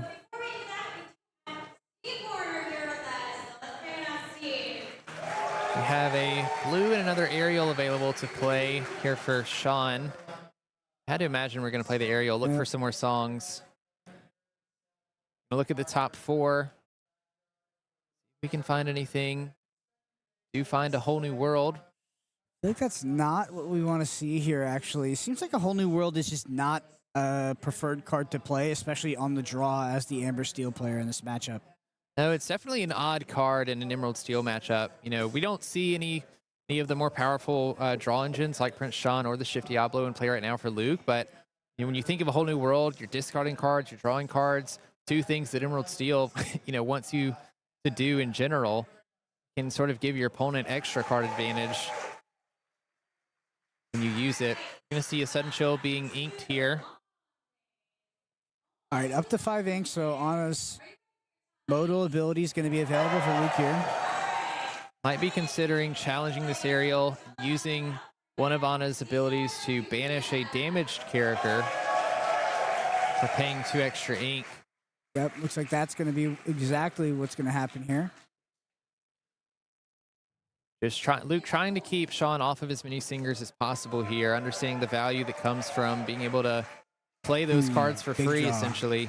Big draw in the form of the Lawrence. I was going to mention that, you know, Shawn also doesn't have a great way to deal with these locations outside of something like a Lawrence or a Queen. I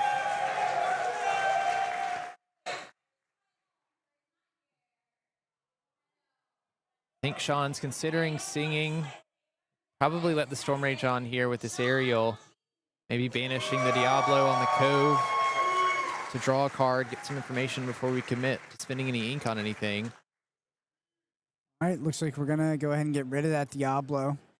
Daisy Duck has not done much questing for Shawn outside of that, you know, once the game was already locked up in game 1, he did quest with it. So has been using it as more of a character to trade with, which is very interesting. I think it's, not saying it's not the correct play, but it does denote his strategy and what he's trying to do. Yeah, I mean, when we look at Luke's deck list, there's quite a few songs and actions, actually, and locations that could potentially be hit, but definitely don't want to fuel Luke's hand, especially if you get the inclination that he doesn't have any of those, you know, the hand that he would enjoy to have. Yeah, it can kind of, you know, you get the idea that if one of these draw engines is not... Oh, we do actually cast A Whole New World here, so Shawn's hand likely also clunky. Is going to go ahead and draw the 7 new cards here.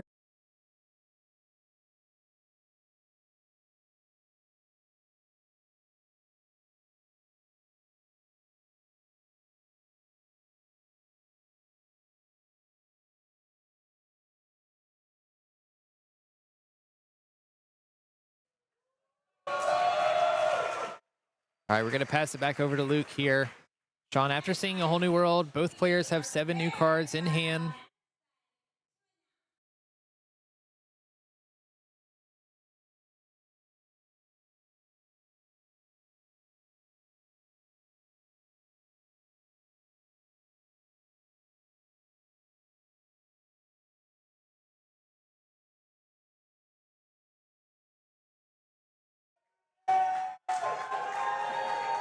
going to be a Pete into Morph here for Luke. Going to quest with the Ana as well on the Cove. It's interesting. We're going to be interested to see how much value Luke can get out of those 7 new cards that he drew off of that whole new world. I really like the Pete play from Luke here too. You know, one of the stronger things that Amber Steel can do is after refilling their hand with 7 new cards, utilize those singers that they like to play out to the board before playing a whole new world. We have Cinderella and Ariel here, but Luke's saying with this Pete that, no, I'm not going to allow you to sing those songs or play any actions on me this turn. Give me an opportunity to play out some more characters, potentially build up a better board, and bring myself to a state where I can answer those. Yeah, Pete's an absolute all-star against these Amber Steel song decks.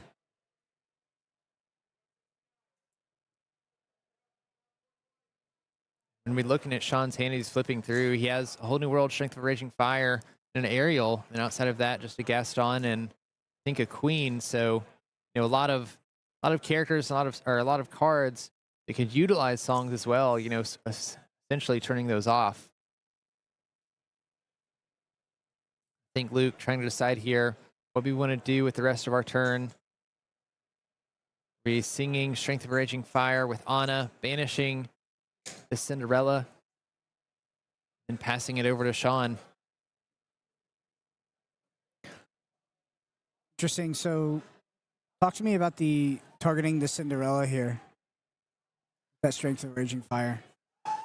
It is interesting because knowing that Shawn can't play any actions on the next turn, it makes me wonder if Luke was able to look at Shawn's deck list very closely about a Shift Cinderella coming into play. I don't believe Shawn is playing the Shift Cinderella line, but we could have seen it shifted on this turn, going to 5 ink, you know, wanted to avoid sort of such a large character. I think Luke is only playing one Ana as well. That's one of the few outs to a big shift character like that, outside of maybe we don't talk about Bruno, so potentially playing around that. Yeah, no Shift Cinderella in the list, and that play did telegraph that sort of line. Shift Cinderella would have been really good, to be fair. Yeah, So, definitely. Yeah, if there was a threat of it, that play makes sense, but yeah, I would have thought that the target probably would have been that Ariel. That's exactly what I was wondering. You know, why the Cinderella instead of the Ariel there? Are going to pass it back to Luke. Shawn just developing a Queen, which isn't the worst thing, you know, not being able to play any actions. You are setting up a character that can help you make some trades on the next turn, assuming it survives the turn, and Luke doesn't have the answers for it. Prince John hits the field here for Luke. Potentially able to get a lot of value out of those discard cards. We see a Sudden Chill in hand. I think that Pete was potentially exerting to sing that Sudden Chill as well. Also, ward characters in general just going to be very strong into an Amber Steel match. Shawn only playing, I think, a couple Tinkerbells. They're the only thing that can deal some wide removal damage. I know they're not playing any... I actually don't think that Shawn's playing any Tinkerbells. The list I'm looking at is accurate. Okay, so in that case, these ward characters are essentially untouchable if they stayed readied. Yeah, they do look to be untouchable. So we are going to see Luke sing Sudden Chill, forcing Shawn to discard a card, drawing a card when it's discarded because of Prince Shawn's ability. Shawn's going to discard that Gaston. This is where I think we can see Luke really taking over this game, you know, establishing a ward character that can't be interacted with, that helps you draw cards. Definitely a good spot to be in. Like we're going to sing Let the Storm Rage On with Pete here. Maybe wanting to hit this Daisy Duck. Luke definitely starting to take over this game, but having to do it in somewhat of a surgical fashion, which we're not really used to out of Emerald Steel. Usually Emerald Steel tries to open up very explosive and then kind of create a lot of advantage in the early game that it can snowball into the mid to late game. But Luke, a pretty unimpressive start, and actually was looking a bit out of luck until that whole new world was cast. See Luke inking an Ursula Deceiver. Of all here, using Let the Storm Rage On and Baboom to banish this Queen, ensuring that Shawn can't use Queen's ability on the next turn to gain some good trades. Yeah, to get rid of that Cove too, right? Yeah, that too. Yeah, there's really no way that Shawn can deal with the Cove, and that Queen represents one of the only ways. That's why we see Luke go ahead and 2-for-1 himself with that removal. Kind of not a 2-for-1 because Let the Storm Rage On does draw an additional card, but that's just because that card is busted. Very good card, always a 4 of, and most Seal song decks for sure. Both Luke and Shawn, I believe, are playing 4 each. Luke, 1 card in hand, winning on board. Shawn, songs. And of course, a whole new world, which is not looking great right now. No, he certainly. I mean, we see how Luke's been able to come back after being given 7 new cards. We do have a couple songs, and we have an aerial we can play as well to maybe look for more removal. Could use Baloo to sing, a 3-cost removal song if we find it. We are going to start with this aerial. I think that's 2 a whiff. Pete's. Yeah, that's oh a my whiff. goodness. I hate seeing 2 of those Pete's going to the bottom of the deck. See what I feel like could be a pretty strong card into this match for both players. Yeah, if you have a losing board state like this, you might be forced into a position where you have to cast a whole new world, which is a very scary place to be, especially when you don't have access to any sort of board removal, AoE board removal in the form of grab your swords, right? Yeah, and we're staring at a pretty scary board here with Luke having 2 morphs, could be threatening a Tragic Beast, Tinkerbell, or Diablo on either of them, or both. We have plenty of ink for both of them if we have them. I think we might have a beast in hand. Yeah, there is a Tragic Beast in Luke's hand.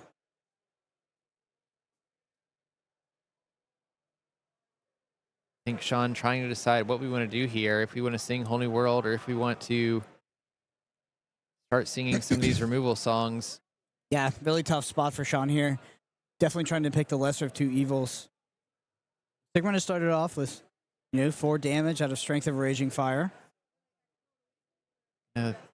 Banish the Ana here with that on the Hidden Cove. Exactly enough damage needed as she had +1 strength and willpower. Yeah.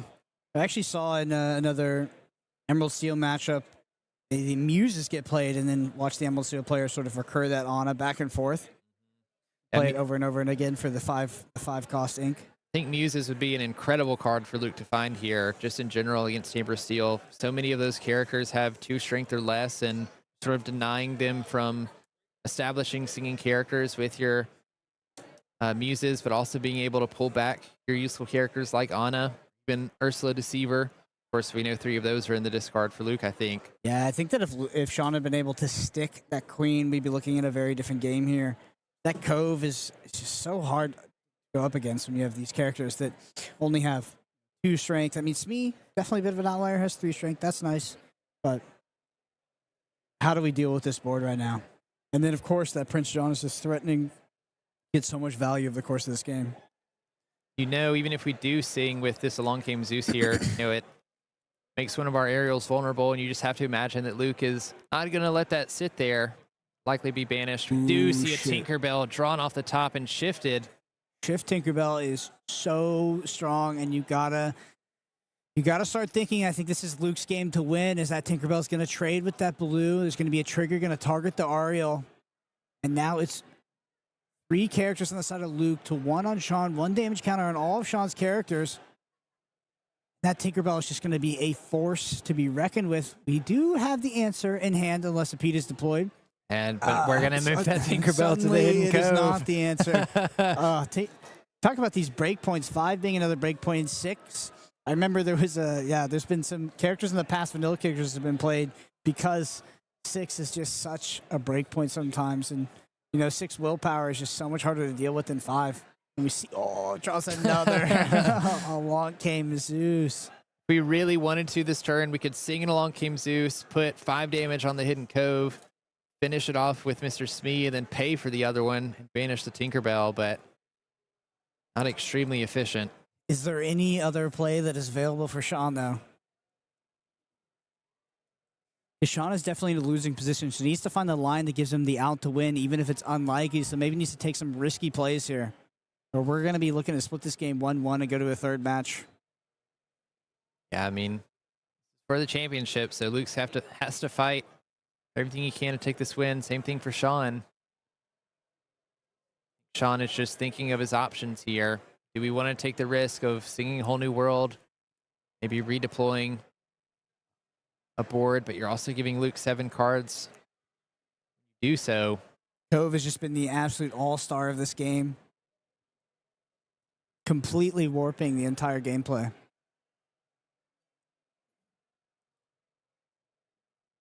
Looks like we're starting our 4 ink to play, and along came Zeus here on the Tinkerbell. Well, that's just going to give it 5 damage counters. So now we need to... The way this works is if we do get rid of the Cove, Tinkerbell will go away. So we'll check those damage counters. Trading the Smee.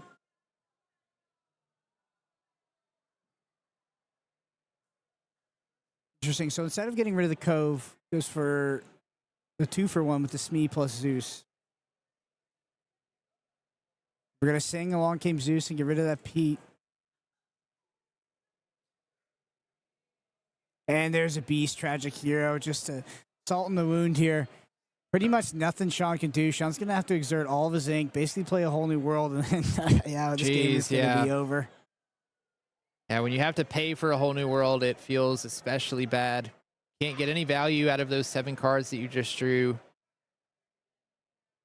Only having 1 ink left over after we ink that Strength of a Raging Fire. 3 Diablos in hand, 2 Morphs, 1 Tinkerbell, and 1 small Diablo for Luke. No removal in Shawn's hand either. Deal with any of this. About time for Luke to turn the corner, start getting in the red zone with this questing. Yeah, I think this is where we see Emerald Steel put its foot on the gas. I think we'll see him play this Ursula Deceiver as well. Start playing multiple characters on the board, questing with most of them. Yep. Ursula Deceiver going to look at the hand. You see redundant bare necessities. Discard one of those. Look, we'll get a draw off of the Prince John from that discard. Luke just studying Shawn's hand. Again, trying to map out what his next turn might look like. Paying 3 ink to play a Diablo. Yep, knows that the coast is clear. Plays a Morph off the back of it. Setting up for another Tinkerbell shift line. Shift Tinkerbell, we can challenge with it to turn it into play. Here we are. In 1 turn, we went from 2 characters on a Cove to 4 characters. Yeah, will we be exerting this Beast to quest?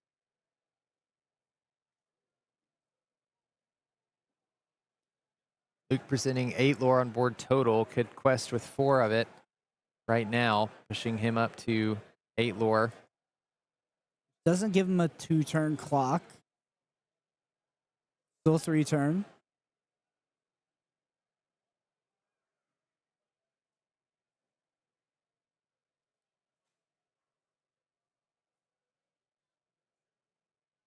All right, Luke. There's the draw off the Ursula.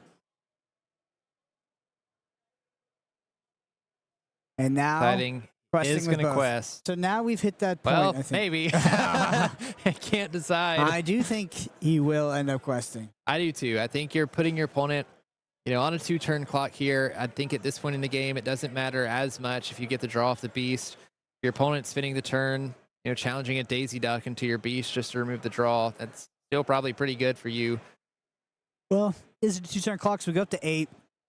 We're representing 2, 4, 6, 7, and actually 8, 9. But Shawn's going to go ahead and scoop it up. So we are going to go to a Game 3 for the finals of the Disney Lorcana Challenge here in Seattle. We have Amber Steel versus Emerald Steel. It's gonna, Game 3 finals for the last DLC before Continentals. These players are having to fight for the championship. We sort of saw 2 different versions of a game. In the first game, Luke really not fine. I guess to be honest, Luke didn't have a great opening in the second game either. He did not.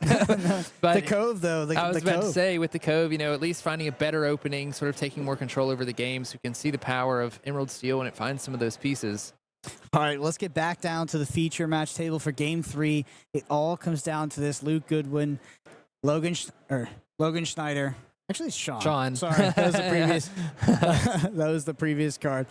Up here, playing for the finals: Amber Steel versus Emerald Steel. Who would take it again? Will it be Emerald Steel again? I think if Emerald Steel wins another one of these, we got to take a look at this this color combination. Yeah, you're telling me. Taking too many Disney Lorcana challenges down. might be arguably the best color combination in Disney Lorcana across multiple sets too, you know, not just Shimmering Skies, but also Ursula's Return. Yeah, I thought we got rid of Bucky. This deck is supposed to be long gone. Yeah, that's what everyone said, and then came out to Vegas, and a couple players said, you guys had a lack of faith.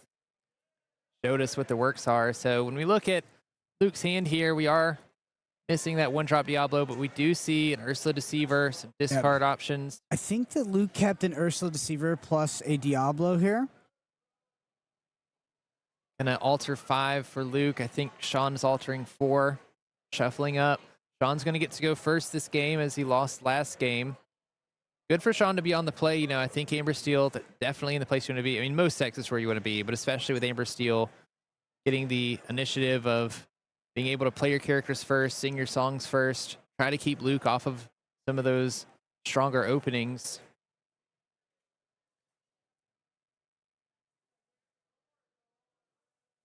All right. The decks are cut. The players have altered their hands. We're going to see if Luke has a better opener than he's had these past few matches. You know, Shawn's hand also matters, but it feels like Luke is the one, the Emerald Steel player is the one that has the ability to kind of just take this game away in an unfair opening hand, right? Amber Steel can have explosive starts, but it's really pales in comparison to Emerald Steel's ability to have that perfect opening draw and just close out the game real quick. One thing that I'm noticing immediately in Luke's hand is, you know, we don't have the 1-cost Diablo. We also don't have a Hidden Cove, but we do have a Prince John. I think that ward is really going to come into play here against Amber Steel. We also have, you know, Sudden Chill. We had Ursula Deceiver.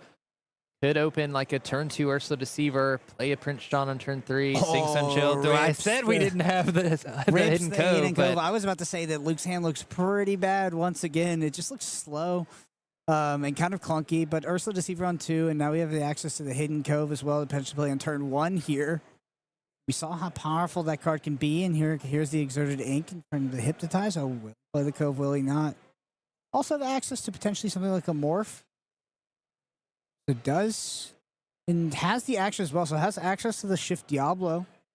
Yeah, for this Morph sticks around, but for the Cinderella Ballroom Sensation, it's going to be a turn late if you want to insulate it with the Ursula as well. Yeah. On turn 3, because you got to go turn 2 Morph, and then turn 3 Ursula, snag the removal for the Diablo out of hand, then shift the Diablo. Hidden Cove to the front of the hand here for Luke. Considering if we want to play this out now, really save it. It's like we are going to play the Hidden Cove and pass it to Shawn. Yeah, I kind of felt like it soloed the last game, so... Yeah, I think this is a good start for Luke here. Just, we saw how powerful the Cove can be and just changing those numbers, making some of the removal for Shawn subpar. Shawn never really finding access to that Shift Queen line. Kind of been a disappointment so far. Shift Queen would help a lot in getting rid of that Cove. Like we don't have a character to play or card to play here on turn 2 for Shawn. We're just going to quest Cinderella and pass the turn. Yep, not what you want to see, as we see that Luke's hand is actually loaded here. No, an extremely slow play or slow opening for Shawn here. So has the removal for the Diablo, but we're going to see Ursula clear the way and actually get rid of that Let the Storm Rage on. I can only imagine. Whole New World, not a very threatening card, especially at this stage of the game. No, based on the last game, Whole New World. The MVP for Luke. Yeah. So Luke just taking time to study Shawn's hand. Looking at something like a Baloo next turn. Maybe with a Rapunzel followed after. Interesting. So, yeah. See the sequence of the Ursula Deceiver, Morph coming down on 3 and then potentially shifting out Diablo. You sequence it that way because if you play the Morph on 2 and then you try to shift the Diablo after playing the Ursula on 3, that could have actually been removed on the turn prior if Shawn has the heads up of getting rid of the Morph. Perfect sequencing out of our Emerald Steel player here. Move over to Shawn's turn. He's looking. He has a couple uninkable cards in hand, having drawn a second Whole New World. Whole New World is yikes, devastating here. Forced to ink a Rapunzel here. I'm just gonna have play to out a Baloo. Play a Baloo, a 0/3. Not very helpful in this scenario. Yep, Bodyguard's gonna protect that 1/2, but I have a feeling Luke wasn't planning on challenging it anyway. Yeah, I feel like you want a character with strength at this point, just to challenge the Cove. Now it feels like the ball is in Luke's court, not to mention that Shawn has 2 whole new worlds and a queen in hand. Doesn't even really have an inkable. No. So can't even reliably get up to 5. Could absolutely draw non-inkables and can't deal with this Ursula as well.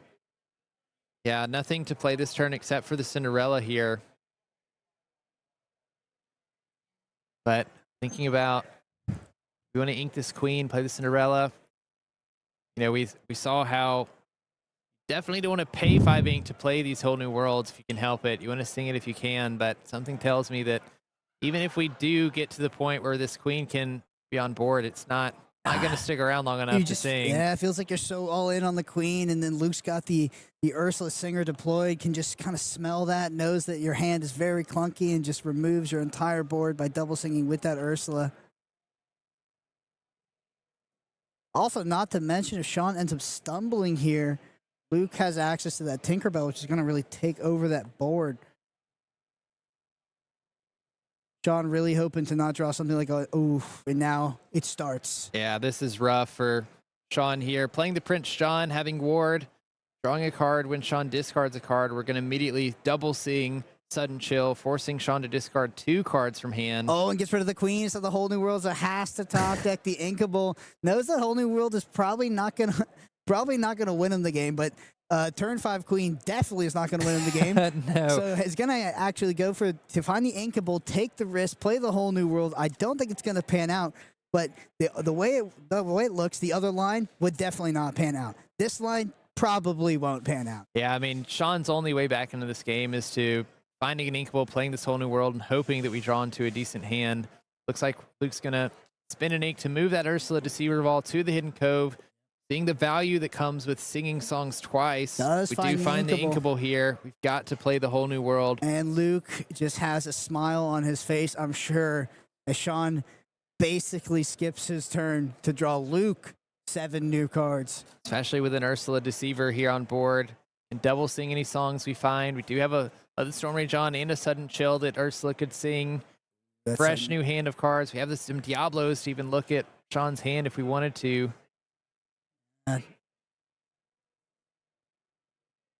All right, it's back over to Luke. Definitely in a way better spot than if we had played the turn 5 queen by itself, but Shawn's got a big hill to climb here, and Anna is the draw here for Luke. By the looks of Shawn's hand, too, we don't have that many great characters. A lot of daisies. Yep. Ariel's one of the only singers in there. The Storm Rage on, drawing 2 more cards here for Luke. We're going to go ahead and sing as well. Sing this Sudden Chill. Forcing Shawn to discard a card. We're going to draw a card off of the discard because of Prince Shawn. Started to assemble that lock that Emerald Steel is very famous for at this point. Yeah, I mean, Prince Shawn is basically uninteractable for Shawn here, not playing Tinkerbells or Grab Your Sword. So as long as Prince Shawn is readied, that ward is going to keep Shawn from being able to sing any song or target it with any songs. Just use that discard available to us to gain extra card advantage. We're going to play Diablo, get a look at Shawn's hand here. Luke is probably pretty happy with what he sees.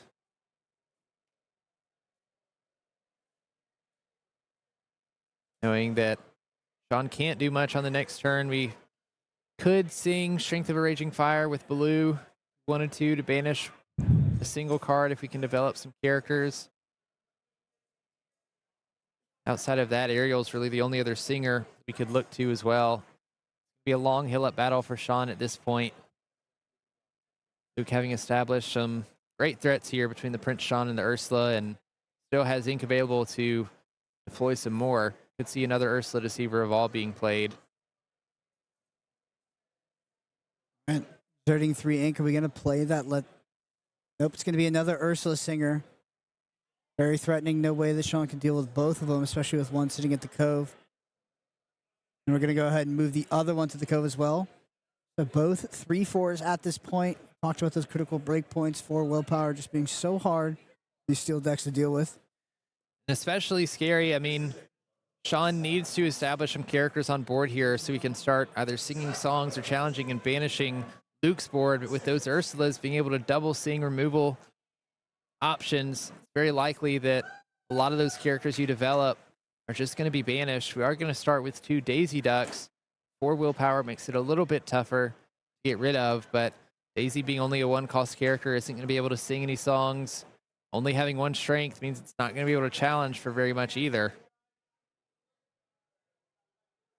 We are going to play the aerial. Look at the top 4 cards of the deck. Search for a song that we maybe can sing.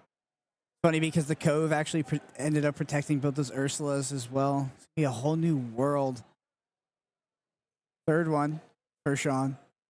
But yeah, the Cove did protect those Ursulas. And but since we deployed the 4th, we're going to go ahead and sing. Get rid of one of them.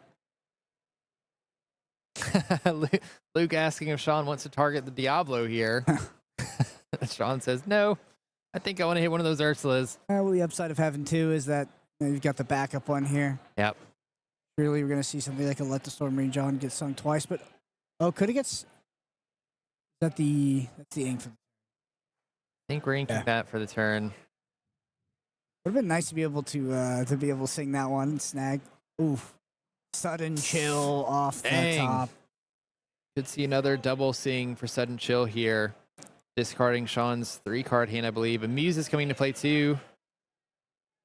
Muses would be a phenomenal card. That's really, really good here because the follow-up to something like the Sudden Chill would be a whole new world out of Shawn, but he can't sing it. Doesn't look nearly as good. We're going to go ahead and remove that singer for a whole new world. Yeah, this is rough. We see Ursula, Deceiver of All, singing Let the Storm Rage On twice. Bounce both characters back. Banishing a character and bouncing both characters from the Muse's trigger because the song was sung twice. All of those characters Shawn just tried to play last turn back in the hand. And I think at this point, we've definitely established a lock for Luke. Yep. So getting into that blue, it's going to be 2 lore here for Shawn. But I feel like Luke is about to start turning everything 90 degrees and start closing out this game. Yeah, I mean, when we look at the Muses, they have wards, so does Prince Shawn. As long as the Ursula Deceiver stays on board, when Shawn develops characters, if they have 2 or less strength, then we can double sing a song. Think still have a Sudden Chill in hand that we could potentially sing, and for every song that we sing per turn, Muses can bounce a character with 2 strength or less, so most of the impactful characters that Shawn has to play right now are targets for Muses, so there's just no way Luke's going to allow those characters to stay in play and gain value. Yeah, it's bringing me back to Vegas. I feel like we have assembled the lock here. Anything Shawn plays is going to get removed or bounce back to hand. He's just going to make Shawn discard cards and draw cards off the back of that. Got this engine going in the form Prince John uses. And to back it all up as a Cove, making everything hard to remove with the little bit of removal that might enter Shawn's hand. Poor Shawn developing another Daisy and a Smee. The Smee can't be targeted by the Muses here, but Shawn's going to need more than a Mr. Smee to come back from this game. I'll be surprised if the Daisy Duck is still on board when it goes back to Shawn's turn. We have multiple songs that we can sing on Luke's end. And it's a Hypnotize. So both songs, both cards probably going to be leaving Shawn's hand this turn.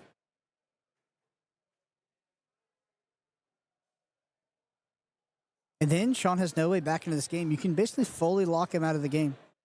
Yeah, we're going to start by seeing a Sudden Chill here. Shawn discards a card. Muses is going to trigger. Gets rid of the Daisy Duck. It's just going to be a whole new world in hand here for Shawn. Oh, we're bounce his own Ursula. He's going to play his Ursula, snag the whole new world. Oh, no. We're going to see another Prince Shawn being played. Now when Whole New World's discarded, Luke's going to draw 2 cards. And Luke can taste the victory here. Luke just setting up checkmate at this point. It really does feel like this is a deck that does that. Going to develop a morph with the last bit of our ink. Gives us an option to shift any Floodborn characters we have in hand or find later. Seeing Emerald Steel doing what it does best, you know, locking your opponent out of the game. And then when you see this many characters on an Emerald Steel player's board, you know that they're close to victory. This is where they just start turning everything sideways and start closing out this game. And Luke's going to quest for 5. So up to 9 here. Sorry, up to 12. Okay, I think we're just playing around with the lore thing. All right, we're going to pass it over to Shawn. So at 8. Yeah, counting up how much lore we have left. It's going to be 3, 5, 6, 7, 8, plus something that we could shift onto the morph. Means we probably don't win next turn, but... Yeah, I would like to say big top deck for Shawn, but I don't think there's anything gets him. And there's the hand. There it is. Shawn's going to give the handshake, meaning that Luke takes game 3. He is our winner for the Disney Lorcana Challenge here in Seattle, the last one of the season before we move on to the big Continental Championship. Emerald Steel back-to-back. Luke Goodwin going from 18th in Atlanta, 31st in Toronto, taking first here at the Disney Lorcana Challenge in Seattle. Yeah, you can tell he's worked hard for it. I'm sure he's happy to bring that trophy back home, bring home all of the goodies that is going with him. So with that being said, we do have a ceremony, I believe, of all of the top players getting their Mickeys, and Luke getting that trophy. So we want to show that to you guys real quick. All right. Hello, Lumineers. Are we ready for an award ceremony? It's been a great couple of days, lots of exciting side events, and man, these featured games and these winners, I'm so excited to present them to you. But before we do that, we do have Steve Warner here with us. So let's bring on Steve. Hello, everyone. I just wanted to say thank you very much for coming to here to Seattle, our backyard for Ravensburger, and spending your days with us, playing Lorcana, having a great time, telling us your stories. It was really a special occasion for us, hearing everyone come up and saying how much fun they were having, how great of a time. And it was truly heartwarming to spend some time and play some games with everybody. So I wanted to thank all of you guys. I want to thank PPG and their judges, and we had some special helpers in the back making our life easy. And yeah, thank you very much, everyone. All right. Well, after 2 long days, almost 2,000 players, are you ready for your top 8? All right. Coming in 8th place from Coachella Valley, California, Cesar Acuna.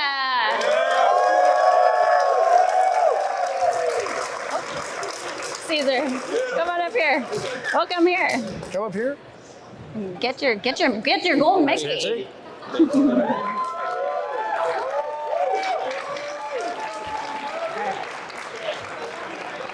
Coming in 7th place today was Jonathan Ball. He had to catch his flight home, so he's not here. I know, but in 6th place today from Dallas, Texas, Shawn Keaton. Congratulations again. Thank you. Congratulations. You want to show off to the crowd? Right, there it is. And 5th place today, Jacob Schmidt.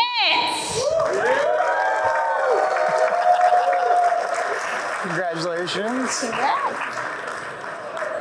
There it is. Oh, this way. This way. All right, your 4th place player today from Dallas, Texas, Logan Schneider.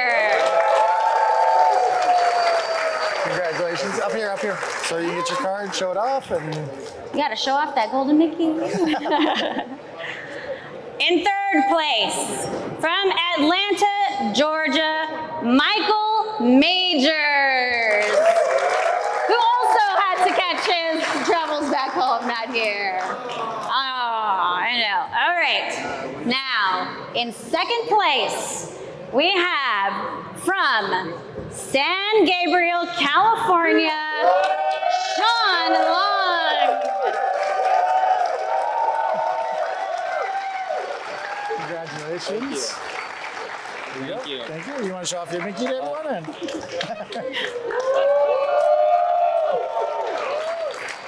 Very good job. And finally, we are very proud and excited to announce your Seattle Disney Lorcana Challenge champion from Lincoln, Nebraska, Luke Goodwin.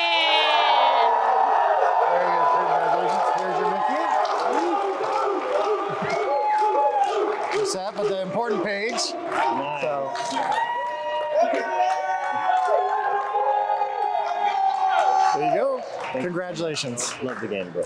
Awesome. Congratulations. So yeah, again, one giant thank you from us at Ravensburger. You guys have been truly amazing. Our competitors have been outstanding, and we can't wait for what's next to come. Thank you, everybody.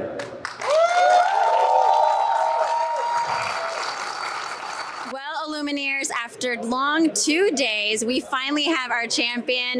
Luke, congratulations. How are you feeling right now? Ecstatic. Just so much emotion that I feel if I let any out, I'll just like start crying and fall on the floor. So Well, you had 3 incredible games. Game 1 went to your opponent. How did you feel going into that game 2? well, definitely scared. Like my starting hand didn't have the Diablo shift, so I was a little worried about that. I was a little frustrated with I kept the 2 Ursulas and then drew a 3rd one in the first game. So in the next ones, I was like, well, I'm not keeping 2 this time. Even if I thought it would be good, it just didn't work out the way I hoped. But like things kind of just fell in my favor. I had like a pretty timely Pete, and then I'm pretty sure I just top decked to Tinkerbell, like the perfect spot to just like reset the game in my favor. Yeah, and that Tinkerbell came in handy earlier today. Tinkerbell doing a lot of work. Also, the Muses putting in some work. Oh yeah. Like Bannable was telling me, my teammate Derek was telling me that Muses was just like great at breaking the Steel Song in the Mirror. And so I copied his list. So like big shout outs to Derek, great deck builder. Obviously Zan made the original thing. We just changed some things. I think he was also on another similar list too. So like obviously shout outs there. I forgot what the initial question was. No, that's okay. So I know there's a lot of emotions going on right now for you. Like, can you talk about what this win really means to you? If you want me to cry, maybe. Well, whatever you want to share. I know it means a lot. Well, getting top 32 a bunch and losing, and then it took a lot out of me. It was a lot of stress, but I'm super stoked to get here. Yeah. Well, congratulations. Before we let you go and get that golden Mickey and that trophy and your entire play set of Shimmering Skies and Enchanted, is there anyone else that you would like to thank? Well, obviously my lovely wife at home with my son, Annie and Theo, love you. Put up with me coming out here, traveled a lot doing the DLC season. Obviously my teammates, been testing with me, doing great. I already said once Derek, dude, did great designing the deck. Sailor for beating me when I tried to play decks I shouldn't have been playing. You know, everyone on the team just like held together. It feels great to have a good community and everyone like the LGS back home, just hanging out with them. It feels great. Well, congratulations, Luke, and thanks for sticking with us, everyone. It's been a wonderful day, and we'll see you next time. Welcome back, Lumineers. It's awesome to see somebody like Luke Goodwin take the championship. You know he's a competitor. He's been working so hard to get to this point, talking about the valleys and bumps he's had to go through to get here, working hard, but he finally did it. So congrats to Luke on this championship. Yeah, very impressive to rattle off 2 top 32s and then eventually take it home. And honestly, when it counts as well. Had to make that top 16 in Seattle and ended up winning the entire thing. Yeah, did it. So now he has the Continentals invite. We've had a very long 2 days here in Seattle. We've also had a very long season of Disney Lorcana challenges. We want to shout out Ravensburger and thank the team, everybody that's involved in putting this stuff together. You know, I remember a year and a half ago, we were wondering if this stuff was even going to happen this soon, and it's all come together. We've had a fantastic time over the season, but you know, the season's not over. We do have the Continentals coming up for Europe in December. We have Continentals coming up for North America in January. I know there's going to be some last chance qualifiers at those, so I'm excited to see what happens there. Yeah, absolutely. I mean, it's been an incredible season. Like the Lorcana competitive scene ended up playing out and sort of coming to fruition in a way that was way better than we all anticipated. We have 2,000 player tournaments happening, what was every month for a while, culminating here in Seattle, and I can't wait to attend Continentals in the United States. Disney Lorcana has taken the world by storm, so with that being said, we will see you soon.